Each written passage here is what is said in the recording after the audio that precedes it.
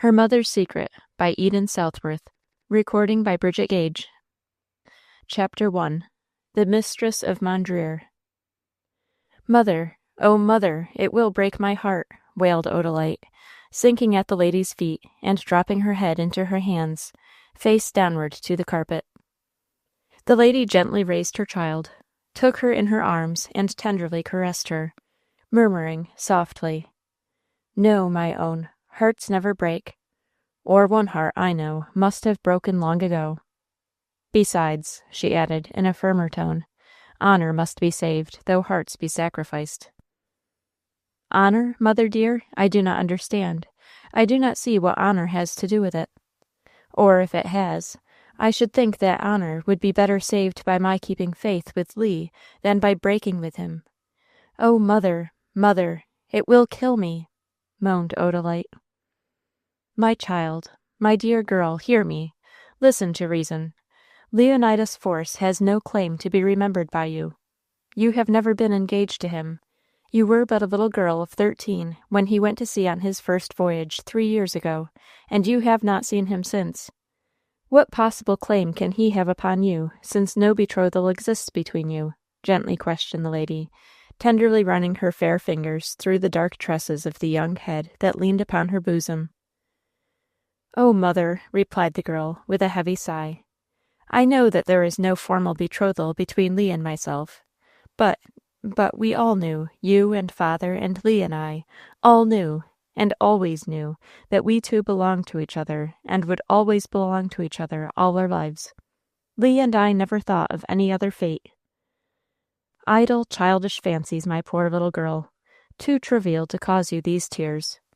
Wipe them away, and look clearly at the higher destiny, more worthy of your birth and beauty," murmured the lady, pressing her ripe red lips upon the pale brow of her darling.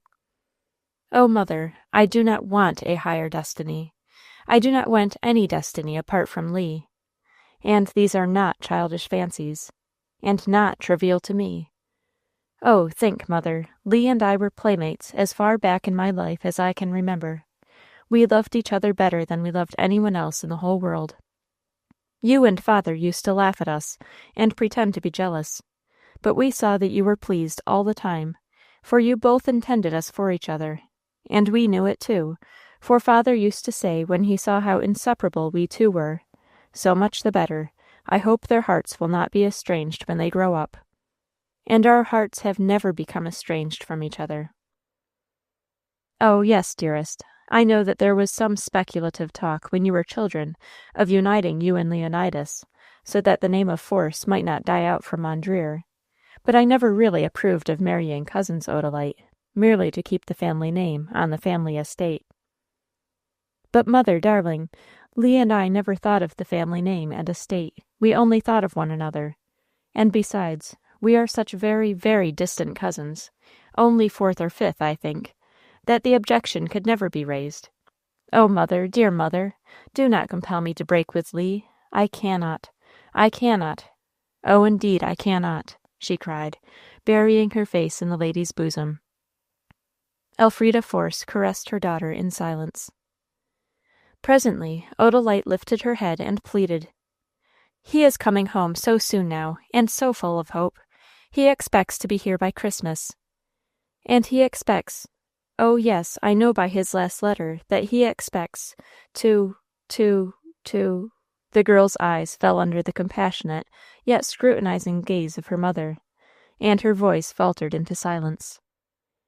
"To marry you early in the new year, I suppose you mean, dear." "Yes, mother." "He did not say so." "No, mother dear, he did not say so in so many words, but from the whole tone of his letter he evidently meant so. Father thought he did, and even tried to tease me about the New Year's wedding, asking me how many hundreds I should need to buy my wedding clothes." "What was it he said in his letter that leads you to suppose he has any such expectations? I confess that I saw nothing of such an intention when I read the letter." "Only this, mother, but it was very significant. He wrote that now he had inherited Greenbushes and all his Aunt Laura's money, he was rich enough to resign from the Navy, and he need not go to sea any more, nor ever part with me again, but that he could stay home, repair and refurnish the house, improve the land, and farm it on all the new principles, and make the place a paradise for us to live in. He wrote, mother dear, as of certain fixed facts. He was very presumptuous, my dear little girl, for there is nothing certain in this world of changes, gravely commented the lady. But Lee's heart has not changed, nor has mine. My poor darling, said Elfrida Force, smoothing her daughter's hair with a gentle hand. My precious child, it grieves me to do so, but I must prepare you for what seems inevitable. You must forget all this youthful folly, and think of Leonidas Force only as a cousin. You do not really love him as a betrothed maiden should love her affianced husband. You only fancy that you do. In reality, you know nothing of such a love as that. Lee was brought up in the house with you. You have no brother. Lee has no sister. You therefore love each other as a brother and sister. By and by you may both discover, but not for each other, the higher, deeper, stronger love which unites the husband and the wife in a true marriage.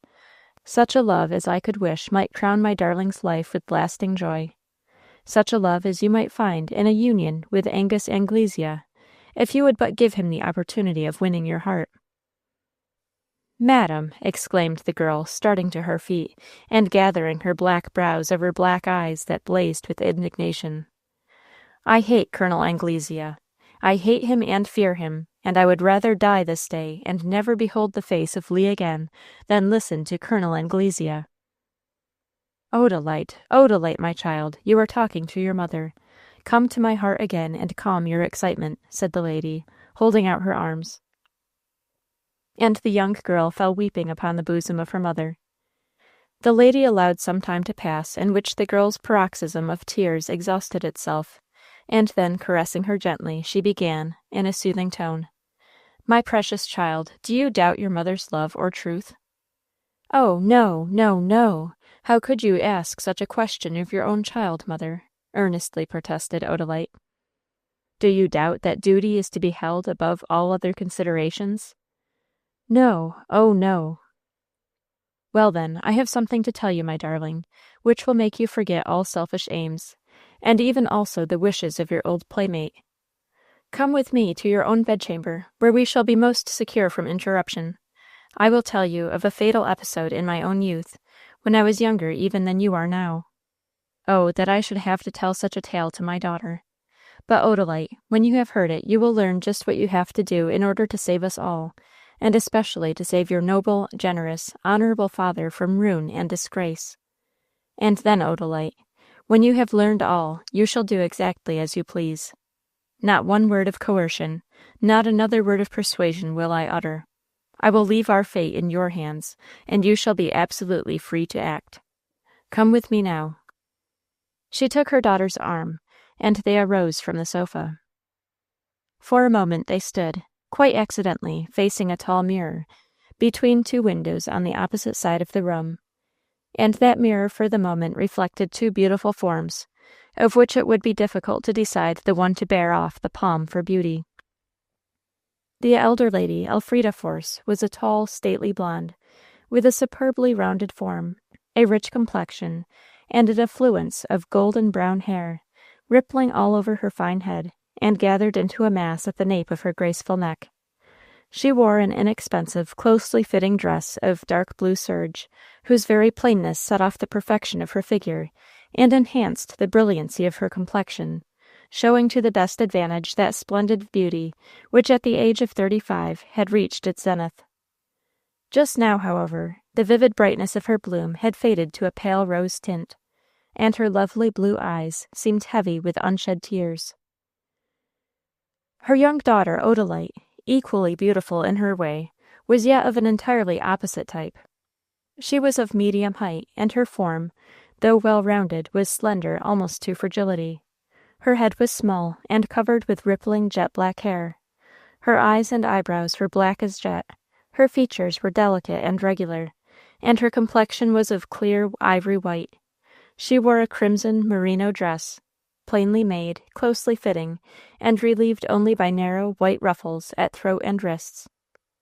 Only for a moment they paused, and then they walked out of the room, and the pretty picture disappeared. Chapter 2. Family Mysteries. Mondreer was one of the finest old places on the western shore of Maryland.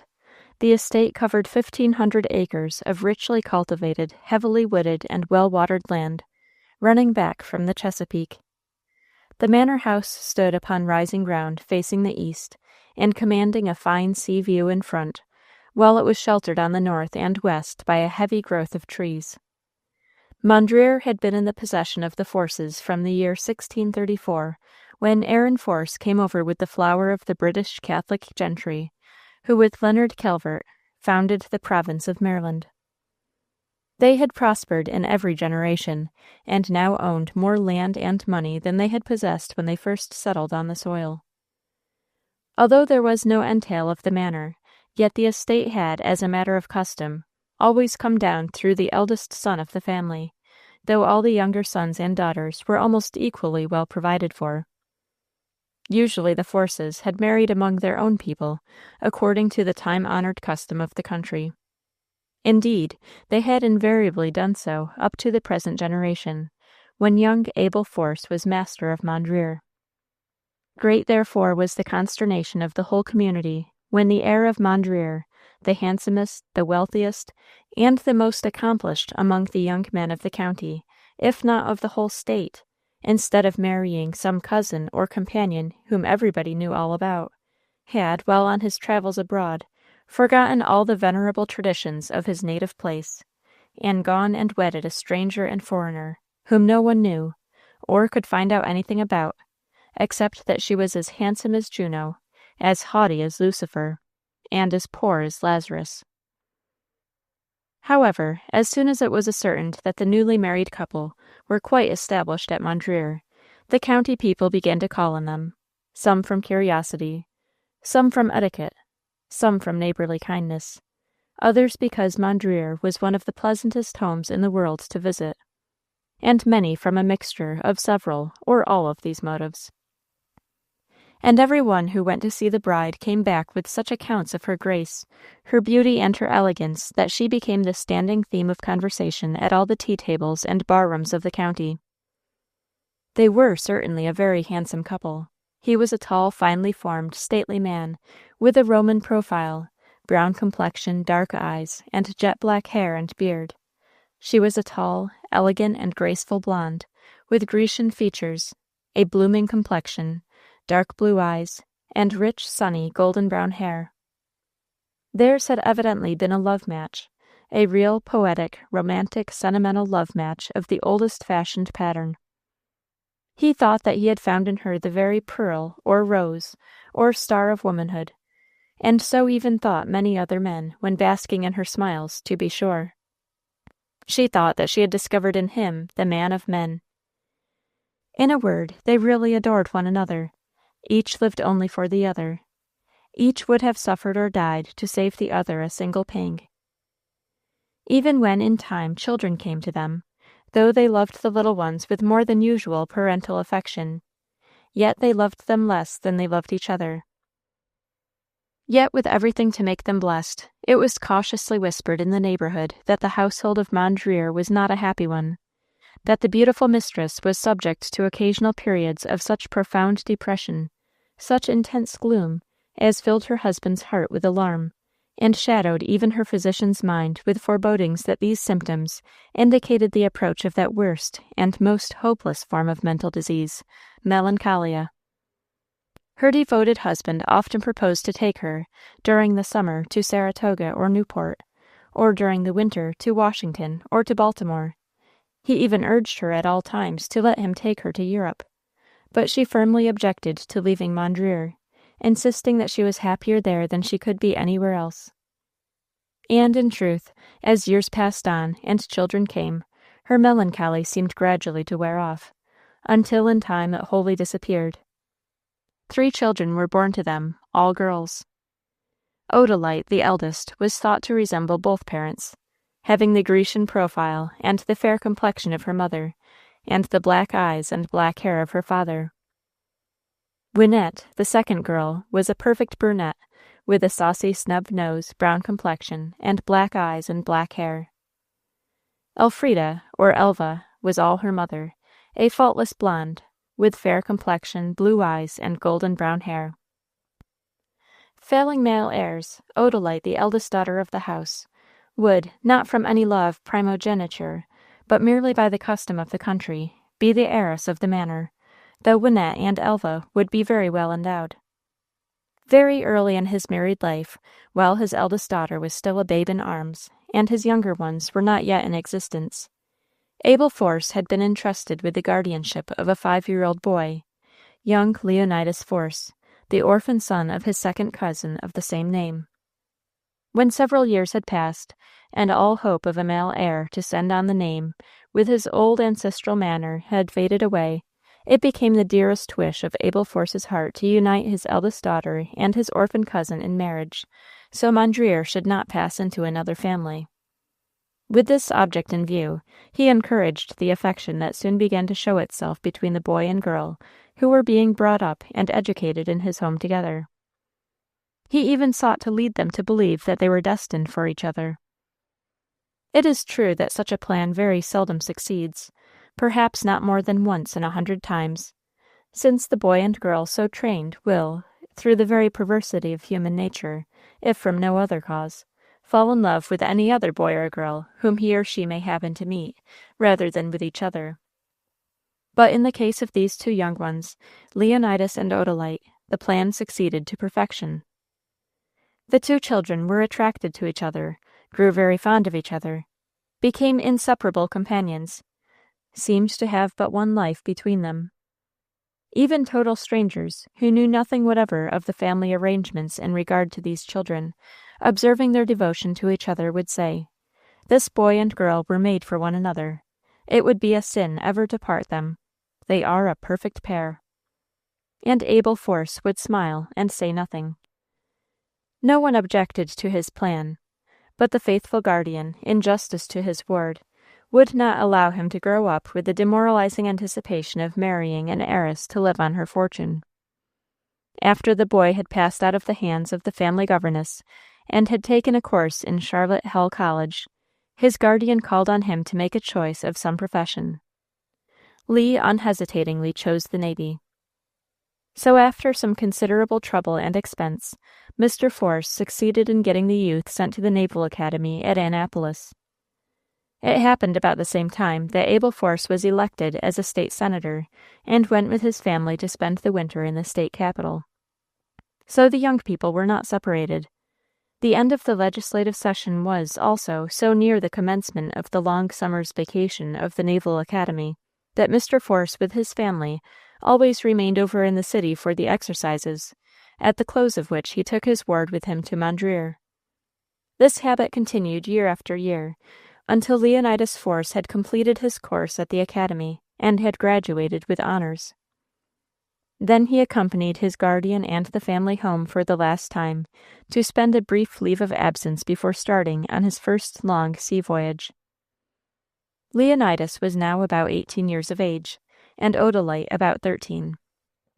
During that short visit home, the two young people became more inseparable companions than ever. That they were destined for each other was well known to everybody, and so well understood by themselves that no formal word on the subject was spoken between them, or thought necessary to be spoken. They seemed to know and feel that they belonged to each other forever and ever. Only when the day of parting came, of parting for 3 eternal years, as they put it in their despair, Odalite cried as if her heart would break, and refused to be comforted. And Midshipman Leonidas Force, U.S.N., disgraced his uniform by crying a little for company. But then, the bravest are the tenderest. This was just 3 years before the opening of our story. After their separation, the young pair corresponded as frequently as possible under the circumstances. Their letters were not love letters, in the usual acceptation of that term.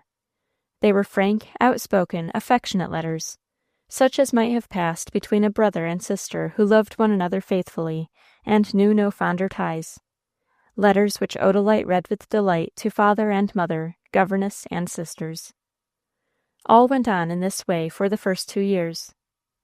The 3rd year was an eventful one in the destiny of the young pair. Early in the spring of that year occurred the death of Miss Laura Notley, a very aged lady, great aunt of young Leonidas Force, to whom by will she left her large plantation, known as Greenbushes, appointing Mr. Abel Force trustee of the estate during the minority of the heir. This rich inheritance constituted the young midshipman a much more eligible parti for the youthful heiress of Mondreer than he had previously been considered. Even Mrs. Force acknowledged that she was satisfied, as she had never quite been before this. The two plantations of Mondreer and Greenbushes joined, both fronting on the bay, and together would form perhaps the richest estate in the Commonwealth. And now, when Leonidas should return from his voyage, he might resign from the navy, and as he would by that time have reached his majority, he might marry Odalite, after which the young couple might take up their residence at Greenbushes, and live there during the lifetime of their parents. This would certainly be a most delightful arrangement for all parties. Letters were promptly written to Leonidas, both by his guardian and by his sweetheart, informing him of his good fortune, and congratulating him on his happy prospects. Odalite in her crazy letter wrote, "I am so wild with delight that I am dancing when I am not writing, and the reason why is this, that now you need never go to sea again, and we shall never, never, never part more this side of heaven. You will give up your profession, but you need not be idle. You must not be, father says. You must look after the plantation which has been neglected during the dear old lady's life. You must reclaim the worn-out soil, farm the land on scientific principles, with the aid of chemistry and machinery and things, and improve the stock by importing new what's-her-names. Oh, you will have plenty to do to keep you from moldering away alive if you look after your estate as father does after his. And neither shall I be idle. I shall look after the house, the servants, the kitchen, the dairy, the poultry yard, and the garden, as mother. No, as mother does not look after hers, but then I am a plain country girl, and mamma is a grand duchess, or she ought to be. I must stop now to dance. I can't keep still any longer. When I have done dancing, I will finish this letter." The remainder of Odalite's epistle need not be quoted. It may be guessed. Everyone was perfectly satisfied. No one dreamed of suggesting, or even desiring, the slightest change in these perfect arrangements. The spring passed in delightful anticipations. Chapter 3. Old Acquaintances. But unhappily, in the height of midsummer, Abel Force, believing that he acted from the purest motives of affection, but, no doubt, as the event proved, deceived and misled by the enemy of mankind, proposed to take all his family for a tour which should include the White Mountains, the lakes, the St. Lawrence River, the Thousand Islands, and Niagara Falls. Mrs. Force, who had long lost her morbid dread of public resorts, willingly agreed to the proposed journey. About the middle of July the party set out. They traveled very leisurely, enjoying every foot of land and every ripple of water they passed over. It was late in August when at length they reached Niagara. They took rooms at the Cataract House, and spent a week in making excursions through the magnificent scenery around the falls. It was in the first days of September that something of very grave import to the future of the happy family occurred at their hotel. The whole party, together with many of the guests of the house, were out on one of the grand piazzas overlooking the rapids. They remained out enjoying the sublime and almost terrific scene until the sun set and the moon arose. Then Mrs. Force, dreading the dampness of the September evening over the water for her children, led the way into the house, followed by all her party. They went into the brilliantly lighted public parlor. As she was crossing the room, leaning on her husband's arm, and followed by her children and their governess, she suddenly started and turned pale. Mr. Force, who felt her start, but did not see the sudden blanching of her cheek, looked up and saw a stranger approaching them from the opposite side of the parlor. He was a short, stout, fair-haired, rosy-faced, blue-eyed man of middle age and pleasant aspect, in a fashionable evening dress.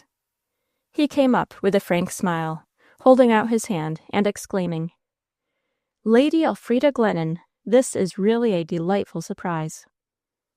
The haughty beauty shuddered, but almost immediately commanded herself, and received her accoster's effusive address with cold politeness, and then said, "Let me present you to my husband and daughters. Mr. Force, Colonel Anglesea of the Honorable East India Company's service. Colonel Anglesea, my husband, Mr. Abel Force, of Mondreer, Maryland. Our daughters, Miss Force, Miss Winnett, Miss Elva, Miss Meek. While bows were being exchanged, the lady quite recovered her self-possession. The party took seats near together, the colonel dropping into a lounging chair immediately opposite the sofa on which Mrs. Force sat with her daughters, and saying something poetic and complimentary about a perfect rose surrounded by fresh buds, as he gazed upon the beautiful mother and children. Mr. Force, who occupied another armchair near them, seemed the best pleased of all the group. "I am really very happy to make your acquaintance, Colonel. This is the first time in our rather long married life, look at those great girls, that I have had the pleasure of meeting any of my wife's English friends. I hope we shall see a great deal of you. I hope to persuade you to visit us at Mondreer for a few weeks before you return to your native land," he said, with all his honest, friendly soul in every look and tone. "Thanks very much. I shall be but too well pleased. Yes, it is nearly 20 years since we saw each other last. Yet the moment I entered this room, I recognized Lady Elfrida," he said. "Pardon me," coldly objected the lady. "When I married a citizen of this republic to live in it, I took my husband's style with his name, and am called Mrs. Force." "Ah, true. Precisely. Perfectly so. 1,000 apologies. I will try to remember." And the colonel sank back in his chair. He remained for about half an hour conversing with the family party, or rather, to report exactly, with Mr. Force, for neither Mrs. Force nor any other one of them contributed much to the conversation. At length he arose, bowed, and left them. A very agreeable man indeed, a very entertaining companion, well read and well traveled, knows the world, understands human nature. An old friend of yours, my dear? Said Abel Force, turning to his beautiful wife. An old acquaintance of my brother, rather. They were in the same regiment in India, coldly replied the lady. Ah, but that is a strong bond of union between men. Your brother's comrade in the Indian campaign. He is traveling now on a long furlough, he says. We must see more of him, good fellow. We must have him down for a few weeks at Mondreer. No, impulsively sprang from the lady's heart, but the word did not pass her whitening lips. She suppressed the exclamation, sent back the strong objection to hide in her bosom among other heavy secrets there, and kept silence. The honest and honorable man, who had no mysteries of his own and never suspected them in another, did not observe his wife's agitation. He was not looking toward her, in fact. He was looking down on his own clasped fingers and idly twirling thumbs, and thinking of the good time he was going to have with his wife's old friend and his own new acquaintance. Yes, he went on dreaming and murmuring half to himself. We must certainly have him down to Mondreer for the autumn, and show him what Maryland country life is like. I reckon he will find it more like old England than anything he has seen in America. He is the first countryman of yours, my dear, who has ever fallen in our way since we left England, and we must make the most of him, especially as he is not only a countryman, but an old friend. So saying, Abel Force arose and sauntered off to see if the evening mail had come in. Mrs. Force had sent off her children to bed in charge of their eldest sister and the governess, while she herself remained in the empty parlor, walking up and down its whole length, and trying to think what would be her best course in the present crisis. She had, for the time being, the room all to herself. The other guests of the house were either in their own apartments, or on the piazzas, overlooking the rapids, or at tea, or abroad. At any rate, the lady was alone, until she was joined by the colonel, who came confidently, not to say impudently, up to her side. "Angus Anglesea, how did you dare to recognize and accost me?" she demanded, her blue eyes blazing with indignation. "Because I was so surprised and delighted to see you Friday," he replied with gay defiance. "I should think the sight of me would blast your eyes." "Don't swear, Friday. At least, don't swear in that way. Blast your eyes is a low, seafaring phrase. I know it is provoking to have me come, when you had got away so far, and felt so secure. Well, it was as great a shock to me. By Jove, we looked at each other for a moment like a pair of ghosts, didn't we? But talking of blasts, I don't mind confessing that the sight of you did nearly strike me blind, but it was through your dazzling beauty. By Jove, Friday, you are 10,000 times handsomer now than you were when you turned the head of his royal— Be silent, if you dare to name that devil to me again. Quite so, I am dumb, I am mute. But don't use strong language, Friday. It is bad form. You must have picked up the habit in America. Look you here, Angus Anglesea. Mr. Force intends to invite you to visit us at our country house down in Maryland. He has invited me, deuced kind of him, and I have accepted the invitation, put in the colonel, twirling his light mustache. You will not go. You will have the decency to avoid the roof of an honorable man. The colonel's face flushed crimson. His brow darkened with anger. For a moment he lost even the superficial semblance of a gentleman, and showed himself a ruffian in tone and manner. Look you, my lady Elfrida, you take a dangerous tone toward me, who holds your fate in the grip of his hand, he exclaimed, stretching out his arm and working his fingers. Yes, and who would not hesitate, under provocation, to tighten that grip to your destruction. But there, we should serve, not ruin each other. Now listen to me, Friday. If you will behave yourself, I will hold my tongue. Otherwise— But I need say no more. You understand me. I understand you to be an unmitigated villain, muttered the lady fiercely between her clenched teeth. An incarnate fiend. You flatter me, you do, really. You elevate my self-respect. How I shall enjoy your conversation at— what is the name of your principality or grand duchy down in Maryland? I am told that your great plantations down in the South are quite equal in wealth, population, and extent of territory to our lesser European sovereignties. What is the name of the place to which I am invited, and where I intend to go? Why do you wish to know the name of our happy home? Why do you wish to enter our Eden like another serpent to destroy it? Exclaimed the lady, beside herself with fear and wrath. There you go again, Friday. You will not drop that bad habit of flattering a modest man to his face. I declare you will make me vain. Why do you wish to trouble me? Why do you wish to come to Mondreer? She inquired, wringing her hands. Oh ho, you have come down from your tragics. Mondreer, is it? And why do I go? Well, to be frank with you, I go to browse upon fresh fields and pastures green. I understand. You think the simple, honest country gentleman will be easier prey for your gamesters' snares than are the men you meet at public resorts, and you mean to swindle and fleece them, scornfully replied the lady. Again the man's face flushed with anger, but he controlled his temper and laughed, saying, What a genius you have for compliment, Friday. You should have been a courtier, where your talents might have been turned to the best advantage, or a king's favorite. Ah, but there we tread on delicate ground, do we not? I warn you, Colonel Anglesea, not to drive me too far, for sooner than submit to your insults, I will throw myself upon my husband's mercy, and claim his protection against you. Oh, you will go to him and tell him that tale of old times, of which you were the heroine, and in his love he will forgive you, and so far so well. But then, suppose I also should tell that little story to all and sundry, how would it be then? Sneered the man. Oh, fiend, fiend, breathed the woman through her white lips and closed teeth. Quite so. You only do me justice. I shall enjoy your conversation at Mondreer. And you go there to rob my husband and our unsuspicious neighbors at the card table. But you will be disappointed. Mr. Force does not know one card from another, and his friends seldom or never play. What barbarians must be the people of your principality, Friday.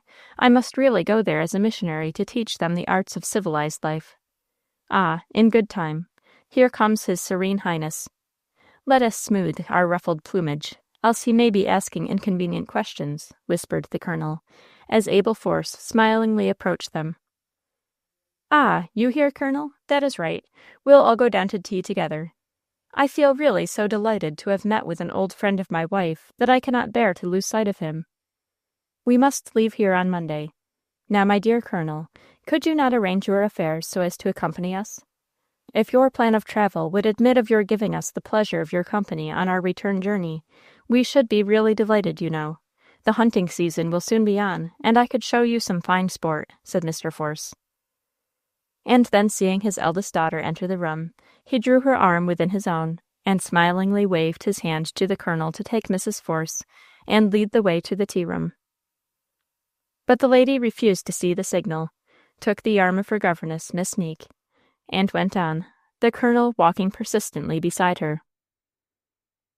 "What do you hunt in your grand duchy, sir? Buffalo, bears, wolves?" inquired the Colonel, when they were all seated at the table. "No," laughed Mr. Force good-humoredly, "you would have to go 1,000 miles to the west for that game, Colonel. We hunt just what you do in England, with a difference. We hunt foxes and hares, and sometimes deer. Oh, we will show you. You will think yourself back in old England. Come, shall we consider the matter settled?" cordially demanded Mr. Force. "Thanks very much. I shall be too happy to make one of your traveling party. I will go." Chapter 4. A Dangerous Guest. "Remember," said the munificent Marylander to his new acquaintance, when they were about to start, "my wife's old friend is my guest from the moment we leave this hotel."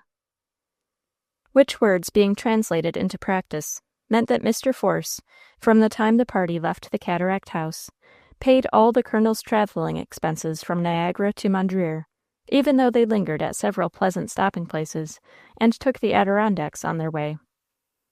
The frank and obliging Colonel, not being afflicted with any delicate sensibilities, made not the slightest objection to having all his bills paid by his host, nor felt the least hesitation in borrowing all the money he wanted, using various pretexts of delayed remittances and so forth, all of which excuses the straightforward and unsuspicious Marylander believed, feeling well pleased to be his guest's banker. It was the 1st of October when the travelers finally reached Mondreer. Arrived there, Colonel Anglesea took possession of the mansion with the most engaging condescension, and continued to borrow money of his host with the most charming affability. He had, besides, a frank, bluff, soldierly manner, which pleased the country neighbors and won their confidence. He easily ran into debt at the country stores, and pleasantly won money at cards from the simple young men who thought it an honor to lose their cash to such a very great nabob and very fine gentleman. Meanwhile, he kept a sharp lookout for rich young men to fleece, and some rich heiress to marry. Abel Force, in his frank, cordial, unsuspicious hospitality, gave hunting breakfasts, dinner parties, and oyster suppers in honor of his English guest, and invited all the best people in the county to meet him. Colonel Anglesea, from his pleasing person and agreeable manners, entertaining conversation, and fond of information and anecdote, became very popular in the neighborhood, and the county gentry feasted and lionized him to his heart's content. But the longed-for heiress did not seem to be forthcoming. All the young ladies to whom he was introduced had fathers and mothers in the prime of life who bade fair to outlive the handsome Colonel himself by many years, and ever so many brothers and sisters. Indeed, large families seemed to be the rule in that neighborhood, and only daughters who were heiresses the exception that could nowhere be found. It was strange that in all his search for a girl with expectations, the Colonel had never thought of Odalite. But then, she was only 16 years of age, and she looked much younger. She seemed to be merely the eldest child among children. One day, early in December, an event occurred that opened his eyes. A letter arrived from foreign parts that gave the whole family, and especially Odalite, the greatest pleasure. She ran about with it open in her hands, and read it to her parents, to her sisters, and even to her governess. Colonel Anglesea, in his self-absorption, took not the slightest interest in this family jubilee, and felt not the least curiosity concerning the letter which had caused it. But Mr. Force, in the generous exuberance of his nature, wished to share his pleasure with all others, and so, joining his guest in a walk over the frozen fields that winter morning, he smiled and said, "We have just received a letter from my ward and cousin, Midshipman Leonidas Force, who has been at sea for the last 3 years, but is now homeward bound and is expected to arrive in time for Christmas. And then I should not wonder if we should have to celebrate a New Year's wedding," he added. "Ah, so the young gentleman is engaged. And who is the young lady?" inquired the Colonel, making an effort to appear interested. "Why, is it possible you don't know? I thought everybody knew. exclaimed the father, looking surprised. But I, you must remember, am a comparative stranger, and I am ignorant. Well, then, of course, the lady in question is my eldest daughter, a very little lady as yet. Miss Force, why, she is a mere schoolgirl. She must have been a little child when he went away, if he has been gone 3 years, said Colonel Anglesea, in surprise, and then he fell into musing. She is 16 now, and she was 13 when he sailed. Of course, there was no formal engagement between them then. There could not have been, you know, but it was understood. You see, sir, it is a family matter. The children have been brought up together with a view to their future union. They are certainly very fond of each other. Their marriage is a very desirable one on every account. As I have no son, my eldest daughter will inherit this manor, one of the oldest and largest in Maryland, and one which has been in the family since the first settlement of the province more than 200 years ago, when Aaron Force, who came over with Leonard Calvert, received a grant of the land, 1,000 acres then. We have not lost an acre in all these generations, but rather gained a third more. There are 1,500 acres now. All this must fall to the distaff and go out of the family unless my daughter should marry her cousin, Leonidas Force.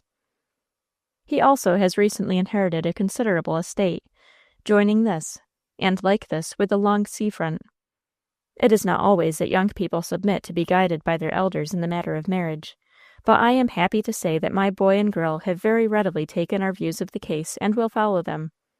So they will probably be married very early in the new year, and the old ancestral estate will not pass out of the old family name.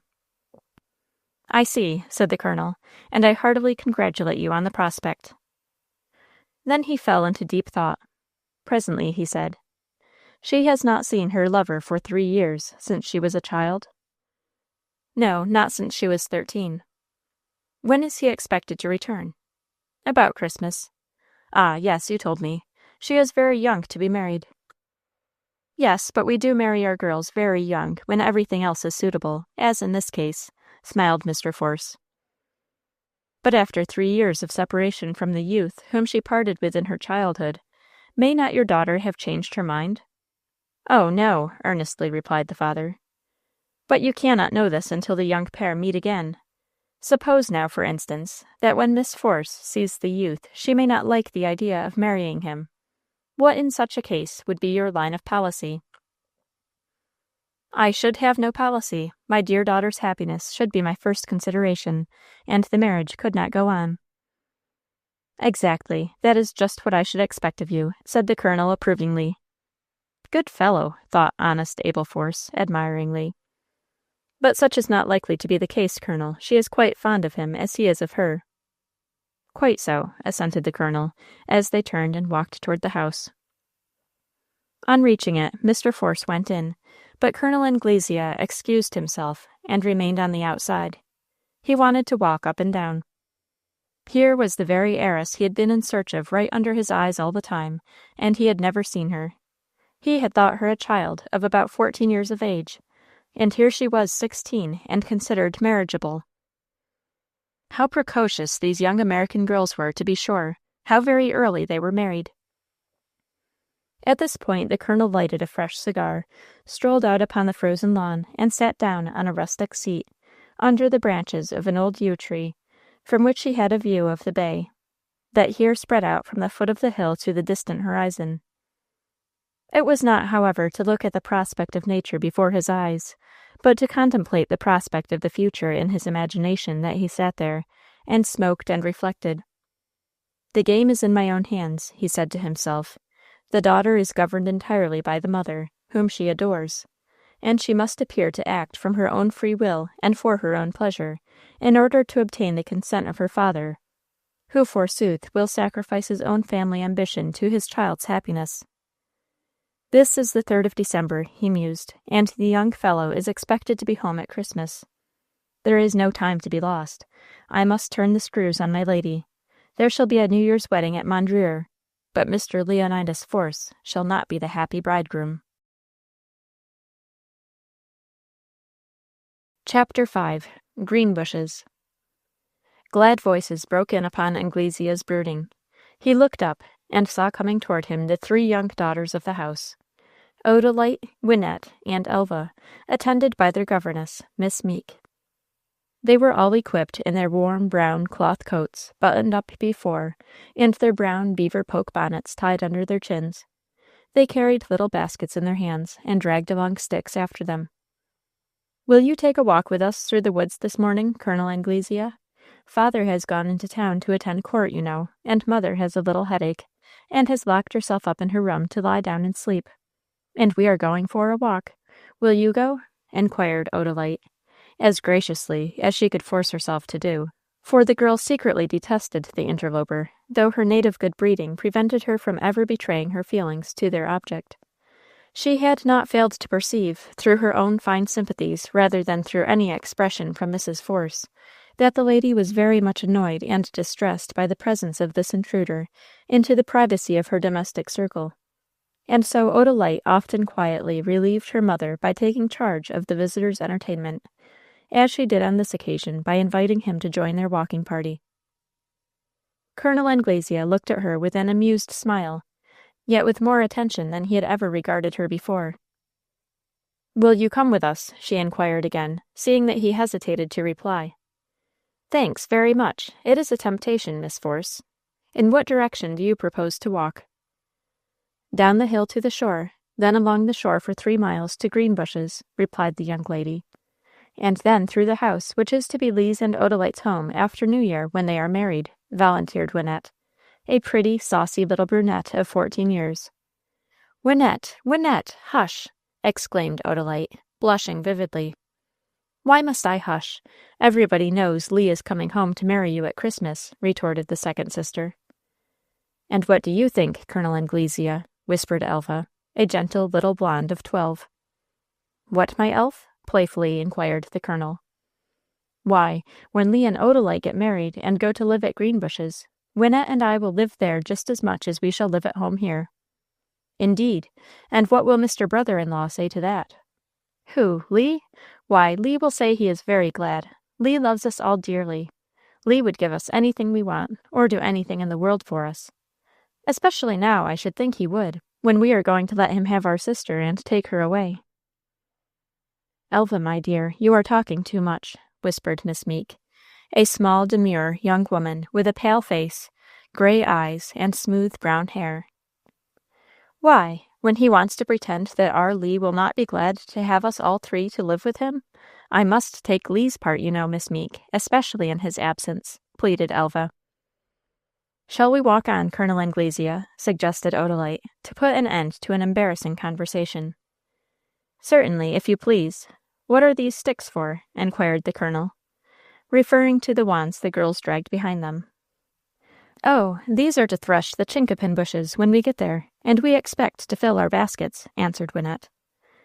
"Can I not carry them for you?" he inquired, and without waiting for an answer, collected the sticks from the children, who not unwillingly gave them up. "And now I think of it," suggested the colonel, "you will require but 1 stick, that I will use and thresh the bushes while you gather the nuts. See, I will leave these 3 here, and take this thickest one. Now give me the 4 baskets. I will hang them on my stick and sling them over my shoulder, thus," he said, suiting the action to the word. The 2 children laughed at the figure he cut. "Now, right face, forward, march," he cried, stepping out in front. They left the lawn by the east gate and passed through an orchard where a few late winter apples still clung to the nearly leafless branches of the trees, opened another gate, and entered a narrow path leading down through the thick woods to the shore. Then they turned southward and walked by the side of the bay, the children chattering as they went. "What do you think, Colonel Anglesea?" inquired Elva. "I don't know. What ought I to think?" laughingly inquired their escort. "Well, I'll tell you. Although Greenbushes is only 3 miles off, we have never seen it in our lives." "Really, now?" "No, never. Miss Notley, Lee's great-aunt, who owned the place and who left it to Lee in her will, never lived here at all. She left the place in the care of old Mr. Beaver, her overseer, and he and the negroes worked the land and raised the crops, and Mr. Copp, her lawyer, attended to the sale and shipping of the tobacco and all that, you know." "I see. And Miss Notley lived on her other place down in Florida. At least, she lived there all the year round, except the summer months, when she always went to Europe. She died in Florida, and left Felicia, her estate there, to her Florida relations." "Ah," said the colonel, trying to seem interested, while really brooding over his own schemes. "And she left Greenbushes to Lee, who is the only relative by her mother's side." "Quite so. And it is a great thing for Lee and Odalite, for now they can marry and settle at once." "Precisely. And as Wynette and I shall spend half our time at Greenbushes, we mean to pick out our room and choose the paper and furniture for it." "Indeed!" "Oh, yes. Mr. Kopp sent to New York and got illustrated catalogues from the furniture dealers and books of patterns from the paper hangers, and samples from oh, what do you call them, Wynette?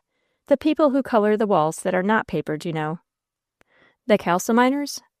"Yes, that is what I mean. And all sorts of things, and we are going to choose our room and have it fixed." "Without consulting Mr. Brother-in-law?" "Of course. Why, it is all to be done at once. At once. It is to be completed and quite ready by the time Lee gets home. Won't that be jolly?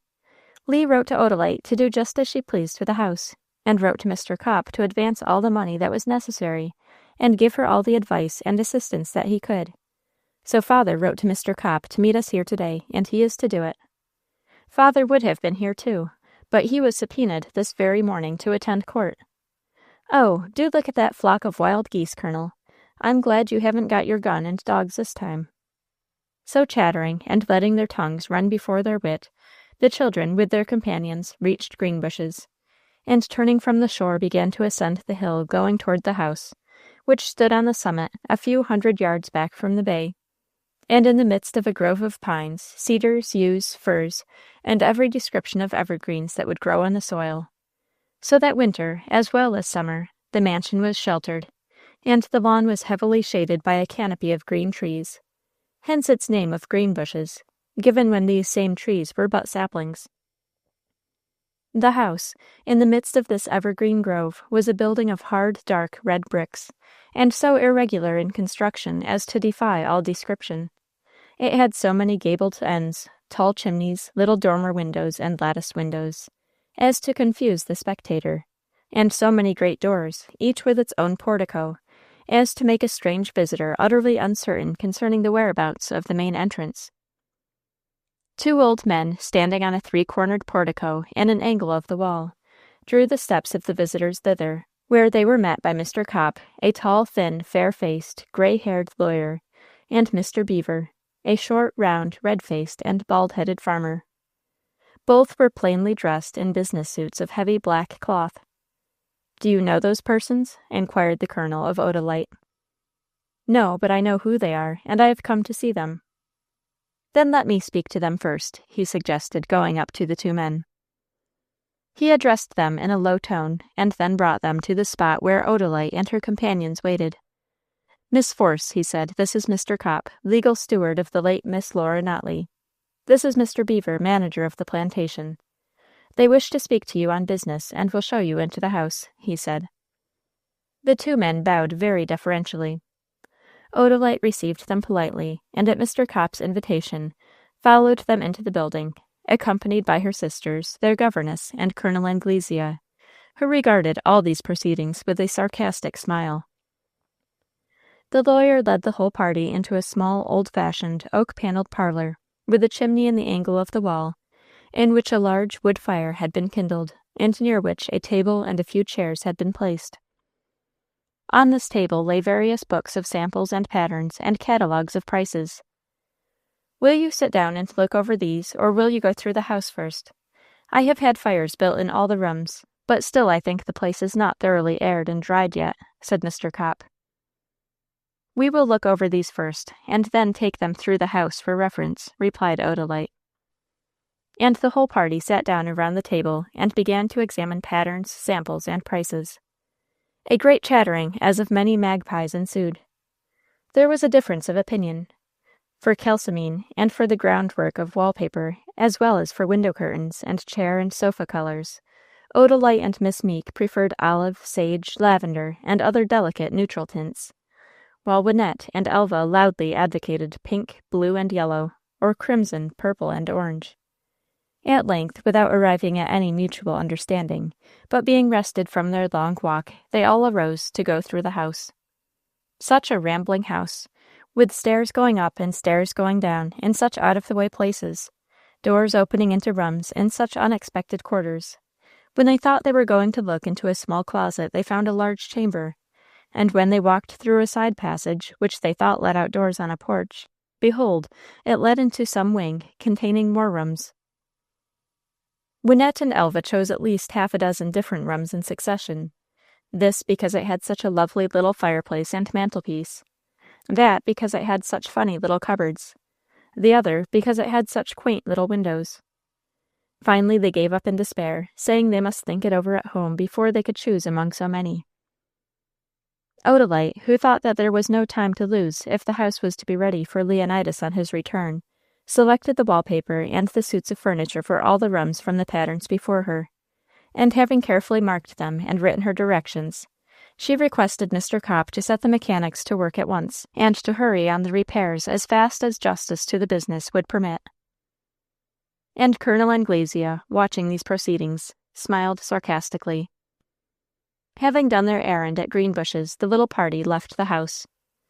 "Mr. Beaver, oh, please, where are the big chinkapin thickets we have heard so much about?" inquired Elva, in whose ideas these nuts were, after all, the most immediately important item in their errand to the farm. "Yes, honey, you'll find 'em all along both sides of the footpath, through the woods betwixt here and your place, but specially where you cross Chinkapin Creek." "The woods, there. We'll have to go back that way." "Ah, Colonel Anglesea, how lovely it will be when Odalite and Leonidas live here. There are so many lovely ways of going between the two places. Just listen now, while I tell you. We may walk by the shore as we did this morning, or we may walk through the woods as we shall this afternoon. We may ride horseback along the shore, or through the woods, or we may drive in a carriage along the shore, or along the turnpike road through the woods. Or, best of all, we may row in a boat from the landing at the foot of our hill to the landing at the foot of this hill. Oh, it will be perfectly delightful." Colonel Anglesea looked at the child with his sinister smile, but she was too happy to notice anything evil in it. They took leave of the lawyer and the farmer, and started to walk home through the woods, chattering all the way of the beauty of Greenbushes even now, and the delight of the prospect ahead. "It is too late this season, but mind, Odalite, next spring you are to have a mansard roof, and bay windows, and balconies, and towers and things," said Elva. "Perhaps," quietly replied Odalite. "Why, there is no perhaps about it. Lee said you were to do just as you please with the house," suggested Wynette. "But that did not mean I should burn it down," said Odalite. "Of course it did not. What do you—" "And he did not mean I should tear it down either, as I should have to do to make all the improvements our ambitious little Elva suggests. Why, darling, we might as well talk of putting a mansard on top of that clump of Scotch firs as on that irregularly built farmhouse. The top is about as uneven in height as a set of dinner casters, so we will give up on the mansard roof. But do have a bay window and some balconies," said Elva. "Perhaps," repeated Odalite.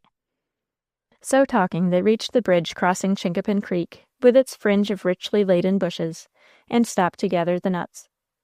It took but a little while to fill all their baskets, after which they continued their homeward walk.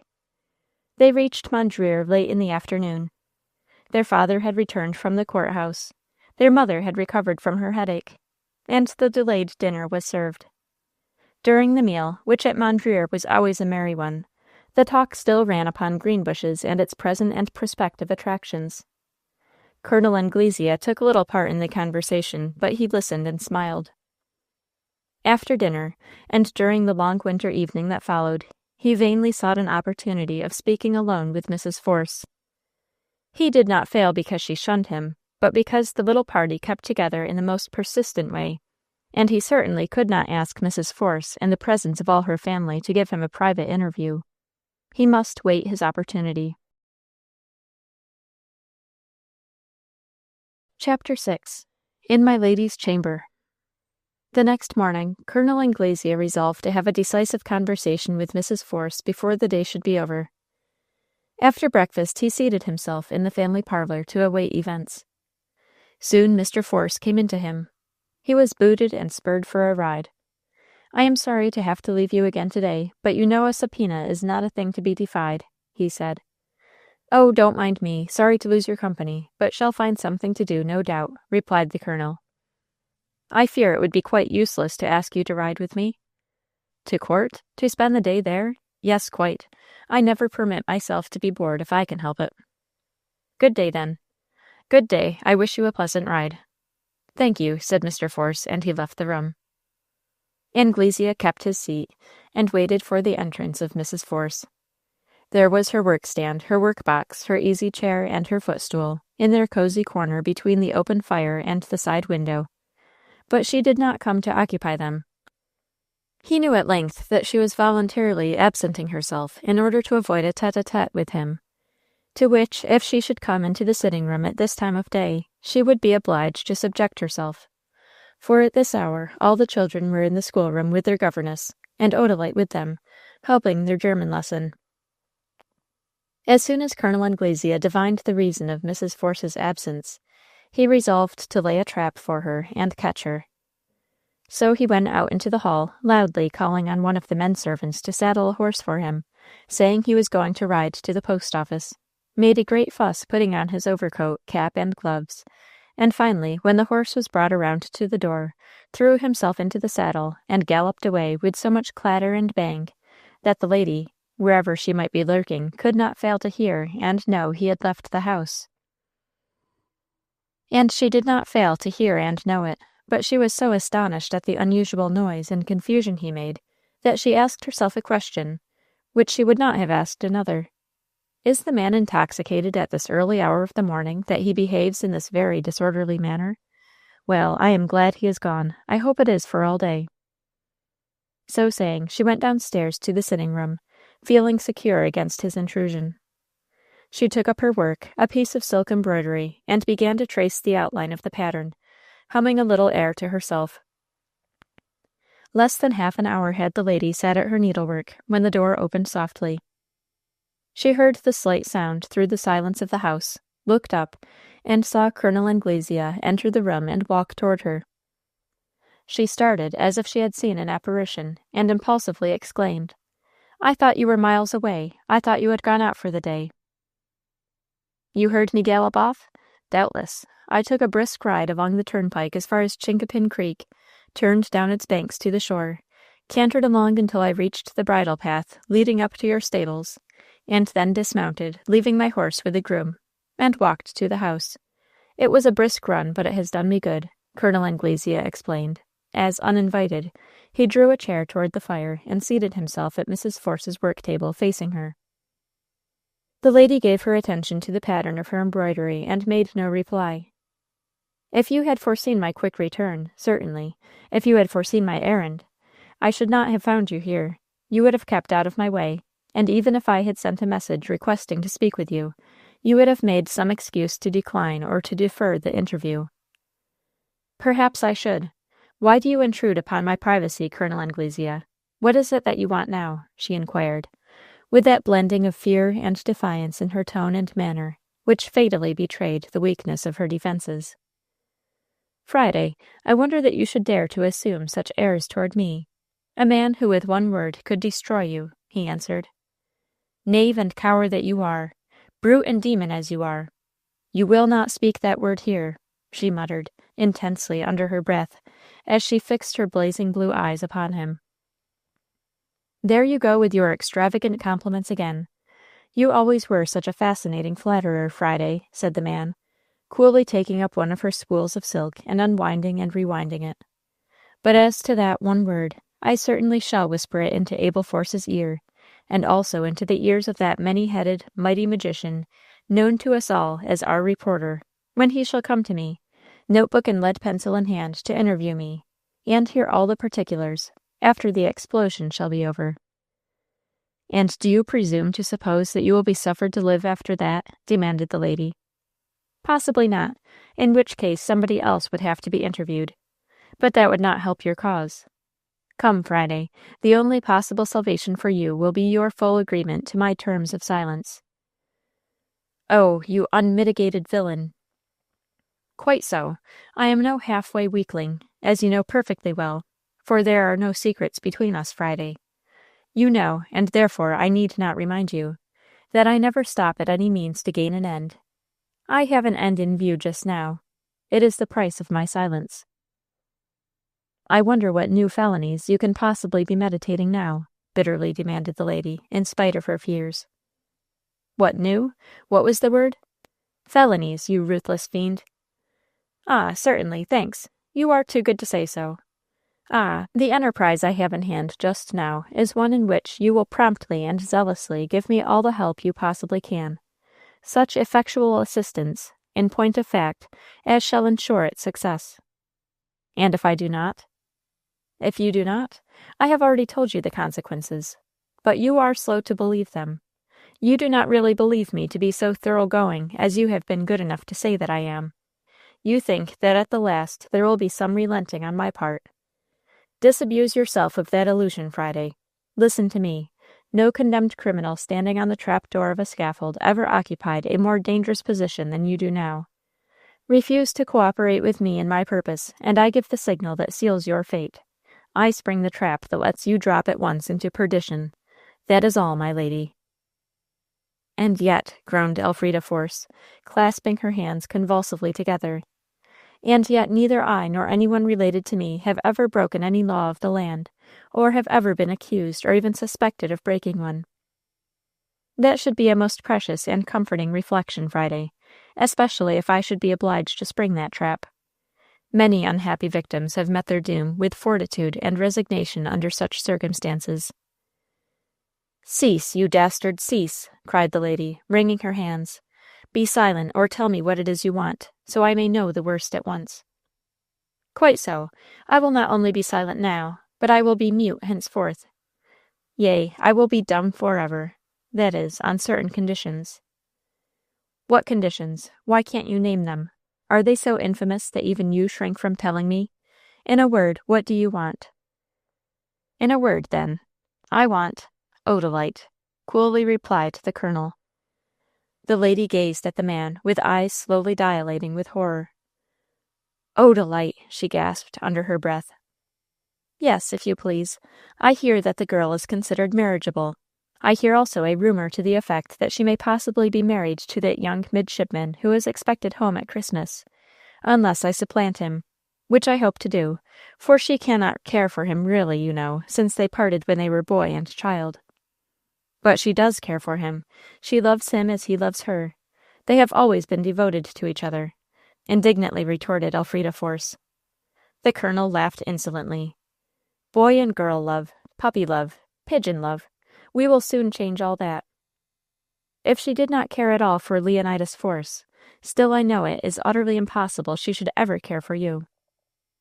I would make her love me, or pretend to do so.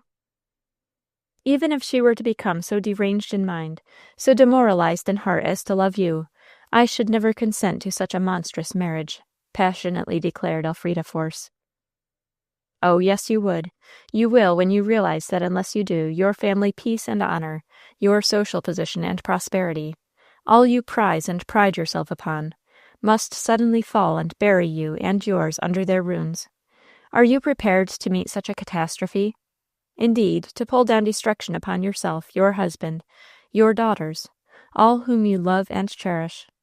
Are you prepared to see your name blazoned all over the world as the subject of an unexampled scandal in high life? Are you prepared to see your husband and daughters die of who can foresee their fate? Are you willing that this discovery should wreck and destroy your home and your family, root and branch, and leave nothing of you but the memory of one dishonored name behind? Are you ready to incur all this irremediable woe and ruin? For be sure that in refusing me your daughter's hand, you do incur it. Do you think, reckless knave as you are, do you think, even if I were so lost to every sense of honor and decency as to wish to sacrifice my dear daughter, that she would ever be persuaded to become your wife? Said the lady, and her voice sounded hollow from the depths of her distress. Oh, yes, certainly, when she hears, as she must hear, if necessary, all that depends upon her consent. She would die rather than be faithless to her betrothed. Possibly, supposing that she cares for him, which is doubtful under the circumstances. She might die rather than discard him. But do you not see that she would discard him rather than bring upon her family unutterable misery and degradation? Do you not see, ruthless fiend that you are? Do you not know, even if I and my daughter were mad enough to favor your pretensions, that her father, who alone has the disposal of her hand, would never, never consent to forego his cherished plan of uniting his heiress with one of her own name, so that the family name may go down with the family estate to posterity, to give her to you, a stranger, an adventurer for aught he knows?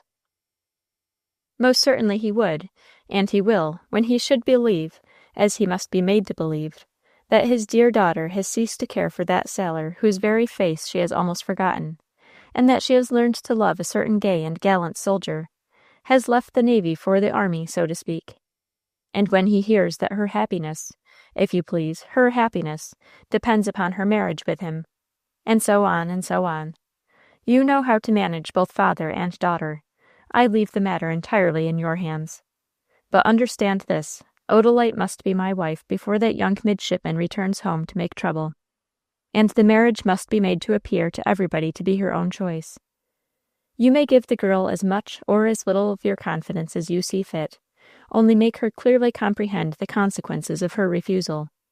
When she accepts, as she must accept, my proposal, let her know and feel the absolute necessity of her seeming to wish the marriage, especially when in the presence of her father. You understand.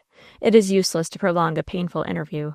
I leave you to carry out my instructions, said the colonel, and rising with a low bow, he left the room.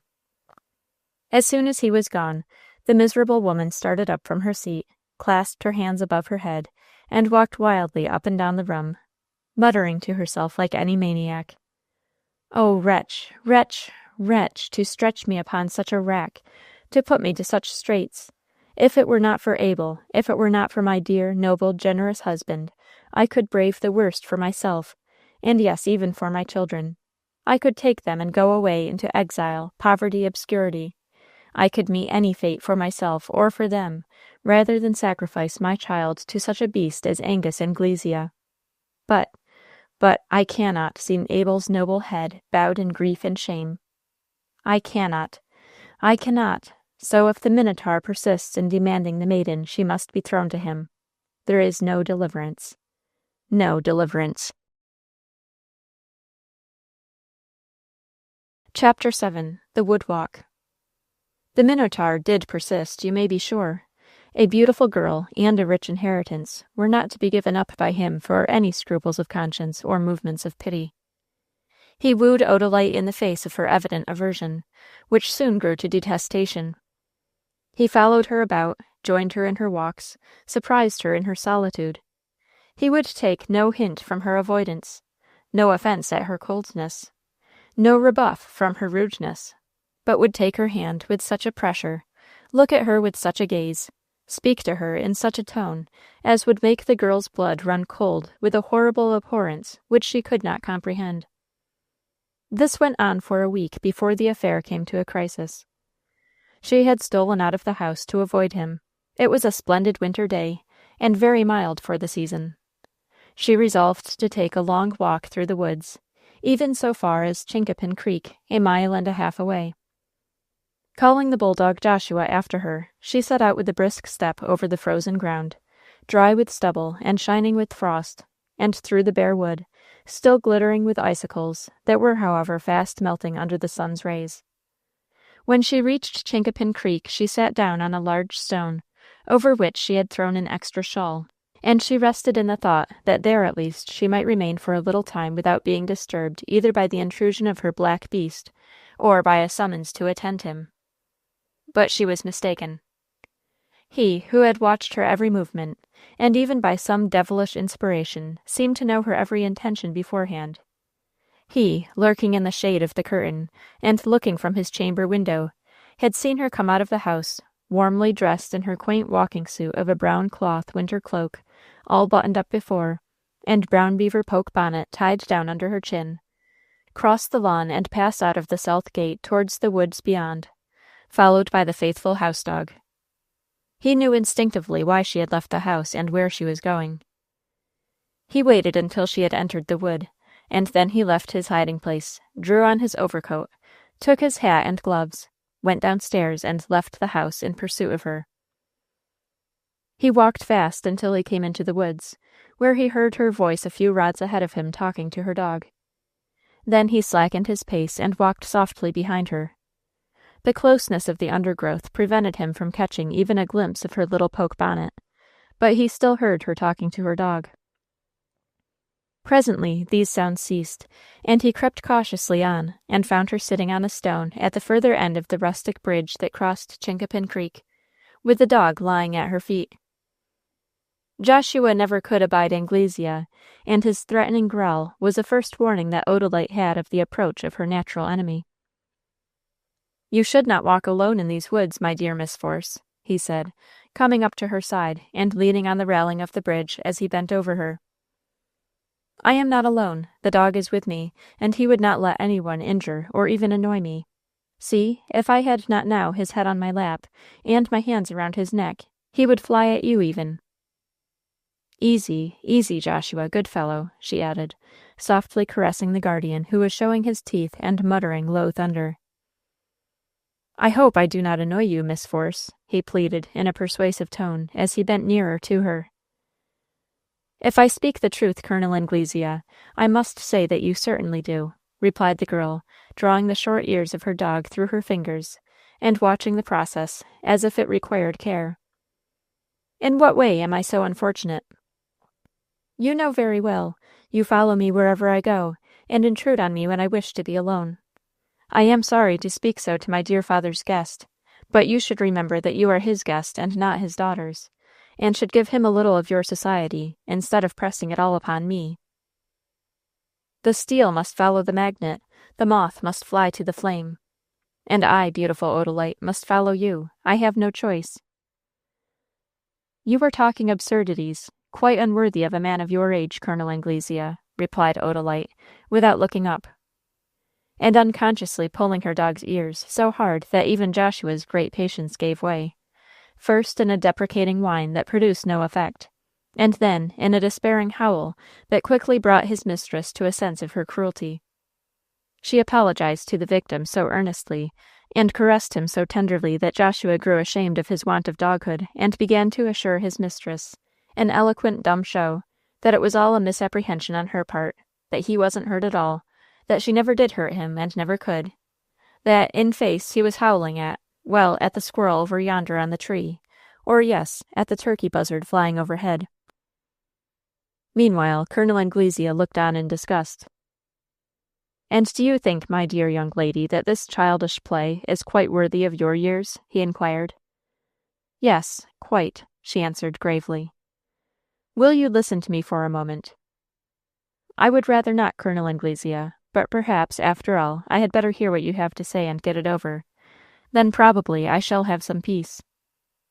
He seated himself on the railing of the bridge, above and a little behind her, and then he made an ardent declaration of his love and an offer of his hand.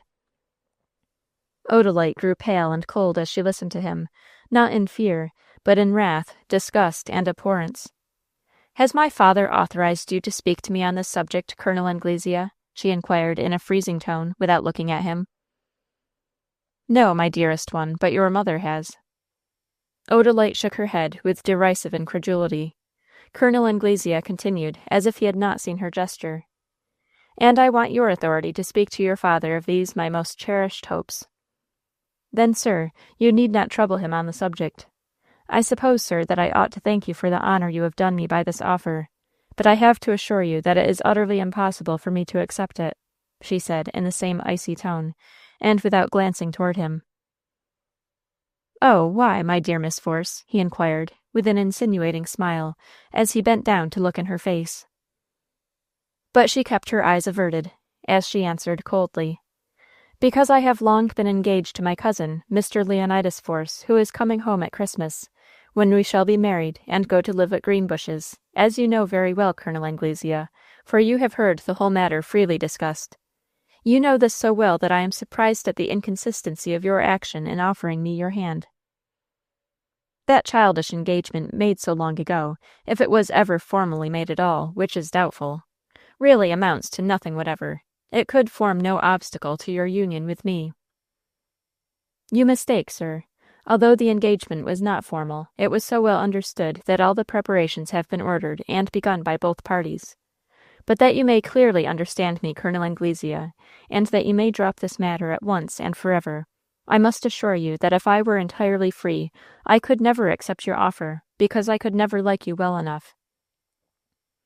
Notwithstanding her decided refusal and frank explanation, Anglesea would take no denial, but continued to press his odious suit, until at length Joshua, seeing his mistress's distress, and knowing who caused it, started up and made a spring at the man's throat. Quick as lightning, Odalite seized the dog by the collar and drew him down. "You see," she said, "if you continue to persecute me, I shall not be able to keep the dog off you. I think you had better go home." "And I think you had better quiet that brute, for if he should attack me again, I shall shoot him dead," exclaimed Anglesea savagely, drawing a small revolver from his pocket and holding it in his hand. The girl looked up at the man for the first time since they had met in the wood, but it was with a gaze so fearless, so full of scorn, that the ruffian's eyes fell beneath it. "Come, Joshua, good dog, let us go home. We have fallen among thieves this morning. Our woods are no longer safe for you and me. They are infested with brigands. Do you know what a brigand is, Joshua? A brigand is a fine, brave, terrible soldier who is not afraid of anything, not even afraid of insulting young ladies and shooting their faithful dogs. When armed to the teeth, he is the terror of little boys and baby girls. Come, Joshua." She arose, and keeping her hand on the dog's collar, recrossed the bridge, and walked leisurely along the woodland path. Colonel Anglesea left his perch on the railing, and with a mocking smile sauntered after her. She turned upon him with flashing eyes. "Keep your distance, sir. If you presume to come near me, as I live, I will go to my father as soon as I get home, and appeal to him for protection from you," she said, still holding a firm grip upon the collar of Joshua, who was grimly showing his teeth and growling, full defiance, hate, and scorn of the intruder on his mistress's company. Now that Mr. Force should hear of Angus Anglesea's suit to his daughter from herself, and at this stage of the proceedings, was a misfortune that Colonel Anglesea would most earnestly have deprecated. So he bowed with mock submission and replied, "Pardon me, I will say no more. Your mother must be my advocate with you. I must send her to you to plead my cause." And with another and a deeper bow he stepped to the side of the path and let the girl and her dog pass on before him. Chapter 8. In the Crucible. He promptly kept his word. He struck into the woods, made a short detour, and came out again upon the path some yards in front of Odalite and her guardian. Walking rapidly, he arrived at home before her. He went immediately in search of Mrs. Force, whom he found at her piano in the drawing-room. "I must have a few moments' uninterrupted conversation with you. Where can I best secure it?" "Here," she answered wearily. "No one is likely to enter and disturb you." "Very well, then, here be it," he assented, walking down the room to a group of chairs near the open fire. She arose and followed him. As soon as they were seated, he said, "I have just left your daughter. I have made her an offer of my hand." "Well?" "She refused it."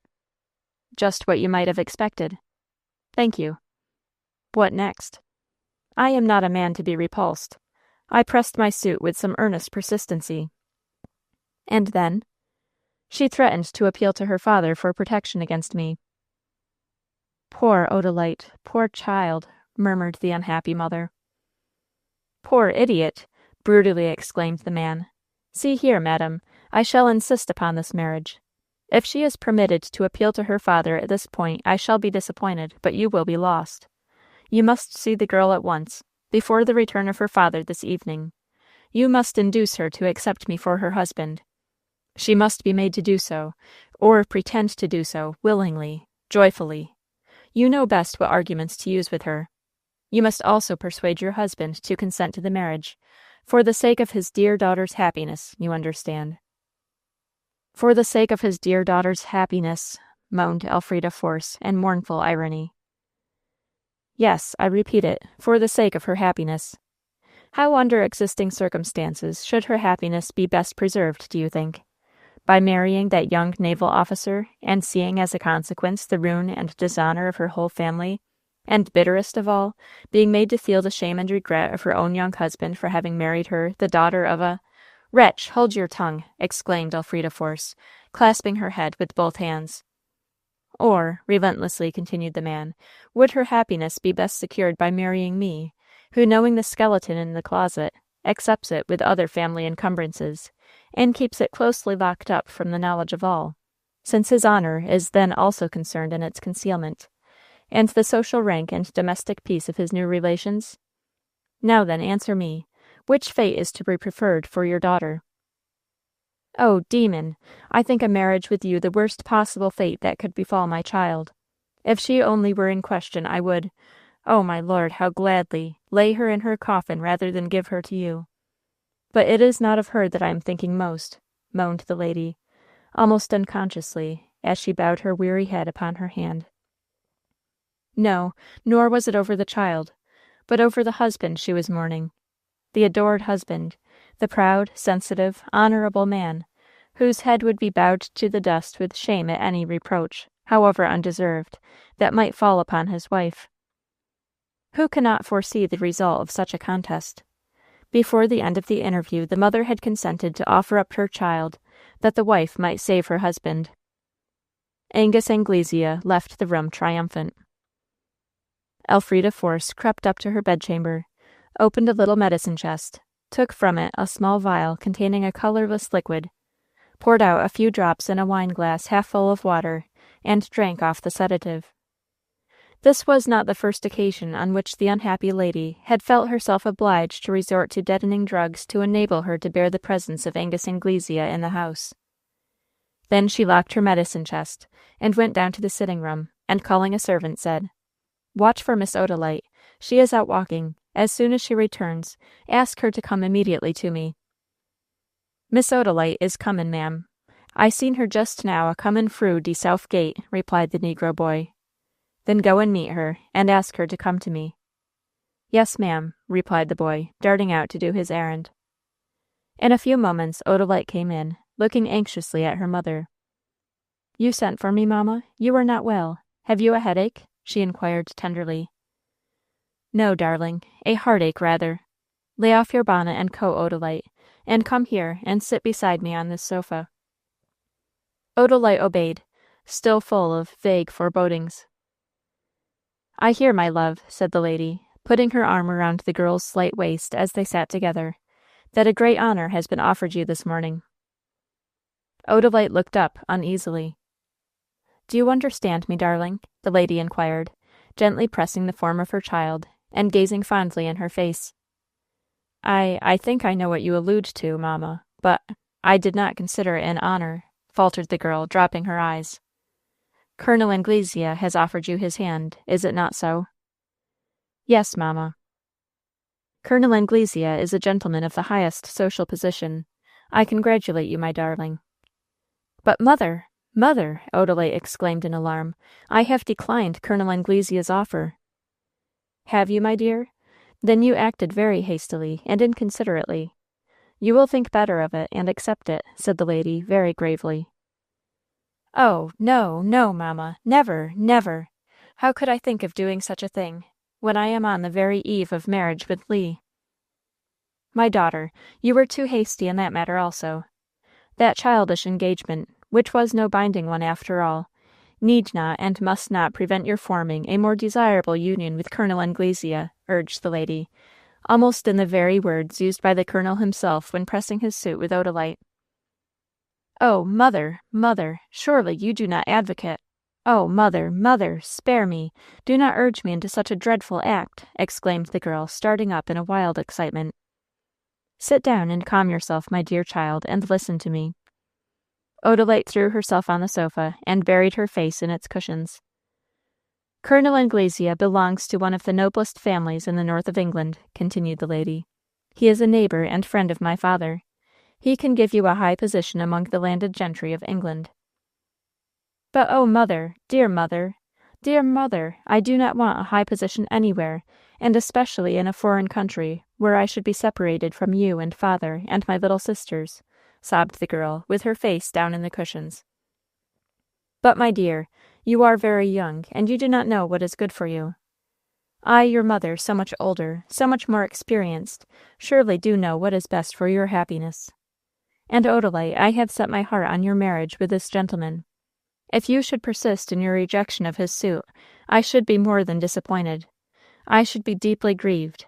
Yes, grieved beyond measure, Odalite."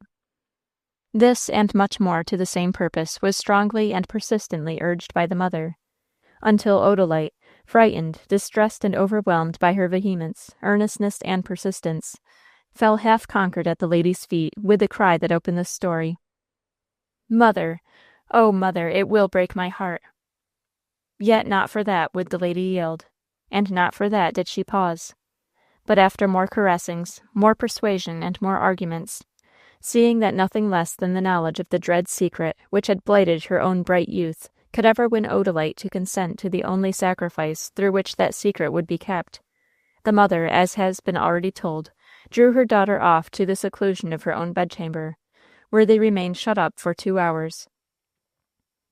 At the end of that time, Odalite came out alone, looking, oh, so changed, as if the bright and blooming girl of 16 had suddenly become a sad and weary woman.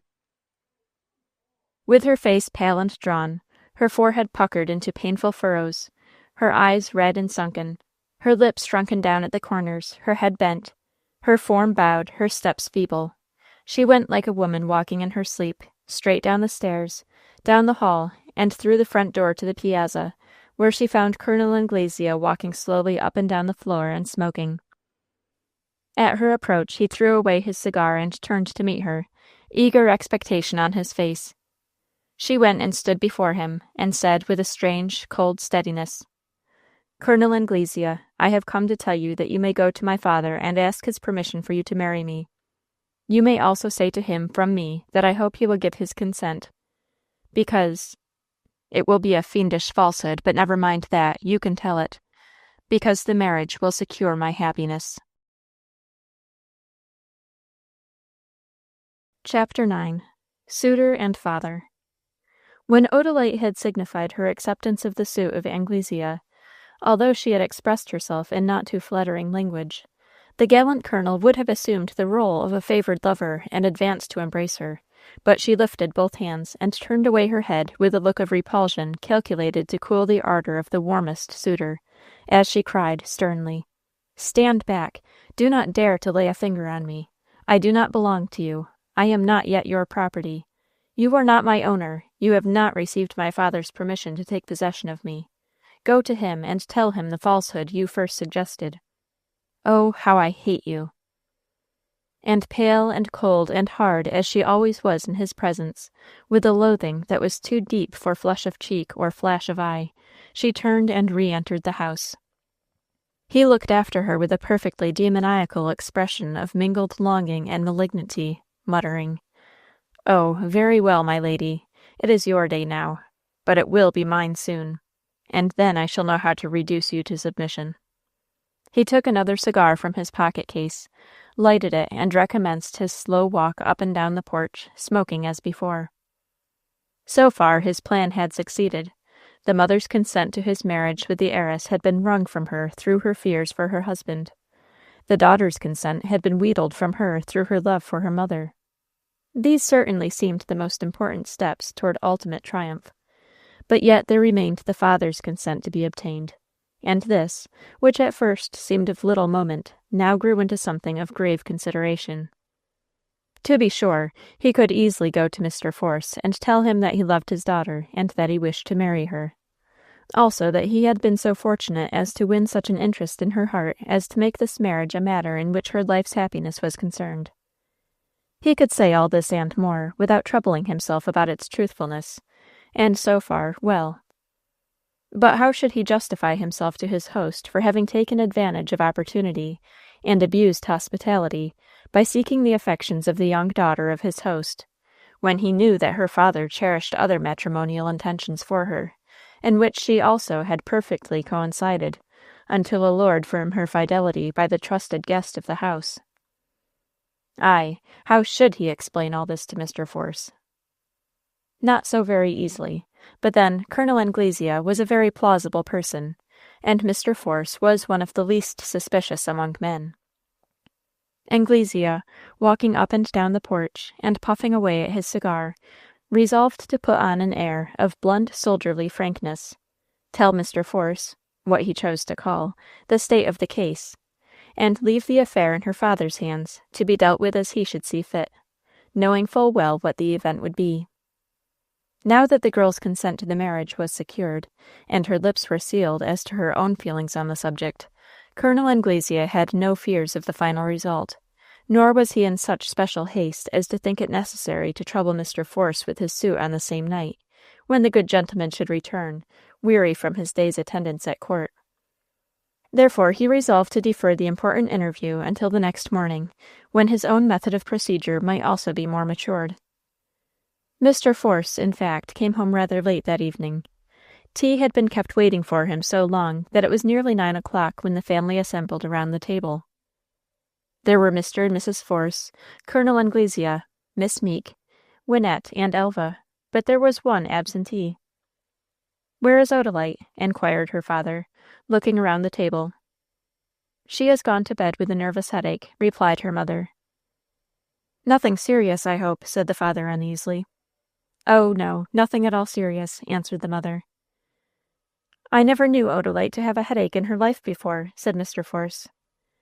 "No, but then, such things must begin some day," quoted the lady with a forced smile. Colonel Anglesea engaged Mr. Force in conversation to draw off his attention from Mrs. Force, who seemed to have some difficulty in maintaining her self-possession.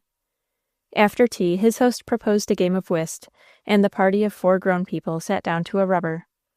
Colonel Anglesea and Mrs. Force played against Mr. Force and Miss Meek. The colonel and the hostess beat the rubber, and soon afterward the circle separated and retired to rest. It was just after breakfast the next morning when Colonel Anglesea said to his host, "Force, can you give me a few moments' private conversation before you go away this morning?" "Certainly, come in here," said the master of the house, leading the way to the vacant drawing-room, and wondering much what Anglesea could possibly have to say to him in private. "You will be very much surprised, and I fear very much displeased at what I am about to say to you. And yet, Force, I must say it. No other course is open to me, as a man of honor," began Colonel Anglesea, when the key was turned in the door and both men were seated. "Whatever can you have to say to me that requires such deep solemnity of introduction?" demanded Mr. Force, with a light laugh, and yet with some uneasiness. "It is this, then. Do not be offended. But I cannot help it. I love your daughter," said the colonel, with that affectation of bluntness he had determined upon. Mr. Force, with hands on knees, bent forward and stared at the speaker. "You love my daughter?" he slowly repeated. "Yes, I cannot help it. If it be a crime, I cannot help it. If I were to be shot for it, I could not help it." "But, man alive, she is only 16, and you must be near 40, quite old enough to be her father." "Yes, quite, you are right, and that is the worst of it. And doubtless I am a fool. But there, I love her. I cannot help it, I say." "But, dear me, Anglesea, you know it is of no sort of use your loving Odalite. She is to marry her cousin, you know." "Yes, I know. I am very sorry for this, Anglesea. If it were only myself that is concerned, I pledge you my word of honor that I would go away at once and bear my disappointment like a man. But, oh, Force, it is not only myself. I am not the only one whose happiness is at stake in this matter," said the colonel solemnly. Mr. Force stared at him uneasily. You do not mean... What do you mean, man?" he demanded at length. "Let me be perfectly frank with you, Mr. Force. Nothing was further from our intention than that which has happened. We drifted into this. When I discovered that my heart was irrevocably given to your daughter, and remembered that you had other views for her than my poor alliance, I was shocked and disgusted with myself, and I would have finished my long visit here, and would have gone away to distract my sorrow in extended travel. But when, too late, I also discovered that... Well, it seems strange, but there is no accounting for such occurrences." In a word, what do you mean? Demanded Mr. Force, more and more disturbed. I mean that this attachment is reciprocal, that your lovely daughter returns my affection. Seeing that, as a man of honor, not to say a man in love, what could I do? I have made your daughter an offer of my hand subject to your approval. She bids me say to you that her happiness is dependent on your consent to our marriage, and then to give the matter entirely in your hands, where I now place it, and leave it. Good heavens, Anglesea, this is a great shock to me, a very great shock, exclaimed Mr. Force. I am sorry for it, very sorry. We place ourselves absolutely at your disposal, and submit ourselves to your will. We can do no more. How long has this been going on? I think I must have begun to love your daughter from the first hour in which I saw her, but I think the growth of the interest was so gradual that I was not conscious of it until it was too late. When you put it to me as a hypothetical case, whether, if my daughter's happiness were involved in some other marriage, I would consent to forego my cherished plan of marrying her to her cousin, had you this case of yours and hers in view?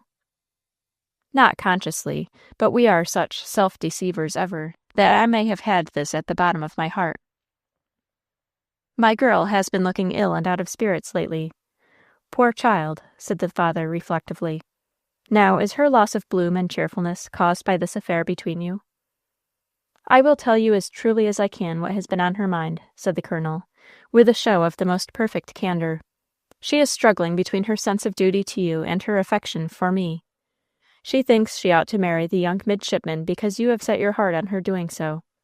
And yet she does not wish to marry anyone except your unworthy servant here present. This terrible struggle has been too much for her. Yesterday I proposed that we should end it all by coming to you, making a full confession for both of us, and leaving our fate in your hands. It is a terrible shock, a terrible shock. Have you spoken to her mother? Yes, but she very properly referred me to you. There was a pause of some moments, during which Mr. Force arose from his seat and walked uneasily up and down the whole length of the drawing-room several times. Finally, he stopped before the colonel and said, Anglesea, this has been so sudden, so utterly unexpected, that I feel bewildered by it all. I cannot trust myself to give you an answer this morning. I must have a talk with her mother, yes, and with herself. I must try and get at the bottom of this change of sentiment in my daughter. I must leave you now. I thank you, Force, for the indulgence with which you have heard me. I feel like a very villain to have come into your house, accepted your princely hospitality, and used the opportunity, and abused the trust so viciously as to have won the heart of your daughter, and to have disappointed all your cherished hopes of another alliance for her. All I can say is, say no more, my dear Anglesea. These things cannot be prevented. The demands of the heart are absolute. The fault, the presumption, was mine, in daring to think that any human being could make a match for another, in daring to try to make a match between my daughter and her cousin, merely to gratify my ambition of sending the family name down to posterity with the family estate. There should be no parental or other interference in such sacred matters. You and my daughter have become attached to each other. It is enough. I must speak to her mother, and if need be, we must both bear our disappointment as best we can. But, my dear Force, if you feel this so deeply, there need be no final disappointment. Your fair daughter is very young. She may soon be able to forget me in the attractive society of some other and more favored suitor. As for me, I can go away, and though it is not likely that one of my age, loving for the first time in my life, will ever be able to forget my love, yet I hope I am man enough to bear my sorrow without complaint. Come, my kind host, the case is really at your disposal, said the colonel, with an air of frank generosity that would have deceived an angel. You are a noble fellow, Anglesea, a noble, open-minded fellow. I must consider my daughter. I must consider my daughter. And I have no doubt that this affair will end as you wish. You are really too good, too self-sacrificing. I, too, should consider your dear daughter's welfare above all other interests. But see here, Force, in the event of my ever becoming the happy husband of your eldest child, what should there be to hinder me from taking the family name? I am the younger son of such a long line of younger sons that the Marquisate must be at least 100 removes from me, or I from the Marquisate, whichever you like.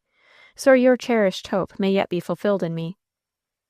"You are generous, Anglesea. I had not thought of such a concession from you. I should not have presumed to suggest it." "What possible concession would I not make in order not only to win the daughter, but to satisfy the father?" Thank you, Anglesea. I will speak to you further on the subject when I have conferred with my wife. There is my horse," he said, glancing through the front window, "and I must be off now to meet my engagement. Good morning." And Mr. Force warmly shook the hand of his guest and left the room. He paused in the front hall for a few moments and seemed to fumble a good deal with his overcoat, gloves, and hat before he finally appeared on the outside equipped for his journey. Then he hastily threw himself into his saddle and rode off, attended by his mounted groom.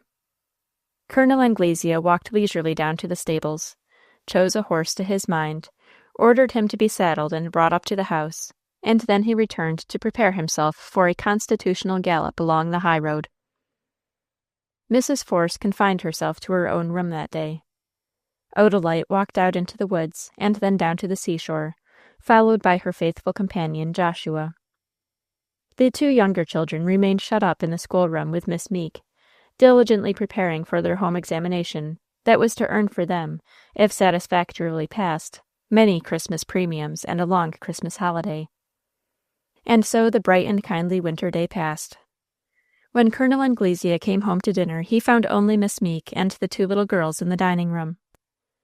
Miss Meek apologized for the absence of the ladies, pleading that Mrs. Force was suffering from indisposition, and that Miss Force was attending her. And with this explanation the governess took the head of the table. Colonel Anglesea politely expressed his regret, and then made himself as agreeable as possible to the remaining party. It was so very late when Mr. Force returned that, finding the family had already taken tea, he declined the refreshment offered by Miss Meek, and pleading fatigue, excused himself and retired, expressing his satisfaction, however, that the trial which had occupied so much of his time was at length happily concluded. Chapter 10. Husband and Wife. Mr. Force was not obliged to ride to town the next day, for which he was thankful. All the family met around the breakfast table in high spirits, with the exception of Mrs. Force and her daughter Odalite, both of whom were pale and almost silent, trying to overcome their depression of spirits and to take a lively part in the conversation, but failing signally. Colonel Anglesea kept the ball rolling, however, by talking gaily to Miss Meek, Wynette, and Elva, and sometimes gravely to Mr. Force or others. Mr. Force watched his wife and daughter very anxiously, and drew his own conclusions from the false premises laid down by Colonel Anglesea. My dear wife is troubled about Odalite, and Odalite is troubled about herself. They both think that I shall forbid the attentions of Anglesea, and insist on the claims of Leonidas Force. Strange that my dear ones should imagine that I, of all people, could forbid anything they wish, or insist on anything they dislike. I must set their dear hearts at ease without delay. Immediately after breakfast, leaving the other members of the family to disperse and pursue their various avocations, he followed his wife into her sitting-room, where he found her at her work-table in her usual corner between the fireplace and the side window. He closed the door, turned the key, and came and sat beside her. She looked up in his face uneasily. He took her hand gently within his own and said, "Elfrida, dear, why can't you trust me? Why have you troubled yourself for days with a question that should have been settled satisfactorily on its first arising? Tell me." She started slightly, and looked at him intently.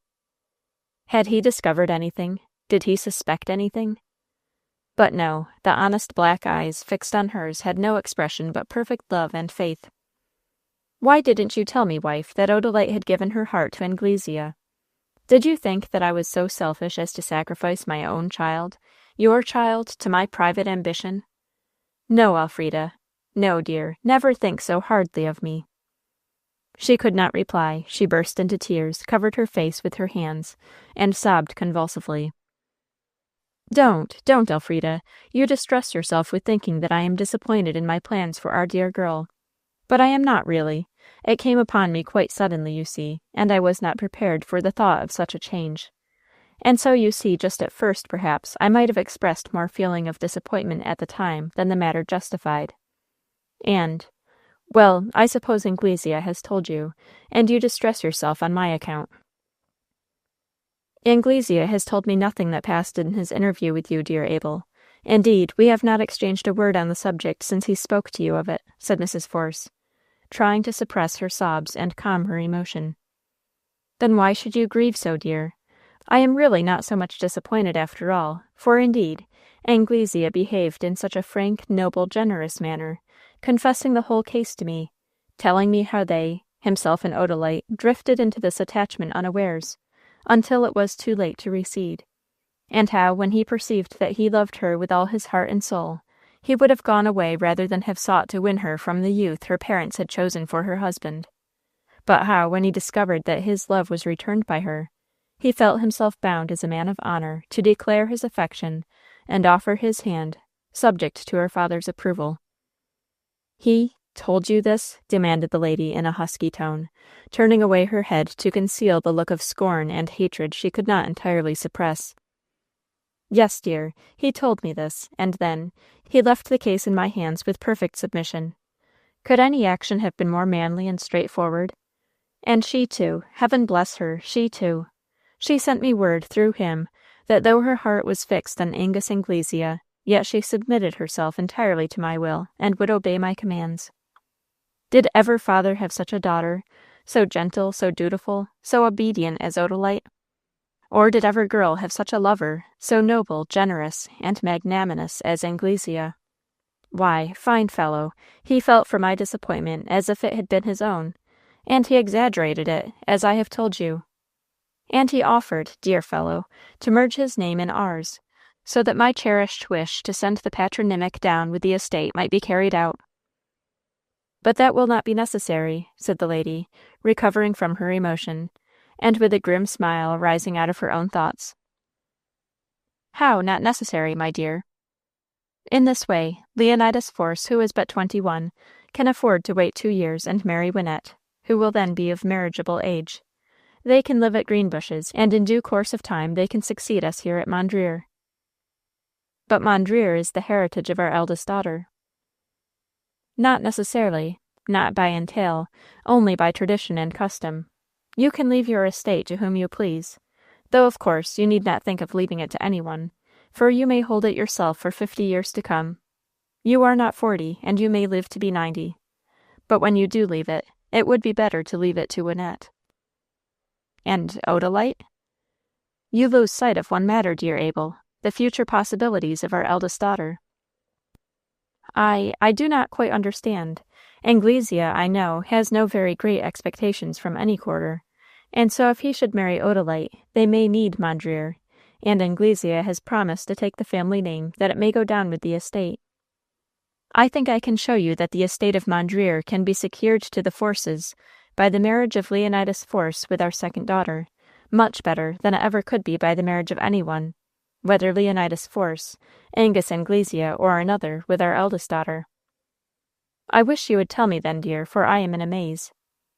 Have you forgotten that the earldom of Enderby, failing male heirs, descends to the female line, falls to the distaff, as old writers call it? No, I have not forgotten it, for I never knew it, replied honest Abel, lifting his eyebrows. Know it now, then. I have never spoken of this matter to you before, because indeed I have seldom thought of it at all, and nothing has occurred until now to recall it to my mind. But it is a fact of too serious importance to be overlooked at this crisis. Reflect now that there is only one frail life between me and the heirship of my father's earldom, the life of my epileptic half-brother Francis, who, inheriting the malady of his beautiful young mother who perished in her youth, has declared that he will never marry to perpetuate such a misfortune. We will not, dear, speculate on the possible early death of your brother, said Abel Force, gravely and tenderly, but without the slightest shade of rebuke in his tones.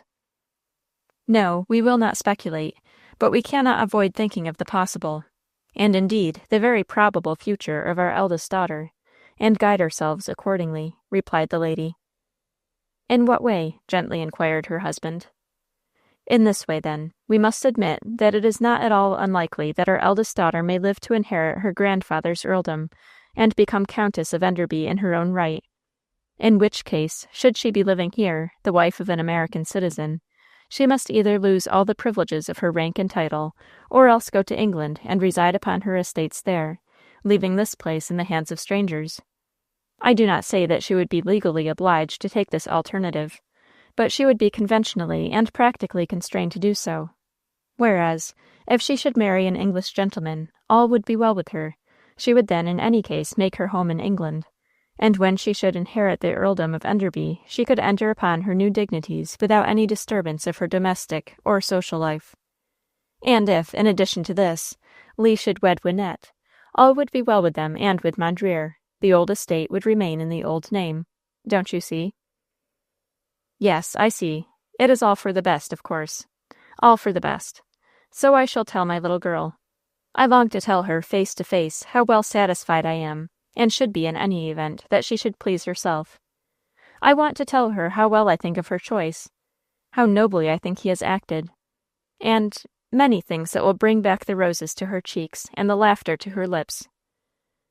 But I will not tell her of her future brilliant possibilities in England, and I hope that you have not done so. No, never.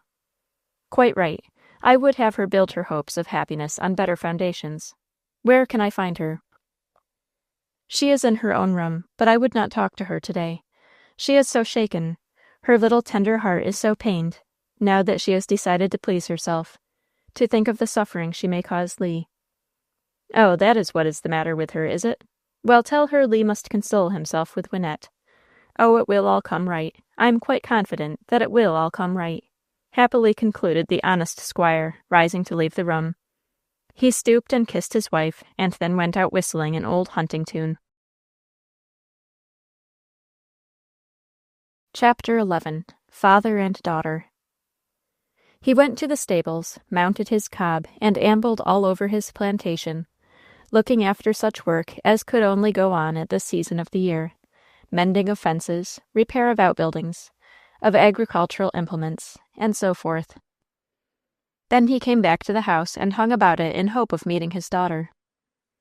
At length, about noon, he saw her out on the lawn, warmly clothed in her close-fitting brown cloth coat, and her quaint brown beaver poke bonnet tied down tightly, as if for a walk in the wind on this bright, breezy December day.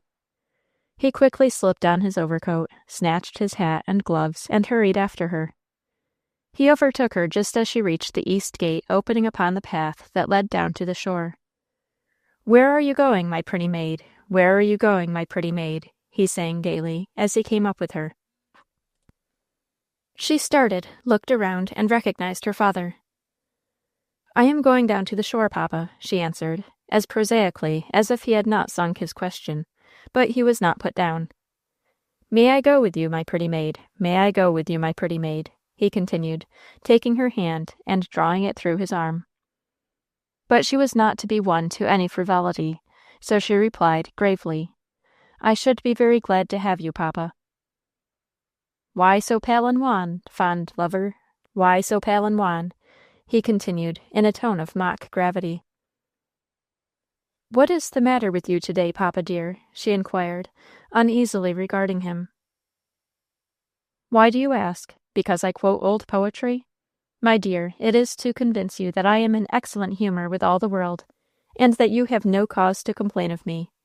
I do not intend to enact the role of a cruel parent in order to make you a persecuted heroine.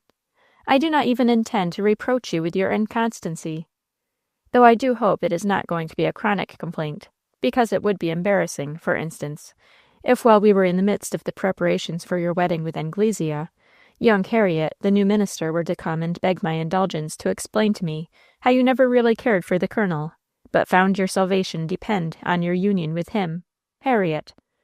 And by the time we have adapted ourselves to the new situation, young Dr. Ingle should solicit a private interview and inform me that you—" "Oh, papa, don't, don't!" exclaimed the girl, almost surprised into a smile. "Well, I will don't until we get down this hill, which is rather rugged," said Mr. Force, as he passed his daughter, and went before her down the declivity, clearing away the branches of tall bushes that crowded and obstructed the narrow path. When they reached the foot of the hill, he once more gave her his arm, and they walked along the sands toward the north, Mr. Force purposely taking that direction, because it was the opposite one from that which led toward Greenbushes.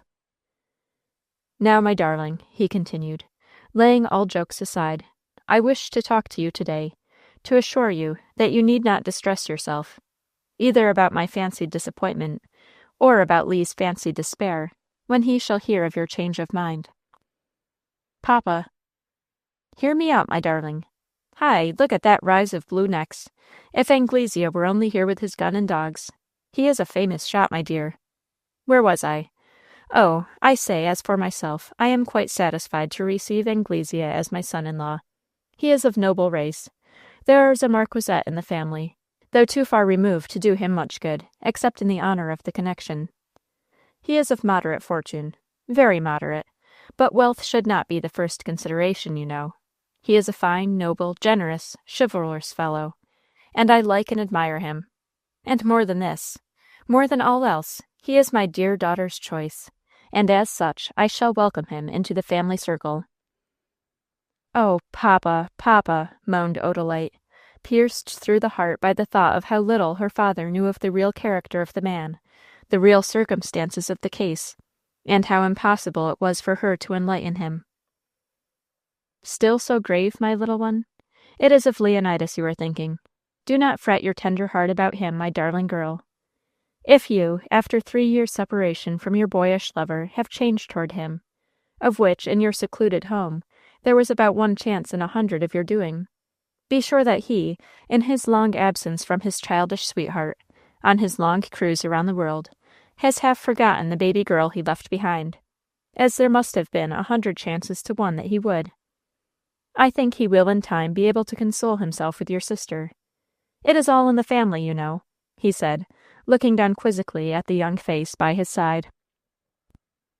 But somehow the expression of that face did not convey the idea of any great satisfaction.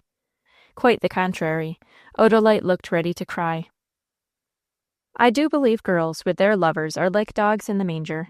They can't marry them all, and yet they are not willing that any other girl should have any of the rejected ones. Sweet angel, the girl of the 19th century. I do not think, murmured Odalite, breaking in upon her father's silent criticism. I do not think, judging from Lee's letters, that he has ever changed toward me. No, papa, I do not wish to justify myself by accusing Lee. Lee's letters, my dear, why, they afford the strongest proofs to my mind that he is not, and never has been, the least bit in love with you. Odalite looked up in surprise. My dear, you have no experience, or you would never mistake Lee's practical epistles for love letters. Why, you let all the family read them. You could not if they were love letters.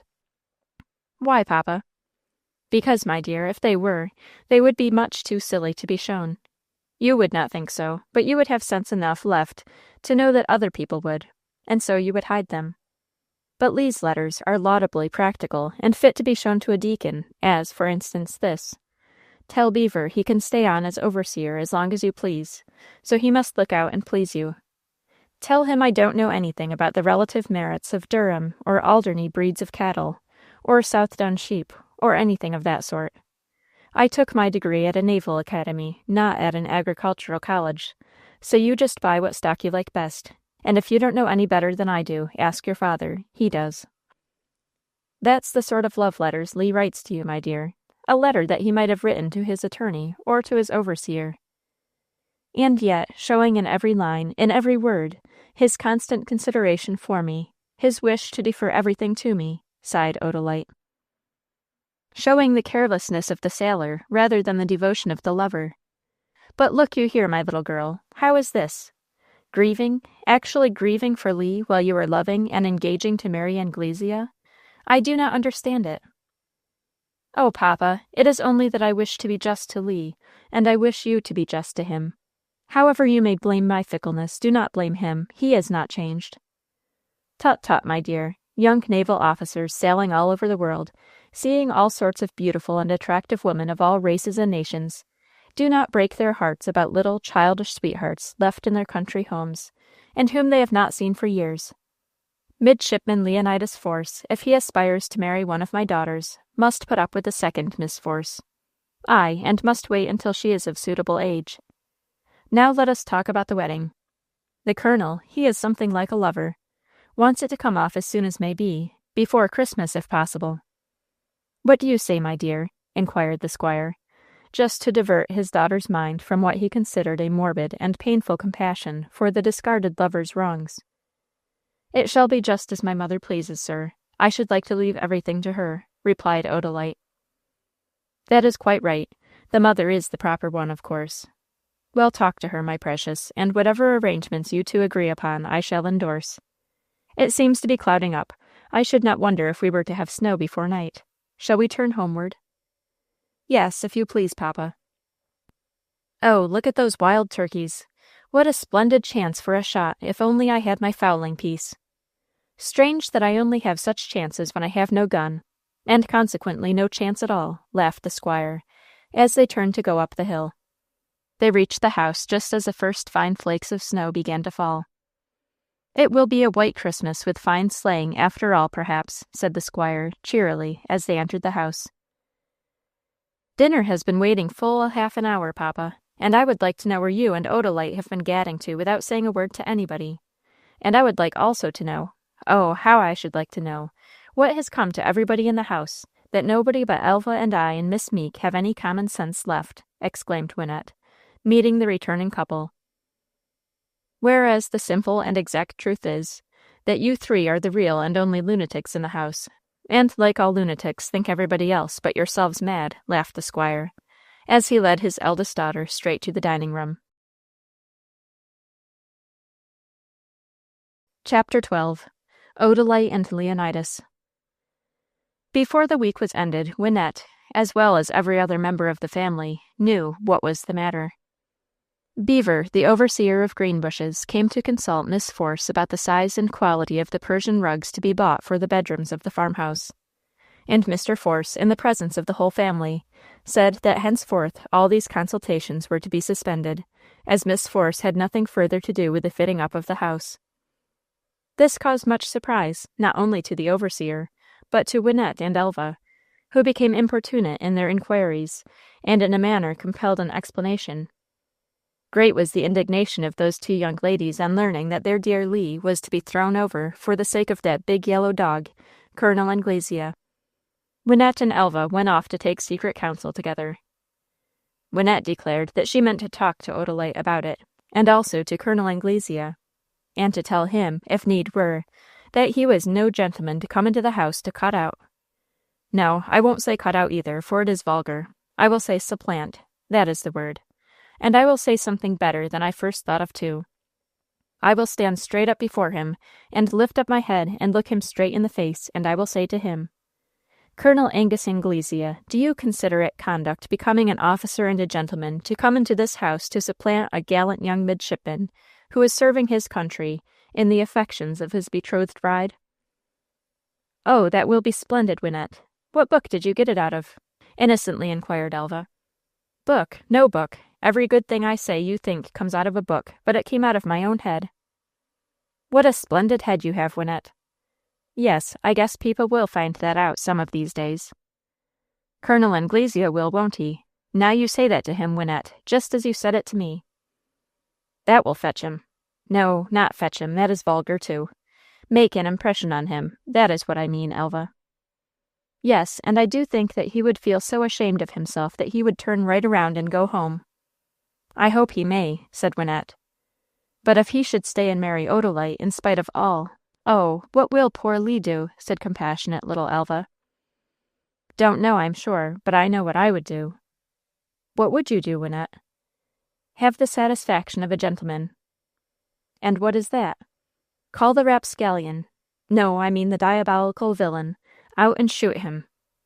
Oh, Wynette, is that the satisfaction of a gentleman, to commit so great a sin? I'd do it and face the music afterward. No, I mean I would take the consequences. Oh, no, you wouldn't, Wynette, and you must not, for all the world, put such a thing in poor Lee's head. He will be in trouble enough when he comes home, poor fellow, to find his sweetheart taken away from him without having— Oh, I can't speak the dreadful word, Wynette. Poor Lee. I tell you what I'll do, Wynette. What?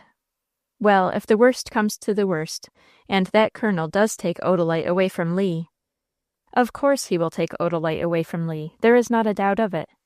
I shall have the pleasure of speaking my mind to the scalawag, the wretch, but that is all I shall get. And he will feel ashamed of himself, perhaps, and that is all he will do. He is not a man to give up anything he wants, and he wants Odalite. And he means to have her, the brute. Well, if it comes to that, I tell you what I will do. I will marry poor dear Lee myself. That is, when I am big enough. I always did like Lee. You marry Lee, exclaimed Wynette, opening her black eyes to their widest capacity. Yes, when I am big enough. That is, unless you would take him. That would be ever so much better. Why, I wouldn't have Lee Force if every hair on his head was hung with a diamond as big as a hazelnut, and he would give them all to me. No, I thank you. Well, then, I would. So there now, not only if he hadn't a diamond to his name, but if he hadn't a hair on his head. Poor Lee. Poor dear Lee, I do love him so dearly. Wynette had made no vain boast of bearding the lion.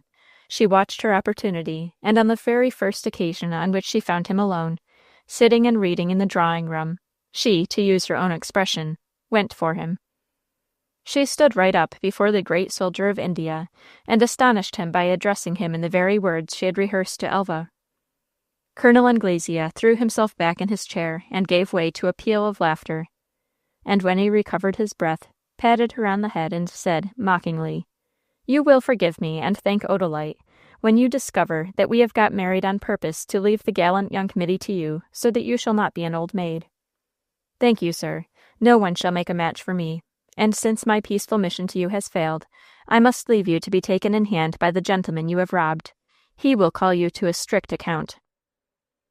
So saying, the small young lady threw up her head and with great dignity marched out of the room. Her next effort in the absent lover's cause was with Odalite herself.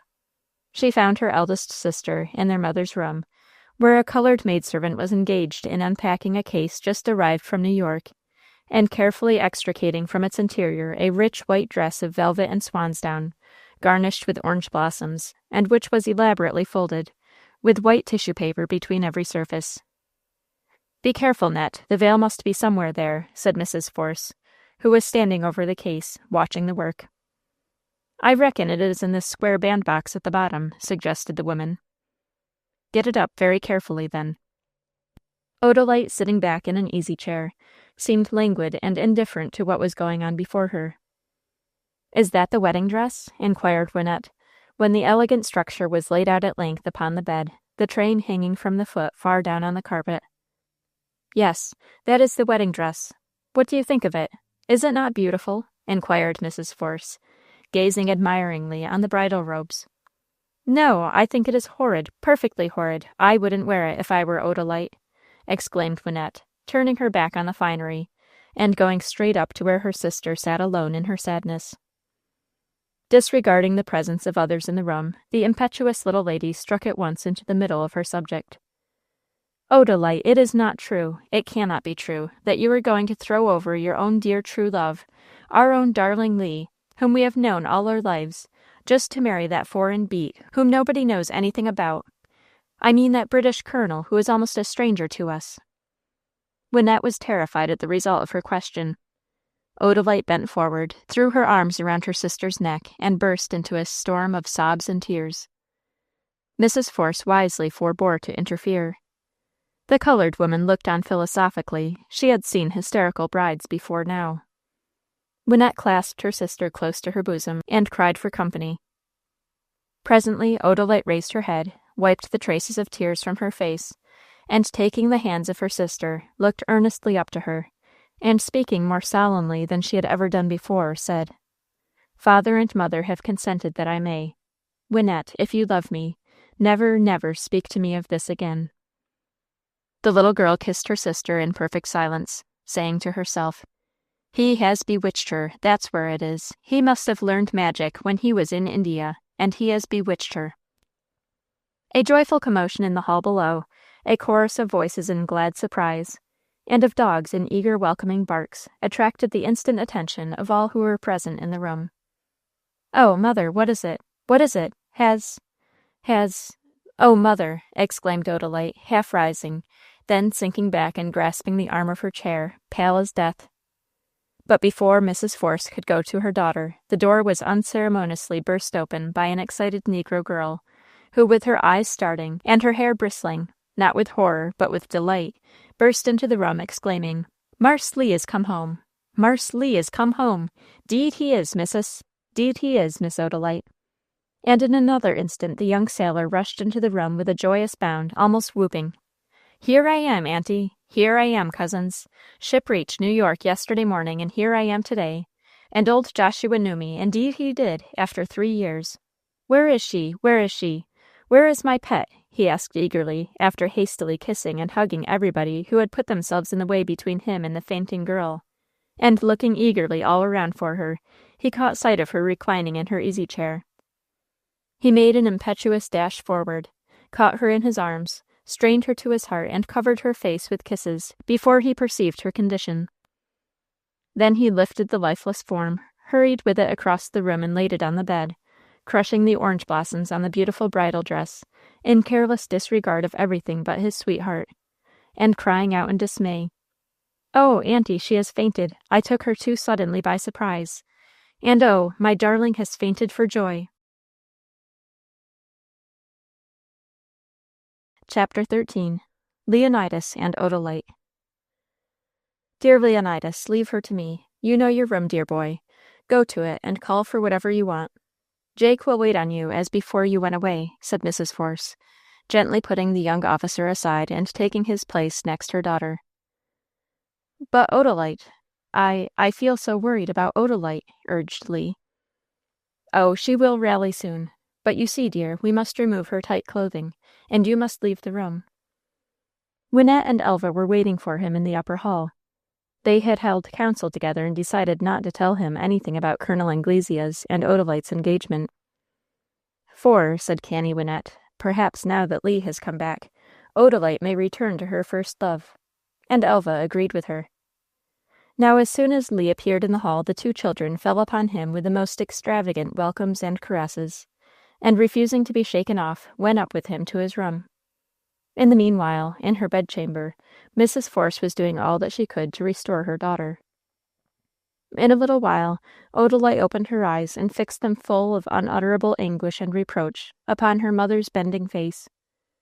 She did not mean to do so. It was the first involuntary expression of her waking consciousness. "Oh, do not look at me so, my child. You will break my heart," moaned Elfrida Force. Odalite took her mother's hand and kissed it tenderly, then closed her eyes and turned away her head.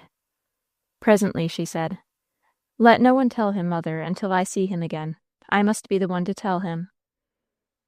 "Oh, Odalite, oh, my child, would you, began the lady in alarm, but her daughter hastened to allay her fears. "No, mother, I would not, but send everyone from the room so that we may talk together," she whispered. Mrs. Force gave the order, and Luce, the colored woman, dropped a bridesmaid's dress that she was unpacking and went out, followed by all the others, leaving the mother and daughter alone together. "No, mother dear, your secret is as safe with me as with the dead, for I seem dead. I must tell Lee myself that I wish to break with him to marry Colonel Anglesea, and that is true so far as it goes, because I do wish to marry him to save you and my dear father and my little sisters from evils much greater than my marriage with Colonel Anglesea could bring me. I need not tell Lee why, but simply that I do. Lee will believe that I am false to him, and that will be true also, for I am false to him, no matter what my excuse may be. And it will be best for him to believe it, for it will help him to get over any disappointment he may feel now, or any remaining affection for me.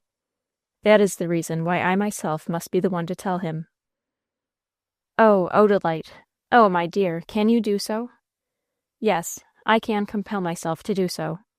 And now, mother, I must get up and see Lee without delay. No, do not try to prevent me. I am strong enough in mind and body. I was only overcome for the moment by the sudden coming of Lee so full of hope and joy, and the knowing what a shock of disappointment was in store for him. That was all. I am stronger now." So saying, the girl arose from the bed, stood up, and took hold of her long black hair, which had fallen down. She walked to the dressing bureau and secured the roll with pins, and then proceeded to smooth the folds of her disordered dress. When all this was done, she left the room. "Odalite, Odalite, where are you going, my child?" "To my interview with Lee. Don't hinder me, mother dear. I can go through the ordeal now. I am nerved for it. I may not be able to meet the trial on another day, or even in another hour," said the girl, looking back for a minute, and then closing the door and passing downstairs. Mrs. Force threw herself back in her easy-chair, covered her face with both hands, and moaned. Meanwhile, Odalite went downstairs, opened the front door, and passed out upon the porch, on which the winter sun was shining, and through which a fresh breeze was blowing. She was immediately followed by Luce, who had seen her leave the hall, and who now came out, bearing the girl's coat and bonnet on her arm, and saying, "Yer want to catch your death, don't yer, Miss Odalite? Goin' out in de cold widout nuffin on yer. Yer mustn't gib yerself dat habit. 'Deed yer mustn't. Here, put on your coat and bonnet." The girl turned and let the woman help her on with her outer garments, and when they were fastened, said, "Aunt Lucy, will you go up to Mr. Lee's room and ask him to come down and join me here?" "Yes, honey, sure I will. Didn't he put a s'prise onto us all? Whip you horses, how we was all took aback. Lor, no wonder you fainted dead away. But look here, chile, dat was de fust time as yer eber fainted in your life, and let it be de las'. Don't gib yourself a habit of it. I know it took yer unawares dis time, bein' de fust time, and you knowin' nuffin about it. But you be on de watch out nudder time, and if yer feel it a-comin' on, you sist it wid all yer might. Don't yer faint no more. Ef yer gibs yerself de habit, yer'll just be like one ob these yer po' mis'able fainty-fied creatures as can't stand nuffin. Dey's allus faintin'. It's a habit they gibs theirselves." So talking, Luce went into the house and up the stairs to give her message. In a few moments, Lee came bounding down the steps, 3 or 4 at a bound, and out of the door with a shout of joy to join his sweetheart, little thinking of what he was to meet. "Luce tells me that you are all right now," he exclaimed, suddenly clasping her in his arms and pressing her to his bosom, while he covered her face with kisses. "Little mistress of Greenbushes, little lady of the manor, have they done everything to please you over there? If they have not, if any man has failed to please my little lady, that man must march.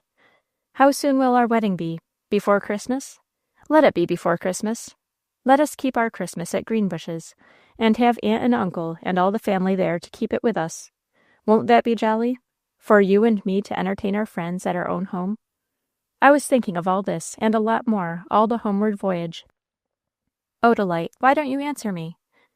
"Why, Odalite, Odalite, what is the matter?" he anxiously inquired, seeing at length how pale and cold and silent she was, how utterly irresponsive to his enthusiasm.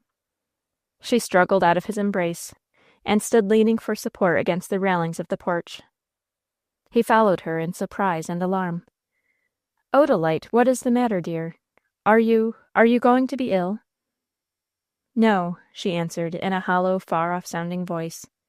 "No, but come with me, somewhere, where I can breathe. Come down to the shore, Lee. I have something to tell you." He stepped back into the hall, hastily drew on his overcoat, seized his hat and gloves, and rejoined her, still in some anxiety, but without the least suspicion of the blow that was about to fall upon him. He drew her arm within his own, and holding and fondling her hand, led her down the steps, across the lawn to the east gate, and down the wooded hill to the shore. "No, I do not wish to walk further. We will rest here," she said, as soon as they had reached the sands, and she sank wearily upon the rude wooden bench that stood on the beach just above the water-mark. He sat down beside her, took her hand, looked into her pale face, and tenderly questioned, "What has happened to distress you, darling? Is anyone you care for sick or in trouble? Can I help you, then? You know I would aid to my last dollar, if it were anyone you cared for," he said, caressing the little fingers he toyed with. "Oh, Lee, Lee," she moaned. "Odalite," he whispered, in an excess of anxiety, "is anyone dead? Tell me. I have just come and know nothing. Is anyone dead?" "Oh, no, no, Lee, no one is dead. I wish to heaven some one were." "Odalite." "Not anyone we love, Lee. Oh, Lee, I will tell you as soon as I can. Something has happened. I brought you out here to tell you. But oh, Lee, Lee, dear Lee, how shall I tell you? My darling Odalite, what? Don't speak to me, Lee. Don't speak. Listen. Lee, hate me, scorn me. I deserve that you should. Oh, no, no, don't. I should go mad if you did. But try not to mind me. Try not to care for me at all. I am not worth it, Lee. Not worth a regret, not worth a thought. I am such a poor thing, such a very poor thing. And I shall not last long.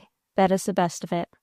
She breathed these last words out in a low, long-drawn sigh, dropping her head upon her bosom and her arms upon her lap.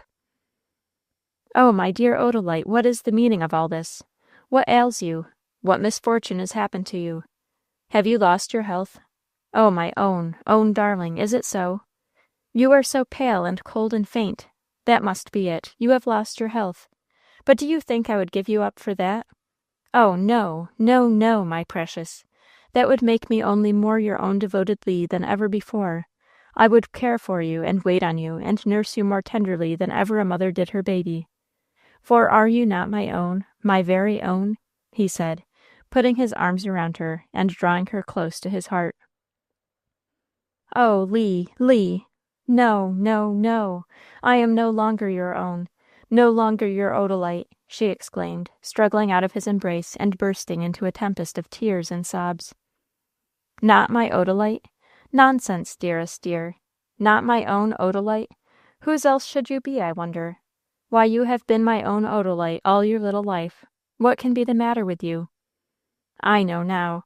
I have read and heard about hysterics in young girls, and that is what has come over you, darling. I took you too much by surprise. You fainted, and now you are hysterical. What can I do for you, Odalite? I wish I knew just what to do. Do you know? No, you shake your head.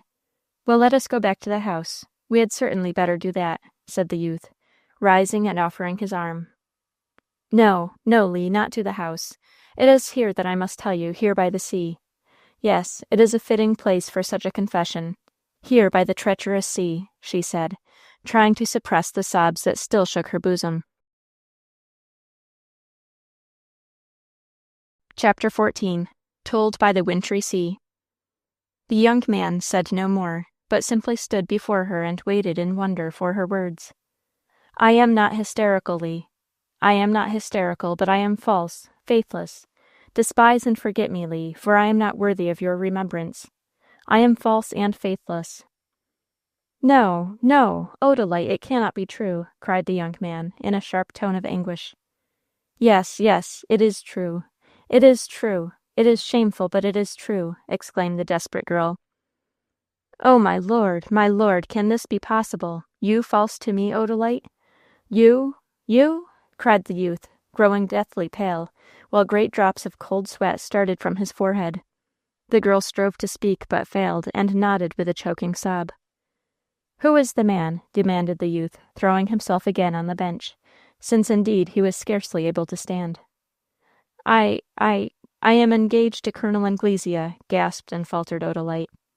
Colonel Anglesea? And who in the foul fiend's name is Colonel Anglesea? Satan fly away with him. He is an officer in the East India Service. How did you come to know him? Oh, don't, Lee.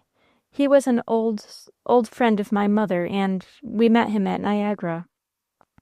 I wish to heaven he was at the foot of the falls. So do I with all my heart.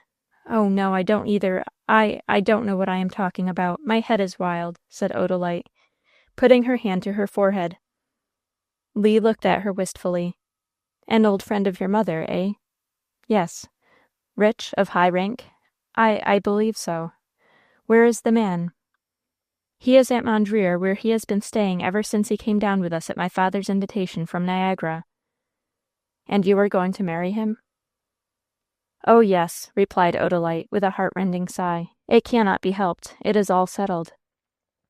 I see how it is. A friend of your mother, rich and of high position, and so they have yielded to the temptation of wealth and rank, and they have forced or coaxed you into compliance with their wishes in consenting to this dishonorable marriage. I did not think so of my uncle and aunt. But this shall not go on. I shall insist upon my prior rights. Take heart, my precious. I shall not let them destroy our happiness by parting us. No, not for all the wealth and rank in the world. Oh, Lee, Lee, you mistake, you mistake. Nobody forced me, nobody persuaded me. I am going to marry Colonel Anglesea of my own free will. Indeed I am. Oh, Lee, Lee, wailed the unhappy girl. The youth stared at her in speechless astonishment and bitter misery. Oh, don't look so, Lee, don't look so. I am not worth it, Lee. Indeed I am not. Do I understand you to say that you break your engagement to me and marry this foreigner of your own free, unbiased will? He asked at last in cold, hard, restrained tones. Yes, yes, yes, that is what I am going to do, replied Odalite, with the firmness of despair. Then you are false to me, your lover, who had never a thought that was false to you. To me, your mate of many years. To me, your almost husband, cried the youth, losing all self-command in the sharpness of his pain, and bursting into a tempest of grief and rage, and launching fierce reproaches upon her. She raised her hands in piteous deprecation, and then held them up before her head as if to shield it from the storm. But as he flashed the lightnings of scorn and hurled the thunder of condemnation upon her, she cowered lower and lower, holding by the bench on which she sat, until at length, utterly overwhelmed, she sank to the ground, rolled over, and lay with her face downward on the sand at his feet. But she uttered no word in self-defense. She only wept and sobbed as if her heart was bursting. By this time the frenzy of passion had spent itself, and there came a reaction that brought him to his senses. He looked down at Odalite in her misery. He saw in her now, not the faithless sweetheart, but the child of his boyish love and care. He stooped and raised her up, and set her on the bench again, laying her head upon his shoulder, and supporting her form with his arm around her waist. She made no resistance, but continued to weep convulsively. As soon as he was able to command himself, he spoke to her in a quiet tone. Odalite, why do you cry so hard? If you are going to marry this man to please yourself, you should be happy, in spite of anything that I should say about it. Now, why do you grieve so much? Oh, I have been so faithless to you, Lee. I have been so base to you. Oh, I wish I were dead. I wish I had died before I betrayed your trust in me, Lee. These words came in spasmodic gasps and sighs from the white and quivering lips. He looked at her, searchingly, incisively. He could not understand her. Odalite, he said suddenly, I am full of doubt. I ask you again, and I charge you in the name of all that is pure and holy to answer me truly. Was it of your own free will that you engaged yourself to Colonel Anglesea? Yes, yes, I repeat it. No one forced me. No one persuaded me. My father and my mother let me do just as I pleased, she sobbed.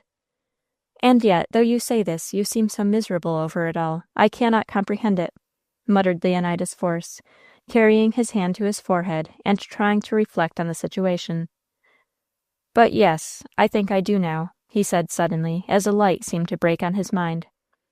Odalite raised her pale and tearful face from his shoulder and looked at him. I think I understand now, my dear, and it shall all come right yet. She sorrowfully shook her head. Oh, yes, it shall come right. Confess now, Odalite, when your boy-lover had been gone away so long that you had almost forgotten him, this foreign officer comes along and fascinates you with his splendor, as the rattlesnake fascinates the hummingbird, and you were drawn in. Now, however, that I have come back, the old-time love has revived, and you are sorry that you mistook your heart and engaged yourself to this brilliant stranger. Is it not so? Tell me, Odalite, if it is so, as I feel sure it must be, then I will put in my prior claim and stop the marriage, and send the interloping foreigner back to his own country, and you and I will marry and go to housekeeping at Greenbushes, according to our lifelong engagement. That is, if the old love has revived, as of course it has, he concluded, looking eagerly in her face. She did not answer him. She could not. Was the old, true love revived indeed? No, for the sweet, sacred love of childhood had never died, never failed, but burned now a pure fire that wasted her life. Was she sorry that she had engaged herself to that man? So sorry, at least, stern necessity had compelled her to do so, that now death would have been a welcome release. But she could not tell Leonidas this. He waited for her answer for a few moments, and then continued. Does that grave silence give consent, my Odalite? You are sorry? while your sailor sweetheart was so far off and so long away that you had almost forgotten what he looked like. You let your fancy be taken by this fine foreigner, with his fine social position and his wealth. But now your sailor lad has come home again, and you see him, and you know whom it is you really love. You are sorry for what you were misled into doing. But don't cry any more. You shall not be compelled to marry that man, since you do not wish to, even though you did accept him of your own free will. For you had no right to accept him, you know. You were engaged to me. But to think that he has kissed you, exclaimed the youth, with a jealous pang, as he remembered the usual manner of sealing such an acceptance.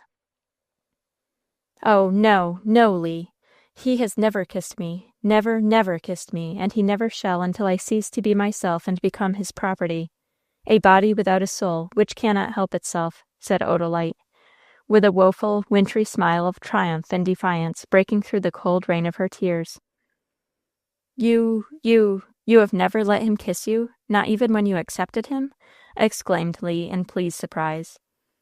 No, not then nor ever shall until I become his slave in marriage, exclaimed Odalite, with a dangerous sparkle in her eyes.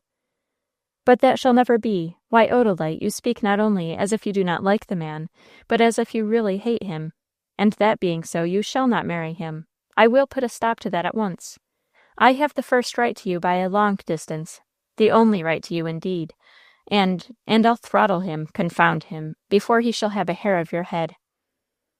Oh, Lee, hush, hush, you don't know. You mistake, Lee, I must marry him. Do you understand? I must, I say, wailed Odalite, wringing her hands. And you shall not, I say, because you do not want to.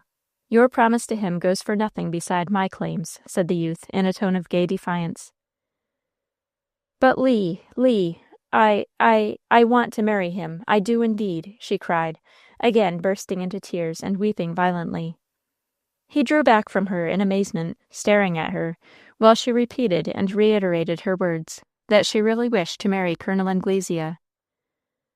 I cannot comprehend you at all, Odalite. My heart aches for your evident suffering, but I cannot comprehend it. I almost feared that you are not quite sane. If you really please yourself in marrying Anglesea, as you insist that you do, why should you be so miserable over it all? Oh, Lee, as I told you before, it is because I feel that I am acting so basely by you. Oh, my dear, the thought almost maddens me, she sobbed.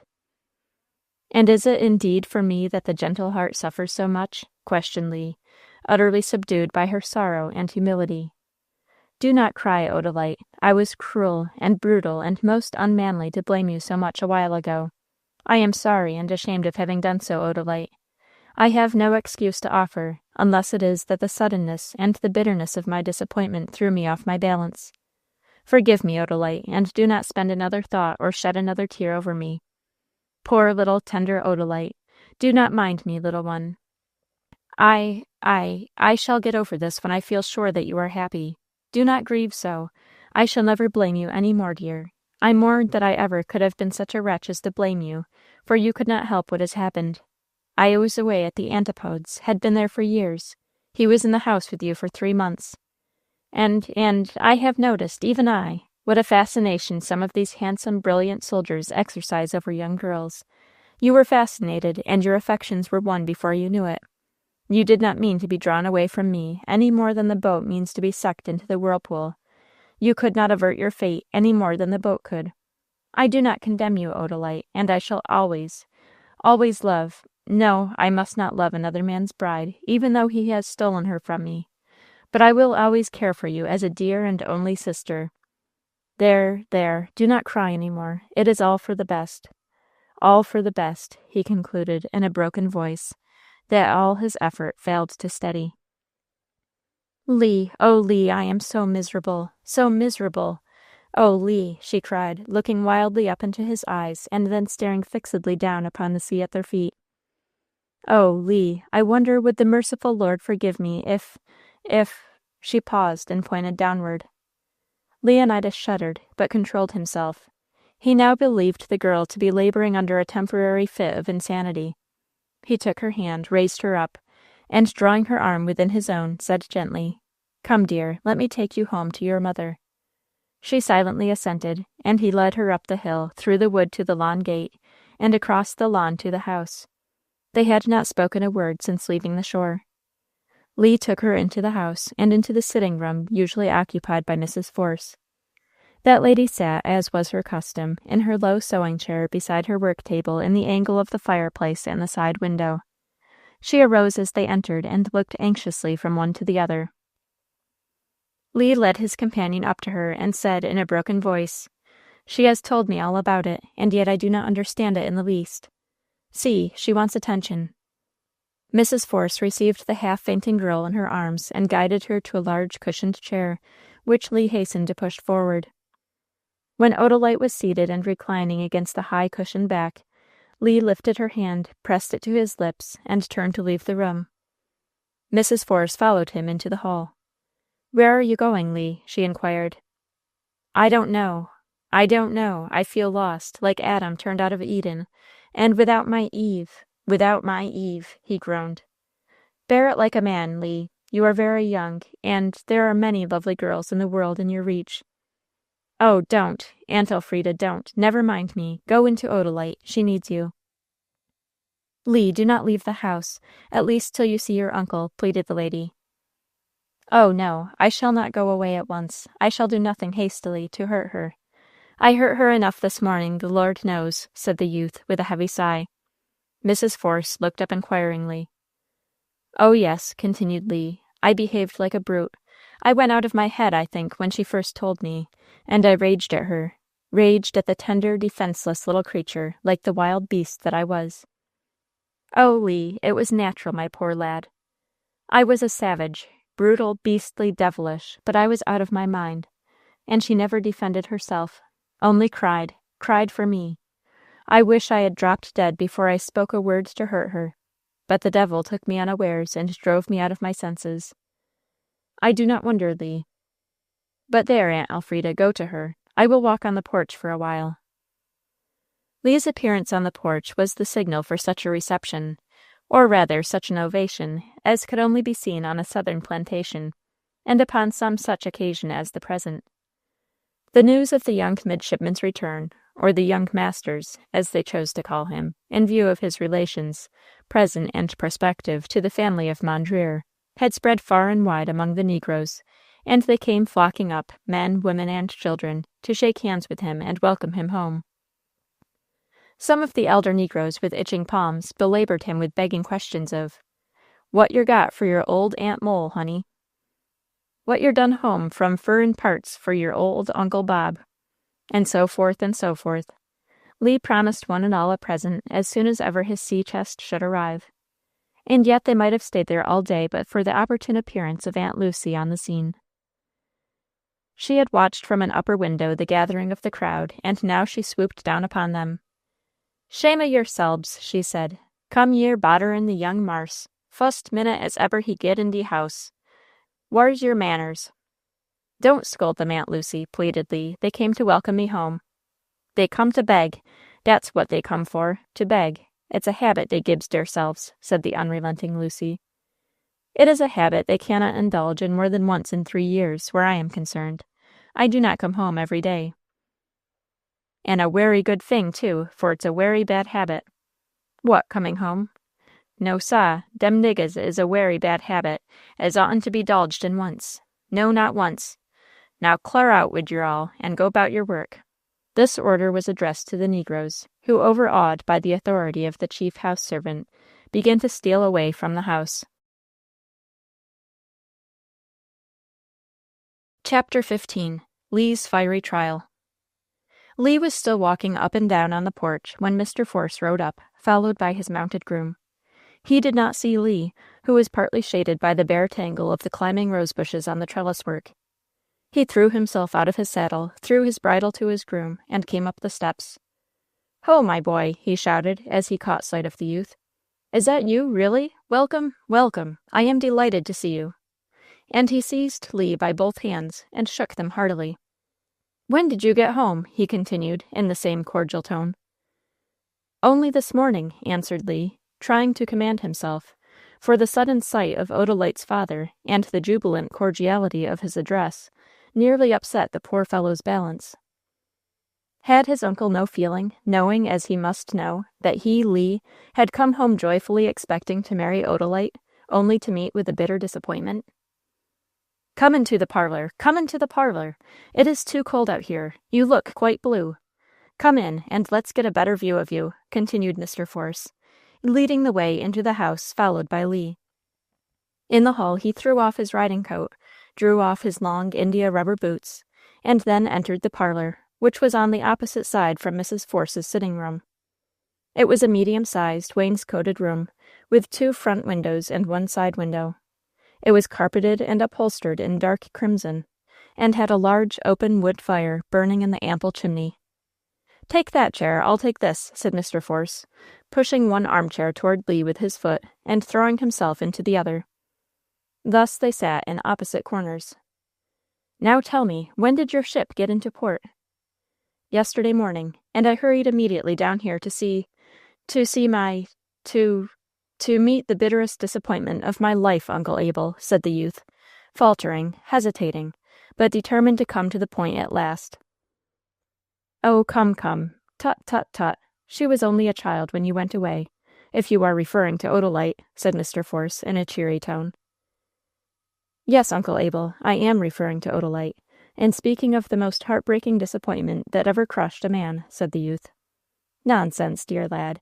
You know nothing of heartbreaking troubles of any sort, or you would not magnify this one. You will get over it in a month. It was the cherished love and hope and faith of years. A dream, my boy, of which this is the awakening. A dream in which I, too, shared. Lee, lad, you must know that I am just as much disappointed as you can be. It was the desire of my life that you and Odalite should marry, and in time succeed us here, and make the 2 great manors of Mondreer and Greenbushes into one mammoth estate. I am disappointed in this, and if I ever permitted myself to grieve over the inevitable, I should feel very sorry for myself as well as for you. It was so sudden, so unexpected. Why, her last letter to me, received at Spezia, and written not 2 months ago, was so kind. She must have changed very quickly," said poor Lee. "No, I think it must have been gradually. I think she was deeply infatuated before she realized her state. And then I know she struggled, poor dear child, struggled until she nearly broke her heart, to keep faithful to you and to please me. It was only from her suitor that I heard at last of her distress. Then, as she meekly left her fate entirely in my hands, I conquered my own ambition, and told the child to follow the dictates of her own heart. What else could a father do? But even now, though she has her own way in this matter, she is not content. She frets about you, Lee." "Oh, and this is the gentle, tender creature whom I could reproach so fiercely, dog that I was," said Lee, who seemed to feel the necessity of confession to poor Odalite's parents. "You, Lee?" "Yes, I, when she made me understand that she had broken her engagement with me, and had promised to marry that Englishman. I tell you, Uncle Abel, I went on at her like a raving maniac. Satan took possession of me. I could bang out my own brains against the wall when I think of it." "Don't. It would spoil the paper, and do nobody any good but the coroner and the undertaker. It was inevitable that you should have gone into a passion, Lee. Your provocation would have upset a doctor of divinity, if it had taken him by surprise. Think no more of it, my boy. I dare say she has forgiven it."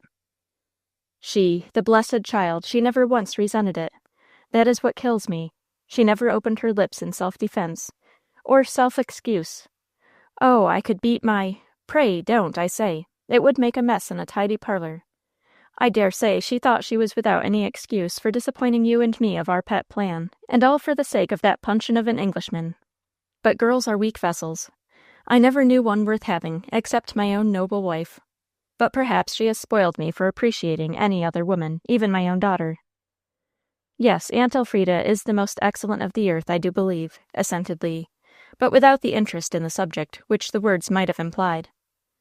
"The most perfect woman in person, soul, and spirit that ever was created." "Who is the most perfect woman in person, soul, and spirit that ever was created?" inquired a voice behind them. Mr. Force turned and saw Colonel Anglesea approaching them. Both the gentlemen, who were seated, immediately arose. Mr. Force presented his young relative to his guest. The midshipman and the colonel bowed coldly and stiffly, while they eyed each other with ill-repressed antagonism. "Who is the most perfect woman in person, soul, and spirit that ever was created?" again queried Colonel Anglesea, as the party seated themselves around the fire. "My wife," answered Abel Force. Angus Anglesea threw back his head and laughed aloud, then recovering himself, said, to one who, unseen, had just joined the group, "I beg your pardon, Mrs. Force.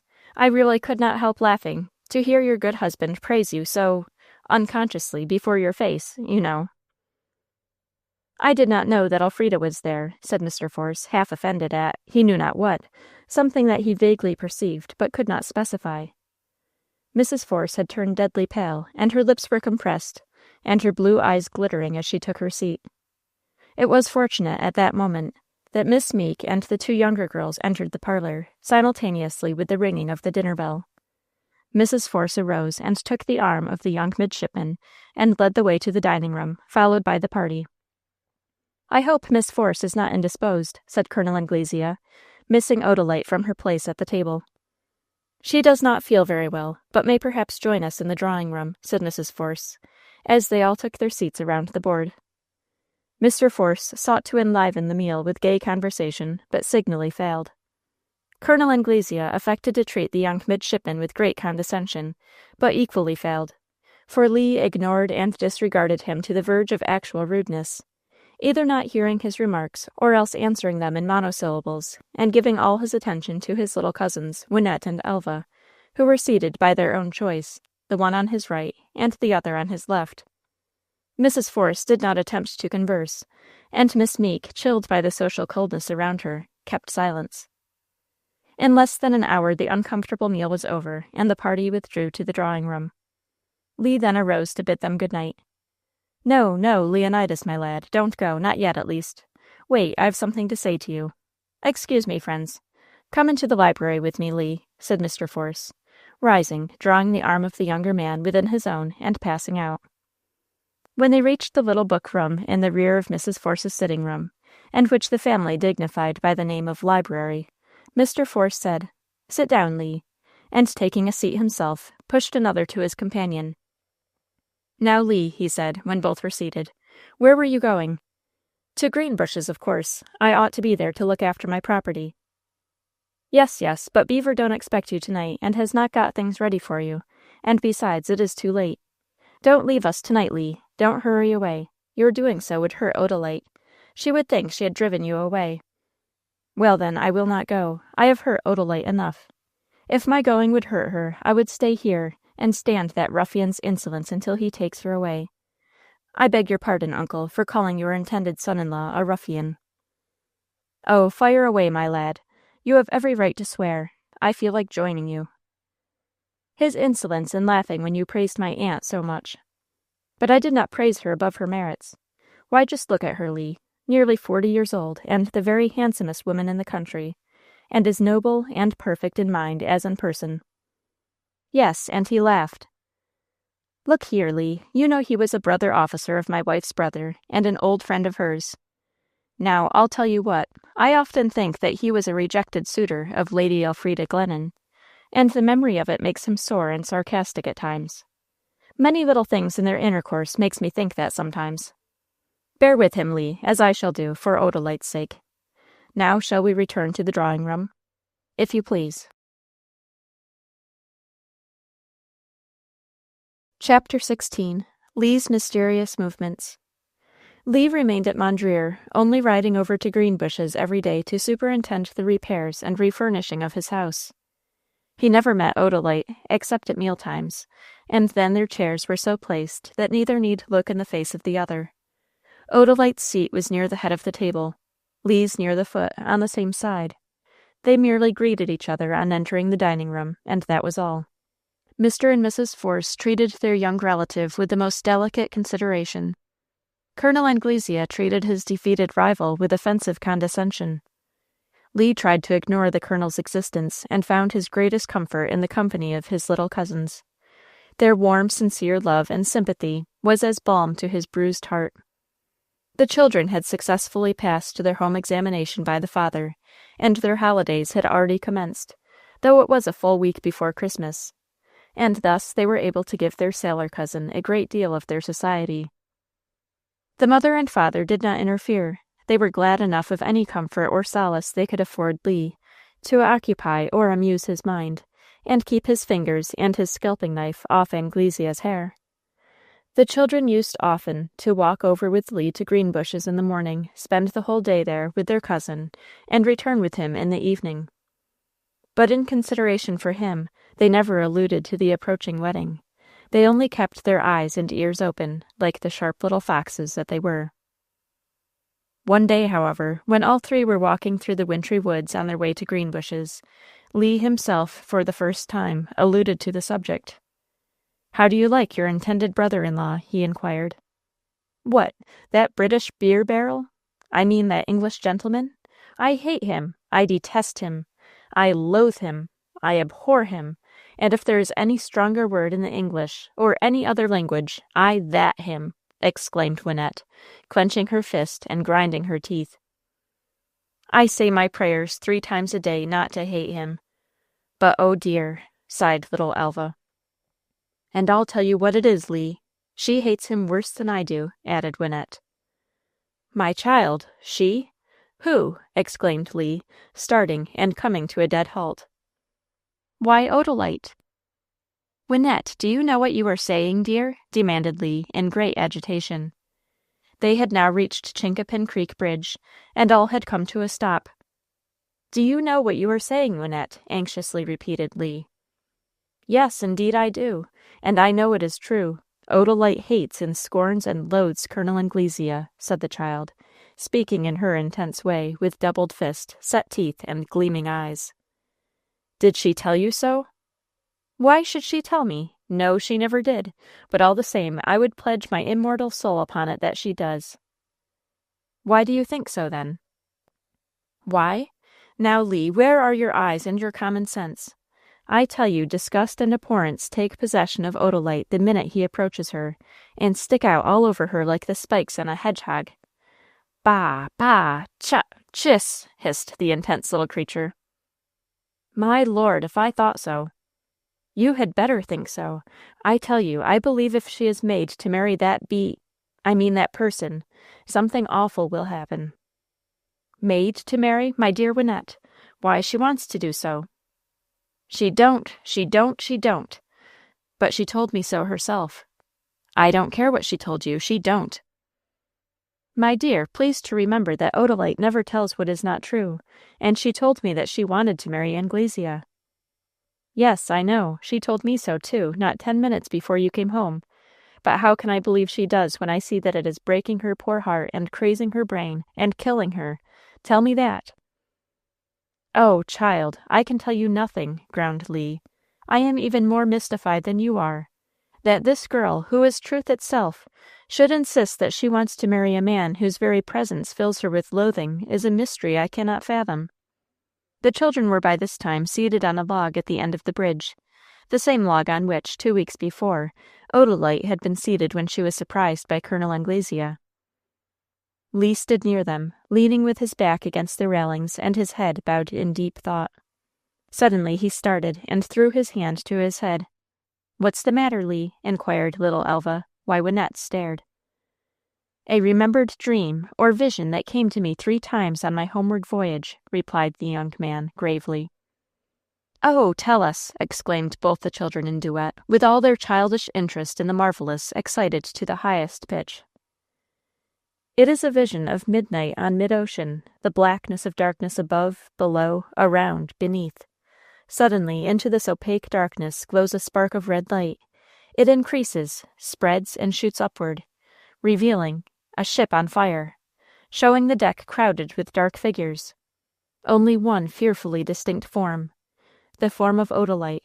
She stands on the top of the bulwarks, clothed in white raiment, with her arms raised on high, her face turned upward, her hair streaming, flames around and above her, the ocean beneath. I heard her call to me, speak to me. 'Lee, I do not want to leave you, but see, I must take the water to escape the fire.' And suddenly, as if the burning ship were swallowed up in the midnight sea, the vision vanished. 3 times I had this vision, children, and it troubled me, but in the excitement of my homecoming I forgot it until now. Now I remember it and receive it as a warning. "I can read it, I can read it," said Wynette, with her weird eldritch look and tone.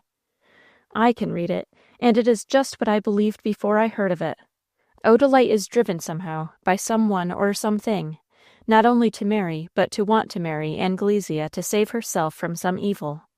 Oh, I feel it even in my bones, and if she is driven quite into the marriage, I tell you there will be some awful tragedy, like that of the Bride of Lammermoor. Anglesea will be found in the morning with his wizen slit, with his throat cut, and Odalite will be sitting in the ashes gibbering and mopping and mowing like an idiot." "Oh, oh, oh!" cried little Elva, covering her face with her hands and shivering through all her small frame. "See, you have frightened the child, Wynette. You should not say such wild, extravagant things, my dear," said Lee, rebukingly. "I said it to fetch you. I said it to make an impression on you," retorted Wynette. "Oh, Lee, can't you be young Lochinvar and carry her off from the wedding?" pleaded little Elva. "Hardly, my darling. The fair Ellen of young Lochinvar was willing to be carried off, and Odalite is not, which makes all the difference, you know." "Oh, but she would be glad afterward," persisted Elva. "Oh, hush, Elf, he won't try it. The age of chivalry is past," indignantly replied Wynette. "We will walk on," said Lee. And they resumed their tramp toward Greenbushes, where they arrived in about another hour, and where they spent the day, returning home in the evening. "Oh, Lee, sweet, dear, darling Lee, won't you please carry off Odalite, just like young Lochinvar did fair Ellen? Oh, please, Lee, it would be so easy. You could have George saddled and brought round to the front door.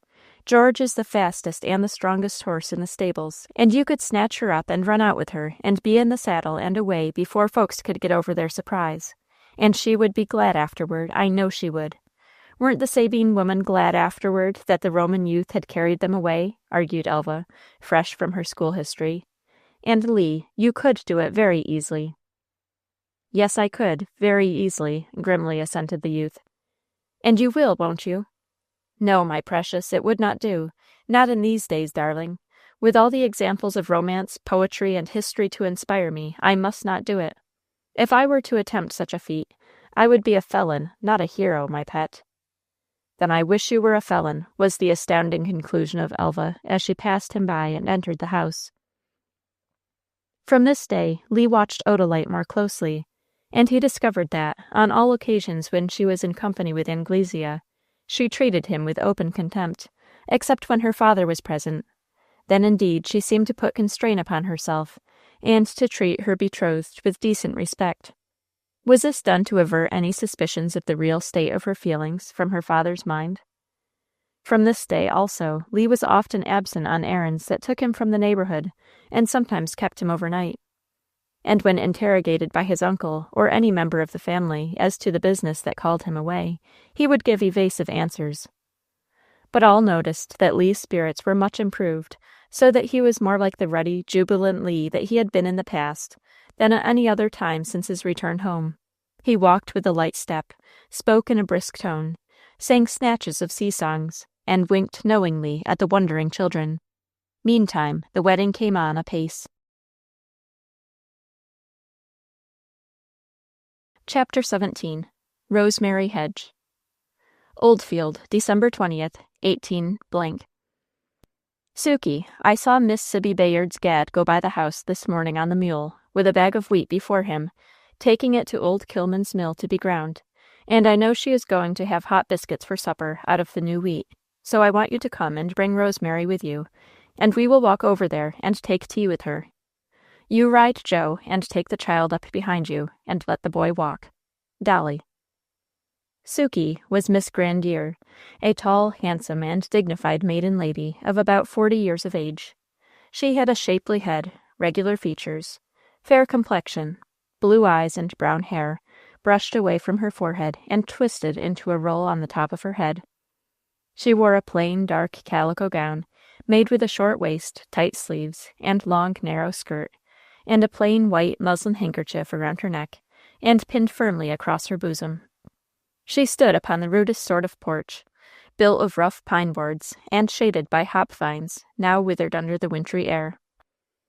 Yet, homely as were her attire and surroundings, it seemed as inappropriate for anyone to call the stately Susanna Grandier Sukey as it is for some writers to refer to England's magnificent Elizabeth as Queen Bess. Beside this dignified dame stood a very dainty, delicate, and pathetic-looking little girl of about 12 years of age, who leaned half fondly, half lazily against the lady's side. She was Miss Grandier's niece, shadow and worshipper. Her name was Rosemary Hedge, and she was the only and orphan child of Miss Grandier's widow sister, Mrs. Dorothy Hedge, the writer of the note. Rosemary was a slight, tiny, fragile creature, with a mere slip of a figure, and mites of hands and feet. She had a thin face, a pale rose complexion, large light blue eyes, and black hair, which she wore as children do now, partly banged across her forehead, but mostly hanging down her shoulders. She was clothed in a prim blue calico gown, with a short waist, high neck, tight sleeves, and a skirt all the way down to her feet, which were shod in coarse leather shoes over home-knit gray stockings. The child was looking up to her aunt in great anxiety, while the latter read the letter brought by the Negro boy Dan, who stood, torn hat in hand, holding the bridle of a short, fat, white cob, Jovial by name, commonly called Joe. "Is it for me to go home? Oh, Aunt Sukey, is it for me to go home?" uneasily inquired the little girl, as the lady folded the letter. "No, child, no," soothingly replied the lady. "It is only to ask both of us to ride 4 miles and walk 1, for the sake of eating hot biscuits, in capital letters, for supper.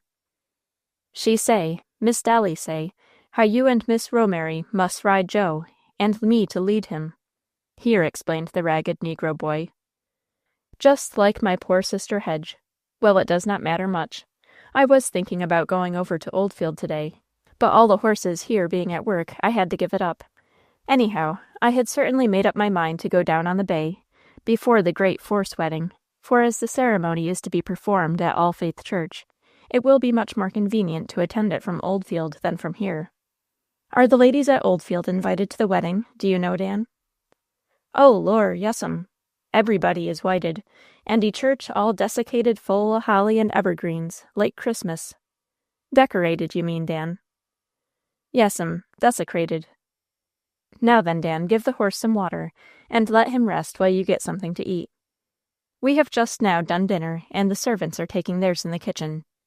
Aunt Mal will give you yours, and by the time you have finished we shall be ready to start. Come, Rosemary."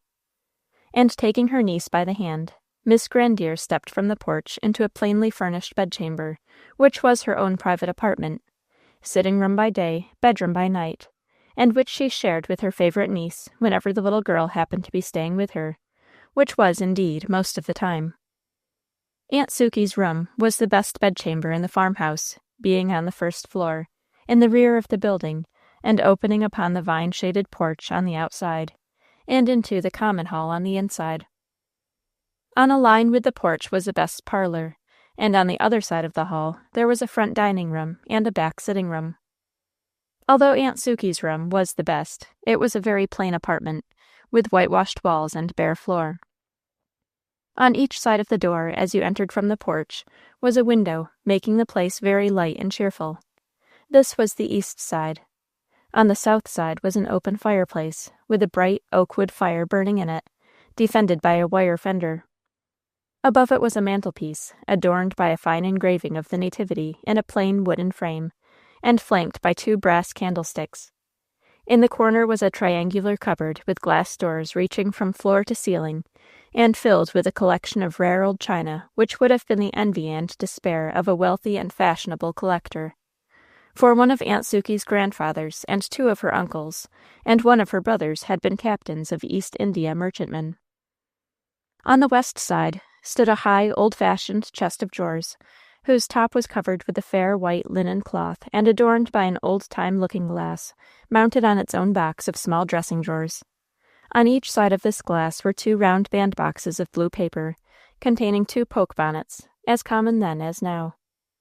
Finally, on the north side of the room, with its head against the wall, stood the pride of the chamber, a 4-post mahogany bedstead with white dimity curtains, and with a full, high feather bed, and bolsters and pillows heaped up, and covered, the bed with a homemade blue and white counterpane, and the bolster and pillows by cases of homespun white linen. All along the walls of the room, between every piece of furniture, stood plain chip-bottom pine chairs. In the middle of the room, as being in constant use, was a chip-bottom rocker and a child's low chair of the same material. A large spinning wheel stood in the corner between the window and the fireplace, and before it stood a Negro girl spinning. This was Miss Sukey's own maid, Henny. Miss Susanna Grandier did not live in her own house, although she was a woman of ample means and might have done so.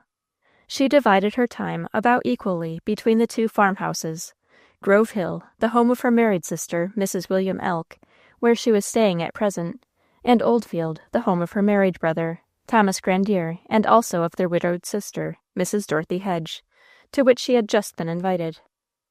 These two places were always familiarly referred to by their respective owners as up in the forest and down on the bay, Grove Hill being up in the forest, and Oldfield down on the bay. In both these farmhouses there was a room set apart and known as Aunt Sukey's room, and her treasures, her Larrys and Penates, were about equally divided between them. These rooms, however, when unoccupied, were at the disposal of any visitor who might be staying at either house during the absence of Miss Grandier. But whether Aunt Sukey sojourned at Oldfield or at Grove Hill, her quaint little orphan niece Rosemary was always her inseparable companion, an arrangement that was not displeasing to the widowed mother, who said in her heart, "If anything should happen to me, Sukey will take care of Rosemary. Or, if Sukey should never marry, Rosemary will be her heiress."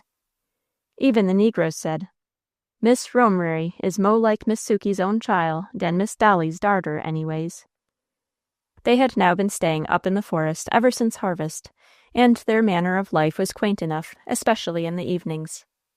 When the day was nearly spent and the family supper was over, and Uncle Billy had gone out to see that barn and stable and sheepfold were well secured, and all else right outside, and when Aunt Molly had gone her rounds in poultry yard and dairy and was putting her children to bed, then Aunt Sukey, Rosemary, and the Negro girl Henny would retire into Aunt Sukey's room, to utilize the lingering light of the short winter day by working at whatever tasks were on hand, for never did holiday begin until the candle should be lighted. It was some homely country work always, and Aunt Sukey would probably be knitting, Rosemary sewing together scraps for a patchwork quilt, and the Negro girl, Henny, seated on a stool, would be engaged in winding off the yarn from a jack into balls. It was usually little Rosemary who would give the signal for stopping work by saying, in pleading tones, "Aunt Sukey, ain't it most time to let down the blinds and light the candle?" Whereupon the Negro girl would set her reel jack in the corner and untie and drop the paper blinds before the two windows, and light the tallow dip on the mantelpiece. Rosemary would roll up her pieces and put away her work in a little homemade chip basket, which she would hang upon its own nail. Last of all, Aunt Sukey would draw her knitting needle from its sheath, roll up the half-finished stocking, and put it away in a work-bag hanging on a hook near the chimney corner. And then began the dissipations of the evening. Innocent enough dissipations, though they were howled at by some folks. Aunt Sukey would resume her seat in the rocker. Henny would set a little table near her mistress, and place on it the lighted candle and a pair of snuffers. Rosemary would bring out from the top drawer of the bureau a hoarded and treasured volume, and lay it beside them. Then, when all were seated, the lady in her rocker, the child on a little chair at her feet, and the Negro girl on the floor in the corner of the chimney, Aunt Sukey would open the book and begin where she left off the night before, and go on with the fortunes of Evelina, Camilla, Clarissa Harlowe, or Amanda Fitzallen, as the case might be, novels which, however excellent in themselves, would scarcely be read in these days, though in those they were devoured, so much so that if one of them appeared in any house, it was sure to go the round of the whole county, and be read to rags before it got home again, if it ever did. In this respect, the neighborhood was a free, unorganized, irresponsible, circulating library. Aunt Sukey bought some books, lent some, and borrowed some, but never kept any. So evening after evening she would read to her attentive hearers, while little Rosemary's large blue eyes grew larger and larger with wonder and interest, and Henny's attention relaxed, and her head drooped lower and lower as she nodded over the fire, until there seemed some danger of her falling into it. In this manner, Miss Sukey was training, all unconsciously, the mind of the most romantic little fairy that ever lived to make a romance of her own. When the dip candle had burned nearly down to the socket, Aunt Sukey knew by that sign that it was about 9 o'clock. They had no other timepiece, so they went by the candle, which always burned just so long. Then Aunt Sukey would only finish her chapter before closing her book. Then Henny would wake up, light a fresh candle, and stand waiting orders. She need never have waited, for she knew exactly what the order would be. It was always the same formula. Henny, go to the storehouse and draw a jug of fresh cider and cork it tight. Then take the bread tray and get a quart of flour and a 1/4 pound of lard and a teaspoon of salt and bring all in here. And don't forget the rolling board and pin, nor the hoe blade. These would all be brought, and then Henny, having carefully washed her hands and set the clean hoe blade to heat before the fire, would stand up to the table upon which she had placed her kneading tray, and there she would knead and afterward roll out her hoe cake and spread it on the heated hoe to bake before the fire. She would, in fact, bake 3 in succession, turning them carefully, and finally placing them near the fire as they were taken off the hoe, to be kept hot until all was ready. Lastly, she would carry away all the utensils used, bring the little table to the front of the fire, and place cider, glasses, hoe cakes, and china plates from the corner cupboard upon it. And the aunt and niece would sit down and take a snack, as they called it. Make a very hearty supper of very substantial food, as we should certainly say. What powers of digestion they must have had. When they had feasted, Henny would finish what was left, clear and replace the table, replenish the fire from the wood pile outside the door, sweep the hearth, put up the fender, and bid her mistress good night. The aunt and niece would say their prayers, undress, and go to bed together. This was the routine, observed every evening, that Rosemary enjoyed more than anything on the face of the earth, except going to the dancing school at Charlotte Hall, whither she was taken with her cousins at Oldfield twice a week. Chapter 18. The Visit to Miss Sibby.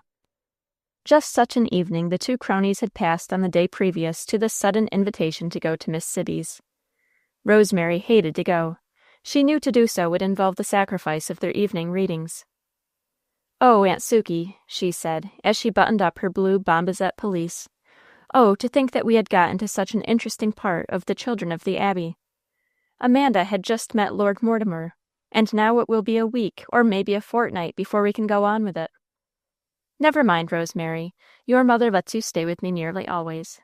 And you are her only child, too, and she is a widow, so when she sends for us, we must go," said Aunt Sukey. "Oh, yes, I know, but Amanda and Lord Mortimer—" "Never mind Amanda and Lord Mortimer. They can wait until we come back.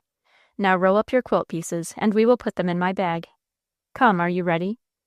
"Yes, Aunt Sukey, soon as I have pulled on my mitts." "Now we must go and take leave of Molly and the children," said Miss Grandier. But as she spoke, there entered from the door on the right of the fireplace a pretty, fragile woman of about 45 years of age, who, with the exception of her fair skin, blue eyes, and brown hair, bore not the slightest resemblance to her tall, stately, and handsome sister. She was dressed in a brown linsey gown, white apron, white neck-shawl, and white cap. She was closely followed by 2 little girls of 10 and 12 years of age, fair and blue-eyed like their mother, with frocks that seemed to have been cut off the same piece as their mother's gown. They were the 2 children of the house, Irena and Melina Elk. "Why, I have just heard from Dan that you are going down on the bay," said the newcomer. "Yes, Dolly Hedge has sent for us, and as I want to go so as to see the wedding at All Faith on Tuesday, I think it is rather lucky that she has sent." "How long are you going to stay?" "Until after the wedding, certainly, perhaps longer." "Well, I do feel so ashamed of the Forces for throwing off their own flesh and blood for the sake of a stranger and a foreigner, that I have no patience with them, and I wouldn't go to the wedding. No, not if it was next door." "But, Molly, the young lady fell in love with the English officer, and I think it was very noble of her father to sacrifice his own dearest hopes on the shrine of his daughter's happiness." "Oh, don't talk to me about shrines and sacrifices. That's all out of the romances you wear your eyes out reading at night. I believe in neighbors and kinsfolks, not in strangers and foreigners. There." "Well, Molly, you have a right to your own opinions. and the Forces have a right to theirs. You must admit that. Yes, and the heathen have a right to theirs, I suppose you think, Sukey. No, that is carrying the matter too far. But goodbye, Molly, we must go now. We will be back as soon as we can. The departing ones kissed their relatives and went out to the block, where Dan stood holding the horse. Henny followed with a heavy shawl, which she folded and laid upon the saddle. Mind, girl, as soon as you have cleaned up the room, get ready and come after us. We may stay longer than we expect down on the bay, so you must bring a change of clothes with you. Be sure to start from here in time to get to Oldfield before night. I don't like the idea of your going through the forest alone after dark, said Miss Grandier. Never you fear, Miss Sukey. I be down at Oldfield by de time yo dare yourself, fo sundown anyhow, said the negro girl, as she helped her mistress to climb into the saddle, and then lifted Rosemary up to a seat behind her. Now, Miss Rosery, yo hold on tight. Put your arms round yo Aunt Sukey's waist, and hold on tight.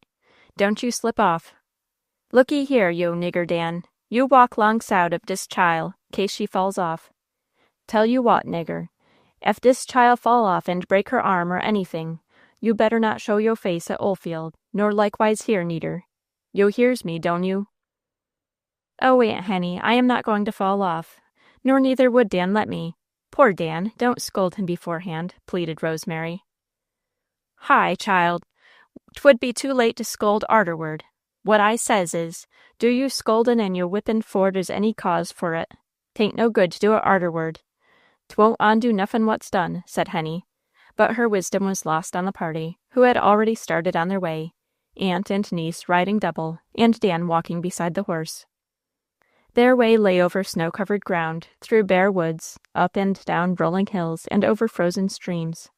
It was 3:00 in the afternoon when they emerged from the last piece of woods and entered upon a cultivated clearing, in which stood an old-fashioned farmhouse, with a steep roof with gable ends, dormer windows, and wide porches, surrounded by its barn, granaries, and negro quarters.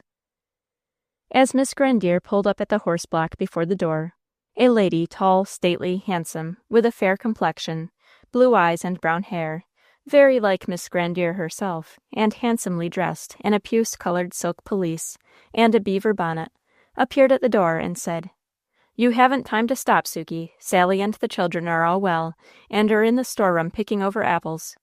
You can see them when we come home this evening, but now we must hurry. So you just get down and set the child in your seat, and let Dan lead the horse, and we will walk through the woods to Miss Sibby's. I don't know what is going on there, but something is."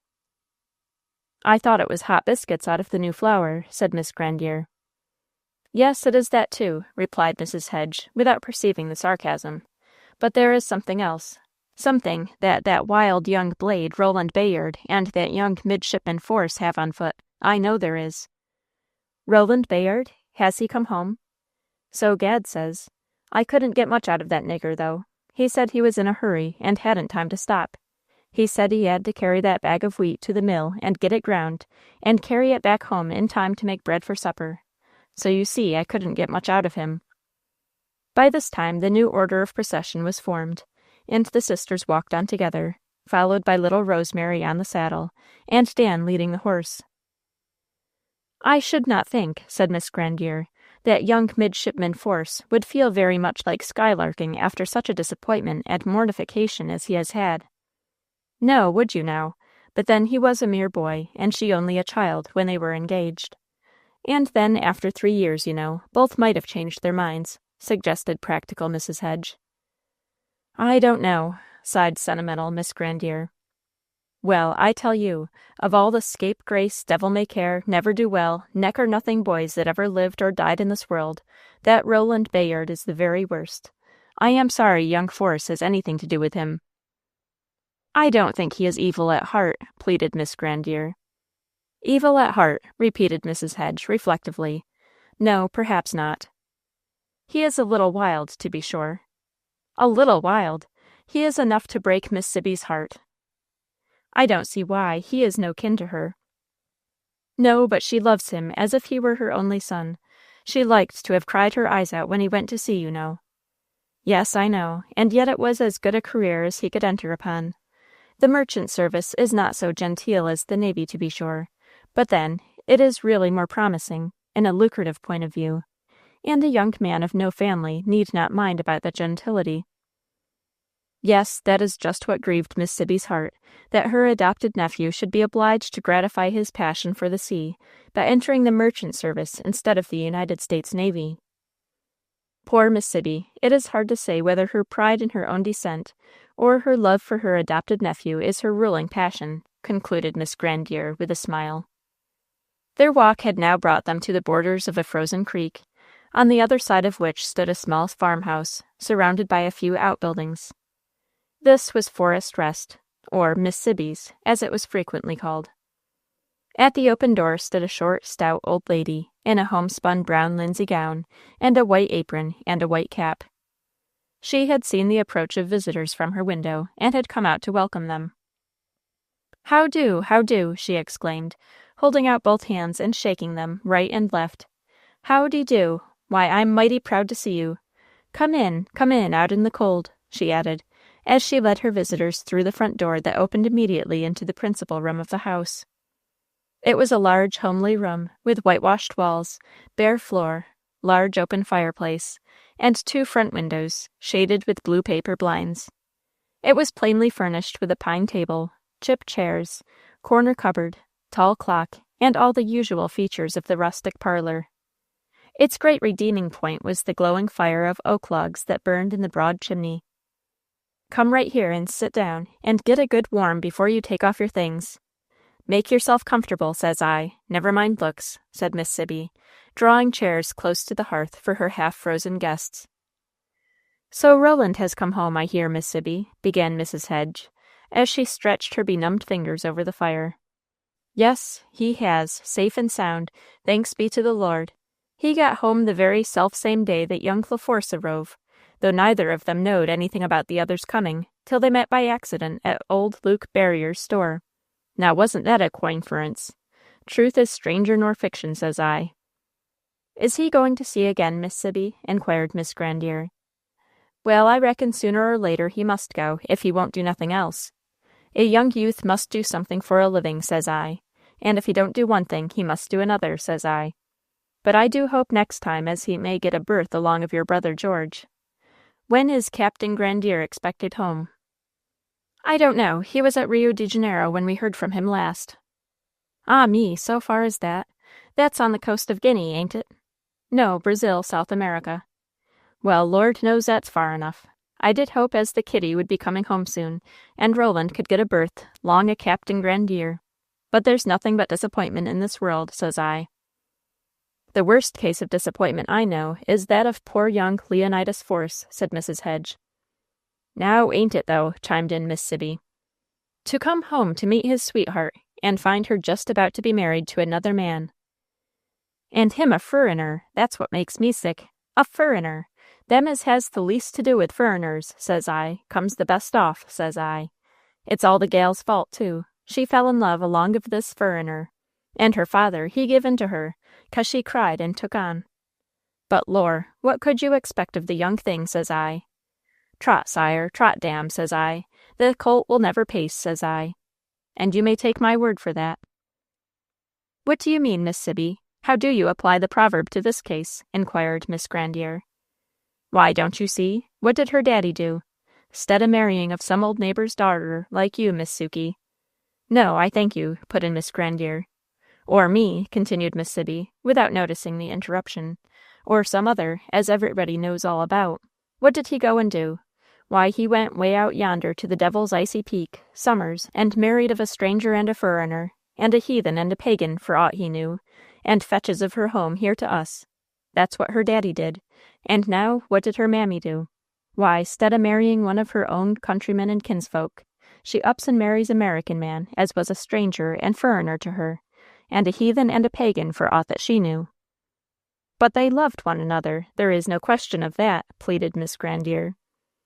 What if they did? That's the contrariness of it, says I. What call had either of 'em be a lovin' of strangers and furriners and a marrying of them, says I.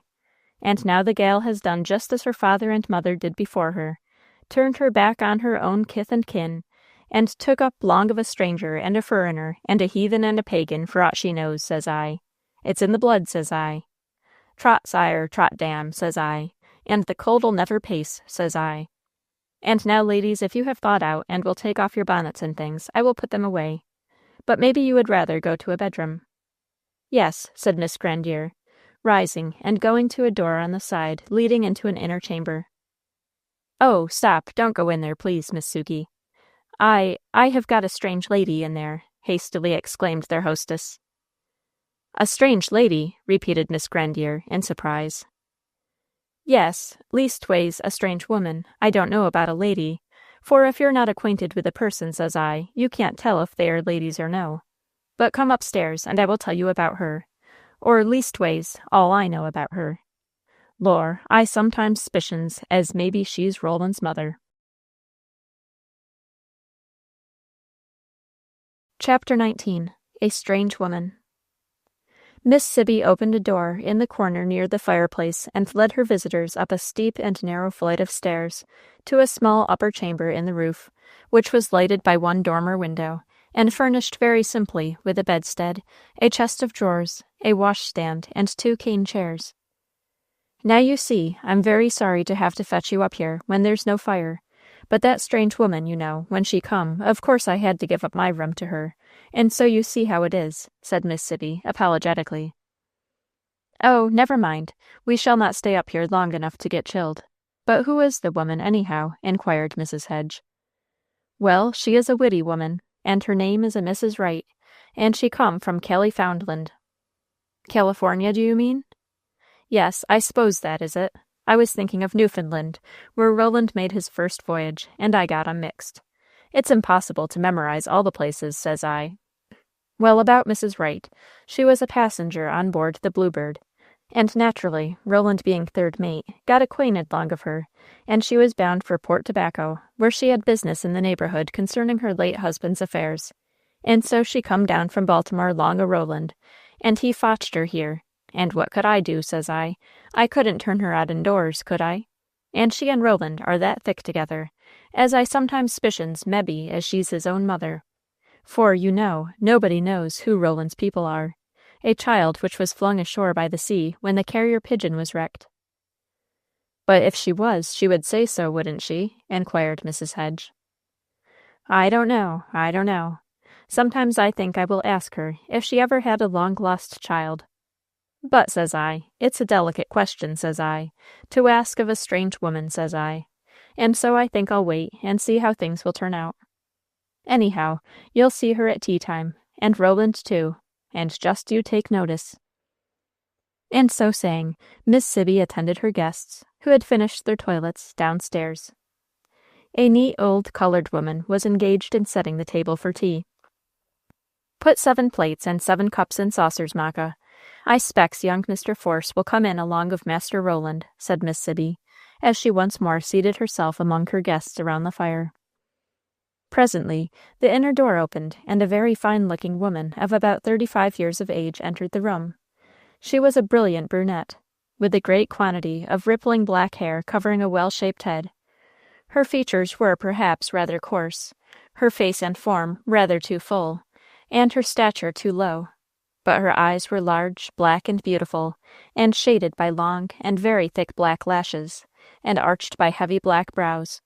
Her mouth was large but well formed, plump and red, and her complexion was rich and beautiful beyond description. A strikingly handsome woman she would have been called anywhere. She wore a black silk dress, with fine lace ruffles at the throat and wrists, a pearl brooch, and a very heavy gold watch chain. She waddled into the room with an easy rolling motion, and nodded graciously to the company assembled there. She looked doubtful, the sisters thought. She might be a lady, but... As soon as she spoke, all doubts were set at rest. Mrs. Wright, allow me to introduce you to Mrs. Hedge, and to Miss Grandier, also to little Miss Hedge, said the hostess, rising and formally presenting the stranger to her neighbors. Proud to know you, ma'am. Proud to know you, miss. Proud to know you, little miss. It is most seasonable weather for the season, said the stranger, bowing elaborately and smiling broadly on each of her new acquaintances, who all returned her greetings with quiet courtesy. and then seating herself in the armchair which had apparently been left vacant for her. Both the sisters saw at once that the romance of Miss Sibby was not founded on fact, and that this woman could not have been the mother of the sea waif, Roland Bayard. She chattered away incessantly about her voyage from San Francisco, her seasickness, the kindness of the young mate Bayard to her, and his great service in bringing her on to such a friendly house, and her intention to pay Miss Sibby very handsomely for the accommodation she had afforded her. This latter clause, however, aroused Miss Sibby's ire. To talk of paying her, and in the presence of her genteel neighbors, too. "No, ma'am," exclaimed the old lady. "No, ma'am, you don't pay me nothing. Not if I know it, says I. You're welcome, ma'am, says I, to the very best in the house, as long as you choose to honor me with your company. But you don't pay for it, no, ma'am. No, Sibylla Bayard is poor enough, the Lord knows, says I, and she has fallen far enough from her high estate, says I. She who was descended from the great Duke of England. But she don't sell her hospitality, says I. Not the descendant from the Duke of England don't, says I." Poor Miss Sibby. Poor simple old body. She was very much laughed at on account of her boasted ancestor, the Duke of England. Yet her mistake was not so great as it seemed, for it was only the slight mistake of using the definite article the for the indefinite article a, nor were her claims quite so ridiculous as they appeared to be, as will soon be proved. "I beg your pardon, ma'am, I'm sure. I didn't mean no offense whatever." "But are you descended from the Duke of England?" inquired the strange guest, opening her eyes wide with astonishment. "I am," replied Miss Sibby with great dignity, "and I'll prove it. My father was a Bayard, and his mother was a Barber, and her great-grandfather was Henry Howard, third son of Thomas, Duke of England. These two ladies can testify to that, I reckon." The stranger turned wondering eyes upon the two sisters. Miss Grandier answered by saying, "Miss Bayard means a Duke of England, and, as a mere matter of detail, the fourth Duke of Norfolk, one of those whose younger sons came over in 1634 with the Calverts." "Duke of Norfolk be hanged! Why, Norfolk is in this country, over yonder in Virginny somewhere, and we haven't got any dukes here. No, ma'am. My grandmother's great-grandfather was a son of the Duke of England," persisted the old descendant of the Howards. "But, my dear Miss Sibby, England is not a duchy." "Who said it was a duchy? I know the Dutch come from Holland. I know something, if I am a poor ignorant old woman, fallen from my high estate. And I know as I am descended from the Duke of England, and nobody shall take that prop from underneath of me. It has supported me in many a hard trial of life." "No, no one shall take it from you," said Miss Grandier, yielding the point. At this moment the door opened, admitting a fine, tall, dark-eyed, and dark-haired young man, with a bright, merry, mischievous countenance. He bowed to the ladies, threw his sailor hat upon the floor, and went and kissed his Aunt Sibby, and then lifted Rosemary in his arms and kissed her. Finally he shook hands again all around. "Glad to see you back, Roland," said Miss Grandier. "Welcome home, my boy," said Mrs. Hedge. "Did you get me a card to the wedding?" inquired the widow Wright. "Yes, that is, Lee Force got it for me. I could not have got it, you know. Here are 3, one for you, one for Auntie, and one for myself," said the young sailor, displaying the elegant cards of silver letters on white satin tablets. "Then you are all going to the wedding?" said Mrs. Hedge. "Yes, I reckon so now, though dear knows I didn't expect no invitation. But I reckon it was a kind thought of that young Lee to send me one," said Miss Sibby. "I think it very strange that the young man should be able to take the least interest in that wedding. I should think he would keep as far from the house and as far from the church as possible," said Mrs. Hedge. "Why, he is going to be groomsman," put in young Bayard, laughing. "No!" exclaimed in one breath all the women except Miss Grandier, who quietly remarked, "It is, probably, as I suspected.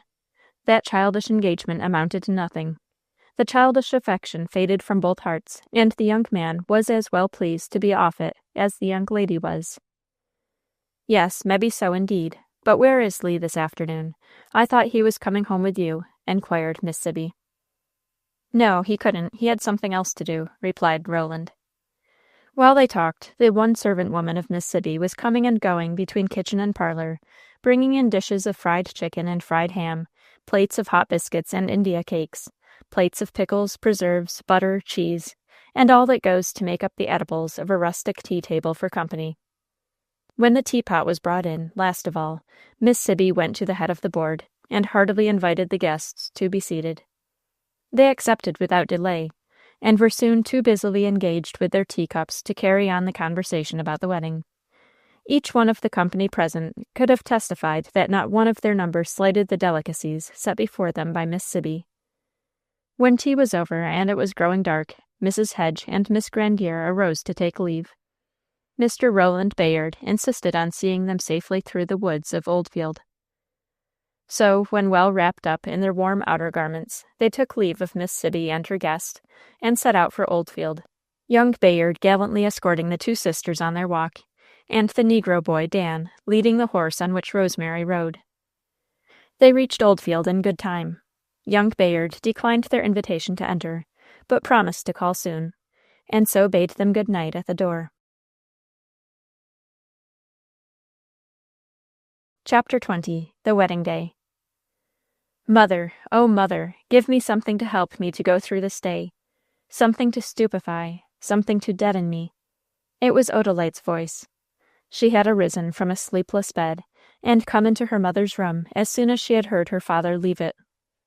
She was perhaps the whitest, coldest, saddest bride that had ever seen a wedding morn. Mrs. Force was standing before her dressing-glass, engaged in braiding her own bright hair. She turned and looked at her daughter again, with the often recurring thought, "Yes, yes, if it were not for her father's sake, I would rather dress my child for her burial than for this bridal." She took the girl in her arms and kissed her, asking tenderly, "What is it, dear?" "Mother, I don't know. I dare not trust myself to go through with today's work. I have such strange, wild, mad risings in my heart, in my nerves, in my brain. I want something to overpower all this, and keep it down." "My poor, poor darling. Oh, if I could suffer instead of you." "Ah me, must the innocent always suffer for the guilty?" "You were never, never guilty, dear mother, and you also suffer. Ah, I see that you do. Don't grieve for me, mother darling. Indeed, I am not, she was about to add, not unhappy. But truth arrested her words, and after a little pause, she said, "I only want you to give me something to steady me. That is all." Then, seeing the anguish of the lady's face, she smiled wanly, and added, "It will be all right, mother dear. I know it will. I am trying to do my duty, and the Lord will not forsake me. It is only the wildness that comes over me. I want something to subdue it."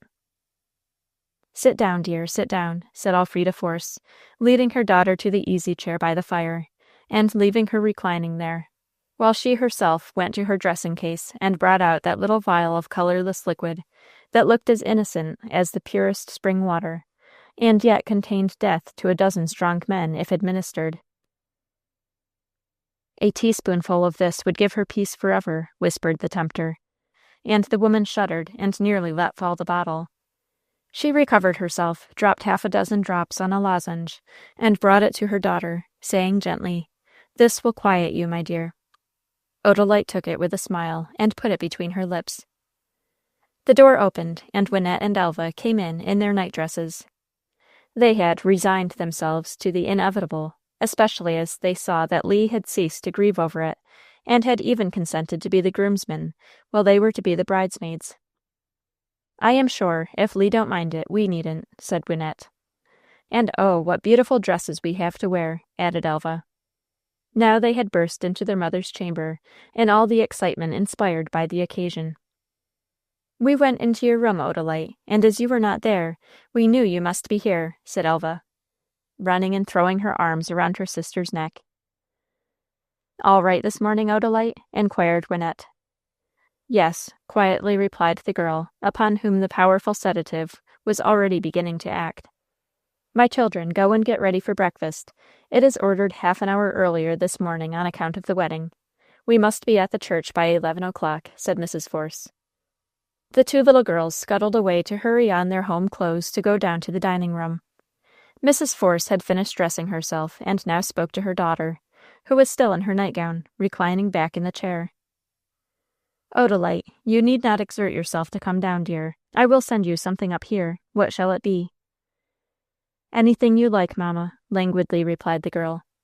The lady left the chamber and went down to the dining room, where she found all the family, with the exception of the bride-elect, assembled.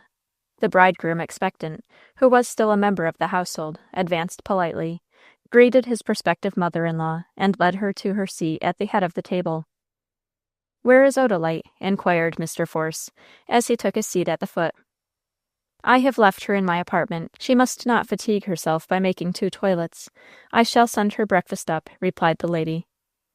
"I hope she is quite well this morning," said Colonel Anglesea. "Quite well," replied the lady. And when she had served all her circle with coffee, tea, or cocoa, she called a servant to bring a waiter, and she prepared and sent up a dainty little repast to her daughter. "The carriages will be at the door by 10 o'clock, my dears, so you will please to be ready. It will take us full an hour to drive to All Faith. I hope the church will be well warmed," said the father of the family, as they all arose from the table. "We will be ready in time," replied Mrs. Force, as they passed out of the dining-room.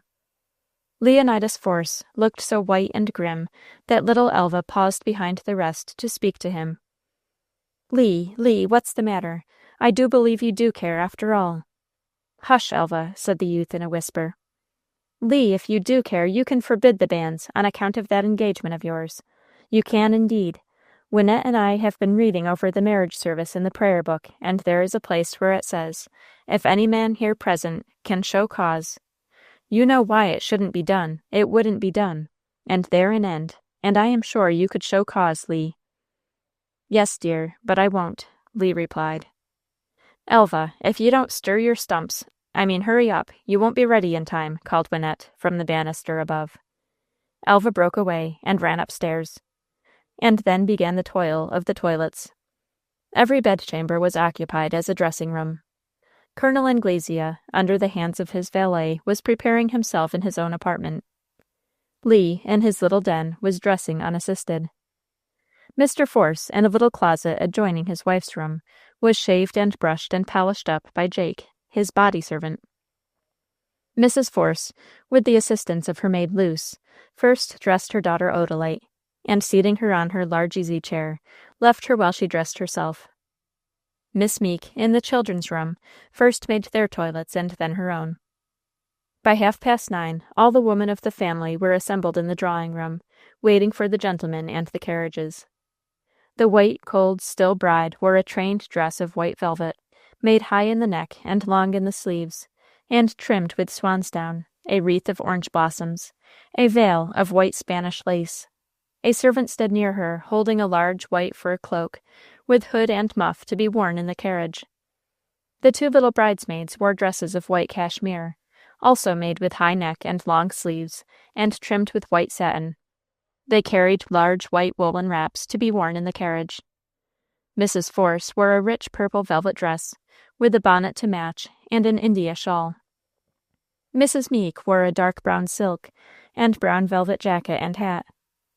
The gentlemen appeared, and the carriages were announced almost at the same moment. "Have you had foot warmers put in the ladies' coach?" inquired Mr. Force of the servant in attendance. "Yes, sah, and in all ob dem," the man replied. "Come, my dear," the father said, taking the white fur cloak from the waiting woman and wrapping it carefully around his daughter before leading her out. Colonel Anglesea gave his arm to Mrs. Force and Lee to Miss Meek, while the 2 little girls followed arm in arm. 3 carriages were drawn up before the house. The bride-elect, with her father and mother, occupied the first, the 2 young bridesmaids, with their governess, the second, and the bridegroom, with his groomsmen, the third. And in this order they left the house and took the road leading to All Faith Church. It was a clear, cold, bright winter day. Their road went through bare woods, up and down rolling hills, and across frozen creeks. In the foremost carriage Odalite sat wrapped, as to her person, in manifold white furs, as to her spirit, in a dreamy reverie. "Are you cold, dear?" her father inquired anxiously. "No, papa." "Are you not feeling well?" "Oh, yes, papa."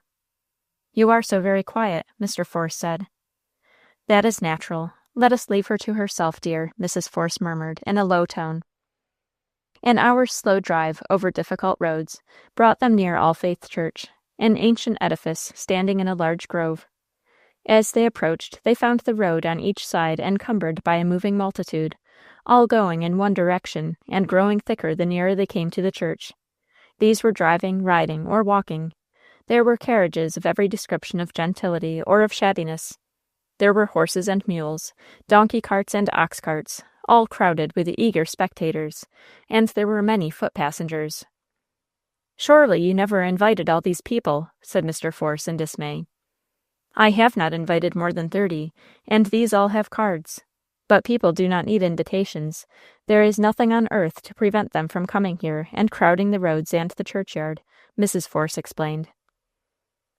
At this moment, some ill-advised person raised a cheer, and the multitude took it up and cheered the bridal procession until the welkin rang with their roaring. "Hip, hip, hurrah!" In the midst of all this, the 3 carriages entered the yard and drew up before the church. The parties alighted. The father took his daughter on his arm and led her into the building, which was well warmed. There in the vestibule, he relieved her of her fur cloak, while her 2 little sisters, who were close behind, let down her train and smoothed the folds of her dress. The style of the little country church did not admit of much display of pageantry. The altar and the walls were decorated with evergreens and holly, that was all. Mr. Force led his daughter up the aisle, followed first by the 2 little bridesmaids, and next by the other members of the party, without much regard to precedence. The rector, in full canonicals, stood within the chancel. The bridal train, formed before the altar, bowed to the rector and knelt on the cushions. The crowd, with which the church was filled, arose in mass and stretched their necks to get sight of the proceedings. The rector opened the book and began the well-known ritual. "Dearly beloved, we are gathered together here, in the sight of God and in the face of this company, to join together this man and this woman in holy matrimony," and so forth. When the minister concluded the exordium by the solemn warning, "If any man can show just cause why they may not lawfully be joined together, let him now speak." In the pause that now followed, Elva looked imploringly toward Lee. But Lee kept silence, looking as grim as the Sphinx. Apparently, he saw no just cause to interfere, nor apparently did anyone else. The ceremony went on to the question put to bridegroom and bride, which was answered by the former with a firm, distinct, "I will," and the latter with a steady, quiet, "I will." "Who giveth this woman to be married to this man?" demanded the minister. Mr. Force stepped forward, took the hand of his daughter, and placed it within that of the bridegroom, almost shuddering, with a vague presentiment of evil, when he felt, even through her kid glove, how deadly cold and heavy that little hand was. And the rites went on, and on, and on, and nothing happened to arrest them. No thunderbolt from heaven descended from the wintry sky to scatter the bridal party. No earthquake caused the ground to yawn and swallow them. The rites went on, and on, and on, to their bitter end, where the voice of the officiating minister, assuming awful solemnity, concludes the ceremony with these warning words: "Those whom God hath joined together, let not man put asunder." "Yes," shouted a voice, at which everyone started, and the bridegroom grew pale. "Yes, that may be all very well as far as it goes. Whom God has joined together, let not man put asunder, by no manner of means whatever. But them as the devil has joined together, a woman may put asunder, and she will too, in double quick time." This shocking interruption came from a short, stout, dark, but very handsome, and very well-dressed person, who in great excitement was elbowing and pushing her way up the center aisle toward the chancel at which the startled and affrighted bridal party stood. Chapter 21. A Routed Wedding Party. Words cannot depict the scene that ensued. Blank amazement marked every face save one, that of the bridegroom, which was dark with wrath and hate. For a minute no one moved or spoke. Then 2 gentlemen found voice at once. "Who are you, madam, and why do you come here in this unseemly manner to interrupt this service?" gravely inquired the officiating minister, addressing the stranger. "What is the meaning of this outrageous conduct, Colonel Anglesea?" "Who is this woman?" sternly demanded the bride's father of the bridegroom. Every man, woman, and child in the congregation arose, stretched their necks, and leaned forward to hear and see what was going on. "The woman is a lunatic escaped from some madhouse, I suppose. She had best be arrested. Where are your constables?" growled the bridegroom, drawing the arm of his bride within his own and attempting to leave the altar. "Stop that man!" cried the strange woman. "If you care for that girl's honor and good name, stop that man!" she vehemently repeated, placing herself directly in the path of the enraged bridegroom and his half-stupefied bride. "Begone, woman, you are mad. Will someone take this maniac in custody?" fiercely demanded Anglesea, roughly pushing the stranger aside, and dragging Odalite after him, and trying to force his way down the narrow aisle, which was now fast filling up with the eager, wondering people from the pews. "One moment, if you please, sir. Let me relieve you of my daughter, until this interruption shall be explained," said Mr. Force, taking the hand of his child to draw her away. But the bridegroom's arm tightened around his prey as he haughtily replied, "Pardon me, sir. You have no authority over Mrs. Anglesea. She is my wife, and under my protection. Let me pass." "Not if I know it. You don't pass here. Not with that innocent girl on your arm, you don't. Your wife, is she? I see that and go one better, and that's me. A man can't have two wives, can he, Mr. Parson? This ain't Utah, nor yet Salt Lake City, be it?" "I think, Colonel Anglesea," slowly began the rector, but the bridegroom cut him short. "Your interference is not required here, reverend sir. Your ministry is completed. The marriage ceremony is finished. I hold my wife on my arm." "Then this is a Mormon settlement, and a man can marry as many wives as he pleases, gentlemen?" inquired the strange woman, looking around. "Good friends, pray let us pass," the colonel expostulated, trying to elbow his way through the excited crowd that filled up the aisle and seemed to wait with suspended breath the issue of the scene. Two voices answered at once. "No, sir, I think not. Mr. Force has asked for his daughter until this matter can be investigated," said Thomas Grandier. "Will you release the lady at her father's demand, and save us the discredit of using violence in this sacred place?" inquired William Elk. "Oh, my lord, there'll be a fight!" exclaimed a voice from the crowd. "Will some one be kind enough to take this madwoman into custody?" exclaimed Anglesea, beside himself with fear, shame, and wrath. "In custody, is it? If anybody is taken in custody, it is that man there. Yes, it is you I am talking about. It's you for bigamy. I wish I had got a warrant out and fetched a couple of bailiffs to do it, too. Why don't you let this girl go? You might's well do it first as last. You'll have to do it, you know," said the woman. "Will you give me my daughter, Colonel Anglesea?" quietly questioned Abel Force. "No, I will not give you my wife," fiercely retorted the bridegroom. But at this moment the two sturdy Maryland farmers came up on either side of the man, and each taking a firm grip of his arms with gentle strength, released the half-swooning bride, who immediately dropped upon the bosom of her father. "I shall hold every man here to a strict account for this outrage," fiercely hissed the furious bridegroom. "Quite right, sir. We will be at your service at any time," said William Elk. Abel Force bore his unfortunate daughter off to the side pews, where her mother, her sisters, and her governess had retreated, and where they sat, confounded and overwhelmed by all that had passed. "Take her, Elfrida," he said, lifting the girl and laying her in the arms of her mother. "And do not allow that man to come near her. He has behaved badly in not giving her up, on my demand, until we can inquire into this matter. It may be that this strange woman is a lunatic, or an impostor. We shall see." Mrs. Force made no reply. She could not speak. She took her daughter on her lap, as if Odalite had been a young child, and laid the pale cheek of the girl on her bosom, and motioned her husband to return to the group around the bridegroom. "Odalite, darling, do not grieve. No wrong of any sort shall be done you. You have your father and your mother, dear, and our faithful love shall never leave you," said Abel Force, as he stooped and kissed his daughter's pale forehead and walked away. But Odalite made no sign. "And you have us, darling, darling sister," said Elva, taking up and kissing one cold hand. "And you have Lee, as true as steel," put in Wynette.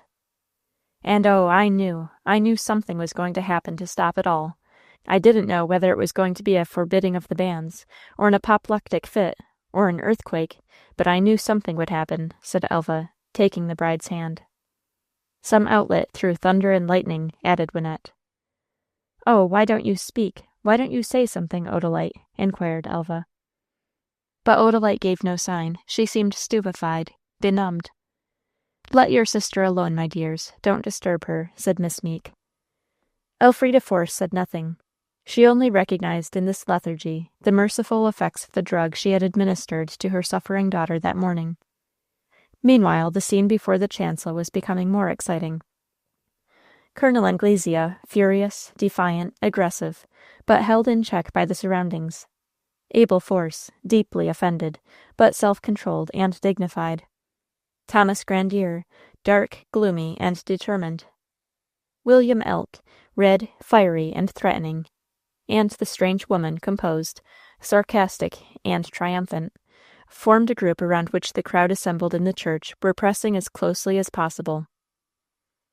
How dared you come here to make this scene? Fiercely demanded Anglesea. How dared I? Humph, I like that. Do you think I'm afeard of you, when I have got the whip hand of you, too? I came here to take a hand in this here little game of yourn, and I guess it's my deal now. And I rayther guess as how I shall turn up the little joker. We'll see presently, laughed the woman. Then, turning to the others, she said, Gentlemen, I came here this morning not to make a muss, but to prevent that roaring lion there, who is always going about the world seeking whom he may devour, from gobbling up that innocent lamb of a young girl, and I mean to stay here until I do prevent it. Yes, I'm talking about you, you beast, she exclaimed, suddenly turning upon Anglesea, and you better not show your ugly mug down in Wildcat's Gulch if you don't want to be stood on your head and drove down into the ground like a post and buried alive. The boys are piping hot after you, they are, I tell you. It was them that put up a pile to send me on here after you. The woman was handsome, but short and stout, and, like Hamlet, scant of breath. She had talked herself out of wind for the moment. Anglesea seized the opportunity, controlled his temper by an effort, turned to the gentleman near him, and said, Friends, if that woman can be kept quiet for 5 minutes, I will answer, to the satisfaction of all here present, though I consider it an outrage that I should be compelled to answer one who ought rather to be arrested and sent off to prison for a most flagrant breach of the peace. Still, if she can keep quiet, I will do so. All right, old rooster, laughed the woman. It is your play now, and I give you your turn. Down with your best card. Neighbors, continued Colonel Anglesea, fully controlling himself, and falling into that confidential tone which he had always found so effectual. Neighbors, I call upon you, in common justice to me, to use your reason and judgment in this matter. You see this woman who has brought forward this most absurd, preposterous, and I must say humiliating claim to be my wife. For it is most humiliating, indeed, that any of you should have the faintest shadow of a suspicion that she may be telling the truth. Why, gentlemen, I am from England. She says she is from California. I never was in California in all the days of my life. I never set eyes on this woman before this hour. She is no more my wife than she is the Empress of India. I call upon you to look at her, and ask yourselves if it is at all likely or possible that she could, under any circumstances, be what she claims to be. You see her appearance, you see her conduct, you hear her speech. Is it likely, is it possible, that I could have married such a person? You see the absurdity of the thing. No, gentlemen, this person is a lunatic, laboring under some fantastic hallucination. Or she is an impostor, conspiring with others to blackmail me. I demand, in the name of justice, that she be arrested and sent to prison for her flagrant breach of the peace in her outrageous assault upon me this morning. The colonel, who had completely mastered his emotions, spoke with such candor, judgment, and authority that the men present whispered together, and seemed almost inclined to think that they had committed a shameful indiscretion in suspecting so gallant an officer and so perfect a gentleman of any impropriety, on the mere word of a strange woman, who was certainly not a lady. The stranger saw the tide of sentiment, or of opinion, turning, and her black eyes sparkled, Her blooming cheeks glowed, and her red lips wreathed in a mocking smile as she said, "I declare, if you haven't played the right bower, and you have very nearly took the trick, only for my little joker. Here it is, gentlemen. See me take this trick. Here's the joker." And with these words, she took a folded parchment from her pocket and handed it to the rector. Chapter 22. The Little Joker. "What are these?" demanded the reverend gentleman, unfolding the parchment. "Oh, it's only my little joker that took his right bower and won the trick," laughed the woman. "I don't understand," said the rector, while Abel Force, Thomas Grandier, and William Elk drew near and looked over his shoulders at the document. "Well, read it, and then maybe you will understand. Don't you see it is the marriage certificate?" demanded the woman. "It is, indeed," said the rector, examining the document. "It is, indeed, a certificate of the marriage of Angus Anglesea, Colonel in the Honorable East India Service, Anglewood Manor, Lancashire, England, and Anna Maria Wright, widow, of Wildcats Gulch, California, signed by the officiating minister, Paul Minitree, pastor of St. Sebastian's Parish, Sebastian, California, and witnessed by Henry Powers, Margaret Rayburn, and Philomena Schubert. It is dated August 1st, 18 ." "Colonel Anglesea, what explanation can you give of this?" sternly demanded the rector, while the severe faces of the other men emphasized the question. "Why, he can't give any. The joker takes every trick. It's the highest card in the pack, and I have just played it." "The thing is a forgery. I never was in California in my life, and I never set eyes on this woman before this hour. It is a forgery, I say," exclaimed the colonel, so positively, so confidently, so authoritatively, that the men were once more puzzled. "Oh, it's a misdeal then, is it? I'll prove that it isn't," said the stranger. "Now then, gentlemen, you can test the truth for yourselves. Money is no object to you, particularly in such a case as this.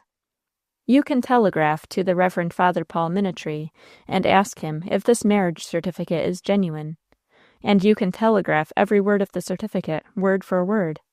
Ask him to compare it with the entry in the parish register of August 1st, 18 ", and to telegraph the answer, at your expense, mind you, and, though it will be expensive, it will be worth the money, and you won't mind the cost," said the woman. This settled the question. Abel Force, the man most deeply concerned of any man present, had made no violent demonstration. He had controlled his just wrath all through the scene. His reverence for the sanctuary had aided his habitual self-government in this ordeal. Now, turning his back on Colonel Anglesea, he said to Leonidas, who had been a silent spectator of the drama enacting around him, "Go, my dear boy, and order the carriages. I shall take my wife and daughters home." Lee nodded, and went elbowing his way through the crowd that made room for him to do his errand. "Colonel Anglesea, we will hereafter be compelled to dispense with your society at Mondreer.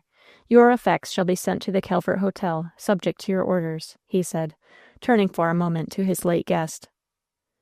"Sir, you abduct my wife by violence. You do it at your own peril," exclaimed the braggart.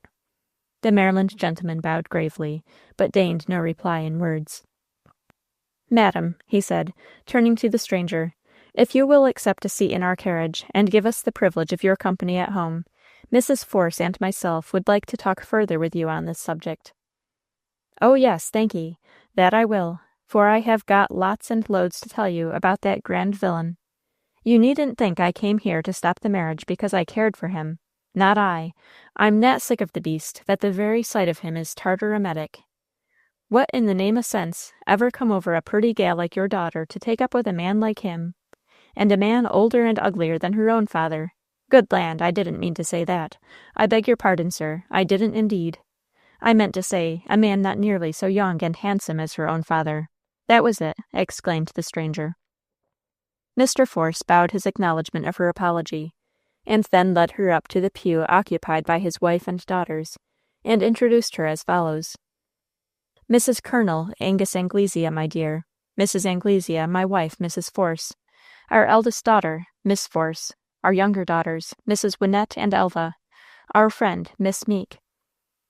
When rather embarrassed bows and curtsies were exchanged, Mr. Force added, "Mrs. Anglesea has been so kind as to accept an invitation to return home with us."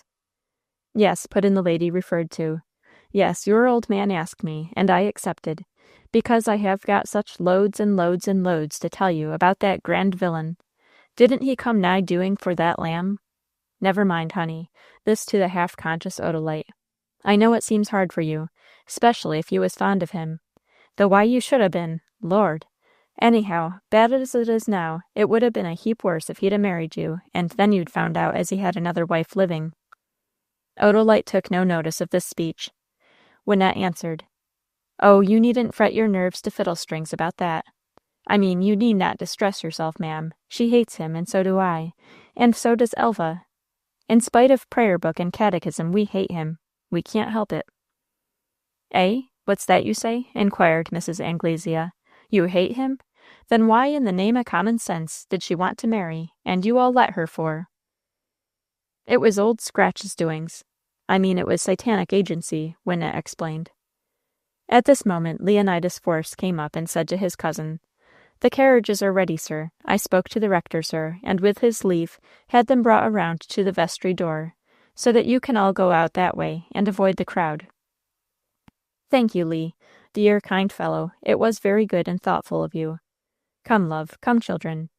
Lee, give your arm to this lady. Mrs. Anglesea, let me introduce my relative, Mr. Leonidas Force."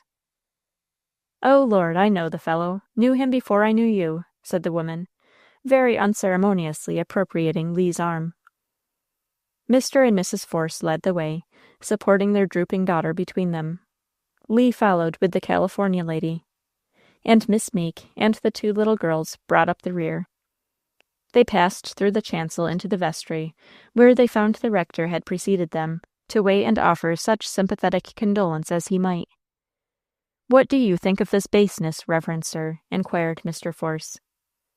"It may be premature to judge before all the evidence is in, but it seems as if your late guest is an impostor, if not a criminal."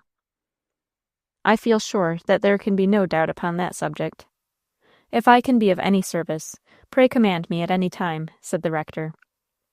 "I thank you very much. I think I will have to trouble you with two commissions. First, to tell our friends in there that under existing circumstances there can be no reception at our house today. I will do so. And also, I must ask you to telegraph to St. Sebastian, as the woman advised, for further proof of her claim. Here is my pocketbook. Don't spare it in the cause." "Could you spare an hour or two to come up to my house tomorrow?" inquired Mr. Force. "I will take the time, and make it a point to be there." "Come to dinner, if you please, sir. You know our hour," said Mrs. Force. "Thank you, madame," replied the minister, without further committing himself. Then the party took leave of their pastor and went out by the back door to enter their carriage. Abel Force handed his wife, his eldest daughter, and their guest into the first carriage, which he entered after them, the party of 4 filling the interior. Lee handed Miss Meek and his 2 young cousins into the second carriage and followed them. And the little procession left the churchyard and took their way through the grove to the turnpike road leading to Mondreer. Meanwhile, the whole congregation of wedding guests lingered in the church, and gathered into groups to talk over the strange events that had just happened before their eyes. They were not disappointed, those wedding guests. Far from that. They had got so much more than they expected. They had not only seen the bride, the bridegroom, the bridesmaids, the bride's mother, and all their dresses, which had been made in New York after the latest fashion. They had not only seen the whole marriage ceremony performed, and noted the demeanor of everyone concerned in it, from the rector who read the rites to the smallest bridesmaid who held the glove. They had not only seen all these pageantries, which they had expected to see, but they had seen a great deal more than they had bargained for. They had witnessed the performance of a startling drama in real life, the arrest of a marriage by the sudden appearance of the would-be bridegroom's wife. Now they had got a great deal more than they had looked for, besides having something to talk about all the rest of their lives. They could not leave the church, though the dinner hour was at hand, and most of them had far to go to reach their own homes.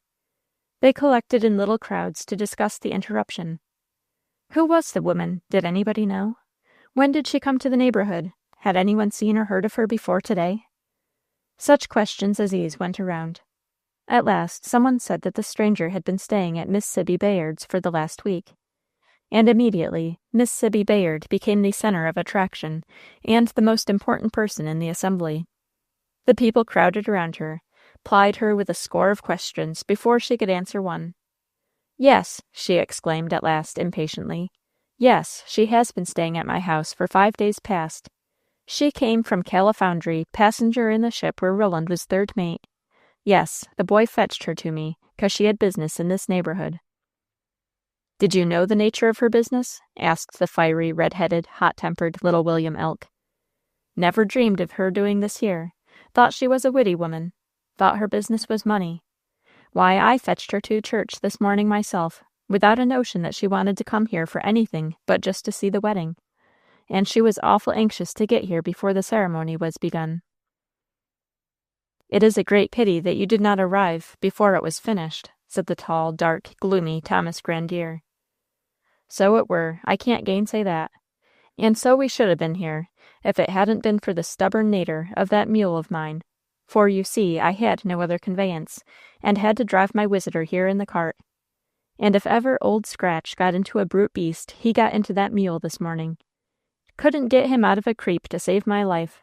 And he balked so, coming up Indian Creek Hill, that I thought he would have upset us into the water, and it's froze over. So we didn't get here till after the ceremony was over. There, that is all I know about it. Miss Hedge and Miss Sukey Grandier spent an afternoon, and took tea at my house, along with her, and maybe they can tell you something," said the old lady. And immediately she was deserted in favor of the sisters, who became in their turn the center of interest. But these ladies had really very little to communicate. Then the curiosity of the crowd took another direction. "We were all invited to the wedding reception, but of course we are not expected to go now," said Mrs. Hedge. "But it might seem like an offense if we didn't," suggested Miss Grandier. And people were divided on the subject until the rector appeared, requested a hearing, and with the apologies and regrets of Mr. and Mrs. Force, announced that there could be no reception held at Mondreer that day. So at length the congregation reluctantly separated and went home. Chapter 23. Mrs. Anglesea's Visit. It was late in the winter afternoon when Mr. and Mrs. Force, with their family and guest, reached Mondreer. They were met by attentive servants, who were eager to behold the returning bride and bridegroom, and looked astonished to see the bride return in charge of her parents, accompanied by a strange woman. "Where was the bridegroom?" was the question that their amazed faces put, though their tongues said nothing. An accident must have happened. His horses must have run away and upset the carriage. Maybe he might be brought home on a stretcher presently. They curbed their curiosity until they could interview the coachman, who must know all about it. They waited on the returning party in respectful silence. "Miss Meek, my dear," said Mrs. Force, as they entered the hall, "will you oblige me and take charge of our guest, and show her into the best spare room, where there is a fire, and attend to her comfort? Take Wynette with you. You see, dear, that I have to give my whole care to my poor child here. Mrs. Anglesea, I am sure you will excuse me for a little while." "Oh, go along with you, and look after the gal. She's most dead. How she can take on so after that beats me. Lord, there's no accounting for gals' whims. But there, go along with her.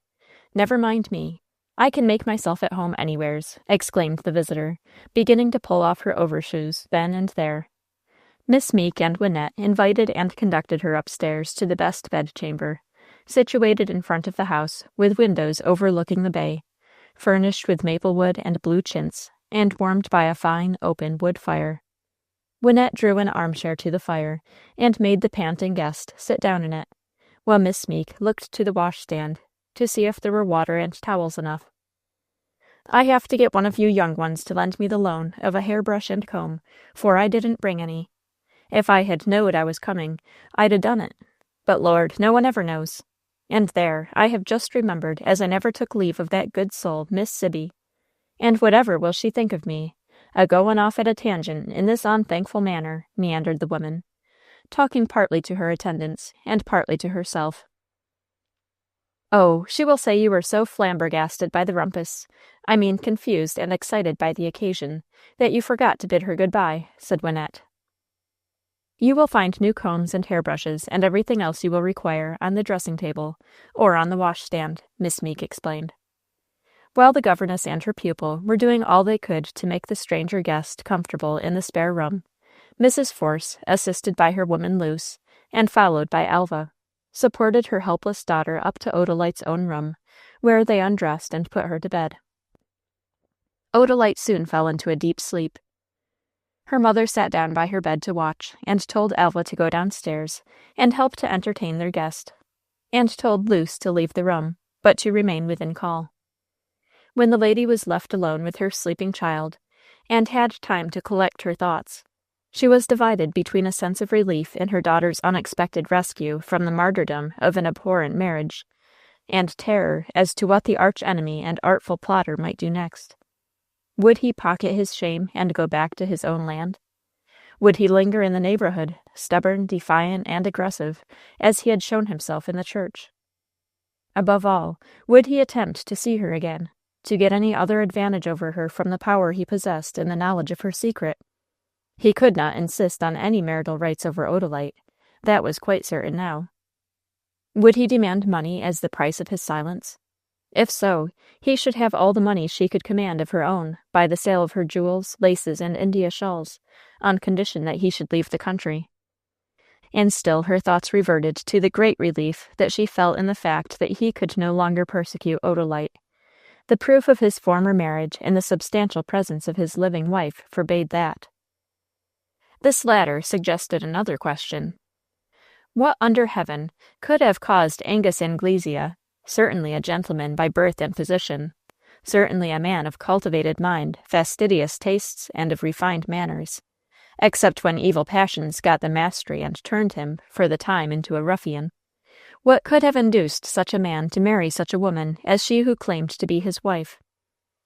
In the midst of these speculations, the door opened silently, and Abel Force entered the room on tiptoes, and silently signaled his wife to come and speak to him. She arose and went to meet him. "How is Odalite?" "She is sound asleep, so sound that you need not fear to wake her," replied the lady. "But is that sleep well? She was very lethargic in the church, I noticed. Had I not better send for a physician?" No, certainly not. Her sleep is well. It is the effect of an opiate I gave her. The best treatment under the circumstances. Do not feel the least anxious as to present or future consequences of this day's events. Believe me, our child will never break her heart for the loss of that unmasked villain." "And yet he was a friend of yours, Elfrida?" "Never. I told you so from the beginning of your acquaintance with him. I explained that he was my brother's friend, and that they were brother officers in the Indian campaign. I distinctly assured you that he was not my friend." "Ah, I remember. Then it was his manner that misled me. Well, he is gone. Let him go. I hope he will soon take his departure for his own country. Great heaven! Suppose the criminal marriage had been consummated before the discovery of the living wife had been made. Elfrida, I should have killed that man. Oh, my dear, it is not only the murderers who are criminally capable of murder." "Do not talk so, Abel. The temptation was saved you. By a hair's breadth only. It was a narrow escape." "Oh, no. The woman, I hear, had been in the neighborhood for a week past, watching him, no doubt." "Then why, in the name of decency, did she not make herself and her claims known to us sooner, and here at the house?" "I do not know, unless she wished to put him to a public shame. She says she has a great deal to tell us. Perhaps she will tell us that." "I shall ask for an explanation of that at least. Well, my dear, I will leave you with our child. You will come down as soon as you can." "I will join you at dinner," said the lady. And as her husband left the room, she went and resumed her seat by her daughter's bedside. Wynette and Elva, who had not at all changed their pretty bridesmaid dresses of cream-white cashmere trimmed with satin, were seated at the piano in the drawing-room, playing a duet for the entertainment of Mrs. Anglesea, who sat in a big blue velvet rocker, and applauded whenever the music pleased her. Miss Meek had taken temporary charge of household affairs, and was out advising the servants. The truth about the absence of the bridegroom had to be told some time or other, and so she told them then and there of the interrupted wedding and of the identity of their new guest as the lawful wife of Colonel Anglesea. Though the faithful negroes were full of wrath against the impostor, and would have liked to hang him on a tree until dead, yet upon the whole they were glad of what had happened. They had never liked the foreigner, as they called Colonel Anglesea, and they felt secretly delighted that he was not to marry their young mistress, to take her away to foreign parts. To go to want to marry our young mistress, and he wid another wife livin'. Oh, de wickedness of mankind! But it is a habit they gibs theirselves, chillun. 'Deed it is. Nothin' tall but a habit they gibs theirselves, said Aunt Lucy dogmatically. But 'bout de deception, miss? Inquired the cook. There will be no reception. The minister was requested to announce from the chancel that there could be none, replied the young lady. Lor, lor, lor, and all dem good tings to eat goin' to waste, deplored the cook. They need not. Cakes and sweetmeats and candies will keep until they are consumed. Yes, miss, but de chicken salad, and de patty de forecraws, they won't keep till tomorrow, not even on ice. I suppose, then, that what cannot be consumed today must be lost. I see no remedy. And way we gwine to set de dinner table, when de dinin' room is all took up long ob de wedding feast spread out on dat yonder stension table. We ain't got time to take all de things off'n dat. No, indeed, you have not. You had better lock up the dining room just as it stands, to wait your mistress's orders, and set the table in the sitting room. Chapter 24. The Forsaken Wife's Story. Having given her last instructions, Miss Meek returned to the drawing-room, where she found the new guest, extended at length on the blue velvet sofa, with her chubby hands clasped under her head on one side and her stoutly booted feet elevated on the other. She was fast asleep and snoring sonorously. Wynette and Elva were standing gazing on her, with their faces full of guilty fear. "What is the matter here?" inquired the governess. "Oh, Miss Meek," exclaimed Wynette, "I'm afraid she's half seas over. I mean, Elva, do you tell me what all this is, if you know," said the governess, seeing that Wynette had broken down in her attempt to explain. "Oh, Miss Meek," said Elva, taking up the thread of the discourse, "when we finished playing the duet, she there on the sofa asked for a glass of wine, and Wynette and I went ourselves to get it for her, and we went into the dining-room, where the beautiful wedding table is set out, and all the wines and cut-glass decanters on the sideboard. And, I am afraid, I know, we made a mistake and poured out a claret glass of cognac brandy and brought it to her." "And did she drink it?" "Every drop, and she said it was proof brandy and worth a bottle of common stuff. And then she talked a good deal, and then she lay down on the sofa and went to sleep." "I am very sorry. My dears, you should never meddle with the decanters. You should have called Jacob, who would have known what to bring." But Jake was not in reach. He was away down in the stable-yard, talking to a crowd of grooms and other men and boys. I saw him through the back windows, and I knew he was telling them all about what happened in the church. Oh, Miss Meek, do you think she will die? Oh, just hear how she snores. Will she wake up in fits?" cried Elva in fright. "No, my dear," said the governess, looking attentively upon the woman. "No, don't be alarmed. I think her condition is as much the effect of reaction from fatigue and excitement as of the brandy. Besides, she is wearing a tight dress, and lying in a cramped position, all of which obstructs her breathing. We must wake her up." But at this moment Mr. Force and Leonidas came in, talking eagerly, and their abrupt entrance startled the woman out of her slumber. She sat up, rubbed her eyes, yawned loudly, asked where she was, and expressed a suspicion that she had been asleep. Wynette gave her Mrs. Force's bottle of sal ammonia that stood, by chance, on the sofa table. Elva ran out and brought a glass of ice water. She sniffed the salt strongly, with an, ah, that's the sort." She drank the water audibly, and handed back the goblet, with a loudly drawn breath, and an, "Ah! Lord, what a day this has been!" "I hope you have rested, ma'am," said Mr. Force, politely. "Oh, yes, I'm all right now, thank ye. Where's your old woman and the gal? I hope they have taken no harm from that there rumpus." "None whatever. Mrs. Force will be down in a few moments." The lady entered the room while he was speaking. She still wore the rich purple velvet dress that she had put on for the wedding. In fact, no one had made any change in their costumes, except to lay off bonnets, wraps, and gloves. Dinner was now announced. Mr. Force gave the stranger his arm and led the way to the dining room, followed by the other members of the party. As the dinner went on, each member of the family felt more and more wonder that Colonel Anglesea should ever have thought of marrying the woman who claimed him.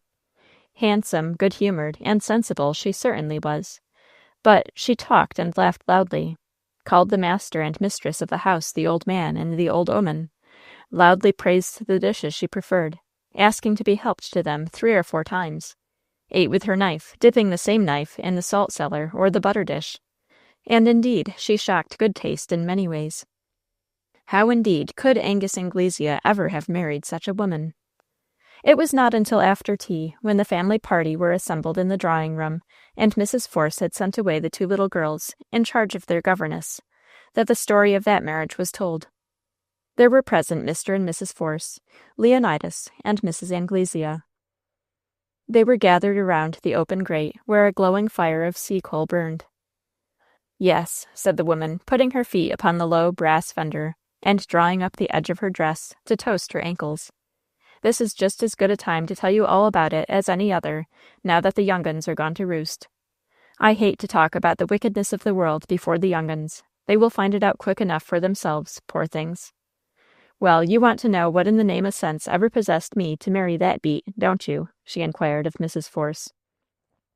It was not exactly the way in which the lady had put the question of the marriage to herself, but she bowed her head in assent.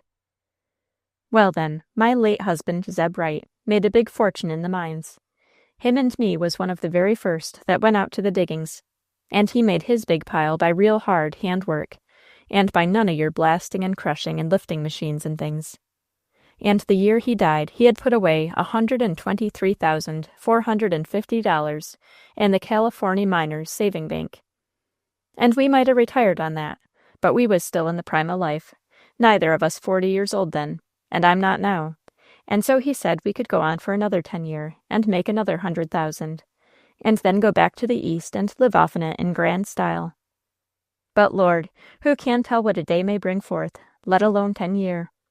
One autumn day he came home to me in our shanty at Wildcat's Gulch with a hard chill, and in 2 hours, just as the turn of the cold fit into the hot one, he had a little spasm and went right off. Well, I was all alone, having of no children, but the boys they was very good to me, and seen to the funeral and all that. And after it was all over, I stayed on in the shanty, partly because I hated to leave it, and partly because the equinoctial storms had rizzed the rivers and carried away the bridges, and made the travel between Wildcats and St. Sebastian awful hard and risky. In that first year of my widdyhood, I had a heap of offers from one and another of the boys, for there wa'n't many women there, but I snubbed 'em all. It wasn't till the next summer that I went to St. Sebastian to see about drawing out my money, or a part of it, to go east.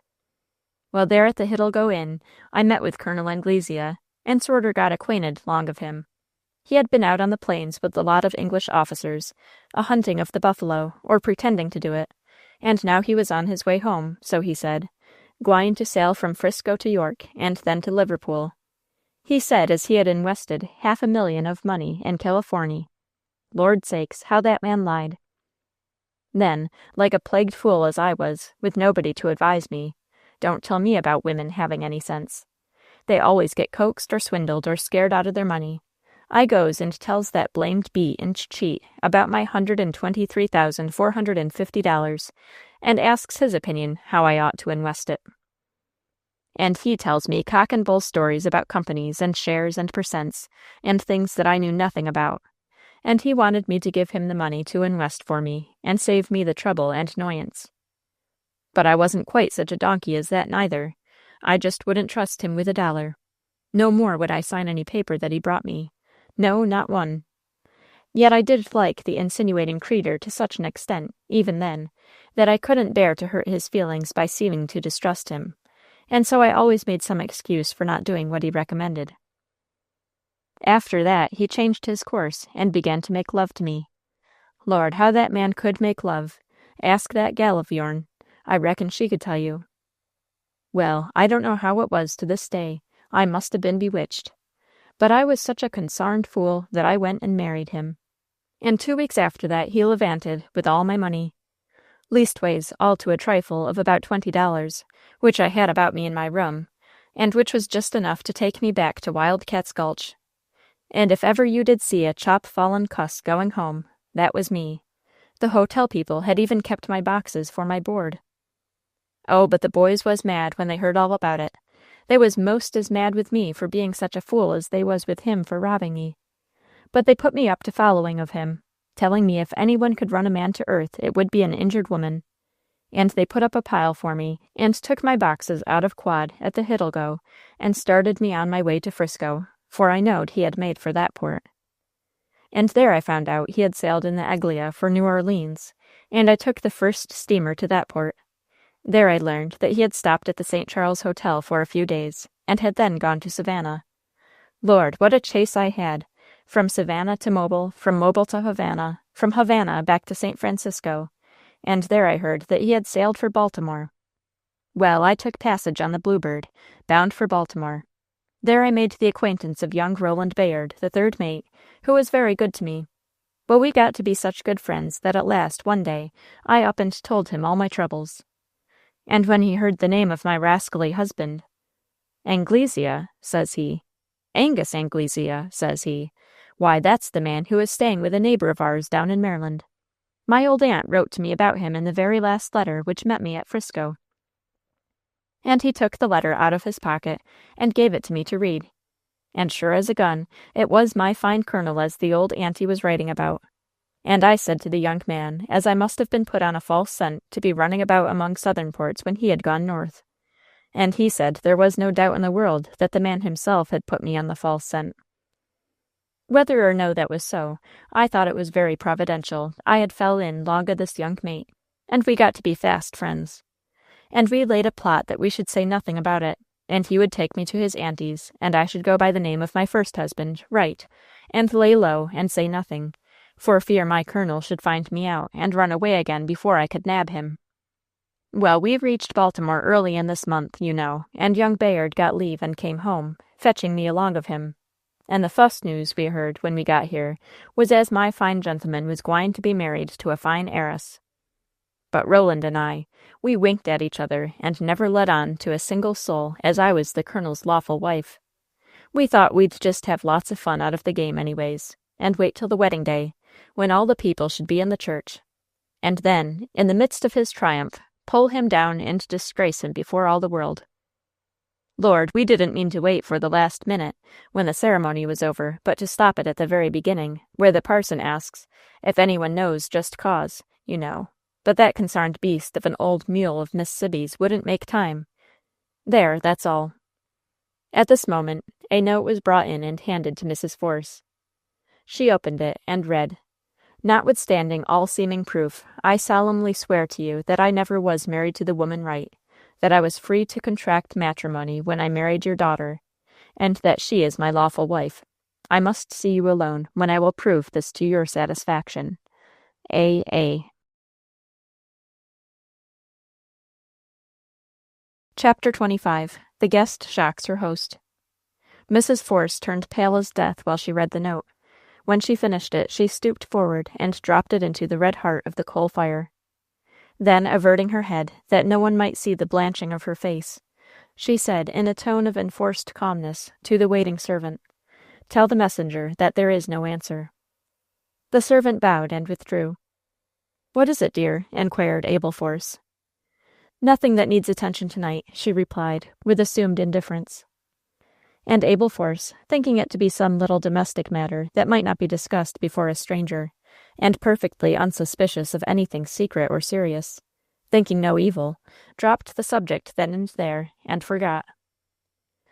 "Ah, yaw, I never was so tired and sleepy in all my life before," cried Mrs. Anglesea, throwing herself back in her chair, and stretching her mouth and limbs with a tremendous yawn. "No doubt you are, madame. You have had a most fatiguing day. Permit me," said Mr. Force, and he lighted a wax taper and put it in her hand. "And what on earth am I to do with this, old man?" she demanded, between two gapes. "It is to light you to your room," said Mrs. Force, answering for her dismayed husband. "Can you find your way, or shall I see you to the door?" "Is it that fine room, fixed up with maple wood and blue calico, where the gals took me to take off my bonnet and wash my face and hands?" "Yes, it is the same. Shall I show you the way?" "Lord, no, 'oman, I ain't a baby, but I reckon you may toss me in a nightgown and nightcap before you go to bed yourself, for you know I come here right from the church, and of course didn't fetch any long of me." "I think you will find all those conveniences laid out on your bed," said Mrs. Force. "All right. Good night, old 'oman," and she kissed Mrs. Force to that lady's dismay. "I'm sorry I had to make such a fuss in the church today, but I couldn't help it, and it is all for the best. Good night, old man. Lord, why I feel just as if I'd knowed you all the days of my life, and you was my own kinfolks. So here goes." And she stood on tiptoes and pulled down Mr. Force's black-whiskered face and kissed him.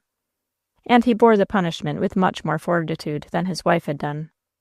Then the frank, rude, handsome creature, in whom there was no wickedness at all, took up her wax taper again, laughed, nodded, and went out.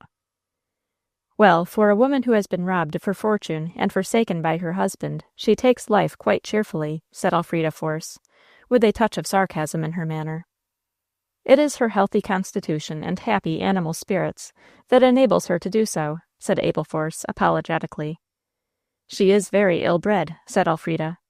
"That is her misfortune, not her fault, poor thing. But enough of her. How is our darling this evening?" "Fast asleep, with a regular normal pulse and respiration. Tomorrow she will be quite restored, I think." "Heaven grant it!" fervently exclaimed Abel Force. Then he touched the timbre that was to summon Jake to close up fenders and put out lights.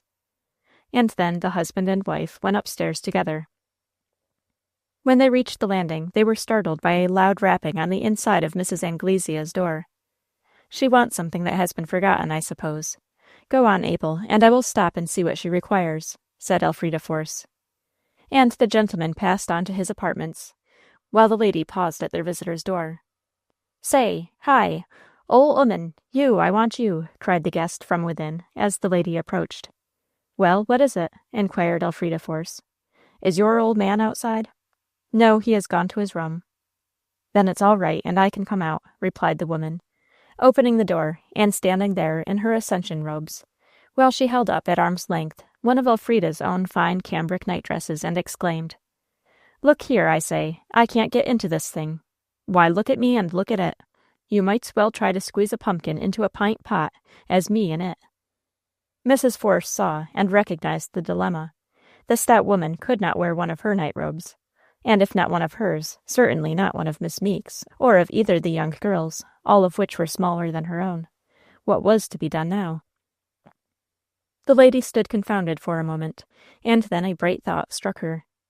"I will find one to fit you and bring it," she said. "That's you!" exclaimed the woman. Elfrida Force turned away and went into her own room to get the wax taper which her husband had carried there. And then she went up into the garret and waked up old Aunt Lucy, who was even stouter than Mrs. Anglesea, and who had a treasure that was the pride of her heart, a small chest full of fine, snow-white underclothing that was laid up in lavender and only taken out to be shown to acquaintances, but never worn. When Luce was roused out of her sleep to see her mistress standing over her, with a taper in her hand, she was frightened half out of her wits.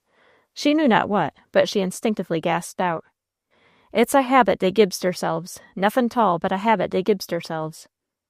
"Luce, wake up, I want you to do me a favor." "Yes, mistis, it's a but a wide gape cut off her proverb. "Luce, I want you to be so kind as to lend Mrs. Anglesea one of your best new night-dresses," said the lady. "Yes, mistis, nightgowns. It's a you," with another yawn. It was full 10 minutes before the lady could bring the half-sleeping woman to a consciousness of what was wanted. Then, indeed, Luce was all attention and alertness, proud to accommodate the visitor. She went to her chest and opened it, filling the room with the fragrance of sweet herbs, and she selected her finest gown, the one trimmed with torture lace, as she called it, meaning torsion, and she offered to take it herself down to the stranger. But Mrs. Force would not permit her to do that, and with the gown over her arm, she went downstairs and into the room of her guest. "Now then, this here is something like a gown," said Mrs. Anglesea, admiringly. and oh sakes, don't it smell sweet." "Home! Ah," she exclaimed, pressing the garment up to her face and strongly inhaling its fragrance. "Good night," said the hostess, turning away. "Good night. Home! Ah, how sweet it is!" "And what a thorough animal you are," thought the lady, as she left the happy creature delighting herself in the fragrance of lavender and amber. One more visit Mrs. Force made before she sought her own pillow. She went into Odalite's room and found her sleeping quietly, with little Elva in a warm wrapper lying in an easy-chair by her side. "Why, my little darling, why are you not in bed?" inquired the lady. "Oh, mamma, because I thought I would sit here with Odalite until you should come, to see if she should want anything." "It was a kind thought, my tender little love, but now you may go to bed. Kiss me. God bless you, little tender heart."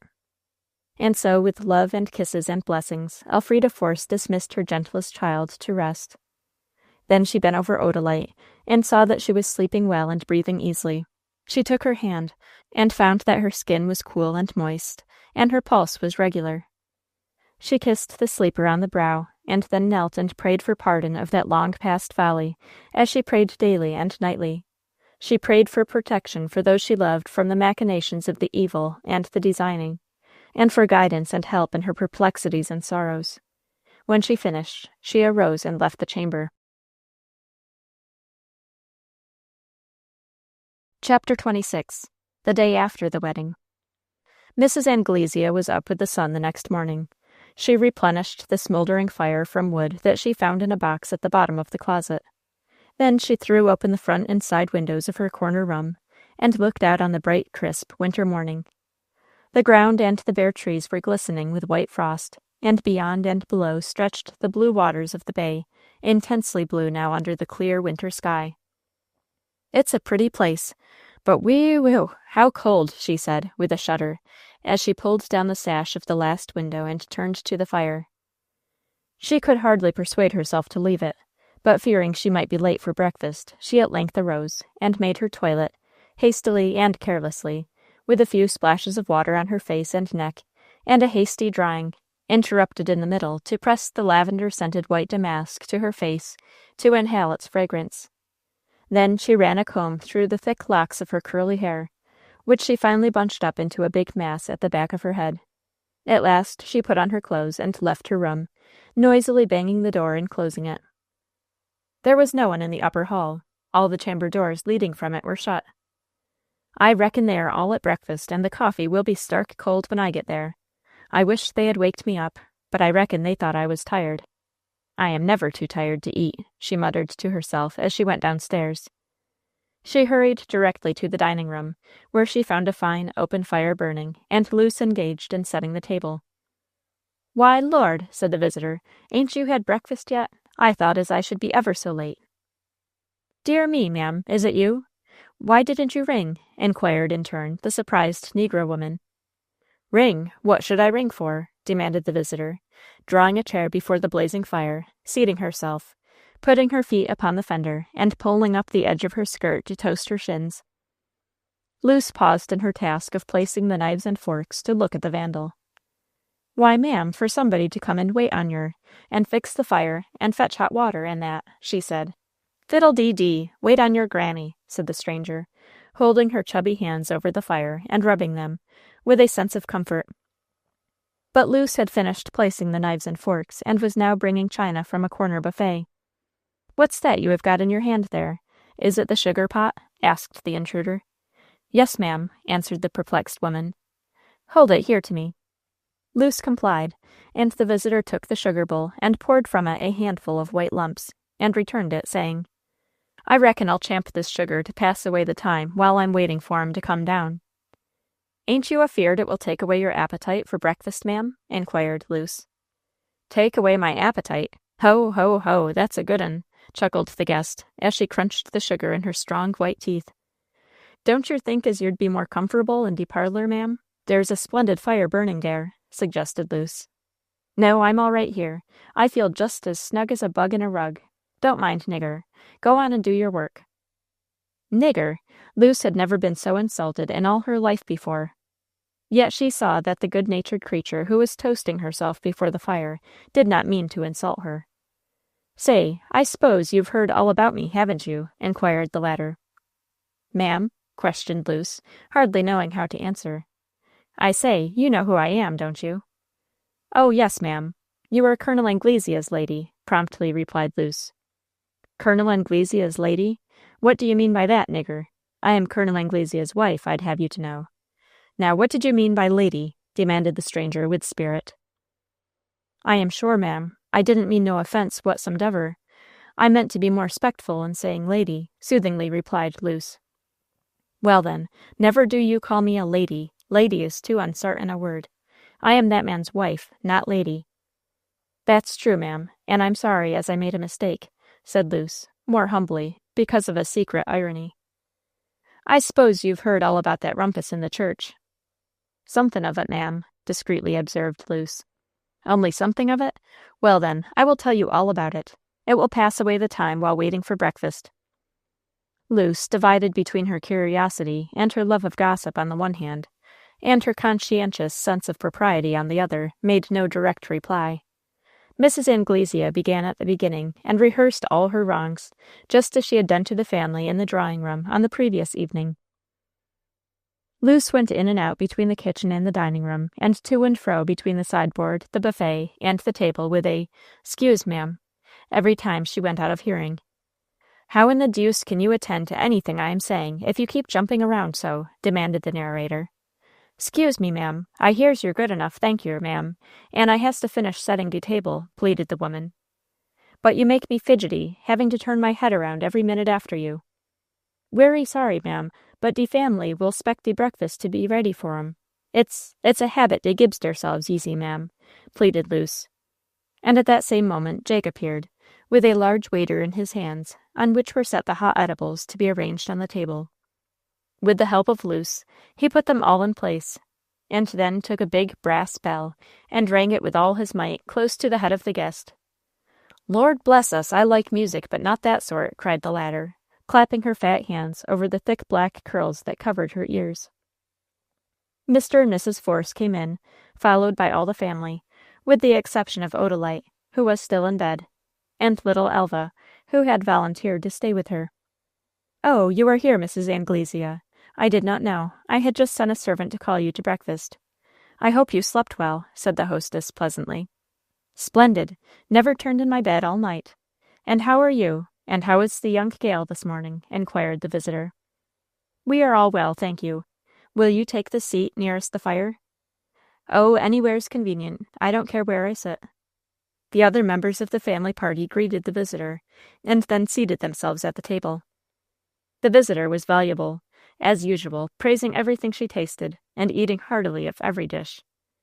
When they all arose from the table, she shook the crumbs off her lap on the floor, turned to her hostess, and said, "Now, old 'oman, if you've got any sewing to do, here's the hands that can do it.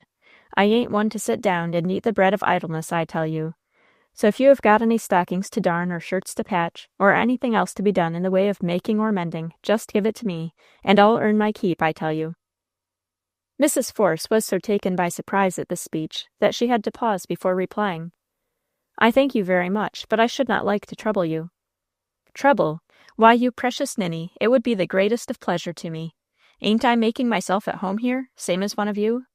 Go along with you, get me something to do." "Many thanks, but I fear I cannot find anything to-day." "I'll find something, mamma," Wynette exclaimed, coming to the rescue. Turning to Mrs. Anglesea, she said, "Dear ma'am, wouldn't you like to come into the schoolroom with Miss Meek and me, and help us to tie up parcels for Christmas presents to the colored people?"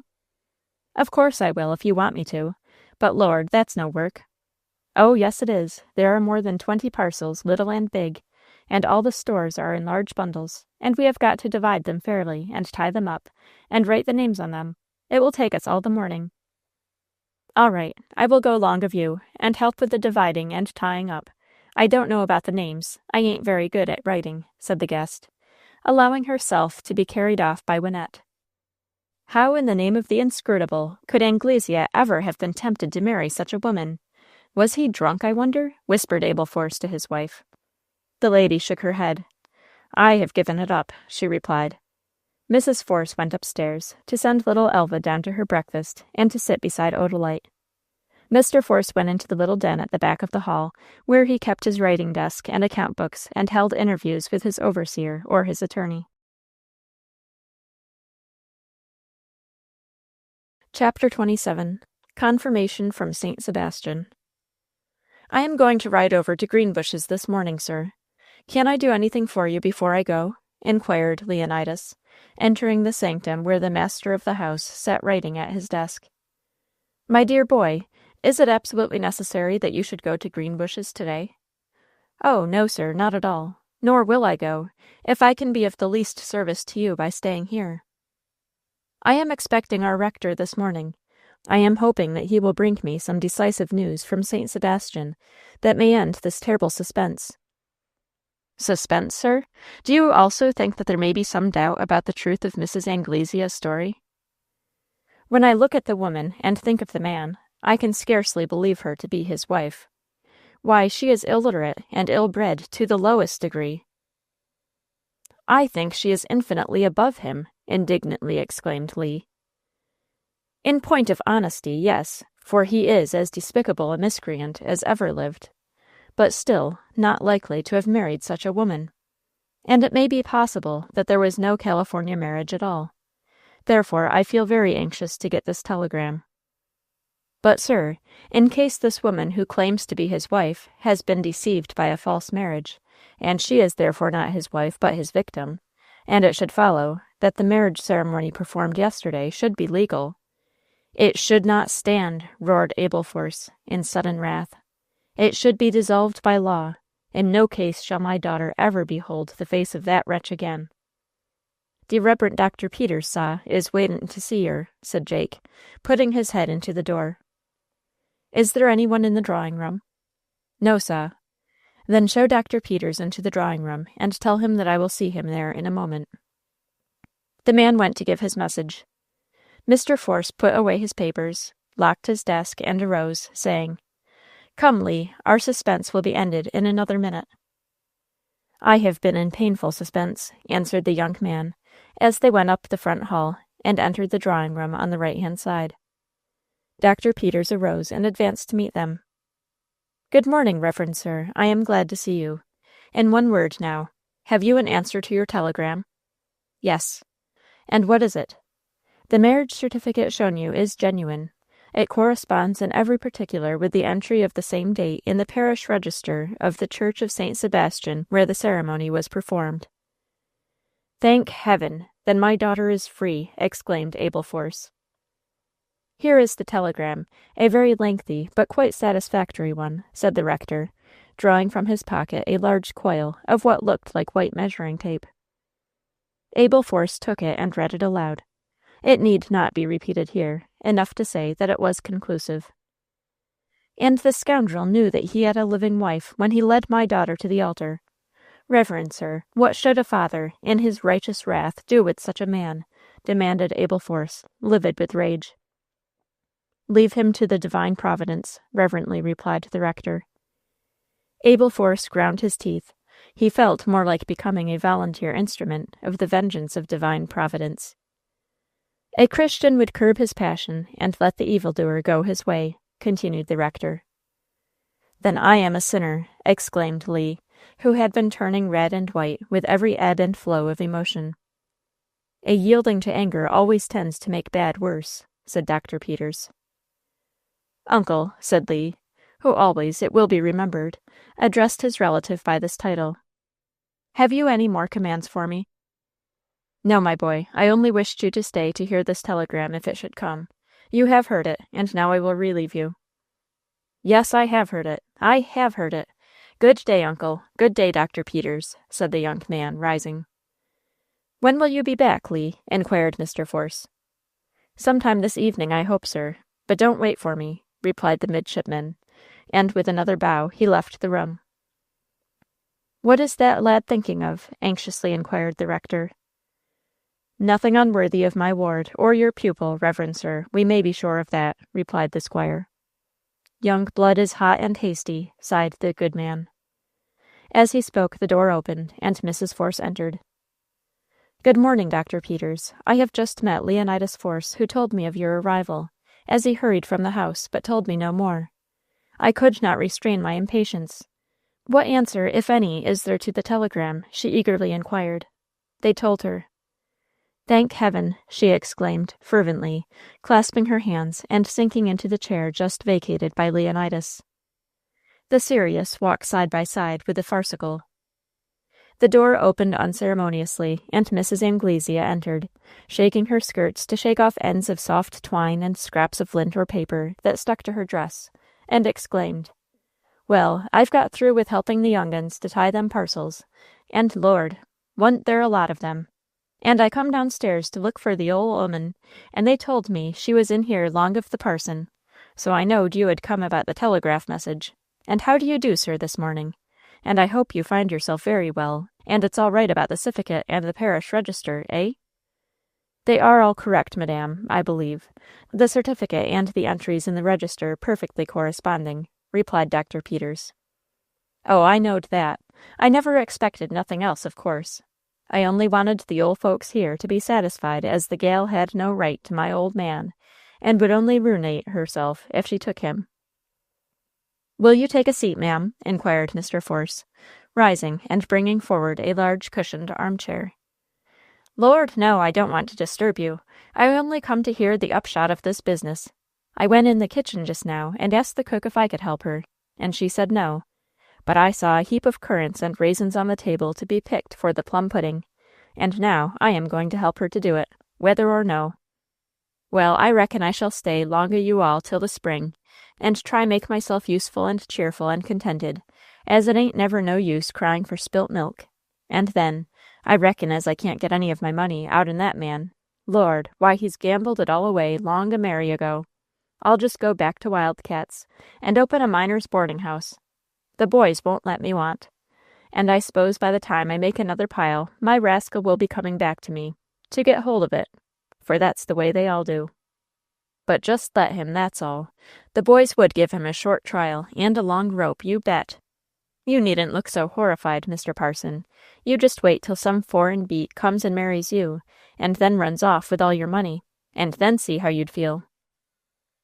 The aged husband of an old wife, the father of married sons and daughters, the grandfather of growing or grown-up boys and girls, could not, by any effort of imagination, put himself in the wrong wife's case, so he only answered by a deprecating bow. Well, now, I must be going, if I mean to pick them dried currants and raisins for the plum pudding, said the intruder, and she left the room as suddenly and unceremoniously as she had entered. What do you think of our guest, Dr. Peters? Inquired Mrs. Force. A rough, untrained, but well-meaning woman, I should say, replied the rector. A mere good-natured animal, I should call her, added the squire. My dear, have you got through with your accounts? Inquired the lady. Yes, for the present. Then let us go into the parlor. It is so much pleasanter there. Come, Dr. Peters. They left the room, and went into the cheerful little parlor usually occupied by Mrs. Force, and having her work-table and low chair in the corner between the open wood fire and the side window, with its pleasant view of the lawn and the woods. Scarcely were they seated, however, when little Elva came in, first gave her hand to the old minister, who drew her toward him and kissed her cheek, and then went to her mother and said, Mamma, Odalite is wide awake now. She has had some tea, and she wants to see you. Very well, dear, I will go to her. You will excuse me, Dr. Peters? The rector replied with a bow and a smile. The lady took the hand of the little girl, and they left the room together. When they reached Odalite's chamber, Mrs. Force was surprised to see her eldest daughter up and dressed, and sitting in the armchair before the fire. My darling, I am so glad to see you so well recovered, exclaimed the lady, pressing a kiss upon the forehead of her child, and then drawing a chair and seating herself by her side. Mamma, said Odalite, I seem to have been in a trance or a dream ever since you gave me that composing draught. What was it? Opium? Hashish? Amyle? What?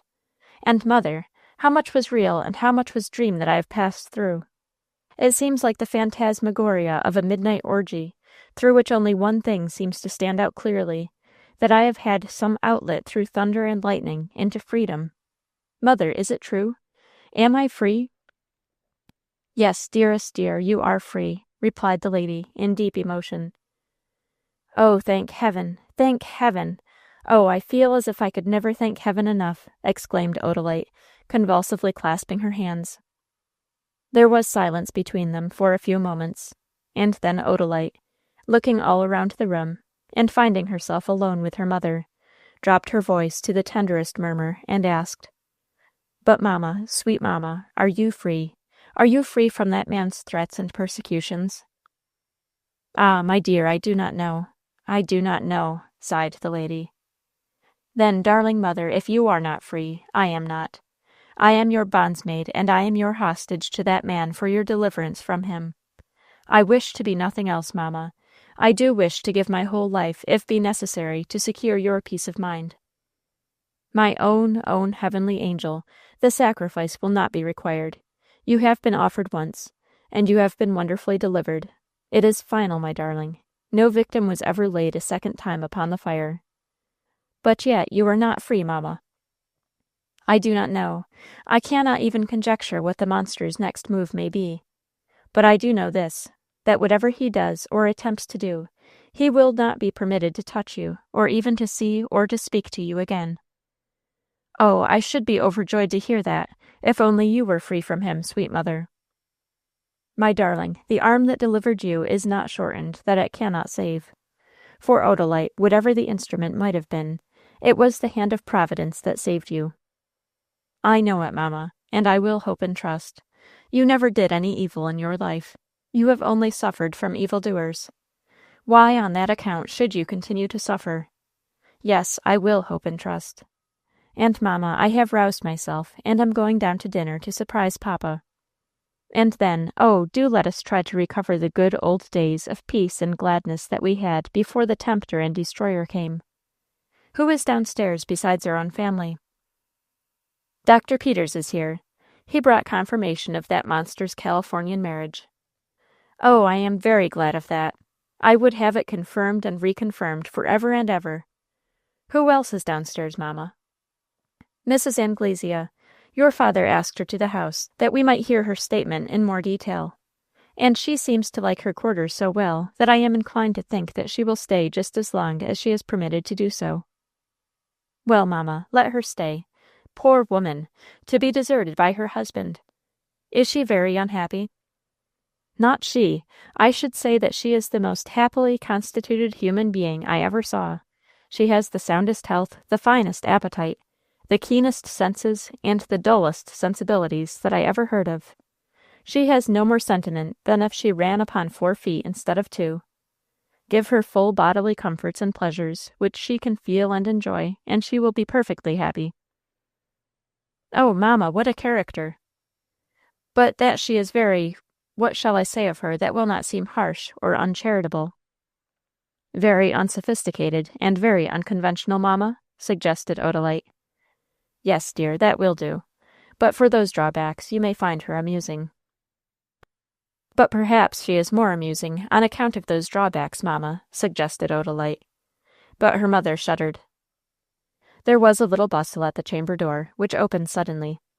Mrs. Force turned around and exclaimed, "Here comes Wynette, delighted to see you up. And now, dear, I will leave you with your sister, and return to our visitors. You will be down to dinner, you say?" "Oh, yes, mamma, certainly," said Odalite. Mrs. Force kissed her daughter and left the room. "Mrs. Colonel is a whole regiment, I tell you, Odalite," she heard Wynette say, as she closed the door. Odalite kept her word, and joined her family and friends in the drawing-room just before dinner. Her father met her halfway across the room, kissed her, and led her to a chair by the fire. The rector came and gravely congratulated her. Joshua, the bulldog, who had followed her from the hall, came and laid his honest head on her lap. Lastly, Mrs. Colonel Anglesea drew a chair to her side, sat down in it, took her hand, looked tenderly in her eyes, and said, "You're not mad, long o' me, are you, honey, for coming and raising a big rumpus in the church, and stopping of the marriage, are you now?" "Angry with you? No, indeed. I am more grateful to you than words can express," impulsively exclaimed Odalite. "That's right. That's the proper sperrit, that is. Why, Lord, he ain't much, if he is a colonel into the army. It's only the Injun army, anyways. And we know what the Injuns is. Leastways, we know what the Injuns is here, and I don't reckon they're any better out yonder, t'other side of the world. No, honey, he ain't much. Why, Lord, there are heaps of fine young fellows would be glad enough to get you. Why, there is that fine young fellow, that midshipman staying here. Why couldn't you fancy him now? And lots of others. Let alone taking up with a man older and uglier than your own than the parson. You've no call to hang your harp on a willow tree on account of the likes of him. Indeed, ma'am, I do not in the least regret Colonel Anglesea, said Odalite earnestly. Lord, don't you, sure enough. Then you weren't so very fond of him after all. Oh, bother, there's that clang-clang of a dinner bell again, said the speaker, stopping short in her speech. Shall I have the honor, madame? Inquired the master of the house, coming up and offering his arm to take her into the dining-room. The rector spent the evening at Mondreer, and then, as a snowstorm was threatened, he accepted his host and hostess's invitation and stayed all night with them. Leonidas Force did not return to Mondreer that evening, but the circumstance caused no surprise nor uneasiness, as the young master of Greenbushes was often detained by business to so late an hour that he spent the night at the place. Chapter 28. A Storm Brewing at Miss Sibby's.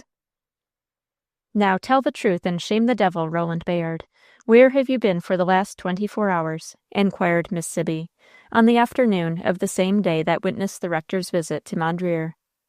To tell you the truth then, Aunt Sibby, I have been to Port Tobacco, waiting for a telegram. A telegram? Yes, a telegram. After the wedding circus yesterday, the Nobs decided to cuss the cost and send several miles of telegram to California to find out the truth about that alleged marriage. Yes, I heard that. Well, the squire couldn't take the message, and so he asked the rector to do it. And the rector promised everything the squire wanted. And then, when it was too late to go back from his word, he remembered that he had to make a sick call on a man that was given over by the doctors, and might have to stay with him all night. And I was there, and heard him bewailing his dilemma. And what could a gentleman do? I offered to take the message to Port Tobacco, and wait there for the answer. Well, and to make a long story short, you went there and took the opportunity to stay all night, and go on a lark among them low-life tavern people. You, the only adopted nephew and namesake of a lady descended from the Duke of England. I'm ashamed of you, said Miss Bayard, wrathfully. I went there, and gave the message at the telegraph office, and waited for an answer until the office closed for the night. Then I went to the quietest hotel I could find. Oh, yes, I know you did, ironically interpolated the old lady.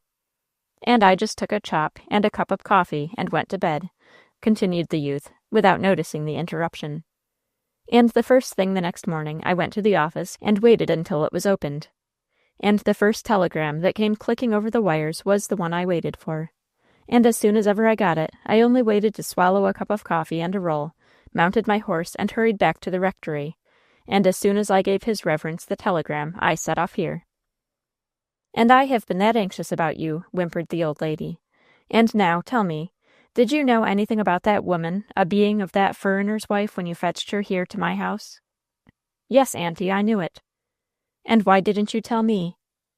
Because I was sworn to secrecy, and if I had not been sworn, still, I could never have betrayed a woman's confidence. The adopted nephew of the Duke of England's descendant could never do that, you know, said the boy, with a sly twinkle in his blue eyes. No, to be sure, gravely replied Miss Sibby, quite unconscious that she was laughed at. There's Lee. Hello, old fellow, come in, cried Roland, starting up and tearing open the front door as he saw young Force ride up and fling himself from the saddle. Why, what in the deuce is the matter with you, old boy? Demanded the young sailor, on seeing the grave aspect of his friend's countenance. I want you to do a favor for me, Bayard, said Lee, pausing on the outside of the door and speaking in a whisper. It is done, exclaimed Roland, seizing his friend's hand and slapping his own into it. I want you to take a challenge for me. A what? A challenge. Heaven and earth and t'other place. Whom are you about to challenge? That miscreant Anglesea. You are not going to fight a duel, Lee. I shall fight a duel or do a murder. That's the alternative. Perhaps you may do both. So much the better, but if you do not want to take my challenge, say so, and you need not do it. I will get someone else. Of course I will, Lee, and I will be your second, and will stand by you through thick and thin. Jove, if ever a man had a just cause, you have. He supplanted you in the affections of your betrothed, and tried to betray her to ruin. Don't talk about it, or I shall go mad. It was bad enough when I came home expecting to marry my little girl immediately, and to take her right home to our pleasant farmhouse, to find that I had lost her forever. Still, for her dear sake, I bore that. But now to know that the man who won her from me had a living wife, and deliberately planned her ruin. Oh, I shall go mad. What has excited you so, Lee? The telegram. I have heard the telegram from the Reverend Dr. Minitree read, confirming all that woman told us. But, dear Lee, you had heard her story. I never believed it. Heaven knows I never believed it. It seemed too unlikely, too preposterous, that the man should have married that woman. But, dear Lee, I gave you a hint of how the case stood when we first met, and I saw how caught up you were about losing the girl. I gave you as strong a hint as I could give, without breaking faith with the woman, that no marriage could take place between Colonel Anglesea and Miss Force.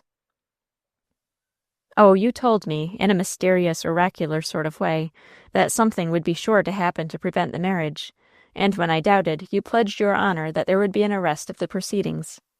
And then I almost believe you without further explanation. But when that woman claimed the bridegroom as her husband, I thought you might have been deceived by an adventuress with forged marriage certificates, and I doubted the whole story until it was confirmed by the telegram. Now the villain shall answer to me for his outrageous crimes against me and mine. Come in, Lee, and sit down and calm yourself. Aunt Sibby will be glad to see you. No, I cannot. I must go back to Greenbushes. My overseer needs me. You said you would take my challenge and be my second? Yes, indeed, I will, with all my heart and soul. Then here is the missive. Take it at once to that scoundrel. You will find him at the Calvert Hotel. Make all the arrangements, and then come and report to me at Greenbushes. Will you do so? Indeed I will. You may rely upon me, old fellow. Thank you, said Lee warmly, as he handed an enveloped note to Roland, remounted his horse, and rode off. Roland Bayard turned and opened the door to go into the house, and almost stumbled over Miss Sibby in his progress. Why, Auntie, I beg your pardon. I didn't know you were there. I almost knocked you over. Were you going out? No, I wasn't going out, replied the old lady, in some confusion, as she turned away. Auntie, I shall have to go out myself this evening, so if I am not home by sunset, don't wait up for me. Why, where are you going? I am going to the Calvert Hotel on some business. What business? Well, it is business connected with the broken-off wedding. Seems to me you are a good deal mixed up with this rumpus. What kind of business is it? It is of a confidential nature, Auntie, else I could explain it to you. Humph, humph, humph, sniffed the old lady. The young man laid the enveloped note he had received from Lee on the mantelpiece, and went upstairs to put on his best clothes, in which to execute his important mission.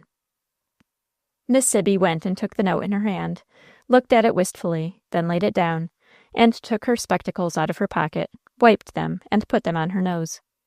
Then she took the note up again and read the address. To Colonel A. Anglesea, Calvert Hotel. Then she turned it over and examined it. The gummed edges of the envelope had but lightly adhered. She saw that a slight touch would open them. She sat down in her low chair with the note in her hand and considered. She could hear Roland moving about overhead, and knew that he was safe to be there for 10 or 15 minutes. She was tempted, but not so much by curiosity as by interest and anxiety in and on account of the boys. Them lads is up to something, she said to herself. I knowed they was up to something as soon as I heard 'em talking together. I couldn't hear half they said, because the wind was a-blowin' the wrong way, but I knowed they was up to something. They always is, them boys is. When 2 or 3 of them is gathered together, it ain't the Lord, but the devil as is in the midst of them. Now I'm gwine to see what's in this note. She opened the envelope and read words that made her hair fairly stand on end. The Lord have mercy upon me, a miserable sinner. What is the boys a-comin' to in these times, anyhow? This mustn't go no ways. And then she did a very sly thing. The challenge was written on a sheet of very thick white notepaper. It filled only the first page. Miss Sibby tore off the written page, folded it in its own folds, and put it in her pocket. Then she took the blank half of the sheet, folded it also, and put it back into the envelope. Lastly, she wet the gummed edges of the envelope and stuck them down, fastening the note much more securely than she had found it. Now then, Roland will make a fool of himself carrying of a blank note, and I will take myself off to Mondreer, soon as ever I can go, and I will show this here challenge to Mr. Force. And he, being a justice of the peace, will be bound to set out and warrant to rest up that bloody-minded young rip of a cousin of his'n. Lor, what a time there'll be. Chapter 29. A Young Fire-Eater. When the family and guests of Mondreer arose the next morning, they found the ground covered with snow, but the sky was clear and bright. The squire and the rector went out on the front porch to look at the weather, just in time to see old Miss Sibby Bayard, in her brown riding skirt and beaver cloth jacket and hood, ambling up to the house on her slow but sure-footed old white mule. Both gentlemen stepped down to the horse block to meet and help her to dismount. "I reckon as you're surprised to see me here, especially at this hour of the morning," said the old lady, as she lumbered heavily down from her seat. "We are glad to see you, at any rate, neighbor," said the kind-hearted squire. "Thank'ee. I'm glad to see you, squire, though I wish I had come on more pleasanter business," replied the old lady, as she waddled toward the house. "I hope nothing has gone amiss with you," said Mr. Force, whom recent events had made somewhat apprehensive. "Well, not gone amiss, exactly, but going amiss, I tell you, all good, unless it is put a stop to. And, Parson Peters, I'm mighty glad to fall in long o' you here. I think it is downright providential, that I do, because your counsel may be of great vally in this case. 2 heads is better than 1, says I, even if one is a cabbage head, says I." By this time they had entered the house, and Mr. Force was about to open the parlor door to admit the visitor to the presence of his wife, but she stopped him hastily, nervously saying, "No, no, not in there, on no account. This ain't no news for ladies' ears, and I don't want to send none of them into hysteric fits. Let me go into your office where you do business." "What is the nature of your business?" anxiously inquired Mr. Force, as he led the way to the rear of the house. "Life or death, murder and hanging, for aught I know, and that's the last word I'm a-going to speak till we get inside o' your office and lock the door after us." In great anxiety, for his suspicions immediately flew to Leonidas and Anglesea, Mr. Force led the way into his sanctum, secured it against intrusion, and seated his guests, and awaited the further communication of the latecomer. What would it be? Had Leonidas made a fatal assault upon Anglesea? Had Miss Bayard learned the fact through Lee's bosom friend, Roland Bayard? Miss Sibby seemed in no hurry to communicate her business. "Is that door locked?" she inquired. "Fast," replied Mr. Force. "Could anybody hear us if they was to listen at the keyhole?"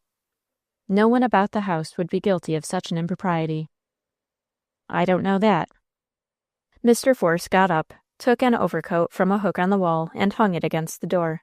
"Now then," he said, resuming his seat. "Now then," said Miss Sibby, fumbling in her pocket, producing a neatly folded white paper, and handing it to the squire. "Now then, what do you think of that for a bloody-minded young Willian? Oh, I tell yer, boys is the devil." Mr. Force unfolded and read the paper, staring at it in dismay. "How came you by this?" he inquired. "Interslipped it of it," she replied. "Then this never reached its destination? Eh? This never was delivered?" "Not much. There'd a been murder done before this if it had been, and there'll be murder done yet if there ain't a stop put to it. Let me tell you all how and about it." And while the squire and the rector listened with the most painful interest, Miss Sibby told of Leonidas Force's sudden visit of the previous afternoon, of her suspicions, and of her seizing an opportunity afforded and opening the envelope, taking out the sheet of notepaper, tearing off the half containing the challenge, folding and replacing the other leaf, and finally closing up the envelope and returning it to its place. "My wagabone of adopted nevy took the note without suspicion and went off with it. I'd like to 'a seen that colonel's face when he opened it and found nothing but a blank paper. Howsever, I haven't seen hide nor hair of my scamp since, so I don't know how it all ended. and I don't know where he is. But Knott's never in danger, and I reckon he is safe and sound with t'other scamp at Greenbushes. What do you think of this now for a mad missive? Oh, read it out, I know how it looks, I want to hear how it sounds, said the squire, as he passed the challenge over to the rector, and watched the latter staring at the lines. And with his hair gradually rising on end, the good man read as follows: Greenbushes, December 21st, 18 blank. To Colonel Angus Anglesea, Sir, you are not only a disgrace to your uniform, but a dishonor to the human form. You are a thief, a liar, and a coward. I have written your character in ink, and I mean to seal it in blood. The bearer of this will meet any man you may appoint to make arrangements. I have the honor to be Lee Force. The boy is mad, said the rector, as he returned the paper and wiped his spectacles. And now what is to be done? Inquired the squire. What's to be done? Exclaimed Miss Sibby excitedly. There ain't but one thing to be done. You are a justice of the peace, and ought to know what that is. Here I lay a complaint, and lay before you the evidence that two young men are planning a breach of the peace that may end in murder or hanging, or the state prison at the least. And you ask what's to be done? I'll tell you then. Give out a warrant to take 'em both up, and fetch 'em before you, and make 'em give bonds to keep the peace, or else send 'em to prison. Let's you and me deal by our own young rascals, just as we would by any others. I make the complaint, you give out the warrant and haul 'em up for judgment. Now I have done my duty, you do yourn. But my poor Lee, and he acts in vindication of my daughter, sighed the squire. Poor Lee, indeed! It would be poor Lee if he was between the four walls of a jail, waiting of his trial for murder. Haul 'em up, squire, haul 'em up. Make the two young villains, as will break our hearts if you don't, give bonds to keep the peace. It's unpleasant, I know, but not half as unpleasant as murder and hanging. I suppose I must issue the warrants, sighed the squire. Well, then, why don't you do it? Take time by the forelock, says I. There ain't no time to lose, I tell you that. For you know, though I interslipped the challenge, and my scamp took a blank in place of it, that won't stop the duel. It will only put it off a little while. It will be fought all the same, unless them young rascals of ours is took up. I think Miss Sibby is right, squire. I see no way to prevent mischief, except by arresting the two young men and holding them in custody for a while. You need not send them to the common jail. You can keep them here, urged the rector. I will do it. There is not a constable nearer than Benedict. I do not like to trust the warrants to a servant to take to the officer, because I wish to give some private instruction with the instruments. You will excuse me, Dr. Peters, I hope, if I ride to town and leave you for a few hours? Mrs. Force and the girls will be happy to entertain you until my return. My dear friend, I was about to ask you to order my horse an hour ago, when the arrival of our good neighbor stopped me. It is absolutely necessary that I return to the rectory to meet an engagement this morning.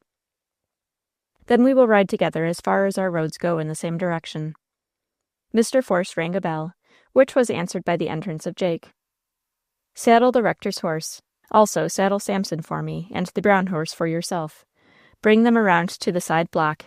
We shall have to ride to Benedict today. The man bowed assent to his master's orders and left the room. You will stay and spend the day with the ladies, I hope, Miss Sibby, said Mr. Force. Well, I reckon I will. If you'll tell the man, when he comes back with the horses, to have my mule put in the stable and fed. Certainly. And now I'll just go and find the ladies. No, don't stir. I know where to find 'em, and I can denounce myself, too. I haven't any call to stand on ceremony, as if I was one of them upstarts, as have got rich suddenly on spectoration. Not I. So gathering up her riding skirt, the old lady left the office, and went up the hall to the door on her right hand, where she stopped and rapped.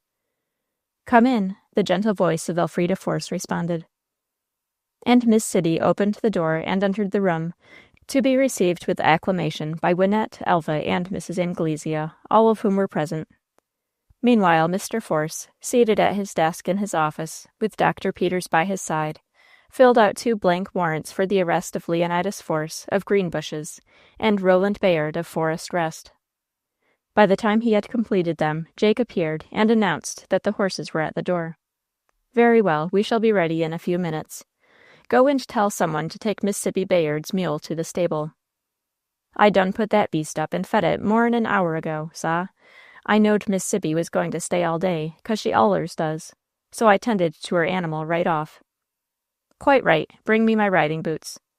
The servant did as he was bid, and the squire and his guest got ready for their ride. On their way out to the hall door, they stopped at Mrs. Force's parlor to bid good-bye to the ladies sitting there. The rector gravely shook hands with everyone. Mr. Force merely nodded and smiled his adieus, and said that he should be back in the evening in time for tea. Then the two gentlemen went out, mounted their horses, and rode away, attended by the groom, the minister to his parochial duties, the squire to find an officer to serve his warrants. Chapter 30. The Bridegroom's Next Move. Meanwhile, the two visitors in Mrs. Force's parlor had a pleasant time of it. Mrs. Force, seeing that the gossip between Mrs. Anglesea and Miss Sibby Bayard would be sure to turn on the character and antecedents of the gallant Colonel Angus Anglesea, and thinking that their discourse would not prove very edifying to her young daughters, sent Wynette and Elva with a message to Miss Meek, and gave them an intelligible hint that they need not return. "You never let on word to me that you was the wife of that man who was going to marry Odalite Force. No, not even when we was all a-talking about the wedding," said Miss Sibby, reproachfully, before she had been many minutes seated in the parlor. "Woman alive, I was afraid to tell anybody, for fear the secret would get out and put him on his guard, and spoil my fun," exclaimed the lady from Wildcats. "How spoil your fun?" "Why, this way, prevent me from doing what I wanted to do." "What you wanted to do?" "Yes." "And what was that? Anything more than stopping the wedding?" "Yes, indeed. It would have stopped the wedding days before it did, if I had let on to you, or to anyone else, that he had a wife living, and I was she. Why, the very hint of the thing would have stopped the wedding. But I wanted to put him to a public shame, and make an example of him. I wanted to give him rope enough to hang himself, and to let him pile up wrath against the day of wrath. And so I laid low and said nothing to nobody until I found him at the altar, with the bride by his side, and then I denounced and disgraced him in the great congregation of the people." Just at this moment a servant entered the room, and handed a note to Mrs. Force. The lady changed color as she recognized the handwriting, and opened the envelope. These were the contents. "I have been waiting and watching for 2 days, with the patience of a determined man of set and immutable purpose, to get an opportunity for a private interview with you. The opportunity has now rewarded my vigilance. Meet me at once, in the house or out of it." There was no signature. Mrs. Force put the note into the fire, saw it blaze and consume in an instant, and then arose, saying to her guests, "You will excuse me for a few moments?" "You bet. I know a housekeeper has got to look after her help, I reckon, or there'd be fine doings. We weren't plagued with help at Wildcats, not much we weren't. But go along with you now," said Mrs. Anglesea. "Is it a bill? I hate bills, 'specially when I haven't got the money to pay 'em, though I am descended from the Duke of—" But Mrs. Force had gone to the door, passed out, closed it behind her, and was speaking to the man who had brought the note. "Where is the gentleman who gave you this?" "It was the colonel, ma'am," replied the man, in a low voice, as if conscious of naming an objectionable visitor, "and he is standing at the front door." "Then bring him into the drawing-room," she said, as she passed on, and entered the place first. She threw herself into a deep cushioned chair by the fire, and covered her pale and quivering face with her hands. A few moments passed, and Anglesea entered, closing the door behind him. "Well, Friday," he said, as he advanced and threw himself into a chair opposite to her at the fireside, "I have been watching the house from the top of the hill with a telescope in my hand, from morning until night for 2 days, waiting for a chance to speak to you alone." "That must have been a great trial for a man of your good appetite and love of ease," replied the lady, with a curl of her lip. "Not at all. I came out in a comfortable top buggy, which I drove myself, and brought a luncheon of cold ham and canvas-back duck and a flask of brandy, tied the horse under a tree out of sight of the house, and stood where I could command a full view of the premises without being seen. All day yesterday, as long as it was light enough to see, I watched in vain. No one left the house except the gallant, gay young midshipman, the walking gentleman of this light comedy. So I went back to mine inn, late at night, and much disappointed. This morning I was here very early, but waited until near noon before anything happened. Then I saw the squire and the rector ride forth together and take the road to Benedict. Then I made a descent upon the fort. So you have my California sweetheart staying with you, he exclaimed in a light and taunting manner. Sir, said Elfrida Force, in a tone of haughty indignation. Oh, come now, Friday, you never really supposed that woman from Wildcats to be my wife. And as for the later relationship, I need have no qualms in confessing it to you. A confidence of that kind could not shock you. A crimson tide of shame and wrath swept over the lady's cheeks and brow, but she controlled her indignation and kept silence. You have no idea how free and easy I feel in your society, Friday. With everybody I feel ill at ease, because I must play a part and seem other than I am, but with you I can be myself. With you I can speak of my bonne's fortunes as to a confidential friend. Colonel Anglesea, if you are trying to cast reflection upon the good name of the worthy woman from California who is our guest, your labor is in vain. We know that she is your lawful wife, said Mrs. Force. You do? Then by Jove, you know more than anybody else does, he replied with a laugh. We have received a telegram from the Reverend Dr. Minitree of St. Sebastian, confirming the fact of your marriage with Mrs. Wright. Oh, you have? But suppose at the time of that frolicsome wedding with the Wildcat widow I had a living wife in London. Man! Cried Elfrida Force, in horror and amazement. Yet such was the fact. My wife, Lady Mary Anglesea, was living in London at the time of my marriage with Anne Maria, or Mary Ann Wright, or whoever she was. I have actually forgotten her true name. Oh, villain, villain! Your deviltry is unmatched in all the world. Thanks. You do me no more than justice, and you must see by that I am quite worthy to be your son-in-law, for, my dear Friday, that is what I am. I received the news of the death of my wife, Lady Mary Anglesea, while I was staying at Niagara, and just 1 week before the most auspicious day on which I met again my old pal and her new family. So when I married Odalite Force, I was perfectly free to contract lawful marriage, and so the same Odalite is now my lawful wife. Read, learn, ponder, and inwardly digest that fact, my lady, if you please. You make these statements in reckless bravado. I do not believe one word you say. Why should I believe anything merely upon your authority, when I know from all experience that you have not the slightest respect for truth? You told a falsehood in the church. You said you had never been in California in all your life, and had never before set eyes on the woman who claimed to be your wife. Now then. I was taken utterly by surprise, as you know, shocked out of my usual self-possession. It was a false move to have denied all knowledge of the Wildcat. I am ashamed of the false move, but not of the falsehood in your presence. By the powers, madam, why should I be? I only tell a falsehood. You live one. But come, don't let us go on complimenting each other in this absurd style. It is so very unprofitable. You do not believe the statement that I have made to you? Why should I believe it merely upon your word? You want proof? I want nothing from you, Angus Anglesea, but your Jews. I should very much like to receive them. Really, Friday, you are very reckless. You are playing with edge-tools, if you did but know it. Ah, well, I have only to give you proof of the power that I possess over your daughter Odalite to bring you to your knees, madam. With these insolent words, the man drew a portemonnaie from his pocket, opened it, took out a slip cut from an English newspaper, and handed it to her. With a proud, disdainful smile, she took it and read, "Died, suddenly at Englewood Manor, on August 25th, in the 49th year of her age, Lady Mary, eldest daughter of the late wife and sister of the present Earl of Middlemore, and wife of Colonel the Honorable Angus Anglesea, Heics." She returned the slip to the man without a comment. "Well, madame, what do you think of that?" he inquired. "I think the poor lady most fortunate in her death, since it freed her from you." "Thanks, very many. I have kept this little slip, not with the least idea, not with the faintest prevision, that I should ever have this need of it. Nor have I cherished it in tender memory of the dear departed. By no means. I have kept it to gloat over it, as a slave might over his free papers. And I have gloated over the words that gave me liberty. Died, Lady Mary Anglesea. What a pleasure it is to read over those words." "Oh, oh," groaned Elfrida Force, wringing her hands.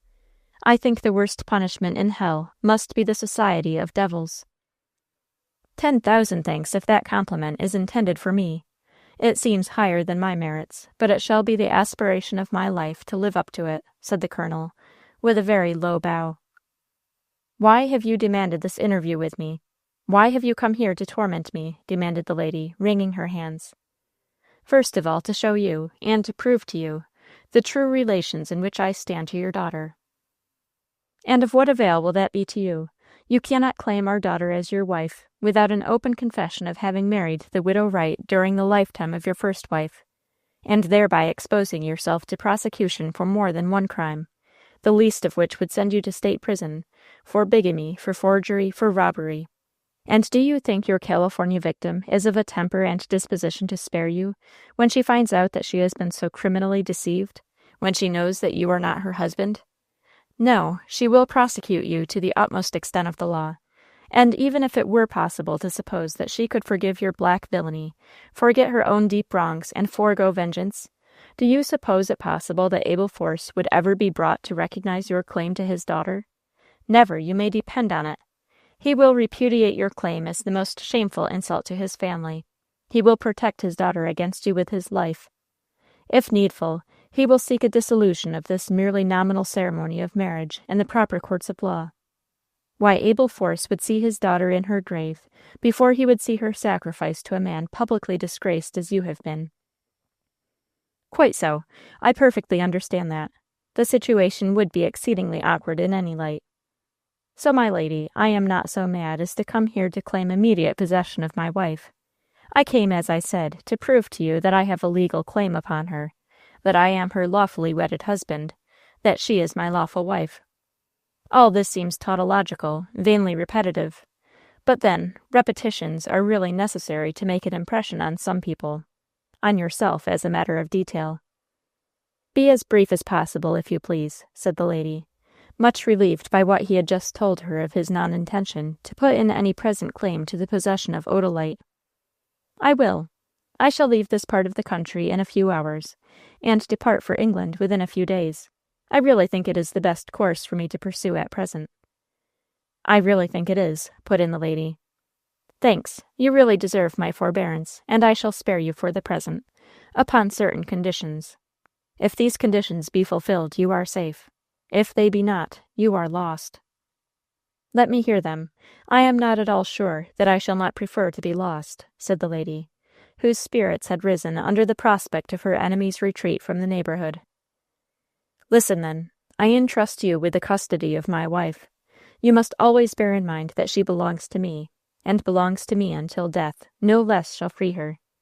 I shall arrange to keep you both under espionage, even from the other side of the ocean. So long as you keep faith with me, I shall keep quiet, and patiently await the course of events that shall make my wife the Countess of Enderby in her own right, and restore her to my arms. But on the very sign of an intention to dissolve the bonds that binds her to me, or to give her to any other, I shall, at all hazards to myself, swoop down upon you with a sudden destruction from which there shall be no appeal. Do you understand and accept the conditions?" he inquired. "I understand and accept the conditions," said Mrs. Force with firmness. "I shall certainly not encourage or countenance the thought of any other alliance for my daughter, although I pray heaven that she may never live to set eyes on your face again." "Thank you. I feel sure that you will keep faith with me, not only from your high esteem and deep affection for me, but also from your own self-interest. I will not further intrude upon your time. Give my love to my wife, and to my Californian sweetheart. Madame, I have the honor to bid you good morning." Angus Anglesea left the room. Elfrida Force went to the front window to watch him out of sight, and also to recover her own self-control. Then she returned to her guests in the parlor. Chapter 31. A Fool's Errand. When young Roland Bayard left the Forest Rest, with Leonidas Force's supposed challenge in his pocket, and on warlike thoughts intent, he walked rapidly on toward the Calvert House, an old-fashioned and highly respectable roadside establishment, half farmhouse, half tavern, notable for its pure liquors, fine tobacco, and rare game, in season. It was a favorite house of call for travelers on that road, and of sojourn to travelers who might be detained by business or by accident in the neighborhood. It was full 4 miles from Forest Rest, but as young Roland owned no saddle horse, he had to walk all the way. No very great hardship, indeed, for a strong young man on a fine winter night, when the moonlit sky and the snow-covered earth made the scene almost as clear as day. Roland crunched along the little footpath leading through the wood to the highway, and then walked rapidly over the hard frozen road, a very solitary road at that hour of the night.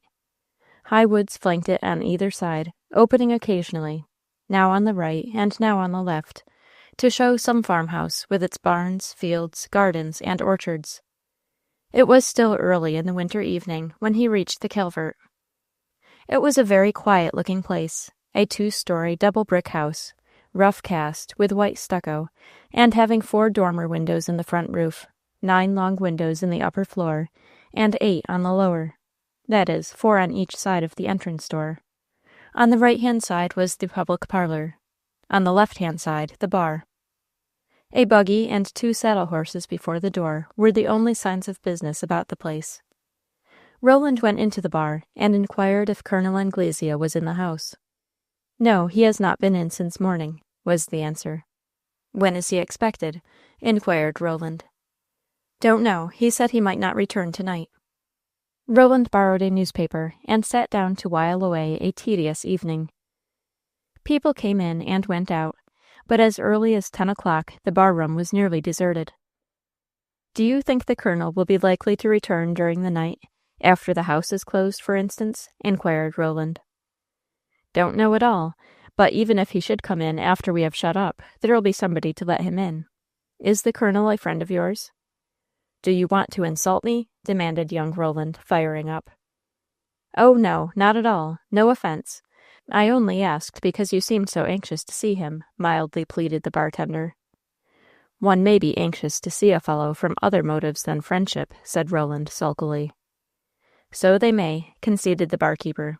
"And ever since that rumpus in the church that broke up the wedding, there's a good many people who are anxious to see the Colonel out of curiosity. Ah, they want to see what the monster looks like who, having a living wife, tries to marry an heiress.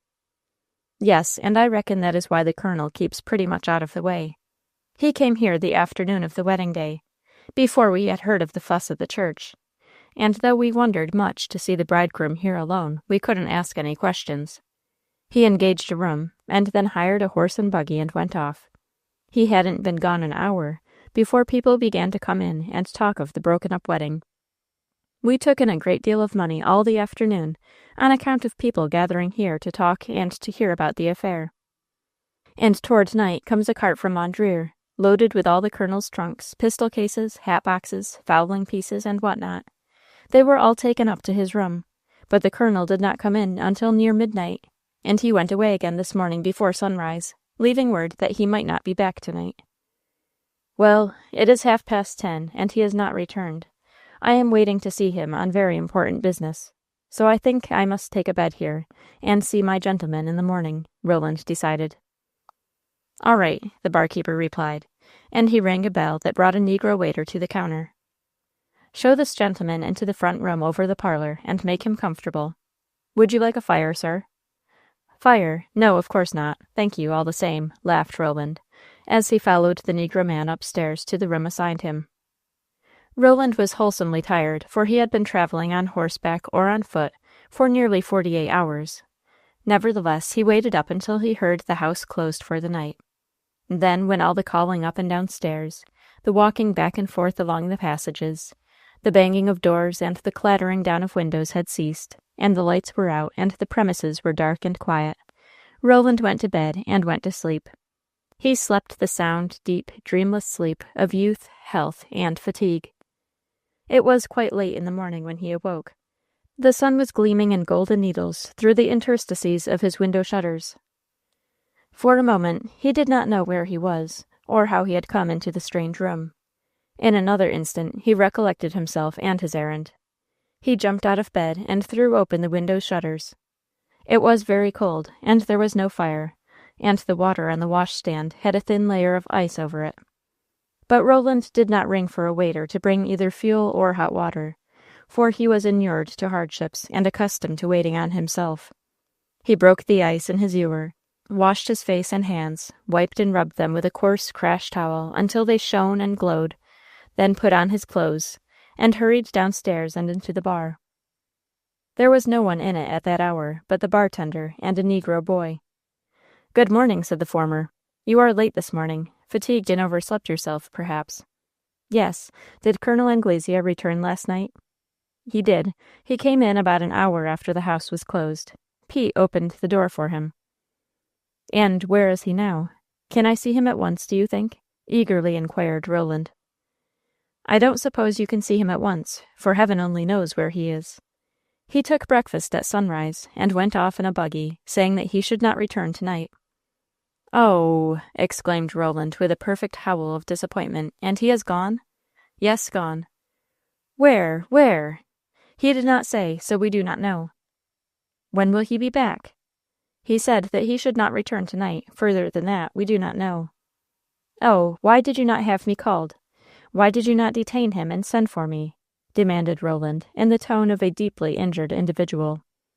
"My dear fellow, I did not happen to see the colonel or hear of him until after he was gone. The head waiter had charge of him, and gave the message he left for the house," mildly pleaded the bartender. "Oh, what a disappointment!" cried Roland, leaving the bar to go in search of the head waiter. He found that functionary in the public dining room, and questioned him closely in regard to the movements of Colonel Anglesea, but the head waiter could only repeat the message left with him by the colonel, and this, of course, threw no new light on the subject. Roland went out and questioned the hostler, but the latter knew even less than the others about the missing guest.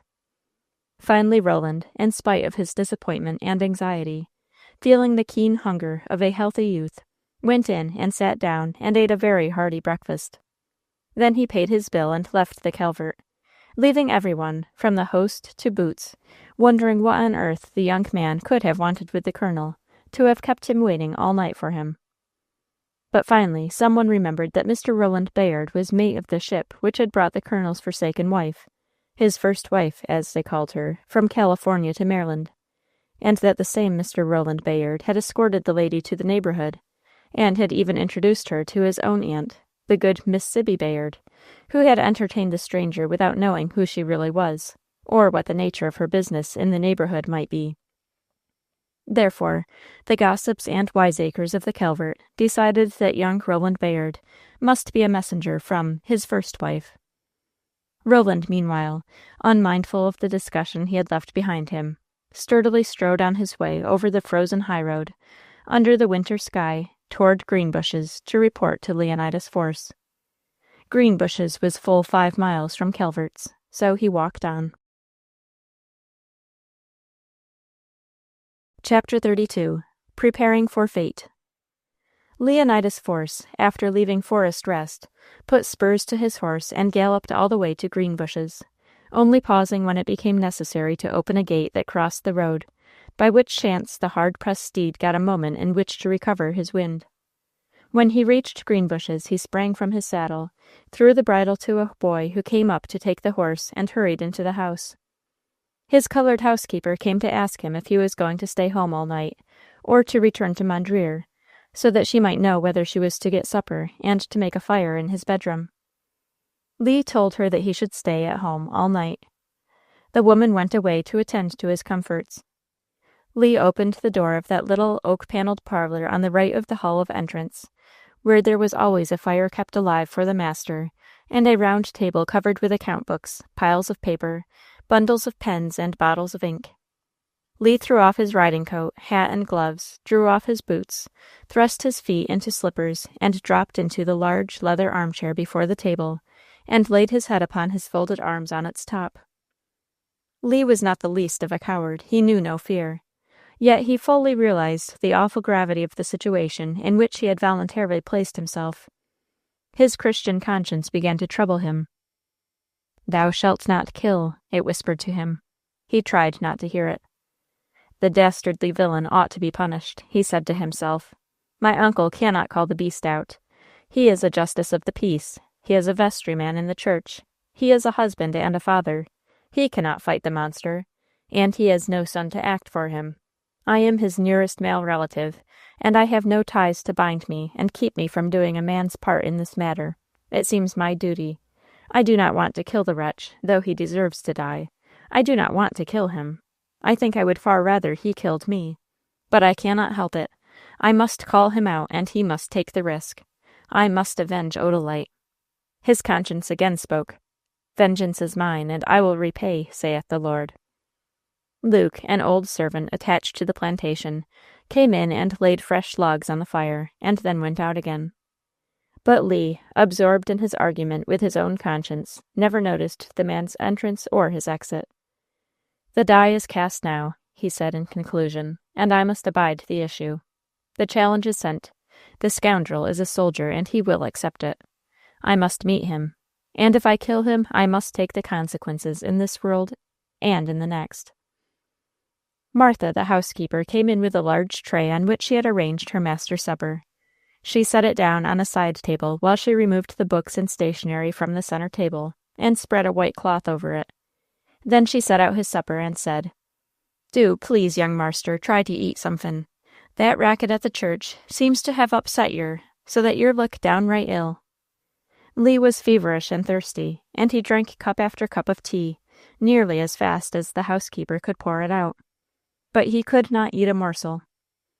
"'Deed, I'm feared you're gwine to have some sort of a fever, young marster. 'Deed I am," said Martha, as she began to clear the table, after finding all her persuasions fruitless to induce the young man to eat. When the woman was gone, Lee replaced all the paper, pens, and ink upon the table again, and sat down, poor fellow, to write his last will and testament. It was very short and plain. He left all his real estate and personal property to his 3 dear cousins, Odalite, Wynette, and Elva, daughters of his dear relative Abel Force of Mondreer, share and share alike, subject only to some trifling legacies to old servants, and to a bequest of $10,000 to his dear friend Roland Bayard of Forest Rest, and he constituted Abel Force and Roland Bayard joint executors. Next he wrote farewell letters to his friends and relatives. All this work kept him up long after midnight.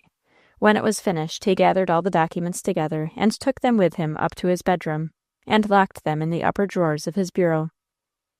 Finally, with the guiltiest conscience, the darkest spirit, and the heaviest heart that he had ever experienced in his young life, he laid himself down on his bed. He could not sleep, and he dared not pray. Never before had he laid down to rest without having prayed. But how could he pray now, when he was deliberately planning to break, and make others break, one of the most awful commandments in the Decalogue? So the boy lay awake through all the long and dreary night, waiting for the day. What would the day bring forth? Where would he be at the next night? If it were only my life that was to be taken, even if it were only my soul that was to be risked, but the awful fiat of the Most High to be broken, purposely, deliberately broken. O heaven, how one man's sin makes many men's crimes. So thinking, so feeling, so suffering, Lee passed the most miserable night of his whole life. The gray light of the winter day dawned at last. Then Lee arose and slowly dressed himself. Roland, he thought, would soon be with him, bringing the acceptance of his challenge, and the program of the hostile meeting. Slowly he descended the stairs and entered the parlor. Early as it was, the window shutters had been opened, the fire kindled, and the room put in order. Lee threw up the window sash to inhale the fresh air. It was keen and cold this winter morning, yet refreshing to his fevered head. The sun was up and shining from a clear blue sky upon the snow-covered earth, and the forest of pine beyond, and the grove of cedars, spruce, firs, and other evergreens near the house. Lee closed the window at length, and sat down to wait for the coming of Roland Bayard. Old Luke came in with oak logs to replenish the fire. "Mornin', young marster. Gettin' colder, ain't it? Shouldn't wonder if de creek didn't froze over 'fore night," he said, as he laid the logs carefully on the blazing brands. Lee assented in a low voice, scarcely knowing what had been said to him, or what he said. The man retired, and was succeeded by the woman, Martha, who came in to set the table for her master's breakfast. "Mornin', Marse Lee. Hope as you're feelin' better'n yer did last night, dough. Lor knows, Now I look at yer don't look any better. Yer looks wuss. 'Deed, Marse Lee, yer ought to 'sult a doctor," she said, as she opened the tablecloth and flirted it out to spread over the table, keeping her eyes on the young master all the time. "I am not ill, Martha," he said. "Ain't yer now, Marse Lee? Well, den, yer's gwine to be, dat's all," was the encouraging comment. She brought in the breakfast, and spread it temptingly out on the table. A thankless task, for, as before, Lee could not be persuaded to choke himself by attempting to swallow a morsel of solid food, but he drank cup after cup full of strong coffee as fast as the woman could pour it out. "Kill yourself, 'deed you will, Marse Lee, drinkin' so much strong coffee, and puckerin' of your stomach up, 'stead of fillin' of it out with bread and meat. Kill yourself, 'deed yer will," said Martha, as at last she cleared the table and left the room. "Yes, sah, dere he is in de little parlor," Lee heard her say, as she passed through the hall to someone at the front door. And in another moment the room door was thrown open, and Roland Bayard appeared. "Well?" demanded Lee excitedly, as he started up to meet his friend. "Well, I can't find the sneak. I believe he has cut and run, that's what I believe," exclaimed Roland, snatching his hat from his head, flinging it angrily on the floor, and throwing himself into a chair. "What?" cried Lee, facing him. "I say the beat has beat a retreat." "What do you mean?" inquired Lee. Then Roland, having recovered his breath, told Lee the story of his fruitless adventure at the Calvert house. "He keeps me out of the way on purpose, but he shall not escape me," exclaimed Lee, drawing his breath hard. "I only came to report to you, and take orders for the next step," said Roland. "He still retains his room at the Calvert?" inquired Lee. "Oh, yes, and all his effects are there." "Then, dear boy, go back at once to the Calvert and stay there until he returns, and then give him my note. Take up your lodgings at the house, if need be, until you discharge your mission," said Lee. Yes, certainly, with pleasure, but—" "But what?" "If you could lend me the loan of a strong pair of boots, or, better still, a good saddle-horse, it might help the cause a little," replied Roland, laughingly extending both his feet to exhibit his own battered Wellingtons. "What a beast I am!" cried Lee, smiting his forehead with his open palm in self-disgust. "You have walked all this distance in my cause, while I have a dozen horses turning to stone for want of exercise in the stables there." And he snatched up an iron-hand bell that might have served for a county church or a steamboat, and rang it loudly. Old Luke put in his gray head at the door. "Saddle Jasper for Mr. Bayard, and bring him around to the door." "Yes, sah. Yer's 2 gemmen askin' for yer, Marse Lee," said the old man. "2 gentlemen? Who are they? Let them come in," said Lee. And even as he spoke, 2 men entered the parlor, and each laying a hand on the shoulder of the youth, said, "You are my prisoner. Yield quietly. It will be best." Chapter 33. The Arrest. Leonidas Force and Roland Bayard indignantly threw off the detaining hands and stared haughtily at their captors.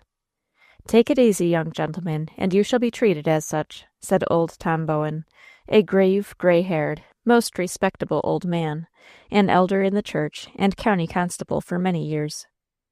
"Take it easy? Take what easy?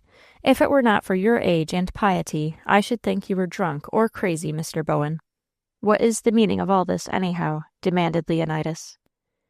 "Oh, don't you see it's all a funny mistake, Force? They have waked up the wrong passengers. They are after some other parties. The thieves that stole Tom Grandier's young horse, I reckon. But great Neptune, do we look like horse thieves? Say, who are you wanting, anyhow, you blooming boys?" demanded Roland, in all sincerity. The 2 constables sat down, and old Bowen, as he was always called, deliberately drew from his capacious pocket a formidable-looking document, which he unfolded, saying, "I hold here a warrant issued by Abel Force, Esquire, of Mondreer, Justice of the Peace for the county, commanding me to arrest and bring before him the body of Leonidas Force of Greenbushes, to answer the charge of a breach of the peace by sending a challenge to fight a duel to one Colonel Anglesea, at present a resident of this county. You can take my warrant in your own hands and read it with your own eyes, if you wish to do so, young gentlemen," said the mild old officer, handing the verbose document to which he so briefly referred to the midshipman. Lee took it mechanically and stared at it without reading a line. He was simply amazed at the event, and wondering with all his might how the carefully guarded secret of his sending the challenge to the colonel at the Calvert Hotel could have become known to Squire Force at Mondreer. Meanwhile, the old constable was not idle.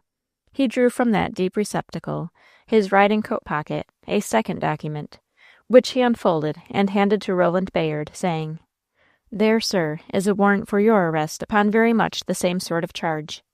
A breach of the peace in taking a challenge from Mr. Leonidas Force to Colonel Angus Anglesea. You also can read it, if you wish." "But I never delivered the challenge," said Roland, laughing at what seemed to him to be a solemn farce. "I never got a chance to deliver it. It is in my pocket at this moment. But I reckon it better not stay there, to rise up in judgment against us," he added, sotto voce, as he arose, went to the fire, drew the white paper torpedo from his vest pocket, and dropped it into the flames, where it was instantly burned to ashes. The constables did not attempt to prevent this destruction. Probably they did not even notice the act. Indeed, the second officer, a dull-looking young man with a red head and freckled face, did not seem to take any part in the business of the hour. "Now then, you see what I have got to do. I have got to do, and not fail at my peril, mind you. Though what peril I should risk in not executing of a warrant is more than I know, long as I've been in the county's service, and very few warrants have I ever had to serve, and that's a fact, and very sorry I am to have to do this, moreover. You must do your duty, Mr. Bowen. Neither I nor my friend here will offer any further opposition to it," said Lee, good-humoredly. Then, turning to his companion, he added, sorrowfully, "Oh, Roland, good old boy, I am so cut up at the thought of having got you into this mess." "Don't turn into a blooming idiot, Lee. I am glad to be with you in everything, you know it," said Roland heartily. "I do know it," exclaimed Lee, pressing his friend's hand. "Oh, see these boys," sighed the old gentleman. "These boys I have known ever since they wore short jackets and check aprons. But don't fret, lads, 'twon't go hard with you, and it's a heap better anyhow than if you'd been left to your own devices today, and fought your duel and killed your man, and had to be arrested for murder tomorrow. Now that might have been serious." "But there was a good chance that I might have been killed myself," suggested Lee. "Do you call that a good chance? Oh, you misguided young man," cried the elder, "to be hurried into the presence of your Maker with murder in your heart. But I won't lecture, Mr. Lee. I will leave that to the squire. He can, and I reckon he will. Now then, young gentlemen, maybe we had better be moving. There is a carriage at the door, a most comfortable close carriage, sent by the squire himself.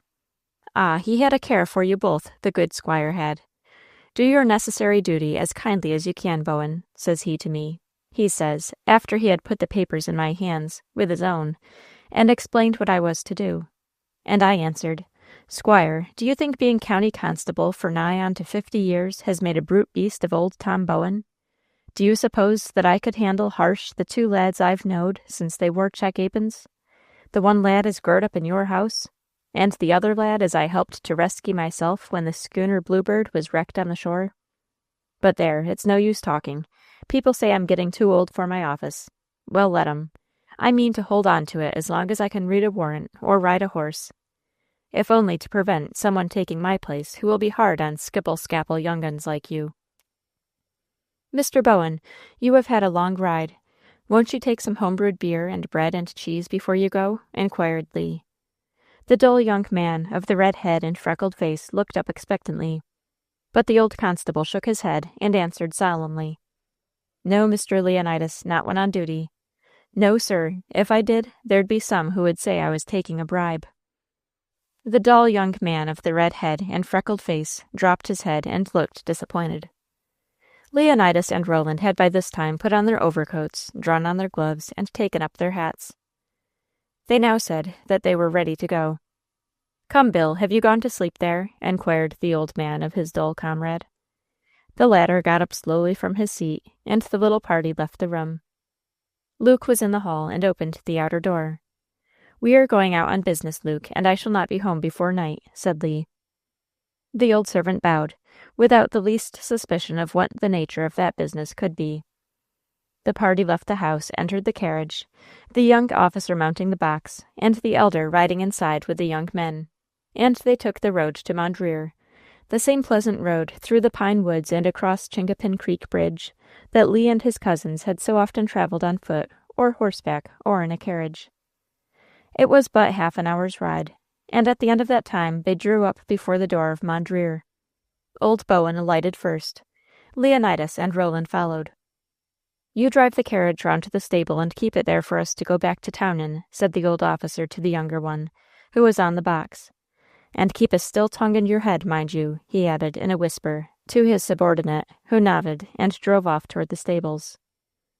Old Jake met the party at the door and said, "Marser wishes you gemmen to walk right on inter de library, and dis is de way," he added, with a bow and a flourish of his arm, as he walked on before and opened the door leading into the rear room, which was Mr. Force's sanctum. Chapter 34. Before the Squire. Mr. Force was seated in his leathern chair before a large open fire, and beside a round table covered with books and stationery. The squire, with his surroundings, looked as little like a magistrate in his office as could be well imagined. Nor was his greeting of the prisoners at all magisterial. Both young gentlemen bowed very gravely on entering his presence. But he arose from his chair and shook hands with each in turn, with a kindly, "Good morning, Mr. Bayard. Good morning, Lee. Take chairs, both of you." The young men bowed again and obeyed. There was a short pause, during which the squire reseated himself, and took up a paper which lay on the table beside him, scanned it, and said, "Here is a most serious charge laid against both of you, young gentlemen, a charge of so grave a nature, indeed, as to compel me, in my character as justice of the peace, to have you arrested and brought here to be dealt with according to the laws you have broken." "What is the charge, sir? Who has made it? And what evidence has our accuser?" inquired Leonidas Force with some youthful dignity. "You shall hear," said the squire, and he rang a handbell on his table, which quickly brought Jake to his presence. "Go to the parlor and ask Miss Bayard if she will be so kind as to step in here," he said. The old negro bowed and withdrew. "By the holy poker, Aunt Sibby heard us yesterday," whispered Roland to Leonidas. "I suppose she did. That solves the mystery. But to think of her giving information," replied Lee in the same low tone. Miss Sibby entered the room and closed the door behind her. "Oh, you are here, you young varmints, are you? And you may thank me that you're up for a simple breach of the peace instead of for murder, so you may," she said, as soon as she saw the two young men. Leonidas bowed and smiled. Roland laughed, and rising, gave her his own chair, and then stood up against the corner of the mantelpiece, since there was no other chair in the office. She seated herself, with a look of determination to do her duty. The squire took up the New Testament, and, handing it toward the old lady, said, "Miss Bayard, will you take the usual oath, and then state what you know of this case?" "No, I won't take no oath, because I won't break the command of him who said, 'Swear not at all.' But I will make an affirmation." And she lifted her withered hand, and made a most solemn affirmation that she would speak the truth, the whole truth, and nothing but the truth, to the best of her knowledge and belief, concerning them young tigers and the duel they were planning to fight. And having done this, she cleared her throat and began her story. Leonidas arose from his chair and went and stood by the side of Roland, and while their accuser gave in her evidence, they nudged each other and laughed to themselves like a couple of schoolboys.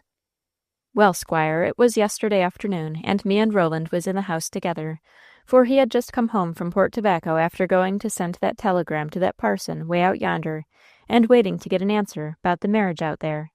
You know, squire." "Yes, I know. Proceed." "Well, while we was talkin', me and Roland, up rides that young panther there," she said, pointing to Lee, who kissed his hand to her for the compliment.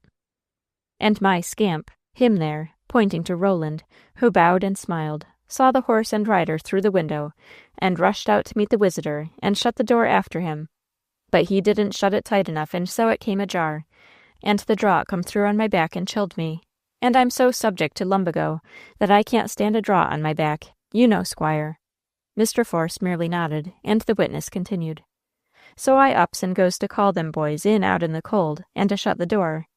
And then I see Mr. Lee, him there, sitting in his saddle and bending down, talking werry fierce-like to Roland. And Roland, him there, listening as grim as a meat-axe. And I says to myself, when 2 or 3 of them boys is gathered together, says I, it ain't the Lord but the devil that's in the midst of them, says I, and you know it, Squire. Mr. Force grunted, in a non-committal sort of way, and the witness continued. So I just off with the table cover, and wrapped it round my head and shoulders, and I listened through the little opening of the door. I couldn't hear much, 'cause the wind was blustering, and most of what I did hear was bad words, like, well, scoundrel and such. You know, Squire. Mr. Force nodded.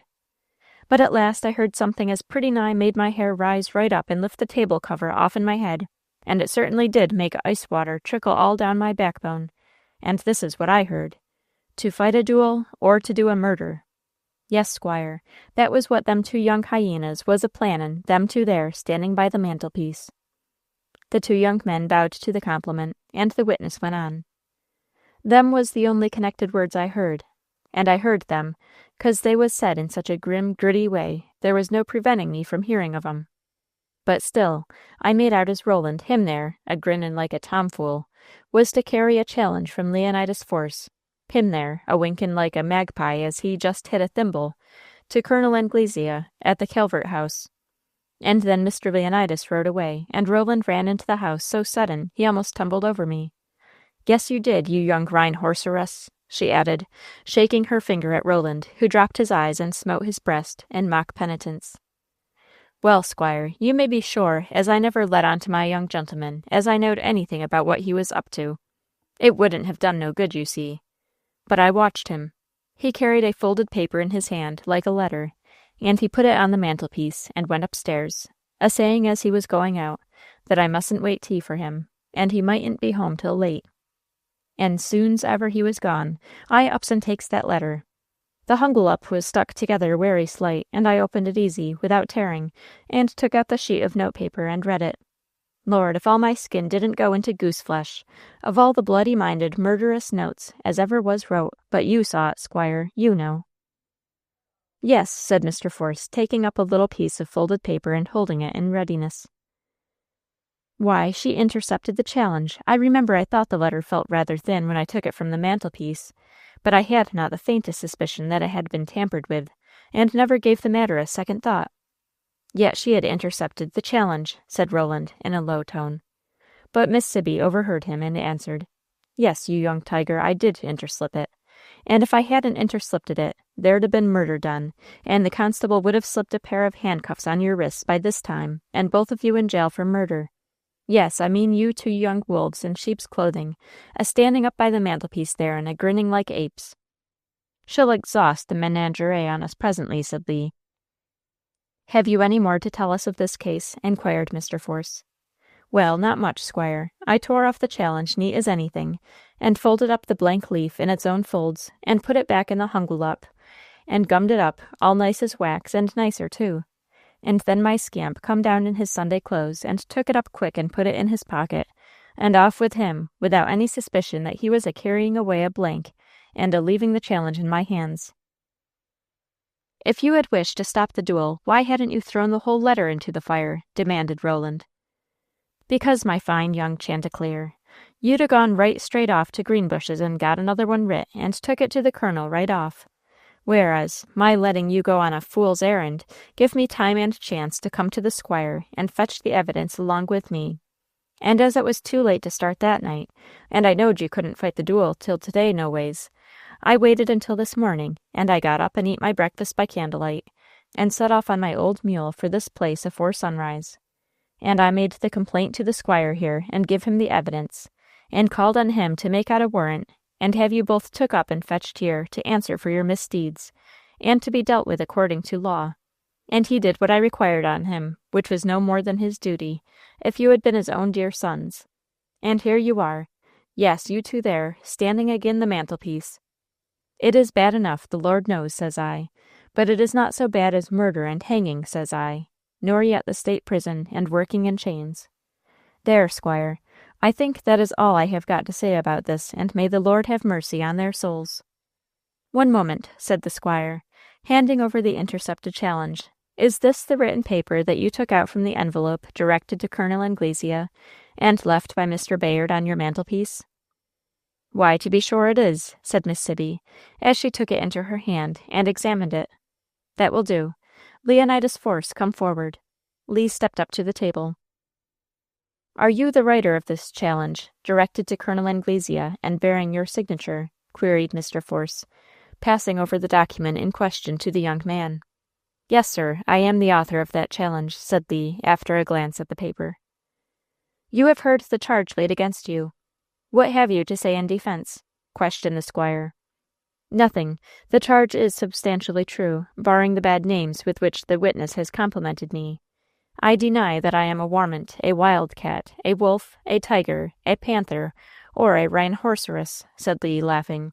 "But I wrote the challenge, and I intended to fight the duel." "You admit this?" "Entirely." "That will do. Sit down." Lee dropped into the only vacant chair and awaited the next move. "Roland Bayard, come forward," said the squire. The young man came and stood respectfully before the squire. "You have heard the charges made against you?" "Yes, sir." "What have you to say in defense?" "Nothing, except in some sort what my fellow prisoner there has said. In a word, I may be, as Darwin says, remotely descended from a monkey, but I certainly must decline identity, or even relationship, to the wild beasts with which my good aunt has confounded me. But I did undertake to deliver a challenge from my friend Mr. Leonidas Force to that caitiff Angus Anglesea, and I did intend to be my friend's second in the duel. You admit all this?" "I do." "Leonidas Force, come forward." The young midshipman stepped up and stood beside his friend, both facing the squire.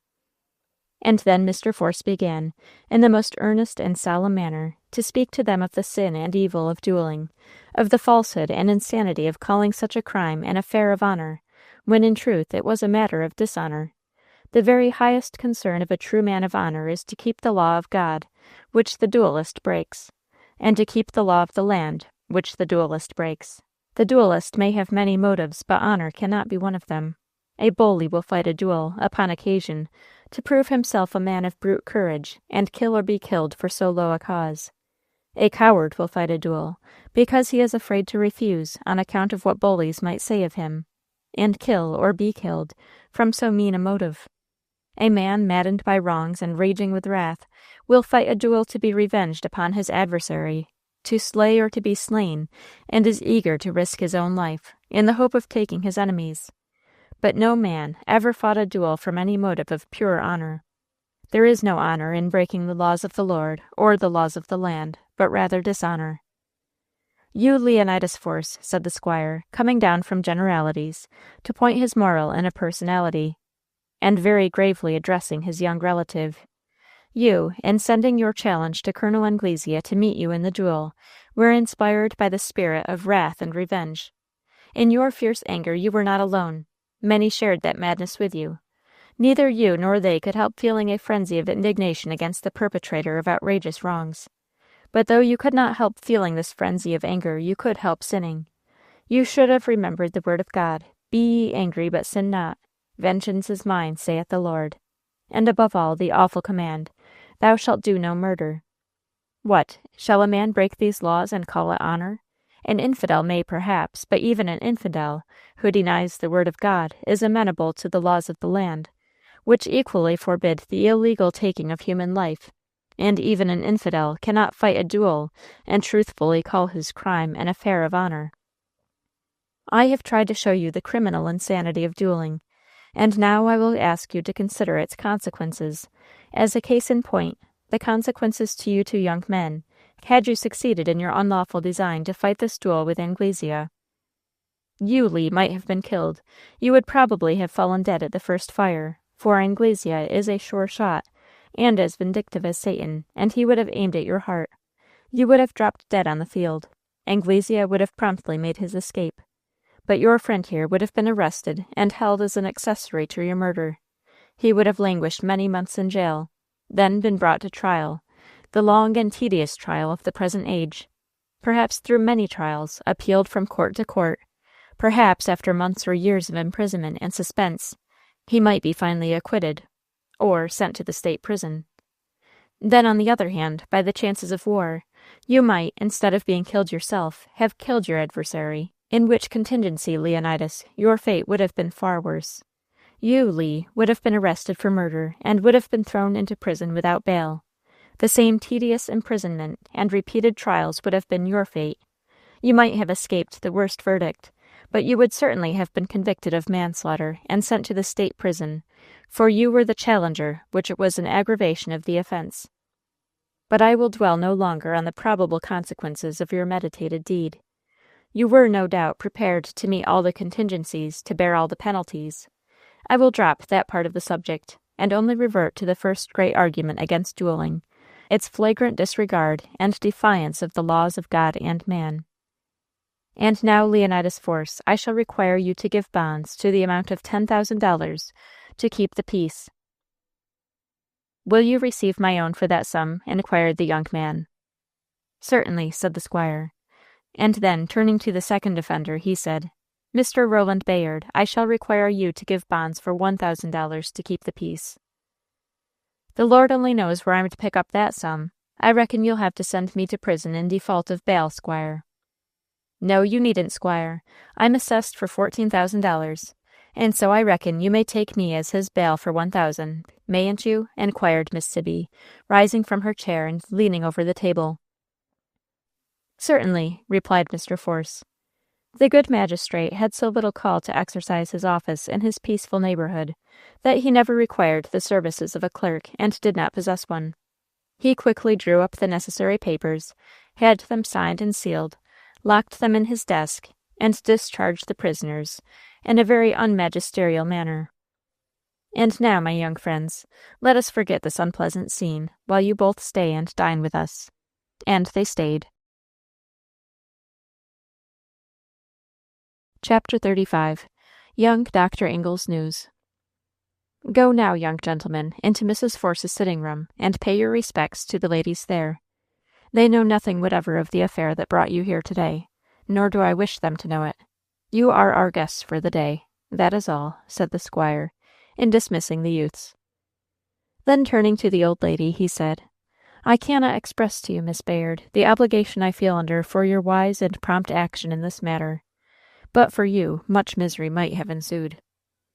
Lord, squire, I did no more than what might have been expected of me, one of my descent, complacently replied Miss Sibby, as she bowed and sailed out of the office. To be sure, assented the amiable master of Mondreer. I wonder, whispered Leonidas Force, as he linked his arm in that of Roland Bayard, and they passed along the hall together. I do wonder if it is characteristic of a lady of high descent to open the envelope of a letter left on her mantelpiece and take out the letter. I wonder, further, if it were not a breach of the law, and what the lawyers call actionable. I think not, laughed Roland. She acted in the cause of law, peace, and justice. I don't think you could get any judge, jury, or even county magistrate to see it in any other light. They had now reached Mrs. Force's sitting room, where, as soon as they entered, they were received with the warmest welcome by all the family and guests there assembled. Miss Sibby had already resumed her seat in the most comfortable armchair the room could boast. There were present Mrs. Force, Mrs. Anglesea, Miss Bayard, and the two little girls who had just come in. Odalite was not there. Come here, my fine young sailor lad. I haven't seen sight of you since the rumpus in the church. Wasn't that a circus? Come here and sit by me, said the lady from Wild Cats, making room on the sofa for Roland Bayard, who with a smile and a bow immediately placed himself beside her. What else could a gentleman do? How is Odalite, auntie dear? Inquired Lee, seating himself just behind Mrs. Force's chair and leaning over its back. She is much better and brighter than she has been for many weeks past, replied the lady. Indeed, I am very glad to hear it, auntie. There is something about Odalite that I cannot understand. I came home finding her engaged to be married of her own free will, and yet utterly wretched to the verge of madness. And now that the wedding has been publicly broken off in a manner reflecting the deepest disgrace upon the bridegroom, you say she is brighter and happier than she has been for many weeks, said Lee, in a very low voice, still leaning over the back of the lady's chair and speaking in her ear. "Yes, she is so. But hush, dear boy, this is not the place to discuss odolite. Besides, it is not polite to whisper in company," said Mrs. Force, with a smile at the quoted commonplace. Lee lifted his head and took his elbows off the lady's chair, only to see his two young cousins, Wynette and Elva, standing on each side of him. He caught them both, the one in his right arm, the other in his left, and drew them to his side. "We are so glad you have come back, Lee. We missed you so awfully yesterday. Wynette and I did," said Elva. "Yes, the house was as dull as ditch water. I mean, the mansion was excessively melancholy," added Wynette. "I am sorry to hear that. And all on account of my absence?" laughingly inquired Leonidas. "Largely, at any rate." "My darlings," said Mrs. Force, "I thought you were in the schoolroom, busy with Miss Meek and dressing dolls for the Sunday school Christmas tree." "So we were, Mamma, but Dr. Ingle came, and we all went down into the drawing-room to see him," replied Elva. "He always does cry for her. I mean, inquire for Miss Meek, and she always goes down to see him, and makes us go down with her. And he doesn't like it at all, and neither do we. Why, the other evening, when he came just after tea, when you had a headache, and Odolite was sitting with you, and we were in the drawing-room with Miss Meek, after a little while, he said, 'Do you not think that it is very unhealthy for children to sit up so late?' And she laughed and said, 'Their regular bedtime is 9 o'clock. It is not yet 7. And it is always so. He always looks at us as if he was saying to himself, 2 is company, 4 is trumpery.'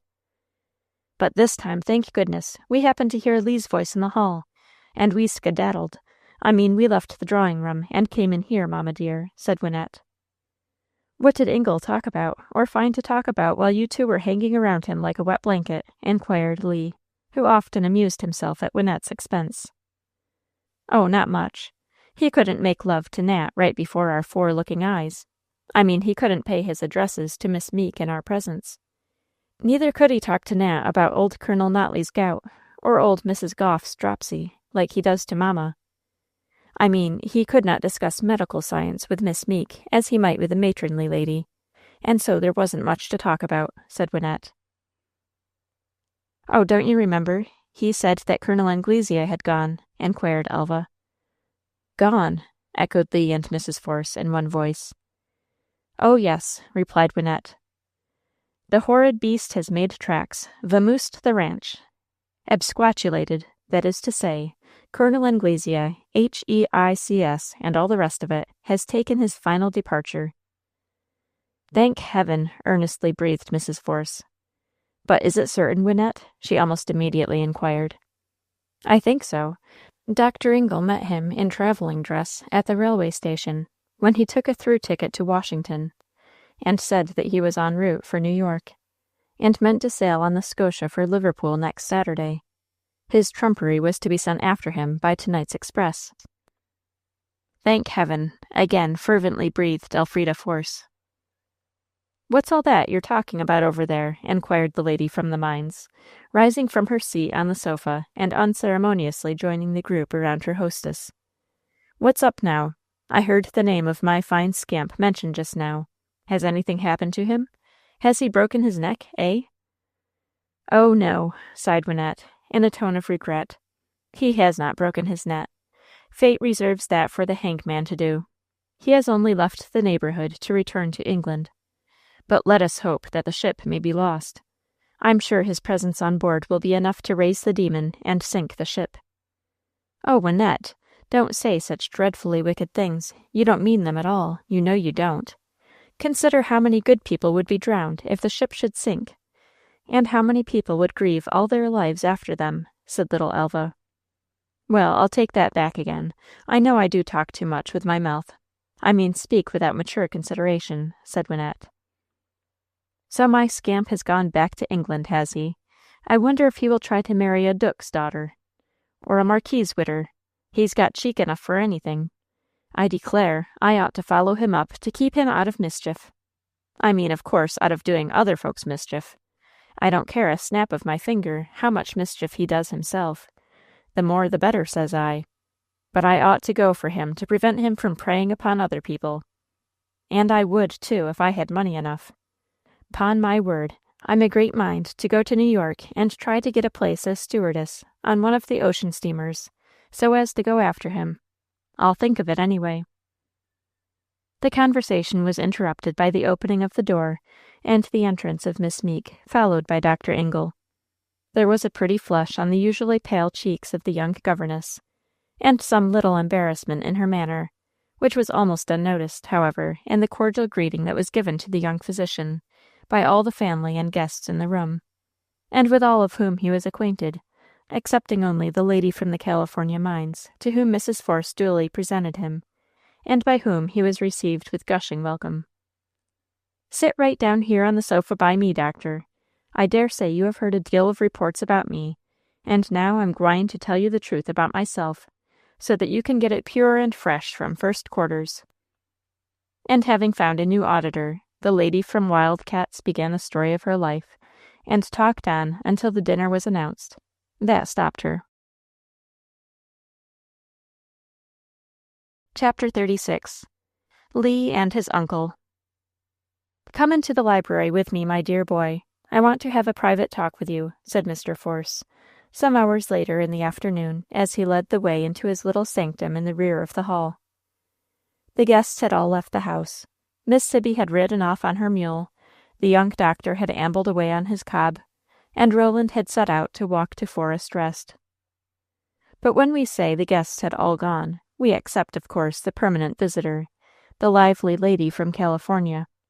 She was still in the house, and likely to continue there. "Lee, my dear boy," said Mr. Force, as soon as the two were seated in the library, "I want you to give me your word of honor that you will never send a challenge, or accept a challenge to fight a duel as long as you live." "Uncle Abel, I give you my word of honor, with all my heart and soul in it, that I never will," earnestly and solemnly replied the young man. "Thank you, my boy, thank you. Give me your hand on it. There, you are my own dear lad again." "Uncle Abel, you must think very badly of me for my madness and folly." "No, I do not, Lee. No, I do not, dear lad. I know that your wrongs and your temptations were almost more than the spirit of man could bear, especially the spirit of a young man, and I thank the Heavenly Father that you have been saved from sin and delivered from danger," gravely replied Abel Force, reverently bowing his head. "Uncle, I wish to make a full confession to you now, to open my soul to you as if you were my father, as in reality you always have been in care and affection. Go on, dear lad, you can say nothing, I am sure, that I shall not be glad to hear." "Well, then, Uncle Abel, I must tell you that after I had sent that challenge to Colonel Anglesea, I went home to Greenbushes, and passed the most miserable night I ever spent in my whole life. I do not doubt it, lad. Heaven knows that it was not from cowardice. Who ever accused or dreamed of accusing any force of cowardice? We have no experimental knowledge of the meaning of that word," said Abel Force. "No, we have not. It was not the thought of death then, for I could meet death or deal death in the cause of duty. No, it was the foreshadowing of a great remorse. It began with the feeling that I could not, dared not, pray last night." "Dear lad, but you can pray tonight, Lee." "Yes, I can pray and give thanks tonight. And now you are my own dear son again, Lee." "Oh, Uncle Abel, if I might indeed be your son again, if I might be reinstated in the position, the happiness, I once enjoyed in my relations, present and prospective, with you and your family." "What do you mean, my dear Lee? And yet I need not ask you, for I know." "Odalite," breathed the youth, in low yet thrilling tones. "Ah, would to heaven, my boy, that none had ever come between you," sighed Abel Force. "Ah, would to heaven he had left no trace behind, but a heart like Odalite's does not easily recover from such a shock as she has sustained." "I know, and yet I think she is already recovering. Pride, duty, honor, all will help her to recover, and of this I wish to speak to you, dear sir. Lee, you have the most forgiving soul I ever met. Why should you take any further interest in your unhappy cousin?" "Because I love her, and it is on this subject that I wish to speak to you. I am under sailing orders for the Pacific coast, and— Lee, you under sailing orders? Why, I thought you were going to resign from the Navy.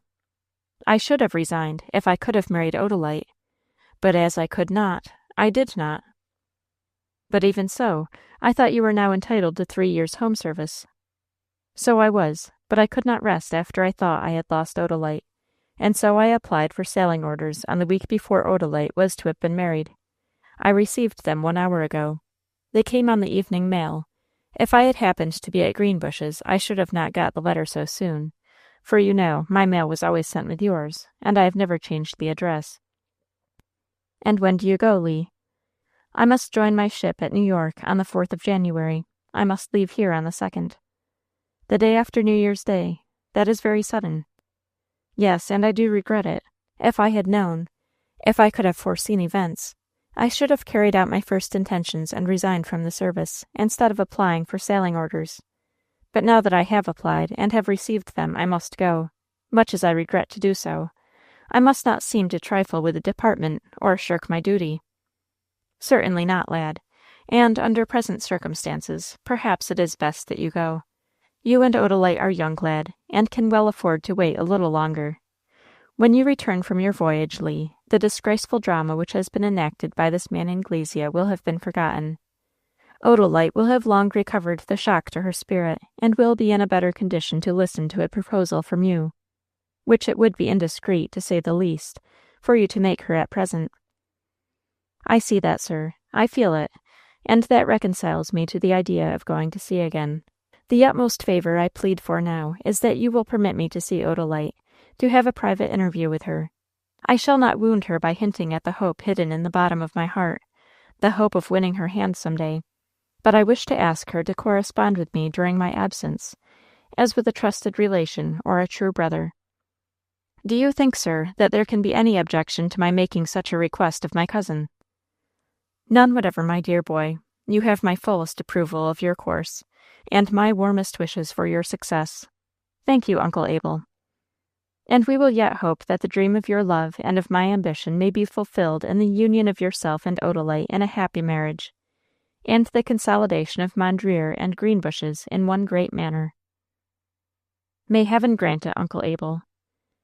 But, my boy, I wish you to speak to Odalite's mother also on this subject. She must be taken into our counsels. Oh, most certainly. I shall speak to Aunt Elfrida, but I wish to speak to Odalite first of all. I have not seen her since I saw her at the altar of All Faith Church on that broken wedding day. Why does she seclude herself so strictly? She is not indisposed. Aunt Elfrida told me she was better and brighter than she had been for many weeks. Why then does she keep her room? Inquired Lee. I think, my dear lad, that she is indisposed, in one sense at least. Very much indisposed to meet a mixed company. She joined us yesterday, both at dinner and at tea. But I was not here, exclaimed Lee. No, you were not here, or you would have seen her. Today she has kept her room to avoid our visitors. It is a very natural reserve, under the circumstances, as you must admit, Lee. Yes, but now they have all gone. Will she be in the parlor this evening, do you suppose? No, my lad. I asked that question of her mother, who told me that Odalite was busily engaged and much interested in making things for the Sunday school Christmas tree, and so would not come down this evening. But, Lee, you may see her tomorrow morning. You will stay all night here, of course, said Mr. Force. I believe they will expect me home at Greenbushes tonight. But after all, they are too much accustomed to my eccentric comings and goings to be the least uneasy at my absence. So I think I will please myself and stay. Thank you, Uncle Abel, replied the youth. That is settled, then, said Mr. Force, as he arose to lead the way back to the drawing-room. Chapter 37.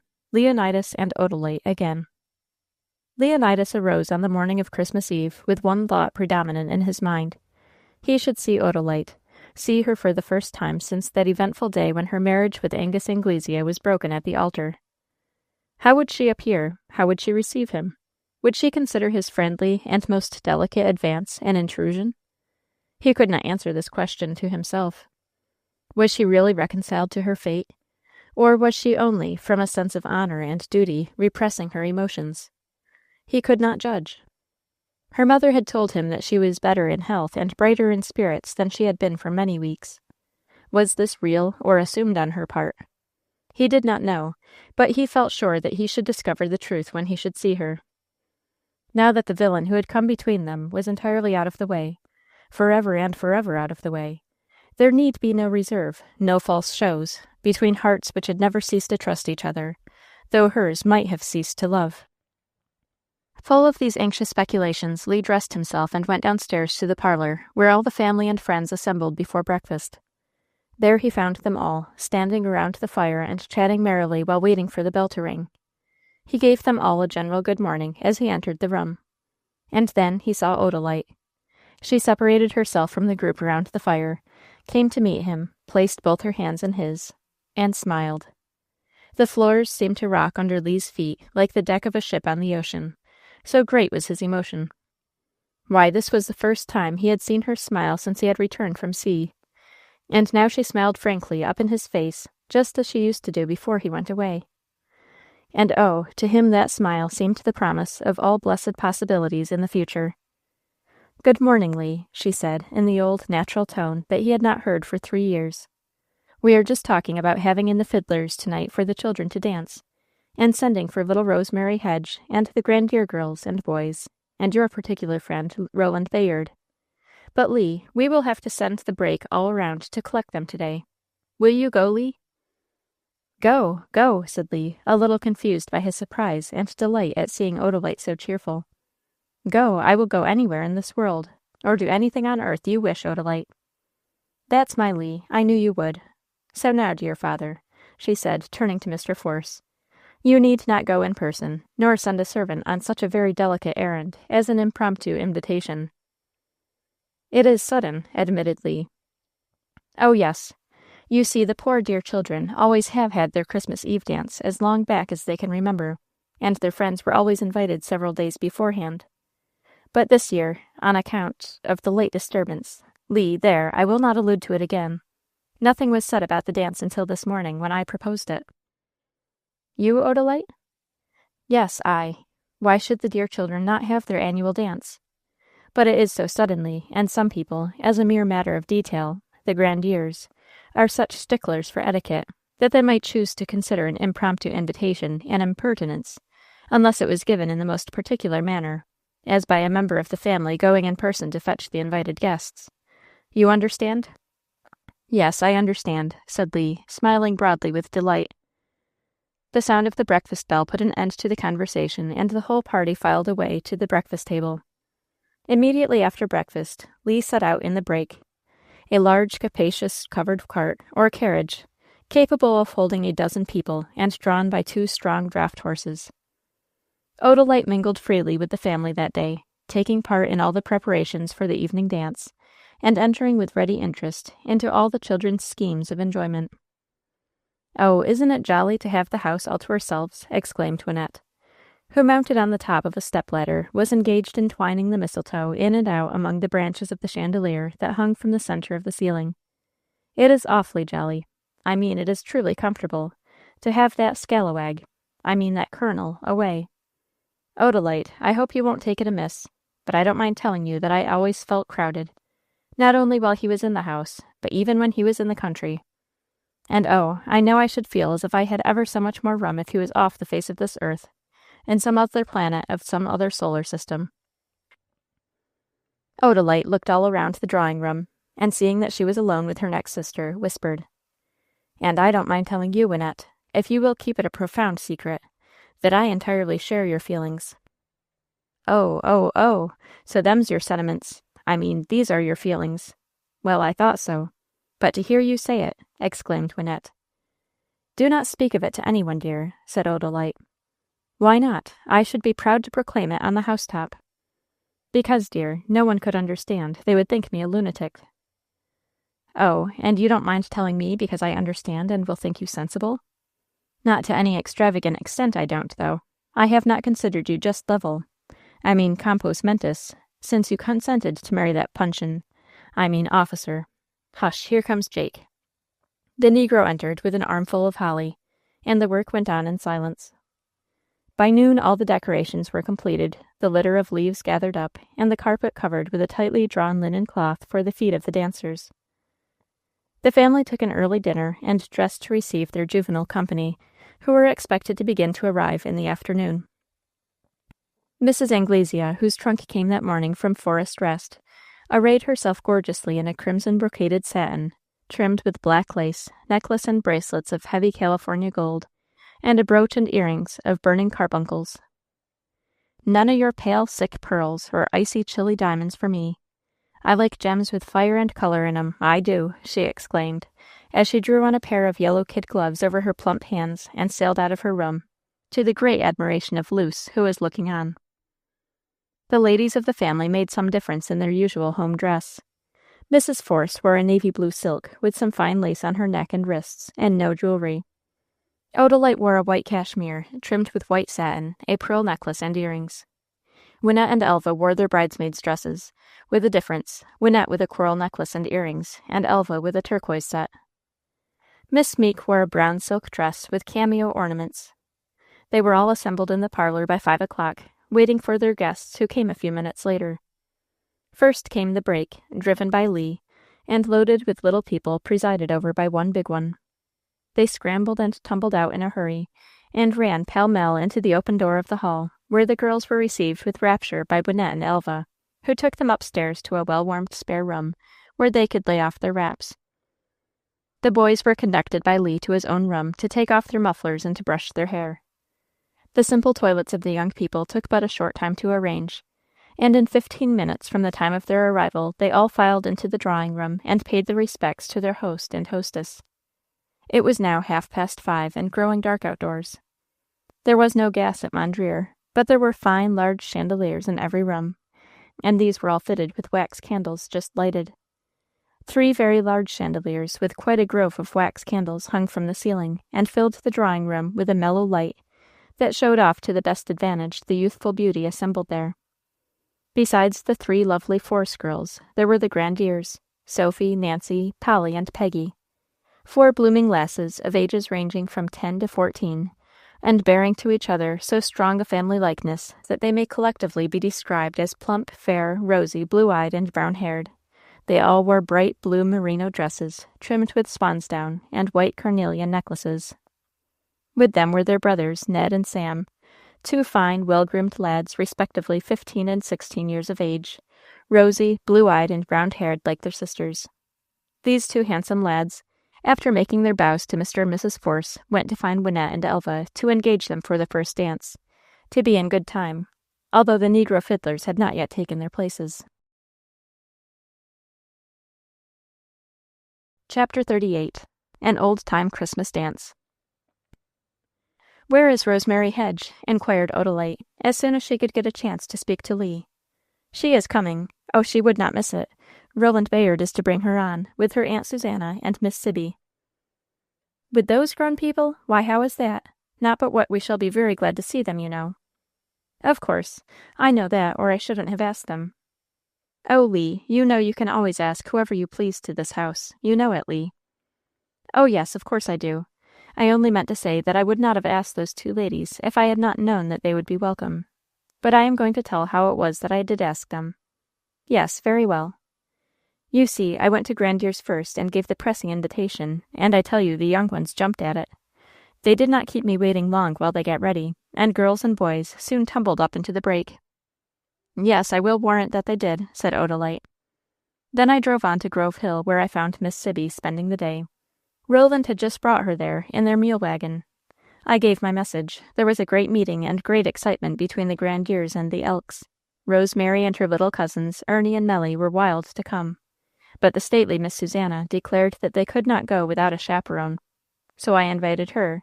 Then I could not make a bridge over Miss Sibby's nose, so I invited her also." "I am very glad you did," said Odalite. But all was not settled yet.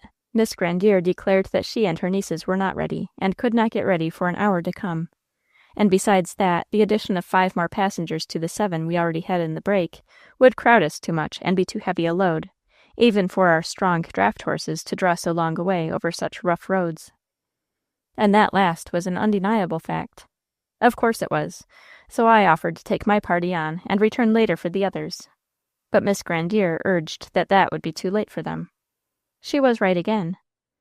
Certainly, but then Roland came to the rescue and offered to drive the second party over here in the mule cart, and so it was settled that he should do so. While we were talking, Mrs. Elk came in, and of course I had to invite her. She never goes out in the evening, said Odalite. No, of course not, and so she explained, and we excused her. And there they all come now. I hear the cart. I must go and see to them. And I too, said Odalite, must go and take the ladies and children upstairs. And the young pair left the room together to receive the visitors, who had by this time entered the hall. Ah, this is just as it should be, said Miss Grandier to Miss Bayard, as they saw Leonidas and Odalite approaching together. Yes, and a heap better than it might have been. If you knew as much as I do, you would say so too. What do you mean? Inquired Miss Grandier in a low voice. Hush, here they are, whispered Miss Bayard, as the two young people came up, with outstretched hands and eager voices to welcome the visitors. You are in very good time. The dancing has not yet commenced, said Odalite, after the first greetings were past. It is not yet 7 o'clock, added Lee. And Odalite took off the two ladies and the 3 children to the warm dressing-room to lay off their wraps, while Lee carried off Roland to his own den to brush his hair. My dear Odalite, I am so glad to see you looking so well, said Miss Grandier, when they had reached the chamber. I haven't seen her looking so bright for weeks, and that is right, says I, added Miss Sibby. Thank you, everybody tells me that, said Odalite, smiling. Miss Grandier was dressed in a rich black silk, with a white lace fichu and white lace cuffs, and her black hair was plaited and wound into a roll at the top of her head, and fastened with a very high back comb. Her front hair was divided in the middle, and wound into curls, 2 down each temple. Miss Sibby wore a plain black silk and a book muslin cap, with a full lace border and white satin bows and strings. The 2 little Elk girls, aged 10 and 12, were slender, dark-eyed, dark-haired, red-cheeked lasses, dressed in the most brilliant of Scotch plaids, with neatly crimped muslin ruffles around their throats and wrists, and amber necklaces and bracelets. But Rosemary Hedge's dress was the quaintest costume that the law of society allowed. It was a sage-green velvet, made out of one of Miss Grandier's own old-fashioned gowns, and decorated all around the bottom of the skirt, the belt, the sleeves, and the neck, with crimson cypress vines, blue forget-me-nots, and yellow crocuses, worked by Miss Grandier's own fingers. Rosemary wore no trinkets, her only ornament being her blue-black hair curled in ringlets all around her pretty head. When the visitors were ready to go down, Odalite conducted them to the drawing-room, where now, at one end, the Negro musicians were seated on chairs raised upon a long, broad bench, and were beginning to tune their instruments, preparatory to playing up an inspiring quadrille tune. As soon as Mrs. Anglesea saw the newcomers, she made a dash across the room at them, and accosted them with effusion. So glad to see you all, and there's my gay young sailor lad. Mind you, Roland Bayard, I won't take you away from the young uns all the time, because it is their party, but you must manage to give me 6 dances during the evening, she said. With the greatest pleasure, Mrs. Anglesea, said the gallant tar, though I didn't know that you danced. Thought I was too large and heavy, eh? Well, I may be large, but I ain't heavy. A balloon is large, but it is light. I am also large, but I am light on my feet. You shall see. Well, will you give me the pleasure of your hand in this set? He inquired. You bet, she replied, placing her plump, yellow-gloved hand in his. He led her to the head of the quadrille that was just forming.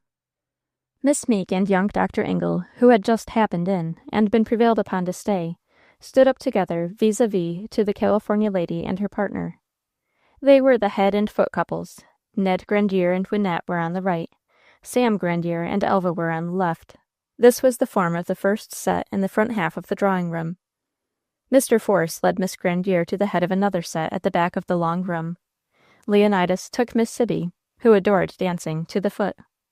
Odalite stood with Erna Elk on the right hand, and Mrs. Force with Melly Elk on the left hand.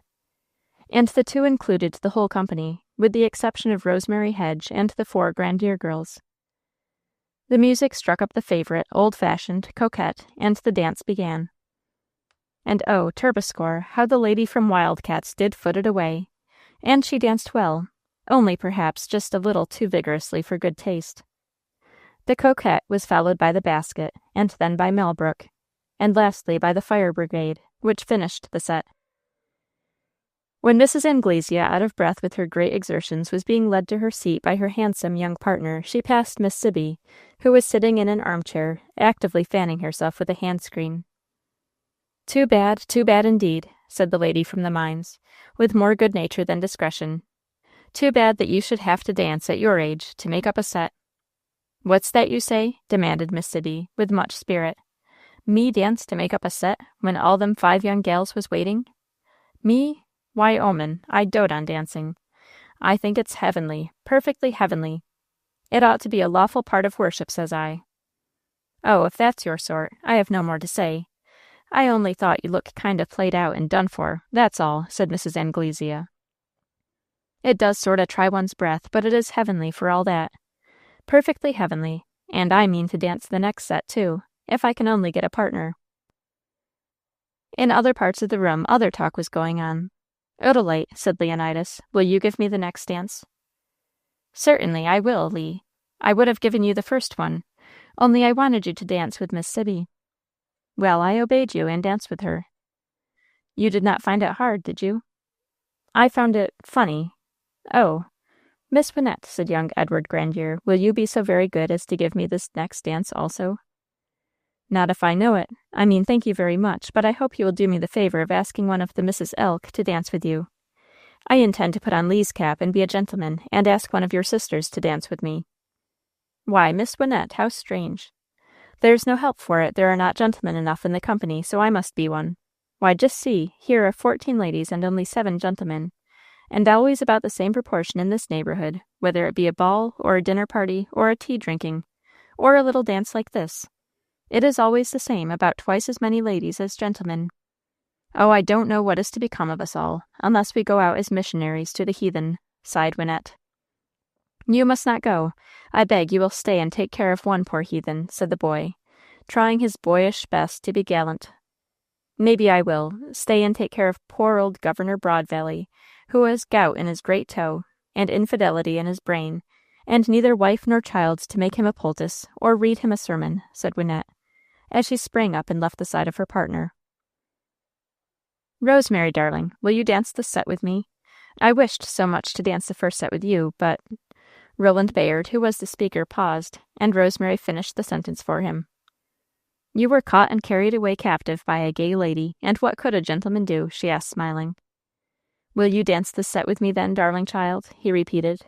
"With real pleasure, Roland," she answered, giving him her hand, and he led her out. In the sets that were now forming, the Grandier girls, as well as all the other children, danced, and all the grown women sat down, except Miss Sibby, who conscripted Mr. Force to dance with her. Winnett, as a gentleman, led out the youngest Miss Grandier, and the 2 sets being complete, the music struck up, the dancing commenced, and all went merry as a marriage bell. The dancing concluded with the rollicking merry-go-round, called in these days the Virginia Reel, but in the olden times known as Sir Roger de Coverley, in which all hands, men, women, and children, young and old, joined heartily, and none more heartily than Miss Sibby. "Enjoy yourself as long as you can, says I," she hastily whispered into the ear of Lee, as he whirled her around in the giddy maelstrom of that mad dance. At 10 o'clock the fiddlers had to rest their elbows and the banjo players to their hands, when they were marched off to the kitchen to partake of good Christmas cheer. In the parlor the guests were seated in somewhat stiff and formal rows, on sofas and chairs ranged along the wall, while 2 men-servants, Jake and Jerry, bearing large trays of refreshments, made the circuit of the room. Jerry going first with a great plum cake and plain pound cake, each beautifully frosted and decorated, and neatly cut from the center to the edge, ready for helping, and a pile of small china plates and damask napkins. Lee Force, walking beside this waiter, served each guest with a plate, a napkin, and a slice of each cake. Behind Jerry came Jake, bearing another large tray laden with cut-glass goblets filled to the brim with snowy, frothy eggnog, or amber apple toddy, or golden lemon punch. And beside this waiter walked Mr. Force, serving each guest with the special nectar he or she preferred. When these good things had been disposed of, although it was but 10:30, carriages were ordered, and all the county neighbors took leave and went home, for these were simple days before the war, or before de war, as the negroes more truly, if less grammatically, put it. and the people wished to get home and go to bed, that they might rise on Christmas morning in time to attend church in the forenoon. Within an hour after their departure, the household at Mondreer had retired to rest. Chapter 39. A Decisive Interview. Sunrise on Christmas morning found all the family of Mondreer assembled in the drawing-room, which had been already restored to order by the servants, and where no vestige of the previous night's festivity remained, except the beautiful evergreen decorations.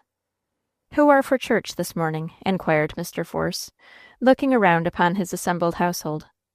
"I think we all are, except perhaps Odalite, who may naturally shrink from the ordeal of appearing there so soon," replied Mrs. Force, in a tone so very subdued that it was scarcely redeemed from being that breach of good breeding, a whisper in company. But Odalite, who stood next to her mother, heard the words and replied, "I must not shrink from going to church, mamma. If people choose to stare at me, to see how I bear what they suppose to be a heavy disappointment and a deep mortification, they will do so from a kindly interest, I am sure, and they will be pleased to find that, although I may be perplexed, I am not in despair. Besides, mamma, the longer I stay away from church, the more I shall be stared at when I go." "You are right, my dear," said Mr. Force, who immediately went out to give orders that all the carriages in the stables, that is to say, the family coach, the brake, and the buggy, should be got ready and brought around to take the family to All Faith Church. There were other duties to be done before they broke their fast. On this day, the servants, not only of the house but of the plantation, were all called in to family prayers. The devotions were led by Mr. Force, assisted by Lee. When they were concluded, Christmas presents were distributed by the children of the family to all the negroes present, and sent by them to all those who, from old age, infancy, or illness, were unable to attend the gathering. When all the plantation servants had retired, with gratitude and gladness, the family went in to breakfast, where they enjoyed a merry morning meal. As soon as it was over, they retired to their chambers to get ready for church. And there each one, in his or her sanctuary, found some token of the presence of Santa Claus to be first discovered and enjoyed in secret. All were more or less valuable and attractive, but among so many presents, in so large a family, but few may be noticed. Mr. Force found a warm crimson cashmere dressing-gown, the united gift of his children, an embroidered silk smoking-cap from his wife, a pair of beaded slippers from Miss Meek, and a Turkish chibuk and a can of Turkish tobacco, brought all the way from beyond seas and kept for this day by Lee. Mrs. Force found a sealskin dolman, one of the first ever made in this country, with muff and turban to match, from her husband, a satin patchwork quilt, which had been the secret work of a year from her children, an embroidered hand-screen from Miss Meek, and an elegant ivory fan, brought from Canton by Lee. Odalite received a handy edition of Shakespeare, in 12 small volumes, bound in white vellum and silver, and enclosed in a white morocco case, with silver clasps from her father, a small Bible, prayer book, and hymn book bound in white velvet, with silver clasps and enclosed in a hand case of white morocco for church service from her mother, a very handsome and completely fitted workbox brought all the way from Canton from Lee. Lee himself received a very princely gift from his uncle, namely, a fine young horse of famous stock, with a handsome saddle and bridle from his aunt. These gifts were not exactly found in his chamber, only the letter conferring them on his dressing-table. A box of articles made by Odalite during the 3 years of his absence, namely 6 dozen white lamb's wool socks, knit by her own fingers, and each pair warranted to outlast any dozen pairs of machine-made hose. 6 ample zephyr wool scarves, to be used, if allowed, during the deck watches of the winter nights at sea. 6 dozen pairs of lamb's wool gloves, 6 dozen pocket handkerchiefs, with his name worked in the corners with the dark hair of her head. All these, for their intrinsic usefulness, would have been very valuable, but for the love and thought worked into them by the dear fingers of her whom he loved, and during the long years of his absence, this box of treasures was invaluable to Lee. The wealth of the Rothschilds could not have bought it from him. Each precious item, as he turned it about in his hands and kissed it again and again, was full of her magnetism. He put on a pair of the socks, because he loved to feel them next to him. He put one of the handkerchiefs in his bosom next to his heart for the same reason. but it would take up too much time and space to tell of all the Christmas offerings of that happy day. The children had passed the age of dolls and dolls' furniture, but they received beautiful dressing cases, with boxes and writing desks, all fitted up and exactly alike, except that brunette Winnettes were all lined with crimson velvet or satin, and blonde Elvas with blue, and they received books and trinkets suitable to their years. Miss Meeks received a pair of gold bracelets from her pupils and a black silk dress from their parents. Even the transient guest, Mrs. Anglesea, received from Mr. and Mrs. Force a handsome set of coral and gold jewelry that exactly suited her style and taste. So no one was overlooked, and when the family reassembled in the drawing-room before starting for church, there ensued a gay confusion, a mirthful strife in the mutual offering and deprecating acknowledgments. But at last they entered the carriages and drove away to All Faith. Mr. and Mrs. Force, Odalite, and Mrs. Anglesea rode in the family coach, driven by Jake. Miss Meek and her two pupils in the buggy, driven by Winnette, who was already a famous whip. The household servants rode in the brake. Lee, mounted on the young horse given him by his uncle, escorted the whole party, and made himself very useful in opening gates or taking down bars for the caravan. They all reached the church in good time. The party entered their pews without feeling any annoyance. If they were stared at, they did not know it. The Christmas service was always a grand jubilee, deeply interesting, highly exalting, and Dr. Peters' sermon was sure to be good, cheerful, and appropriate. After the benediction, when the congregation began to disperse, the usual neighborly greetings took place in the yard. Friends came up to wish Merry Christmas and Happy New Year to the Forces, and to receive the like courtesies from them. Happily, everyone had the good taste to ignore the unseemly events of the previous Tuesday. And the Force family left the churchyard more at ease than they had entered it. The journey home was, therefore, very pleasant. The subsequent Christmas dinner was a festival, and the dessert was prolonged with cracking nuts, making Filipina bargains, opening sugar kisses, and exchanging verses. It was not until after dinner that Lee got a chance to speak to Odalite. "Will you come out for a walk with me? It is not cold," he whispered, as they all left the dining-room. "Yes," she answered, "and we will go now, or it will be too late." And she took down her brown beaver coat and poke bonnet that always hung in the hall, ready for common use, and began to put them on. Lee took his overcoat and cap from the same rack, and speedily encased himself. Their gloves were in the pockets of their coats, and so they were soon ready, and in 2 minutes opened the hall door and left the house. It was a fine winter twilight. The sun had just set, and the western hemisphere was all aflame with the afterglow. The moon had just risen from behind the deep blue waters of the bay, and was shining broad and full from a rosy gray sky. Though the woods were bare, and the earth was brown with winter, the scene was pleasant in its soft, subdued color and veiled brightness. Chapter 40. Again by the Wintry Sea. "We will walk down by the shore. It is always pleasant there," said Lee. "Yes, let us go there. It will be too dark in the woods, but there will be moonlight on the sea and shore." And they walked through the east gate and down the wooded hill to the waterside. From an instinct of delicacy, Lee turned to the south, which led in an opposite direction from his own home, but Odalite stopped him. "Let us walk north toward Greenbushes. We cannot go so far because it is too late, but it will be pleasant to walk in that direction, Lee." "Will it now, to you, Odalite?" he asked, surprised and pleased, yet anxious. "Very, very pleasant," she answered brightly. He turned with her at once and had courage to ask, "Will you take my arm, Odalite?" She took it at once, and when he held her hand close to his throbbing heart, she did not draw it away. What should he say to her? How should he understand her? She seemed content, and even happy to be alone with him. She seemed exactly as she had been before the tempter came between them, content and happy, though it had only been 4 days since she had been suddenly and effectually separated from the man whom she had declared that she wished to marry. She had said that no one forced her to marry him. But did anyone force her to wish to marry him? That was the question. Was his dream or vision at sea a prophetic one?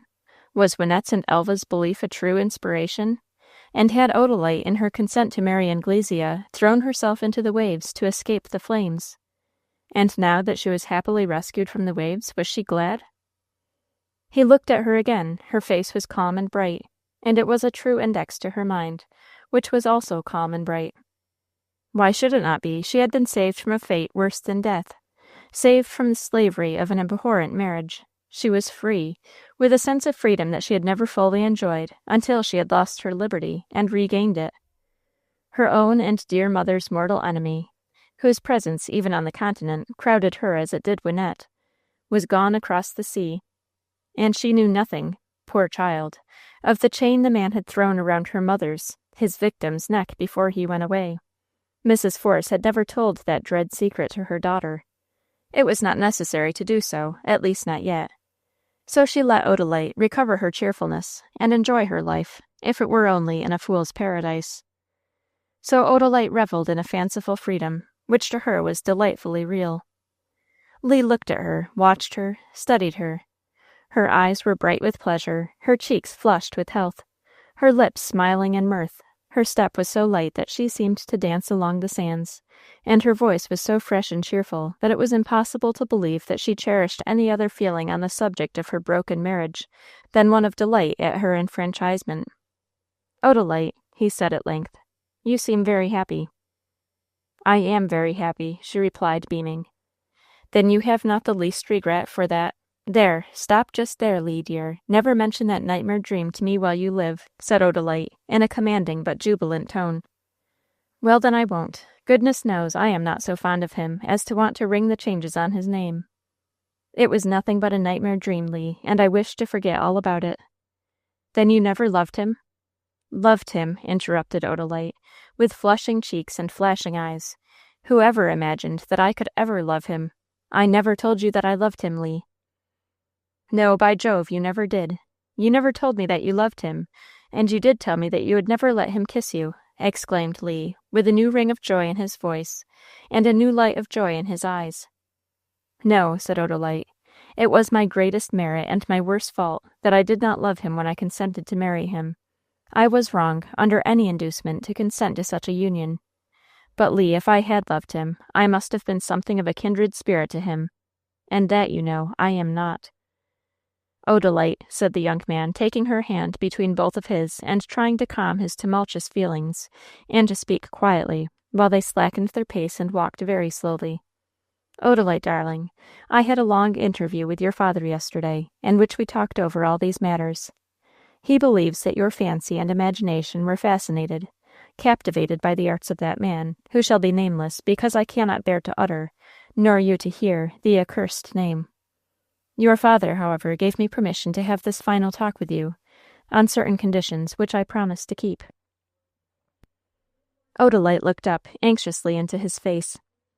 "My darling," he said, as he caressed the hand he held, "when I asked you to take this walk with me tonight, it was because I knew that you were free in hand, at least, to receive the proposal that I came to make you. It was not that we should immediately renew the old engagement that bound our hearts and souls together from our childhood, up to the time when the stranger came between us, for I did not know then that your heart, as well as your hand, was free. I thought that it would take time to heal the wound that I supposed you had received in the sudden rupture of your marriage, but that in time your woman's pride, your sense of honor, and your conscientiousness would enable you to conquer any lingering interest you might feel in that man. So I came here not to plead for an immediate renewal of our precious betrothal, but only to plead as the best grace you might give me, that we might correspond as brother and sister while I am at sea, doing my duty there, and waiting for the time when we may, please heaven, be united in a dearer, closer love." "But, Lee," she broke out impulsively, "I love you. I love you. I have never ceased to love you, Lee." And then she would have given words to have recalled the hasty, if true words.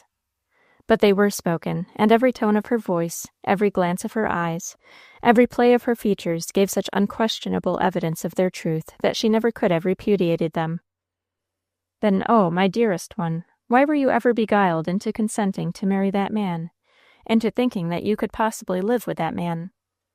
"Oh, Lee, I was never for a moment beguiled. I never for one moment imagined that I could live with him. I knew I could not do so. I knew I should die under the upas tree of his hateful presence. I knew that it was my life I laid down to save others whom I did love." "Odalite," he exclaimed, amazed and overwhelmed by her passion. "Lee, oh Lee, I have told you more than I ever meant to have told anyone. The truth burst from my heart unawares. Forget what I have said, Lee. Oh, forget it. Never, never, never can I forget these words, dear Odalite. Those words that have revealed to me a glimpse of a soul braver, nobler, more self-immolating than I ever believed could live in the form of mortal man, not to say in that of a fragile girl, said the young man, fervently, earnestly. Oh, dear Lee, such overpraise humbles me, but let it pass. But, oh, my dear, as you unwittingly surprised my confidence, so respect it. Whisper it to no human being. No, not even to yourself in your moments of deepest solitude, she pleaded. I will not, my best beloved, my only love, I will not. But I will hide it in my heart as my secret, sacred treasure, to comfort me, to strengthen me, to elevate me in all places and circumstances of my life, in the long, long sea voyages, in the midnight watches on the deck. It shall be my hope, my solace, and my consolation. Always with me until I return to claim the greater, higher, better treasure that it promises, exclaimed Lee with enthusiasm. Oh, Lee, you have twice spoken of the sea, but you will never go to sea again. You have resigned from the Navy, she said, anxiously looking in his face for a confirmation of her words. No, dear, he answered very gently. I have not resigned. I wish now that I had done so, but it is too late.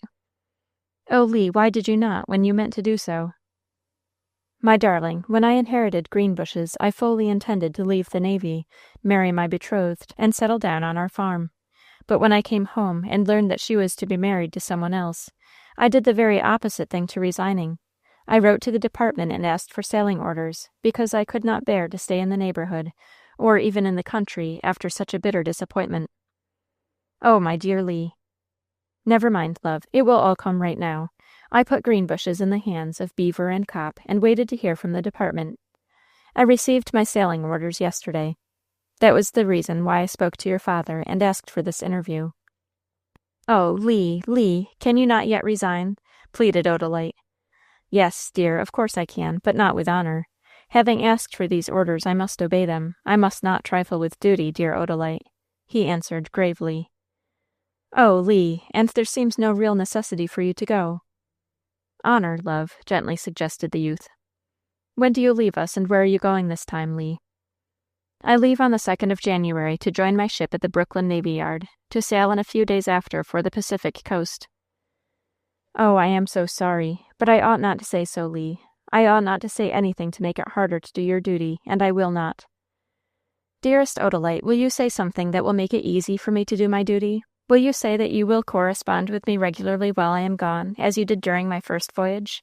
And will you promise that when I return, 3 years hence and leave the service, as I can with honor then, you will give me this dear hand of yours, which I cannot help feeling belongs to me only, and has belonged to me of right all the time? Say you will give me your hand, Odalite.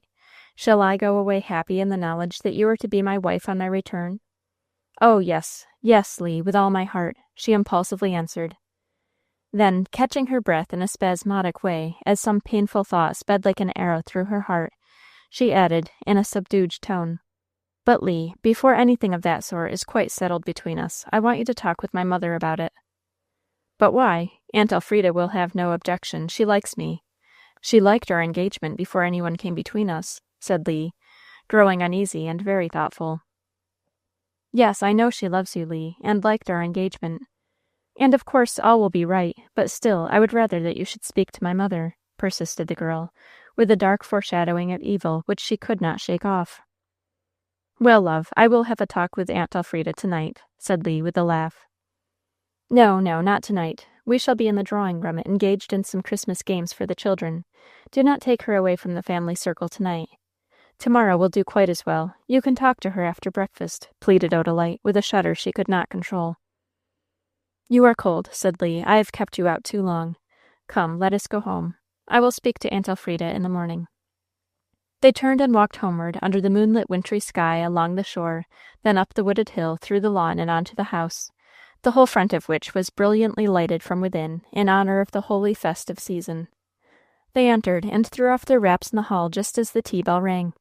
A merry party assembled around the table, upon which every suitable Christmas dainty was spread. After tea, the family and guests, with the new addition of Dr. Ingle, who dropped in, as usual, gathered in the drawing-room and engaged in merry games, in which they spent the Christmas evening. Chapter 41. His Fate. "Aunt Elfrida, dear, I want to speak to you. Can you give me a few moments quite alone this morning?" inquired Lee of Mrs. Force in a low voice, as they left the breakfast-room together, the last two in the rear of the party. "Yes, Lee, come into my sitting-room, where we shall be uninterrupted," replied the lady, in the same subdued tone, and with a somewhat troubled look, as if she anticipated a painful interview. The other members of the family passed on through the door on the right side of the hall and entered the drawing-room. Mrs. Force turned from them and opened the door on the left and preceded Lee into the little parlor. When they were both in the room, the lady shut the door and turned the key and motioned Lee to take one armchair on one side of the center table, while she herself sank into the other, saying, "Now then, Lee, dear boy, I am ready to hear what you wish to say to me." "Maybe you know, Aunt Elfrida, that I am going to sea in a few days," he said, leaning over the table toward her. "Yes, Lee, I heard so from your uncle, and was very sorry to hear it, dear boy." "I suppose my uncle told you why. Just as I had come into a rich inheritance, I applied for sailing orders." "Yes, Lee." "And why, though now I would like to resign, I cannot in honor do so?" "He told me all, Lee." "I shall be gone for 3 years, Aunt Elfrida." "I know it, and I am very sorry." I shall leave you all on the 2nd of January, and before I go, I would like to have an understanding with you about Odalite," said Lee, stammering and blushing, as if he had been asking for the hand of his sweetheart for the first time. But then it was so soon after her broken marriage, and his act seemed so audacious. The lady turned pale and gripped the edge of the table for support. It had come then, the ordeal she had dreaded so much. "Odalite?" she faltered. "Yes, Aunt Elfrida, and I should ask your pardon for speaking of my hopes just now. And I should not presume to do so, only that I am going away so soon, and am to be gone so long," faltered the lover, blushing more intensely than before. "What have you to say of Odalite, then?" inquired the lady. "Oh, Aunt Elfrida, can you ask? I wish, first of all, your permission to correspond with her while I am away, just as I did before, you know. And then, most of all, I wish that it shall be understood, just as it was before, that when I return from my next voyage, Odalite and I may be married. And of course, I shall leave the Navy then, and settle down with Odalite at Greenbushes, just as it was understood and arranged that we should do before the stranger came to trouble us. That is what I want and hope and pray for, Aunt Elfrida," pleaded the lover. The lady's head was dropped upon her hand, while her elbow rested on the table. She was silent and thoughtful for a few moments. That seemed hours to Lee's anxiety, and then she asked, "Do you think it right, dear boy, to approach a young girl on the subject of a second engagement so soon after the disruption of her marriage at the altar?" The question was not unkindly put, yet the blush deepened on the youth's cheek. "I said that I would not mention the subject now, but that I am going away in so few days, and for years. Nor would I, even under these circumstances, if it were not that—" He suddenly caught himself up and stopped. He had been on the brink of involuntarily betraying Odalite's confidence, and adding, "Odalite herself admits that she has no regret for her broken-off marriage, and never really cared for anyone but her first lover." For Lee was all unaccustomed to having secrets to keep. "What were you going to add, dear boy? If it were not that—" "What?" inquired the lady, who had observed his hesitation and embarrassment. "If it were not that I know her to be quite free," he answered diplomatically. "But is she quite free, Leonidas?" gravely questioned the lady. "Is she not?" demanded the youth in astonishment. "I do not know, my boy. I am not sure. But, oh, Lee, I have never breathed a doubt on this subject to her, and do not you breathe this to any living soul," solemnly repeated the lady. "Great Sphinx of Egypt," said the youth to himself, "have I got to keep the secrets of each one from all the others, and without even having the satisfaction of knowing what the secrets are?" "Listen to me, Lee," said the lady kindly. "I have no objection to your corresponding with Odalite while you are on your voyage, but there must be no engagement, or hint of an engagement between you, either before you go or in any of your letters. Moreover, your letters must not be directed immediately to Odalite, but under cover to me." I thank you for even so much grace, Aunt Elfrida. But why may not my letters be directed to Odalite? Because they might get her unjustly and disrespectfully talked about, she said evasively. But oh, Aunt Elfrida, why should you doubt that Odalite is free? Why, the fact is abundantly proven. No, dear boy, there is where the trouble is. We think it was proven, but we are not sure. What we are sure of is this, that there was a marriage ceremony performed by special license, and by a regularly ordained minister of the gospel, and in the presence of more than 100 witnesses, between Angus Anglesea and Odalite Force, and which, if both parties were free to contract marriage at the time, binds them together as man and wife for the term of their natural lives. That is all that we positively know, Lee, gravely replied the lady. The youth sprang up from his chair with a cry of pain. I cannot bear to think of that, he said, as he dropped again into his seat. But it cannot be true. The news from St. Sebastian proves that the man was the husband of another woman at the time that he tried to marry your daughter, and that therefore the ceremony was no marriage at all, and she is free. Leonidas, let me put a possible case. Suppose that when Anglesea married the Californian widow, he had an invalid wife living at the time in England. Then the marriage with the Californian would have been of no effect. Suppose in the interim between the ceremony performed in the church at St. Sebastian and this performed at All Faith Church, the invalid wife had died, then the last marriage would be legal and binding.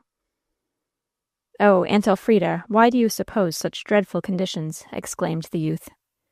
Because, my poor boy, I have reason to believe them to be the true conditions, sorrowfully replied the lady. The youth sprang up and walked the floor in great excitement. What reasons have you for thinking as you do? He at length demanded. I cannot tell you now, dear boy. But you do not know this to be the case, you only think so? He questioned.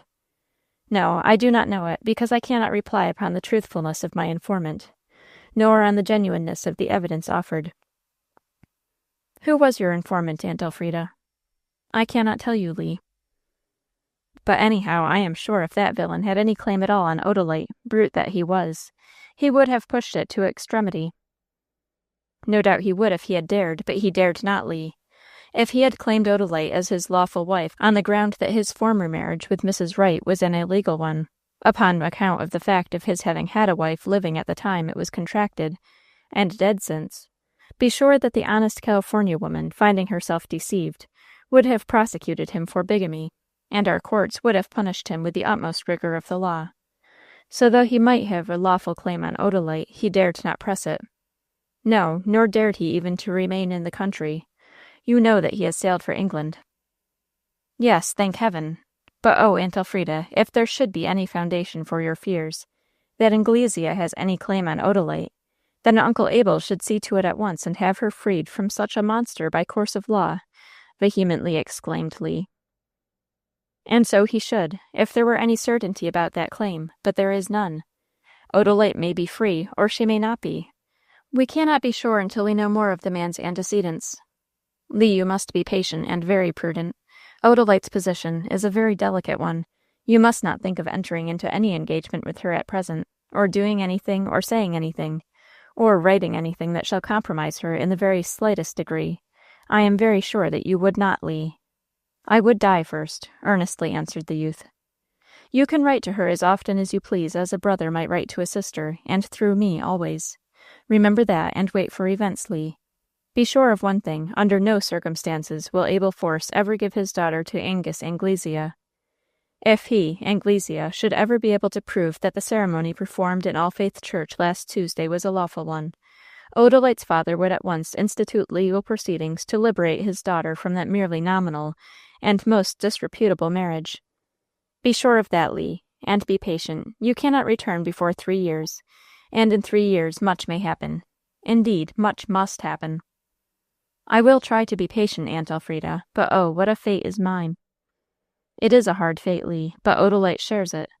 If you must live in suspense, why, so must she. Bear your fate for her sake, Lee. I will, Aunt Elfrida, earnestly answered the youth. And remember, Lee, you are not to breathe to Odalite my doubts as to her freedom from Anglesea's yoke. I will not, Aunt Elfrida. I would not make her so unhappy, replied the lover. I will only tell her," he added, "that you think we had better correspond in the way you suggested, and wait for my return from sea to settle matters. Or shall I refer her to you?" "Do both, Lee. Tell her what you propose to tell, and send her to me." "I will not keep you any longer from your guests, Aunt Elfrida. I thank you very much for your kindness to me, and I shall be guided by your words," said the young man, as he raised the hand of the lady to his lips, and then dropped it with a bow and left the room. Chapter 42. Other Interviews. He found Odalite waiting for him in the hall. She was dressed for a walk. "Let us go over to Greenbushes this morning, Lee. It is such a fine morning. We can walk through the woods and rest on the bridge at Chinkapin Creek, and then we shall not be too tired when we get to the house," she said in so many words. But all the while she spoke, her eyes asked, without words, "What did Mamma say?" "Happy thought! We will go, dearest. I will be ready in a trice, and we can talk as we go along," replied Lee, with assumed gaiety, as he pulled down his overcoat from its hook and began to put it on. In 2 minutes they passed out of the front door, crossed the lawn, and entered the wood by the north gate. "Now then, what did Mamma say?" eagerly demanded Odalite, as they went along the wooded path leading to the creek. "She says, my darling, that I may write to you all the time I am away, as I would write to my sister if I had one, but that I must not draw you into any engagement to marry, or words to that effect," replied Lee, putting the hard case as gently as he could. "I thought she would do that," said Odalite, in a sorrowful and subdued tone. "But, dearest dear, that does not prevent my binding myself to you in the most solemn manner for life and until death, and after death, and to all eternity, if one may be permitted to do so.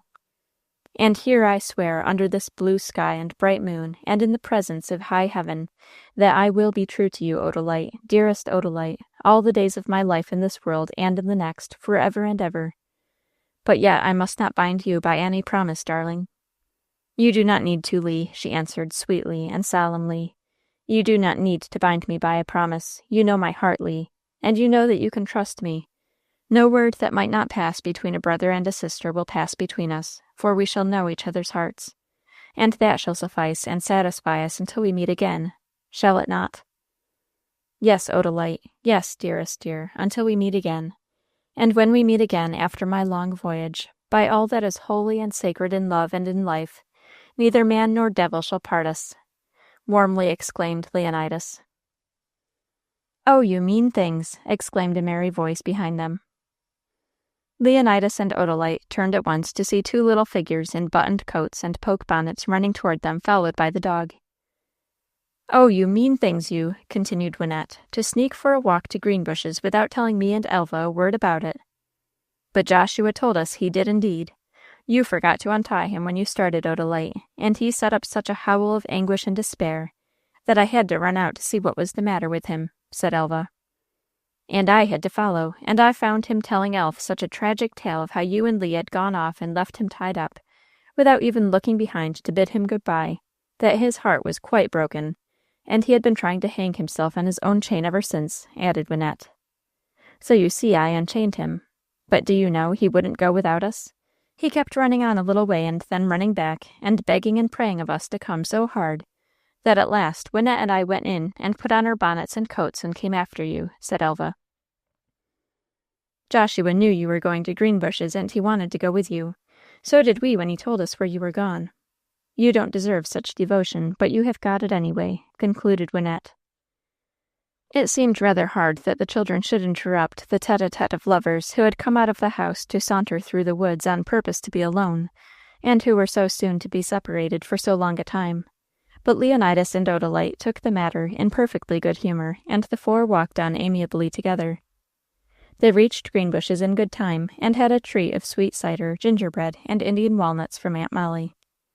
And after a good rest, they set out to return to Mondreer, where they arrived in time for dinner.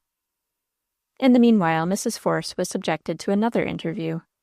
Leonidas and Odalite had scarcely left the house, and Mrs. Force had scarcely settled down to her embroidery, when there came a gentle tap at the door. "Come in," said Mrs. Force. Miss Meek entered, her pretty, pale face slightly flushed, her usually quiet demeanor somewhat disturbed. "Can I speak to you alone for a few moments, ma'am?" she inquired, rather nervously. "Certainly, my dear, take that easy chair," said the lady, in some surprise, as she motioned her visitor to be seated. Miss Meek sat down, but continued perfectly silent and extremely ill at ease. Mrs. Force observed her for some minutes, and seeing no prospect of her speaking, inquired gently, "What can I do for you, my dear?"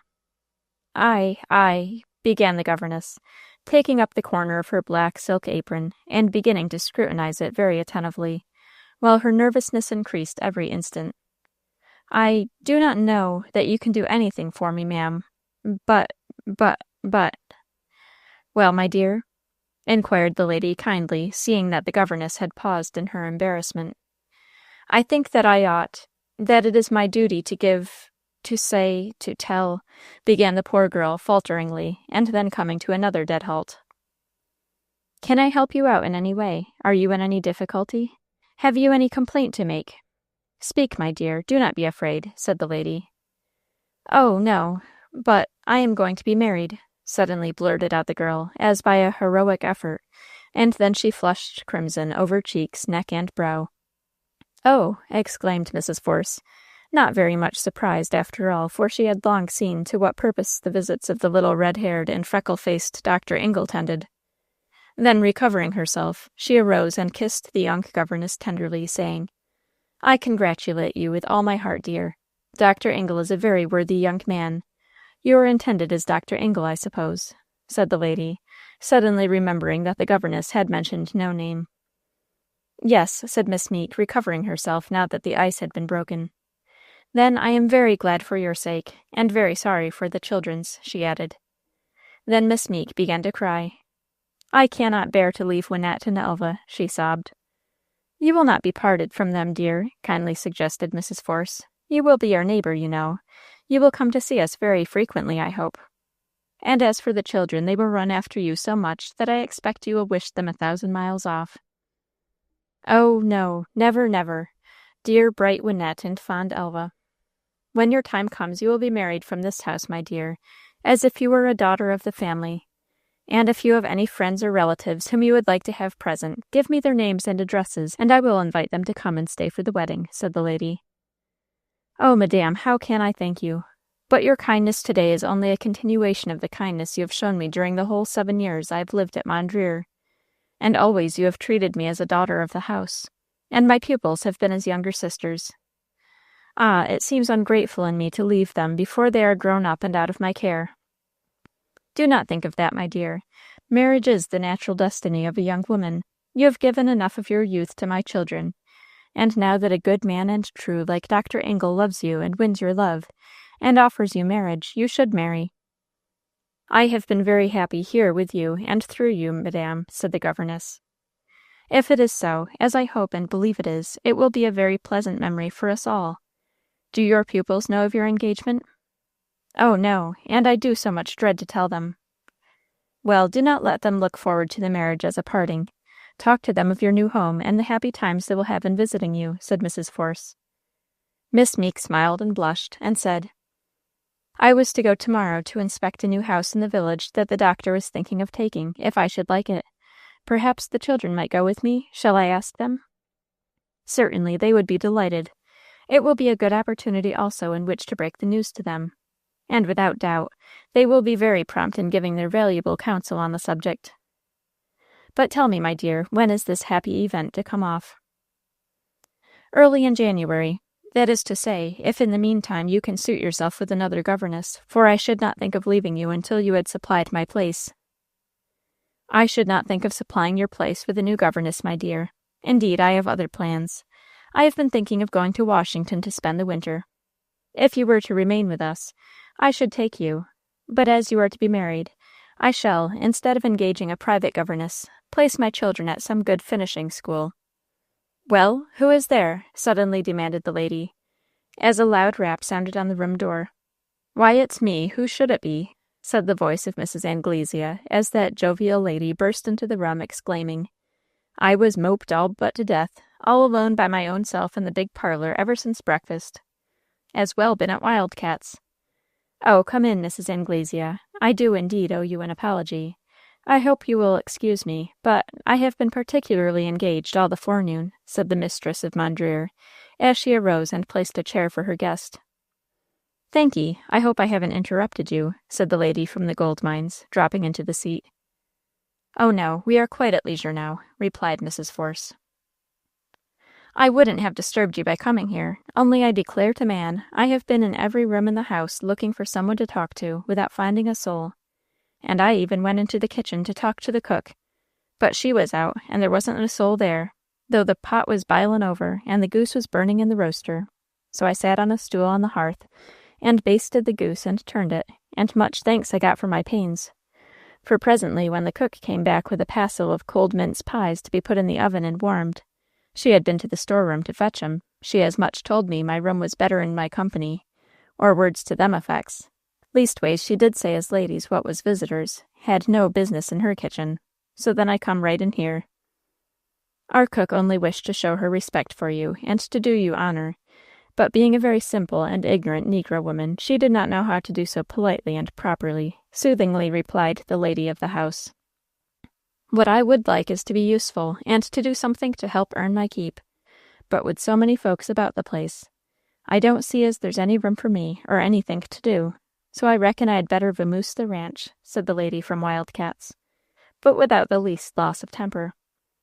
"I beg you to believe that we are all very much pleased to have you remain with us, just as long as you can make it convenient to do so," replied Mrs. Force, with sincere hospitality, for she had nothing but good feeling toward the honest woman who was her chance guest. "Thank'ee, I knowed that. But you see, I don't want to dress up in my best clothes every day, and sit in the big parlor with my hands crossed before me in idleness all day long. It seems like a sinful wasting of time in one like me, who for cooking, washing, and ironing, or scrubbing, sweeping, and dusting, hasn't her betters in this universal world," said the colonel's wife. "You want something to employ your time?" began Mrs. Force. "You bet," interjected her guest. "Well, then, suppose you let me teach you how to do this silk embroidery. It is beautiful and attractive fancy work, and very easy to learn," said Mrs. Force, holding out her frame, on which was stretched the half-finished cover of a foot-cushion. "What, that rubbish?" disdainfully inquired the Wildcat's lady. "No, thank'ee. You can buy a great deal prettier things than that in any of the fancy stores for less money than the things cost to make it with, let alone the lost time. No, ma'am. If I must waste all the days of my life, let it be in honest, barefaced idleness like I'm a-doing of now, and not in pretending to work, playing at work, like you ladies here. I beg all your pardons. I never meant no offense, but I'm bound to tell the truth." "No offense is taken, but we think our handiwork is a little more real, fine, delicate, and substantial than the machine work sold in shops," replied Mrs. Force, in some delicate, deprecating defense of her embroidery. Before Mrs. Anglesea could reply, the door was opened by Mr. Force, who had just come in from his daily ride around the plantation. He greeted all the ladies present, and the conversation became general. A little later on, Leonidas and the girls came in from their walk, and the family party separated to get ready for dinner, and at the usual hour met again around the table. Chapter 43. Lee goes to join his ship. The next morning Dr. Engle called to keep an appointment with Miss Meek. He came in his gig to take her to the village to inspect a certain house that he thought of leasing, but she ordered him to send his gig to the stable and let his horse rest, while he availed himself of the family carriage in which to take her and her invited company, her little pupils, to see the house on trial. And these being the days of her power and his slavery, he obeyed without a murmur, and gave up his anticipated tete-a-tete drive with his betrothed with as good a grace as he could assume. Miss Meek then gave her impromptu invitation to her little friends to accompany her in a drive, and as they eagerly accepted the invitation, she sent Wynette to order the carriage. All this was done according to a pre-arrangement with Mrs. Force. "And we will not interrupt you and Leonidas all day long, for we are going to take lunch with us in the carriage, and we won't be home till night, maybe not till morning." "Till daylight doth appear," sang Wynette, as she kissed her elder sister good-bye before running out to jump into the carriage. Odalite and Leonidas, standing at the front window of the drawing-room, watched their departure until the carriage passed through the west gate and rolled out of sight into the woods beyond. Then they turned toward the fireplace, around, or near, which their father, mother, and guest were seated. And then it was that Mrs. Force announced to the little group the approaching marriage of Dr. Ingle and Miss Meek. "Natalie going to leave us?" exclaimed Mr. Force in mock despair. "I never had a dear gazelle to love me with its soft dark eye, but came a loafing ne'er-do-well and stole her from me on the sly." "Girls never know what's their own good," said Mrs. Anglesea, in all solemnity. "Nor no more won't they learn nothing from experience. One girl marries and comes to grief. Another sees that and marries and comes to grief also. A third does likewise. A fourth follows suit, and so on to the end of the chapter. Girls are just what I read summers or other about them and the pigs and the hot swill. You set a pail of it in the yard, and one pig will run and dip his nose into it and run off scalded and squealing like mad. Another sees that, but all the same dips his nose and runs off scalded and squealing like a house afire. And a third does likewise, and a fourth follows suit, and so on till the whole herd are scalded. And the girls are just like that," concluded the lady from the land of gold. "Oh, I hope not," said Mrs. Force. "To leave a good home where she has full run and plenty of everything, and not a care or a trouble on the face of the earth, and to go and marry a young country doctor, with his way to make. And I know the way of country doctors, you bet. Oh, yes, they have a large practice and a wide one. But as to the pay, oh, Lord, they ride scores and scores and scores of miles, day in and day out and night after night, and never can be sure of a single night's rest or a single meal's victuals from year's end to year's end. But when it comes to pay, Lord bless you, they gets more kicks than halfpence, so to speak." "We hope it will fare better with our young couple," said Mr. Force with a smile. "Well, go on hoping, man. There's no law agin it," said the lady, leaning back in her softly cushioned chair and crossing her fat hands on her lap. The driving party did not stay out until night, as Wynette had threatened. The young doctor's professional duties, unprofitable as they might be to himself, would not admit of such a long holiday. They returned to Mondreer in good time for dinner, for which Dr. Ingle, at Mrs. Force's invitation, remained. But immediately after they arose from the table he made his apologies, entered his gig, which had been brought around to the door, and drove away to make his professional calls. As soon as he had left, Miss Meek, overwhelmed with the consciousness of her position, stole away to her own room. And then Wynette and Elva, full of the importance of their communication, broke out with their wonderful piper's news that Miss Meek was going to be married to Dr. Ingle, and they were going to housekeeping in a beautiful new cottage in the village, and that they, Wynette and Elva, were to go whenever they pleased to spend weeks and weeks with the newly wedded pair, who would always keep a lovely bedroom for their use. Everyone present had the good nature to receive this story as the very newest news, and to be delightfully surprised and enchanted to hear it. After dinner the evening passed, as usual during the holiday week, in merry parlor games. On Sunday the whole family went to church, where, it is pleasant to record, the congregation stared less at the Forces and occupied themselves more with their devotions than they had been able to do on Christmas Day. "You see," said Wynette, confidentially to Elva on their way home, that it was better for Odalite to take the bull by the horns at once, to face the music promptly, to break the ice bravely, to take the plunge and have it all over. Oh, you know what I mean well enough, Elf, although you pretend to look so puzzled. I mean, it was wise in Odalite to go to church on Christmas Day just as usual, just as if nothing had happened there on the Tuesday before, and have it all over. And now it is all over. The great gun is fired, and no one is killed or wounded. That is to say that Odalite has made her first appearance in public after her catastrophe, and she has stood all the staring and has lived through it. And now she has made her second appearance, and escaped all the staring. And the battle has been fought, and victory won. Do you understand?" "I understand a little, but if you go on explaining, I shall not understand at all," replied Elva, with the cruel candor of childhood. And the subject was immediately dropped. On Monday morning, while the family party were gathered in the drawing-room, opening their letters and papers, which the mail messenger had just brought from the post office, there came an early visitor. Tom Grandier, looking more red-headed, freckle-faced, blushing and blundering than usual, arrived as the bearer of a verbal invitation to attend an informal party, to be composed mostly of young people, at Oldfield Lodge on Thursday evening the 31st, to dance the old year out and the new year in. But although, as he bashfully explained, it was understood and intended to be a young folks' entertainment, yet the elders of the family were invited, and expected to be present with them. This was quite in accordance with the custom of the country, or at least of the county, as had been shown at the Christmas Eve gathering at Mondreer. "We thank you very much, and we shall like to go, if we can," said Mrs. Force, as she left her seat and went to the front window, where Odalite stood looking out on the fast-gathering clouds. "You heard Tom Grandier's message, dear?" she asked in a low tone. "Yes, mamma," answered Odalite, who slipped a letter into her pocket. "Then it depends on you, dear, whether we accept the invitation or not. If you prefer to stay quietly at home, be sure that we shall not go and leave you alone." "Then I prefer to go, mamma. I could not bear that the children should be disappointed.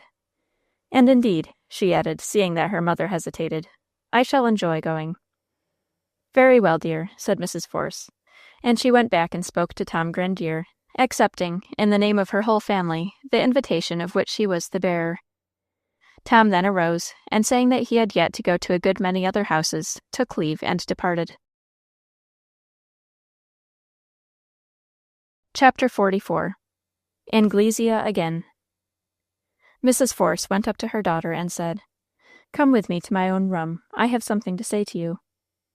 Odalite immediately followed her mother to that little parlor which had been the scene of so many critical interviews. When the door was shut, and the mother and daughter were seated together before the fire, the lady inquired, "Odalite, my love, what letter was that which you received by this morning's mail and put into your pocket the moment I joined you at the window?" "Oh, mamma, it was a little note that would only have given you pain," said Odalite, shrinking. "Yet what was it? Tell me." "It was a letter from him, mother, written on Saturday morning, an hour before he sailed for Liverpool. It was directed on the outside to Miss Odalite Force, but on the inside to Mrs. Angus Anglesea." The serpent, he knew full well that, if he had presumed to offer us such an affront as to give you his name where your father could see it, the insult would never have been permitted to reach your eyes. Where is the letter, Odalite? Let me see it. The girl took the paper from its envelope, and in wrath and scorn read as follows: "To Mrs. Angus Anglesea, my wife, for wife you are, despite all the false testimony brought forward to separate us. I was forced by circumstances to depart from you without a last farewell. Yet I cannot deny myself the privilege of writing to you a last letter before I leave the country, to assure you that I am your lawful husband, lord and master, who will never yield one jot or tittle of his rights to mortal man or woman, but who will contest them if need be through every court in the country, and, if driven to extremity, will defend them at the sword's point. I refer you to your mother for proofs in her possession, proofs which I gave her, which must convince you that our marriage was a perfectly regular and legal transaction, and that you are therefore my lawful wife, and I exhort you to be wise, prudent, and faithful to your marriage bonds, for be assured, I am not one who will brook offense, but who will follow with swift, sharp vengeance the slightest infringement of my rights. I remain, and I intend to remain, until death, your husband. Angus Anglesea, New York, December 18 . When Mrs. Force had read this delectable epistle, she tossed it into the fire, where it quickly blazed up and burned to ashes. "There," she said, "it is gone. Forget it, my dear. It was nothing but the vain boast of a brute, a coward, and a braggadocio. He is on the ocean now, a fugitive from justice. Yes, my dear, no less. He could not stay in this country without the danger of being prosecuted for bigamy and sent to the state prison. He dared not stay and face that peril. In all human probability, we shall never see him again." "But, mamma, can he have, any claim on me? He referred me to you for proof that he has. What proof did he mean, mamma?" pleaded the girl. "I do not believe that he has any claims on you, Odalite," gravely replied the lady. "But, mamma, do you know that he has not?" inquired poor Odalite, in an excess of anxiety. "He has no claim that either the law or the gospel would sustain, or that your father would admit for a single instant." "Oh, mamma, but has he any? Oh, mother, dear mother, speak plainly to me. He referred me to you for proofs that the marriage of last Tuesday was a lawful one. What proofs? What did he mean, mother?" pleaded Odalite, wringing her hands in growing doubt and distress. "He meant to brag, to boast, to threaten to make you grieve, fear, and suffer, the brute, the poltroon, the miscreant," hissed the lady, stamping her foot. But mother, oh mother, the proofs he spoke of, persisted Odalite, white with dread. They are no proofs of anything, but I will tell you what he was writing of. 2 days after the scene at the All Faith Church, while your father and your cousin were both out, that outlying brigand seized the opportunity for which he had been watching, and came in here to see and threaten me. Oh, mother, dear mother, said Odalite, in tender compassion. Never mind, my child. He is away now, thank heaven. His talk to me was all of a piece with his letters to you. That is enough to say about it, except that during the interview, he told me something that I believe to be a mere tissue of falsehoods. And what was that, mamma? He told me, think of the audacity and shamelessness of such an avowal. He told me that at the time he married the widow Wright at St. Sebastian, he had a wife living in London. Oh, mother, said Odalite with a low cry of horror. To prove it, he took a slip of paper from his pocketbook which he said was cut from the London Times, and which he said that he had received while staying at Niagara with us. It was, in fact, the notice of the death of his wife, and I remember rightly it ran something like this. Died, suddenly at Englewood Manor, on August 25th, in the 49th year of her age, Lady Mary, eldest daughter of the late and sister of the present Earl of Middlemore, and wife of Colonel the Honourable Angus Anglesea, late of the Heics. There, Odalite, I have tried to reproduce from memory the proof that he produced to establish as facts that his first wife was living at the time of his marriage with the widow Wright, which was consequently not binding, and that she died some months before his marriage with yourself, which is, according to him, lawful and binding. Oh, mother, mother, there seems to be no doubt of it, wailed Odalite, throwing her arms over the table and dropping her head upon it in a sudden collapse of despair.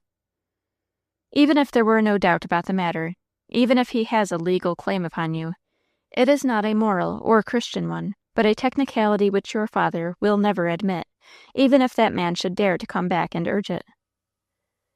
But, oh, mother, he will come back some time when he thinks the danger past, and he will put the screws upon you and me as he did before.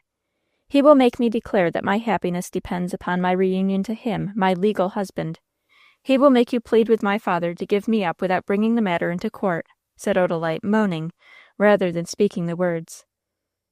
Even if he should, even if you should declare that you wish to be reunited to that monster of wickedness, and even if I were to plead your cause, I tell you that your father would not only see you unhappy, but he would see you dead before he would give you up to Angus Anglesea. He would prosecute him, and settle his claim in that way.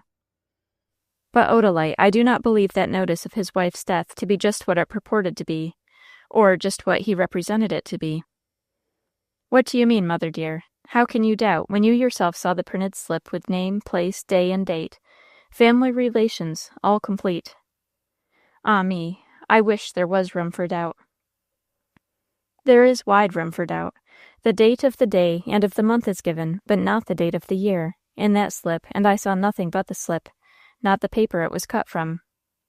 How, then, do I know that his first wife did not die on August 25th 2 years ago, or 10 years ago, instead of in August of this year? It would be like him to produce an old obituary notice for purposes of deception. Oh, exclaimed Odalite, as the new light of hope dawned on her mind. I confess that I did not think of this view of the case when he first showed me the notice, and therefore I was utterly bowed down by the sight of it.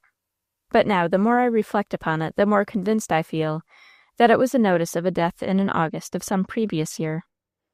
Why, now I think of it, the very paper was soft and dark, and the printing was blurred, as by age and handling. Oh, mother, if I could but be certain that I am free, sighed Odalite. Be certain of this, that you are free from him. He dare not return to this country to annoy you. He may write you threatening letters. Put them in the fire and forget them. And, dear, true, noble Lee, sighed the girl. Of course, there must be no thought of an engagement between Leonidas and yourself. He has given me his word of honor that there shall not be. You may correspond as brother and sister, but his letters to you must, as a mere matter of prudence, come under cover to me. In 3 years, Lee will return to us. Much may happen in 3 years. But in the meantime, O my daughter, keep innocency. Chapter 45. New Year's Eve. For 3 days and nights the snow fell, covering all the ground for some feet deep. Never, in the memory of the people, had such a snowfall been seen in that section. Yet it could scarcely be called a snowstorm, for there was no wind, not a single whiff, and therefore, of course, no snowdrifts. The snow fell softly, evenly, steadily, dropping over the earth a soft, thick, white mantle. "We shall be all snowed up, and there's an end to our New Year's dance at Oldfield," said Wynette, as she stood at the front window of the little parlor, on the 3rd day of the snowfall, looking drearily out over the white earth and powdering sky. "It can't snow forever," exclaimed Elva, who was seated at the center table, playing jacks with hazelnuts. "I believe it will snow forever. It looks like it. Just look out and see. All the low fences are covered, and nothing but the tops of the high fences can be seen. And the Scotch firs are so loaded down with snow, I should think the limbs would snap right off. And it is still snowing as steadily as ever. It just reminds one of the snowbound traveler at the Holly Tree Inn, when it snowed, and it snowed, and it snowed, and it continued to snow, and it never ceased from snowing." "No, nor it never will," said Wynette, flattening her nose against the cold window pane. "Call this snow?" rather slightingly demanded the lady from Wildcats, as she sat in front of the wood fire, with her feet on the fender and her skirts drawn up to toast her shins, while she was eating hazelnuts, of which she had a lap full, and which she cracked with her strong white teeth. "Call this snow, indeed? You don't know what snow is. Hush, honeys. You ought to see the Nevadas after a midwinter snowfall. Yes, where whole trains of wagons are stopped and whole camps snowed up, until all hands perish of cold and hunger. Don't tell me. You don't know nothing about snow here." And she stopped talking to put another nut between her teeth and crack it. "I wouldn't mind it if it wasn't for the New Year's Eve party," said Wynette. "Never mind. It will be clear tomorrow. You know we never do have more than 3 days at a time of any sort of bad weather, wind or rain or snow or anything. I am sure it will clear off tomorrow," hopefully suggested Elva, deftly throwing a jack into the air and snatching 2 from the table in time to catch the falling one.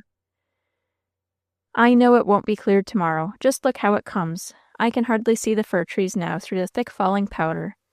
No, it is going to keep on this way forever and ever," growled Wynette, who was, for her, in a very despondent mood. Next day, being New Year's Eve, it did clear off, however, and in the most delightful way, not with a high wind, as it often does, to drift the new-fallen snow and obstruct the roads and make matters worse than before, but with a still, cold, bright, frosty air that hardened the snow and glazed its surface, and made such splendid sleighing. "Oh, good morning, son," said little Elva, standing at the front window of the parlor and looking eastward.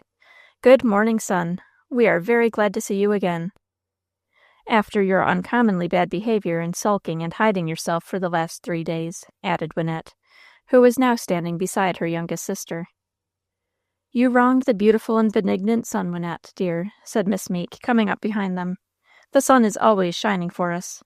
The earth turns around from the sun, and it is night, turns toward him, and it is day. The earth wanders far away from the sun, and it is winter, comes toward him again, and it is summer. But the sun shines in the empyrean all the time, whatever the earth may be. Fogs and mists arise from the land and water, condense in clouds, and obscure his glorious face, but they come down in rain or snow, clearing the atmosphere, and we say the sun shines again, when in truth he has been shining all the time. And as it is with the sun and earth, dear children, so it is with our Father in heaven and ourselves. We turn away from him, and our souls grow dark. We turn to him again, and we receive his light. We wander far from him into selfishness and worldliness, and we suffer a spiritual coldness and blindness. We come back to him, and we are warmed and enlightened by his love and his wisdom. Sometimes doubts and fears and hates, the opposites of faith and hope and love, arise from our lower nature and hide from us the face of our Father in heaven. But he has not changed. He is always ready to bless us when we turn again to him. Turn in truth and love, children, not in terror and self-seeking. So, dear ones, when clouds and storms darken the atmosphere, think of the sun that is shining above them. And when doubts and fears and sorrows and temptations come, think of the love and wisdom and power of our Father in heaven, and turned to him for light and strength and guidance. Miss Meek's little lesson was interrupted by the entrance of Mr. Force, who gave a cheery good morning to the young trio, and then said, "Well, my dears, after all, you have the prospect of a very pleasant afternoon and evening. The sun, you see, has come out brightly, the snow is frozen as hard as a rock, the moon is full tonight. The sleighing will be capital both in going and coming, and you will have the moonlight in coming home." "There will be 8 of us to go, Papa," said Wynette, beginning to count on her fingers. "There will be you and Mamma, 2, Lee and Odalite, 4, Elva and I, 6, and Miss Meek and Mrs. Anglesea, 8. Can we all go in one sleigh? It will be so much jollier if we can." "With a little sociable crowding, which no one will object to, on a cold winter night, we can all go in one sleigh, the largest one, of course, and with 4 draught horses, equally, of course." While he spoke, Mrs. Anglesea came in, eating a large pippin. She bade a general good morning with her mouth full, took the chair which Mr. Force politely placed for her before the fire, hoisted her stoutly booted feet on the fender, drew up the edge of her skirt to toast her shins as usual, and went on eating her apple, remarking that it had cleared off very cold, and that she always ate an apple before breakfast when she could get one, to help her digestion. Now, no one could look at the lady from the gold mines and imagine that there was, or ever had been, or ever could be, anything the matter with her digestion, but Mr. Force replied that it was no doubt a very healthy habit. "You bet," exclaimed the lady from the Wildcats. "Why, old man, if you was to eat an apple every day before breakfast, or better still, 2 or 3 of them, it would clarify your liver, and take some of that yellowness out in your skin, and give you an appetite, and put some flesh on them bare bones of yourn. You bet." Mr. Force bowed gravely, thanked her, and said he would think of it. Other members of the family dropped in, as it was now near the breakfast hour, and the conversation ran on the clear, crisp day, the fine sleighing opportunities, and the coming dance of the evening. All was pleasant anticipation. The day was spent in preparations. It was still an hour to sundown when the whole family, including, of course, the guest, after an early tea, and being well wrapped up in hooded cloaks and heavy shawls, entered a capacious sleigh, lined with bearskins, furnished with foot-warmers, and drawn by 4 strong horses, covered their laps with more bearskins, and started for Oldfield. The full moon was rising over the bay on the east, and the sun was sinking behind the high, wooded hill on the west, as they passed out of the south gate and entered the turnpike road that skirted the hill, and then ran parallel to the shore of the bay all the way to Oldfield Farm. It was a fine level road along the shore, and they had a delightful sleigh ride over the frozen snow, which in a little more than an hour's time brought them to Oldfield Farm. The approach from the bay side was through a pine wood, from which, when they emerged, they came in view of the house, which was lighted up from garret to ground floor. 6 or more of other sleighs, which had brought company to the farm, and from which the horses had been taken and led to the stable, stood in the yard.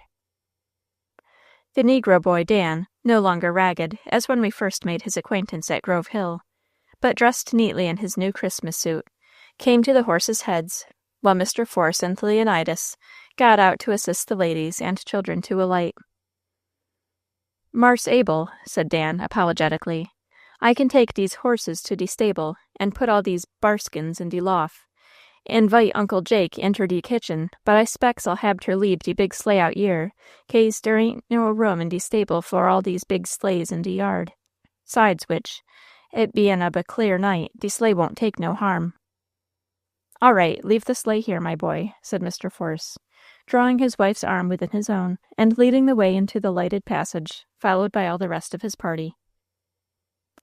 On the right side of the passage was an open door, leading into a room in which tables along the walls were covered with Christmas goodies, while on the left hand was another room, in which were gathered about 30 people, young, middle-aged, and old, some sitting down, some standing in groups, some walking about in pairs, and all talking at once, and no one listening, apparently.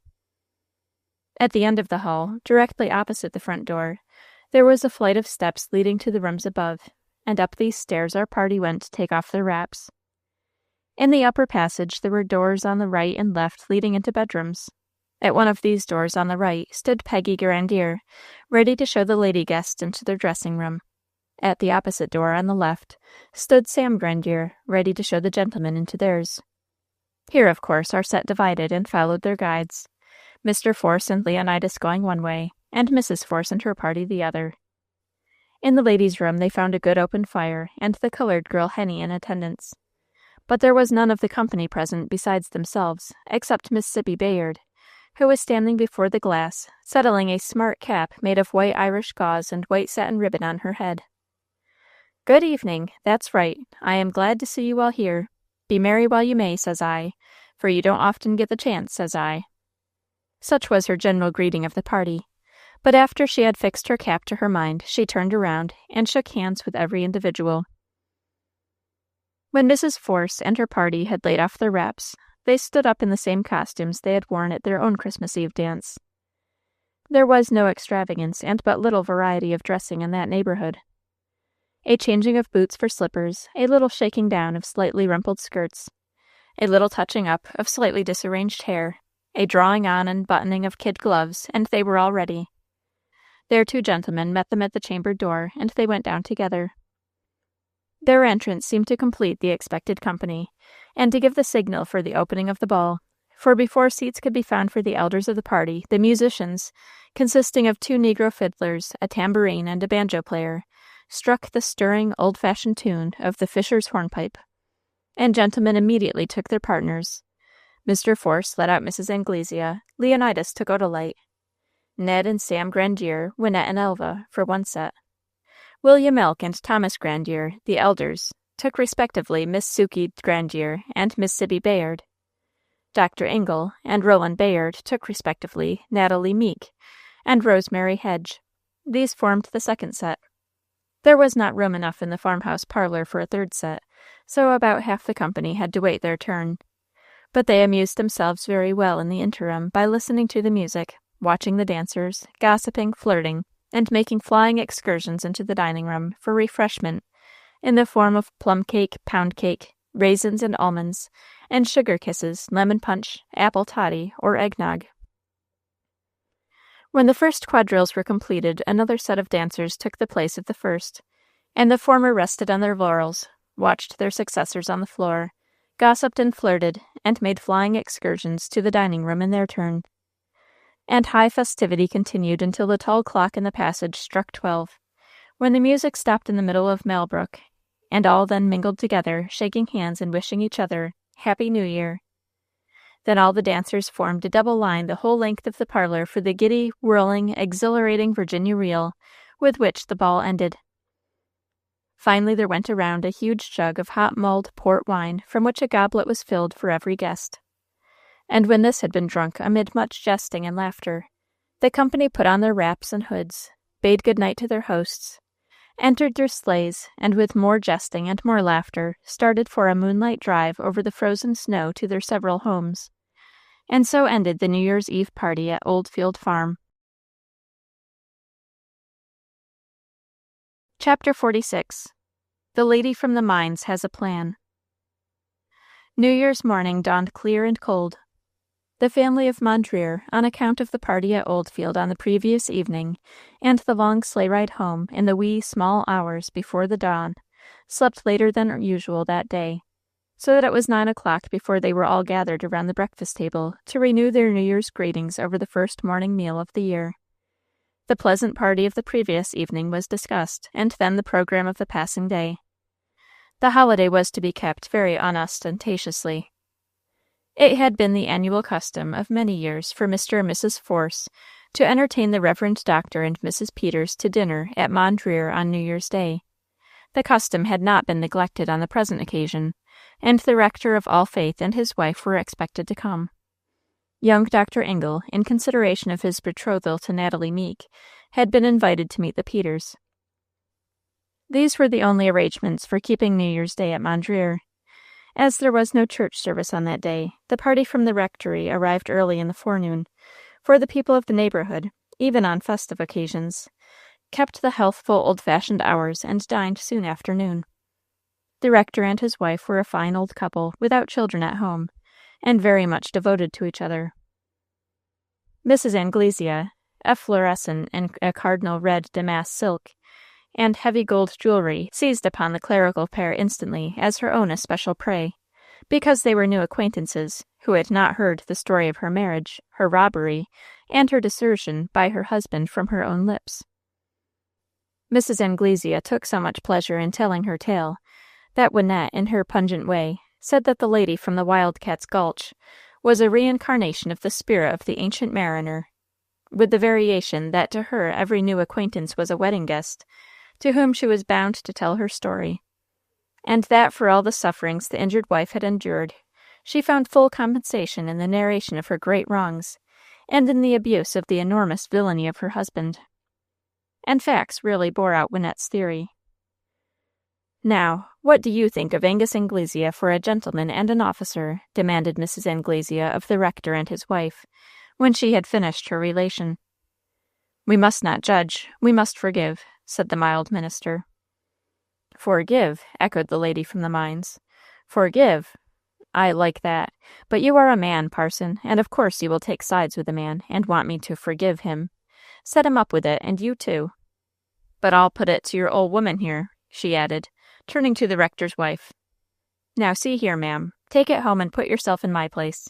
Suppose now that your old man, that parson there, had a gone, and a married of you, and then a gone and robbed of you of all of your money, and levanted off summers and married some other woman. Could you have forgive him? I put it to yourself now. Answer me." But the mere hypothesis that the venerable and Reverend Dr. Peters could ever by any possibility have been guilty of such misdemeanors was so overwhelming, not to say paralyzing, that the minister's wife could only drop her jaw, open her mouth, and stare. "I'll forgive that devil after he is well hanged, and not a half a second before, 'cause it wouldn't be safe nohow." The entrance of young Dr. Ingle put an end to the subject. He had heard the story of the lady's wrongs so often that he did not need to hear any part of it repeated. Mrs. Force, her 3 daughters, and Miss Meek soon filed in, and the conversation became general. Mr. Force and Leonidas entered soon after, and only in time for dinner. The afternoon was passed in chess, music, and conversation, and after an early tea, Dr. and Mrs. Peters bade good-bye to their entertainers and started for their home. Dr. Ingle lingered longer, in fact until after 10 o'clock, the usual bedtime at Mondreer, and then at length he said good-night and went away. But the family of Mondreer did not immediately retire on the departure of their last guest. Was not this the 1st of January? And was not their dear Leonidas to leave them on the 2nd? They could not bid him good night so soon. They lingered in the drawing-room long after the departure of their last guest.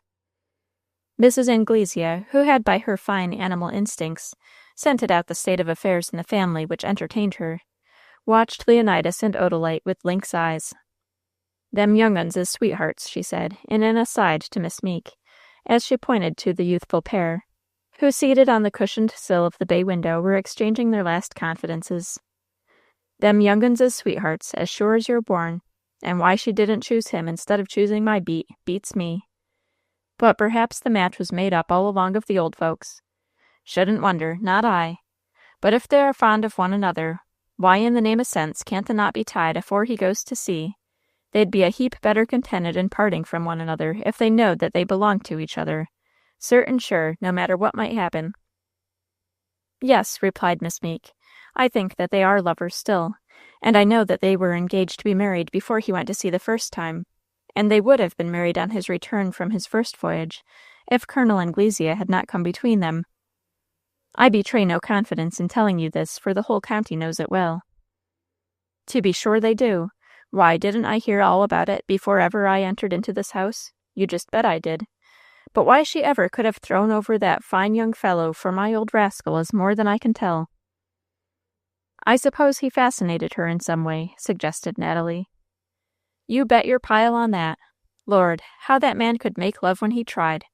Why, there was poor John, my first husband. Poor dear fellow, that ever I should have forgot him so far as to take up with this furriner. Poor John, after keeping company with me for more'n a year, and never saying a word to me about love, or his heart, or anything, though we knew how it was with each other well enough. One summer Sunday night, when the moon was a-shining bright as day, he kind o' loitered at the gate and sort o' kicked the gravel slow-like with his foot, and then said, 'Well, Marrier, when had I better speak to the old man? And I said, First time you see him, John. And that was all. Every word of love-making that passed betwixt us two until we was married. He was a plain, good, honest man, put in Miss Meek. You bet your pile on that, and you won't lose nothing by it. He was a good, true man, and so I found him, else I shouldn't have followed of him all around the world, and out to Wildcat's Gulch. But as for this other fellow, Lord, why, from the minute he made up his mind to marry and rob me, he did nothing but make love. Lord, how he could do it, like a play actor. Why, honey, one time he fell on his knees before me and looked up in my face in such a way. And what on earth can an ordinary woman do when a man goes down on his marrow bones and rolls up his eyes like a dying duck? She has to sort of give in to him, whether she wants to or not, for fear he'd get worse, and have a fit, and do hisself a mischief of some sort. And all the time, dear, it wasn't the poor Californy widow he was after, but her poor, dear, dead-and-gone husband's pile, as he had made by the sweat of his brow and lost his life in making too. He fashionated me into marrying of him, and trusting of him until he levanted it with all my money, and he fashionated that young girl there, until she throwed over her own true love for him. But his fashionations don't last long after he is found out, that is one good thing. Leastways they didn't with me, and they don't seem to have done so with her. I come to my senses soon as ever I found out he had robbed me and run away, and she come to hers soon's ever she found out he had a lawful wife living. But now that grand villain is out of the way, and the young turtle-doves has made it all up, why can't they be married before he goes off to sea? Earnestly inquired the Californian lady. I wish to heaven it might be done, fervently exclaimed Natalie, who in the happiness of her own love life felt a deep sympathy for the young pair in the bay window. And why might it not, then? That is what I want to know. There's no lawful impediment why them two mightn't be made one right off. My scamp can't have any claim on her to hinder of it. Good Lord, no, I should think not. When here I am his lawful wife alive and likely to live, and a man can't have two wives in this state at least. So why can't them young uns be married and made happy right away? I wish it could be done, but I feel sure that it could not. But why, in the name of common sense? Because neither Mr. nor Mrs. Force would entertain such a plan for a moment. They would consider it indelicate and undignified in all parties concerned to marry their daughter to any other suitor, even though that suitor were Mr. Leonidas Force, so soon after the breaking off of her marriage ceremony with her late bridegroom expectant, replied Natalie. Fiddle-faddle, exclaimed the lady from Wildcats. I think it is hard enough for poor human nature to keep the commandments of the Lord and the laws of the land without having to be bound by a passel of fiddle-faddle fancies. My private opinion is, said Natalie, that the young couple will yet marry, but not until he shall return from his next voyage, and they are both young enough to wait. Chapter 47. Leonidas leaves Mondreer. Auntie, said Leonidas, taking the hand of Odalite and leading her up to Mrs. Force, who stood before the grand piano, putting away the sheets of music before closing the instrument. Auntie dear, I am not going away tomorrow. What now? Inquired the lady, in some uneasiness. I mean, I am not going away tomorrow morning. I can go tomorrow night, and be in time to join my ship on the 3rd. It will be a close shave, as to time, Auntie, but then it will give me 12 more hours with you all. 12 precious hours. Auntie, are you sorry? You look so grave. No, dear boy, I am glad to have you until the last possible moment. I only regret that you have to go at all, kindly replied Mrs. Force. Yaw, oh Lord, I could crack my jawbones a-gasping. Never was so sleepy in my life. Say, good folks, ain't it time to go to bed? After being up most all night, and not even getting a wink of sleep this morning. The suggestion came from the lady of the gold diggings, of course, and it was so speedily acted upon, especially since Leonidas had announced his intention of deferring his departure until the next night, that in less than half an hour the parties had separated and retired to their several bedrooms. The next day was the last that Leonidas Force would spend at Mondreer for 3 years at least. All that day, Mr. Force was closeted with his overseer in his office, looking over the farm books and making up the accounts for the year just closed. Mrs. Force was merciful, and told Leonidas and Odalite to spend this last day as they pleased. The young couple, warmly clothed, set out through the splendid winter sunshine and over the crisply frozen snow to walk to Greenbushes. They went out by the north gate, through the woods, across Chinkapin Creek, and so on to the farmhouse. They took the housekeeper by surprise indeed, but they never could take her unprepared. She soon laid as dainty a repast upon the table as two young people, with healthy appetites sharpened by a brisk walk through the winter woods, ever sat down to and enjoyed. The two lingered over that meal, playing at housekeeping, playing at being master and mistress at their own table. When they were tired of that little drama, they went all through the house, Odalite seeing the improvements that had been made there during the weeks of her absence. All this new furniture is to be packed up or covered over, and the rooms are to be closed up, and only opened occasionally to be dried or aired. And, my darling of darlings, I mean never to live in this house until I can bring you here as its mistress. I ask no promise from you, my dear, for I must not. But I can and will give you mine, said Leonidas earnestly. Lee, dear, you do not need a promise from me, nor I from you. We know and can trust each other, dear. And, Lee, I will come over here once a week to open and air the rooms and inspect the furniture, so that nothing shall come to harm from ignorance or neglect. And, Lee, this weekly work will be my happiest employment, except that of writing to you. Dear Odalite, now I feel that you are my own again. This weekly work, as you call it, will be a sign between us. It will be your own house you will be watching over, darling. And when I return from this voyage, if all should go well with us, we will settle down here, and I will never go to sea again. We two shall not be so very old when I come home again. You will be 20, and I will be 25. She smiled up in his face in her old arch manner, but made no reply in words. When they had gone through all the rooms, as it was some time after noon, they took leave of Greenbushes and of the old servants, and set out to return to Mondreer. They varied their walk by going down the wooded hill to the bay and walking along the shore until they reached Mondreer, and up the wooded hill again to the mansion. This is our last walk by the shore for 3 years to come, but it is also the happiest we have had since my return from sea, for now we fully understand and trust one another, said Lee, as they re-entered the house. The short winter afternoon was drawing to a close. The sun was just above the wooded hills on the western horizon, and the moon had not yet risen above the bay.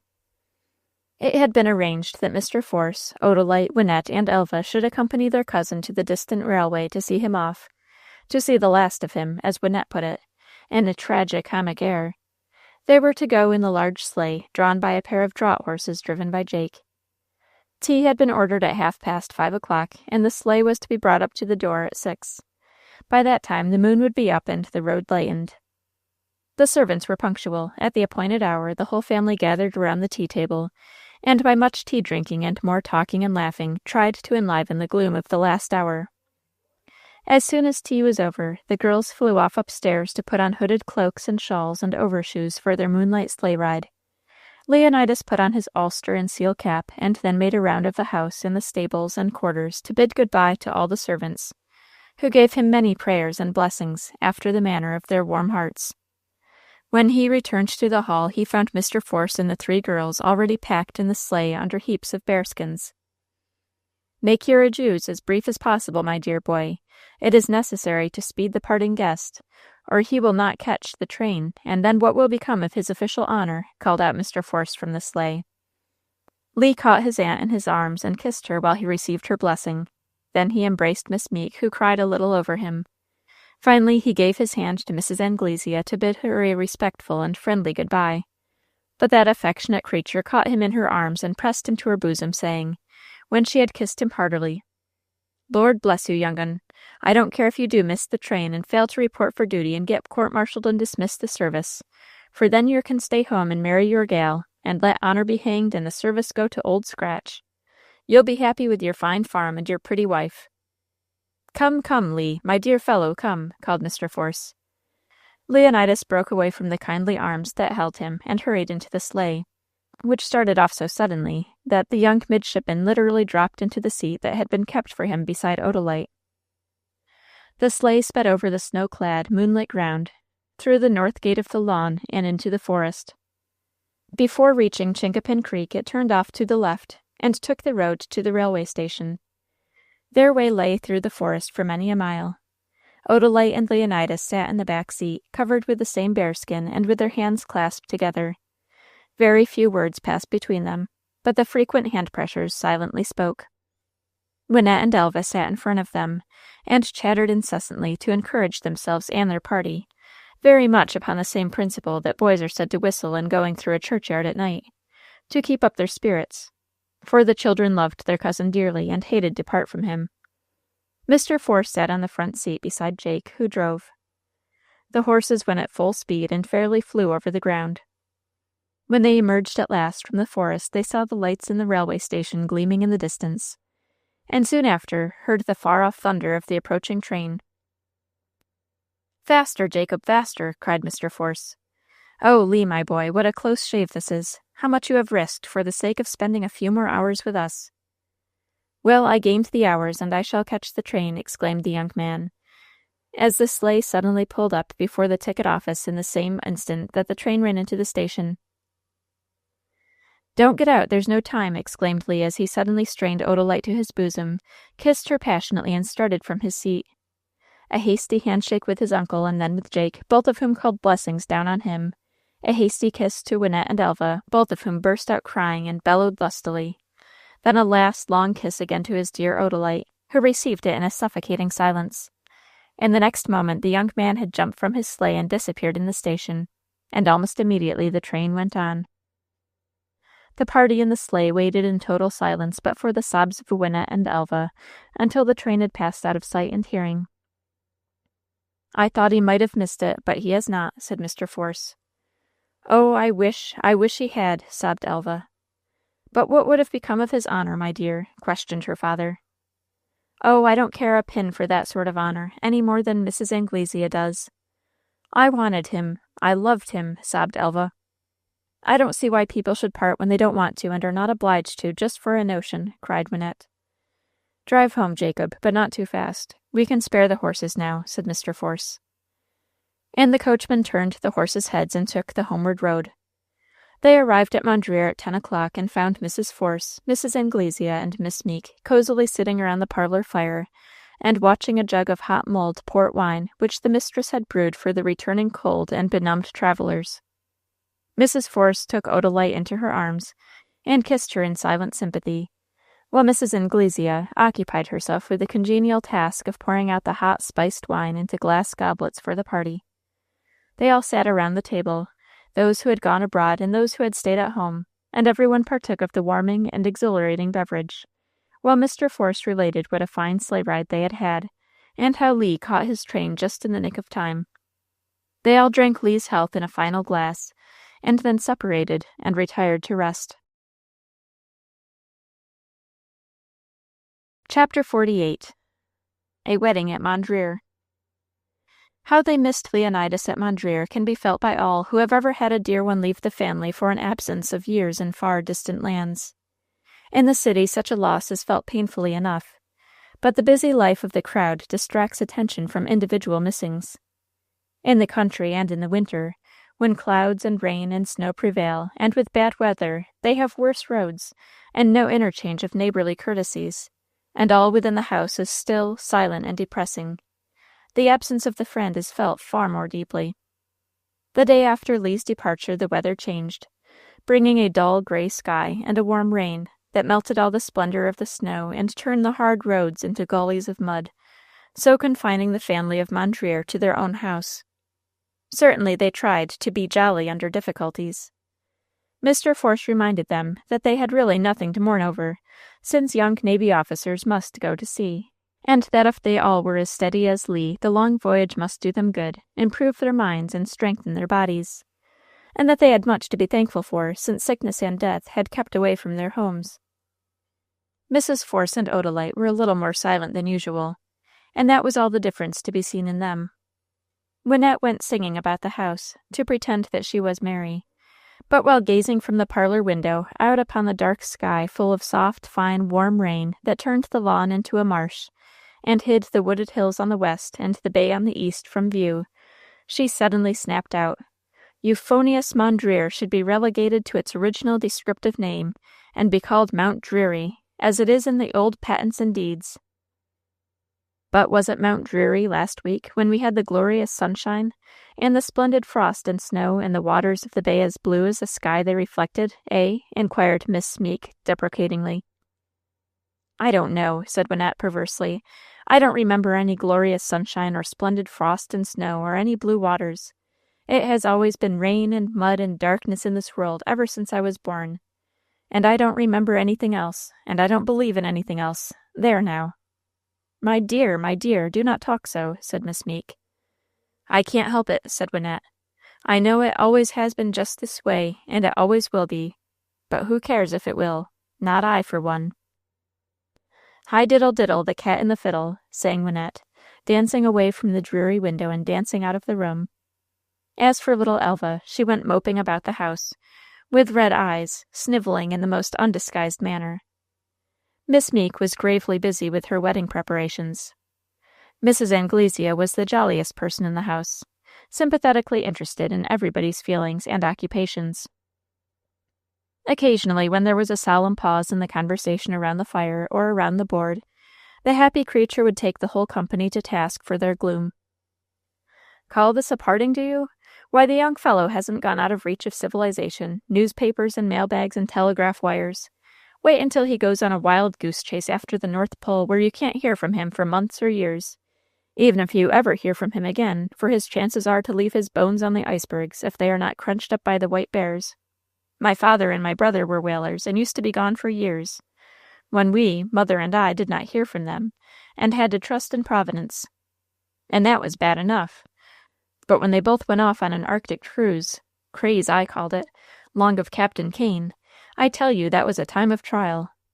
But this young Lee, phew, why, he's only just over there. The near approach of Natalie Meek's wedding, however, was the best diversion of all. The whole family, from Mr. Force down to little Elva, were deeply interested in it. They all made her useful presents. Mr. Force gave her a set of silver spoons and forks. Mrs. Force a china tea set. Odalite her own wedding dress, with all its accessories of wreath, veil, and fan, etc. Wynette a handsomely bound Bible, and Elva a prayer book and hymn book. Mrs. Anglesea bestowed a heavy gold card case. There, take this, honey, she said in presenting it. I ain't got no use for it. I bought it when my dear old man made his first haul, and we went up to Frisco to sell the dust and have a lark. It took my fancy, for I thought it was a snuff box. Now all the women out at Wildcats either smoked pipes or took snuff. As for me, I did neither. Couldn't get into the way of it, you see. But when I saw this splendid snuff box, as I thought it was, I just said to myself I'd buy it and carry it in my pocket, to have it always about me to remind me as I was getting to be a rich woman, and to take it out and make a show of it by offering anyone who might drop in a pinch of snuff, even if I never sniffed a sniff myself. I thought it would take them all down. But Lord, didn't one of 'em take me down neither, when she up and told me this was a wisiting card case, and wouldn't do to hold snuff no ways. Well, honey, it never was no use to me, for what call had I for a wisiting card case at Wildcats? No, we didn't send up our cards when we called on our neighbors there. We didn't often put on our bonnets to go a-wisiting. We just have a old shawl over our heads and run in and out 'mong neighbors, we did. Natalie warmly thanked the donor, as soon as she could get a chance to speak. Dr. Ingle and Miss Meek were married on the 20th of January. The sky had cleared, the ground had dried, the roads were good. The wedding was a quiet one, no one being invited but the oldest and most intimate friends of the parties. That is to say, the Reverend Dr. and Mrs. Peters of All Faith Rectory, the Grandiers of Oldfield, the Elks of Grove Hill, Miss Bayard of Forest Rest, and Mr. Roland Bayard of nowhere in particular. The ceremony was performed in the drawing-room of Mondreer by the Reverend Dr. Peters. The bride was given away by Mr. Force. She wore the elegant wedding dress which had been prepared for Odalite. The two little bridesmaids wore the same dresses in which they had appeared at the attempted wedding of the month previous. Roland Bayard was the groomsman. Immediately after the ceremony, the bride's cake was cut and served. Roland Bayard received the hidden ring, which promised him a bride in the course of the year, and he immediately crossed the room and put it on the finger of little Rosemary Hedge, amid the good-humored congratulations and laughter of the little company, and to the great confusion of the quaint little girl who had been favored. Soon after this the negro fiddlers came in and tuned up their instruments. The young men took their partners and the dancing began. Roland Bayard, as groomsman, opened the ball with the bride. Dr. Ingle, with the first bridesmaid, was their vis-a-vis. The dancing continued until 10 o'clock, when an elegant little supper was served in the dining-room. After this the bride changed her dress, and the just-wedded pair took leave of their friends and entered the carriage engaged for the occasion, and amid a shower of slippers departed for the young doctor's new home. The subsequent developments of Anglesea's machinations will be related in the sequel to this volume, entitled Love's Bitterest Cup. This is published in uniform style and price with this volume. And of Her Mother's Secret by EDEN Southworth.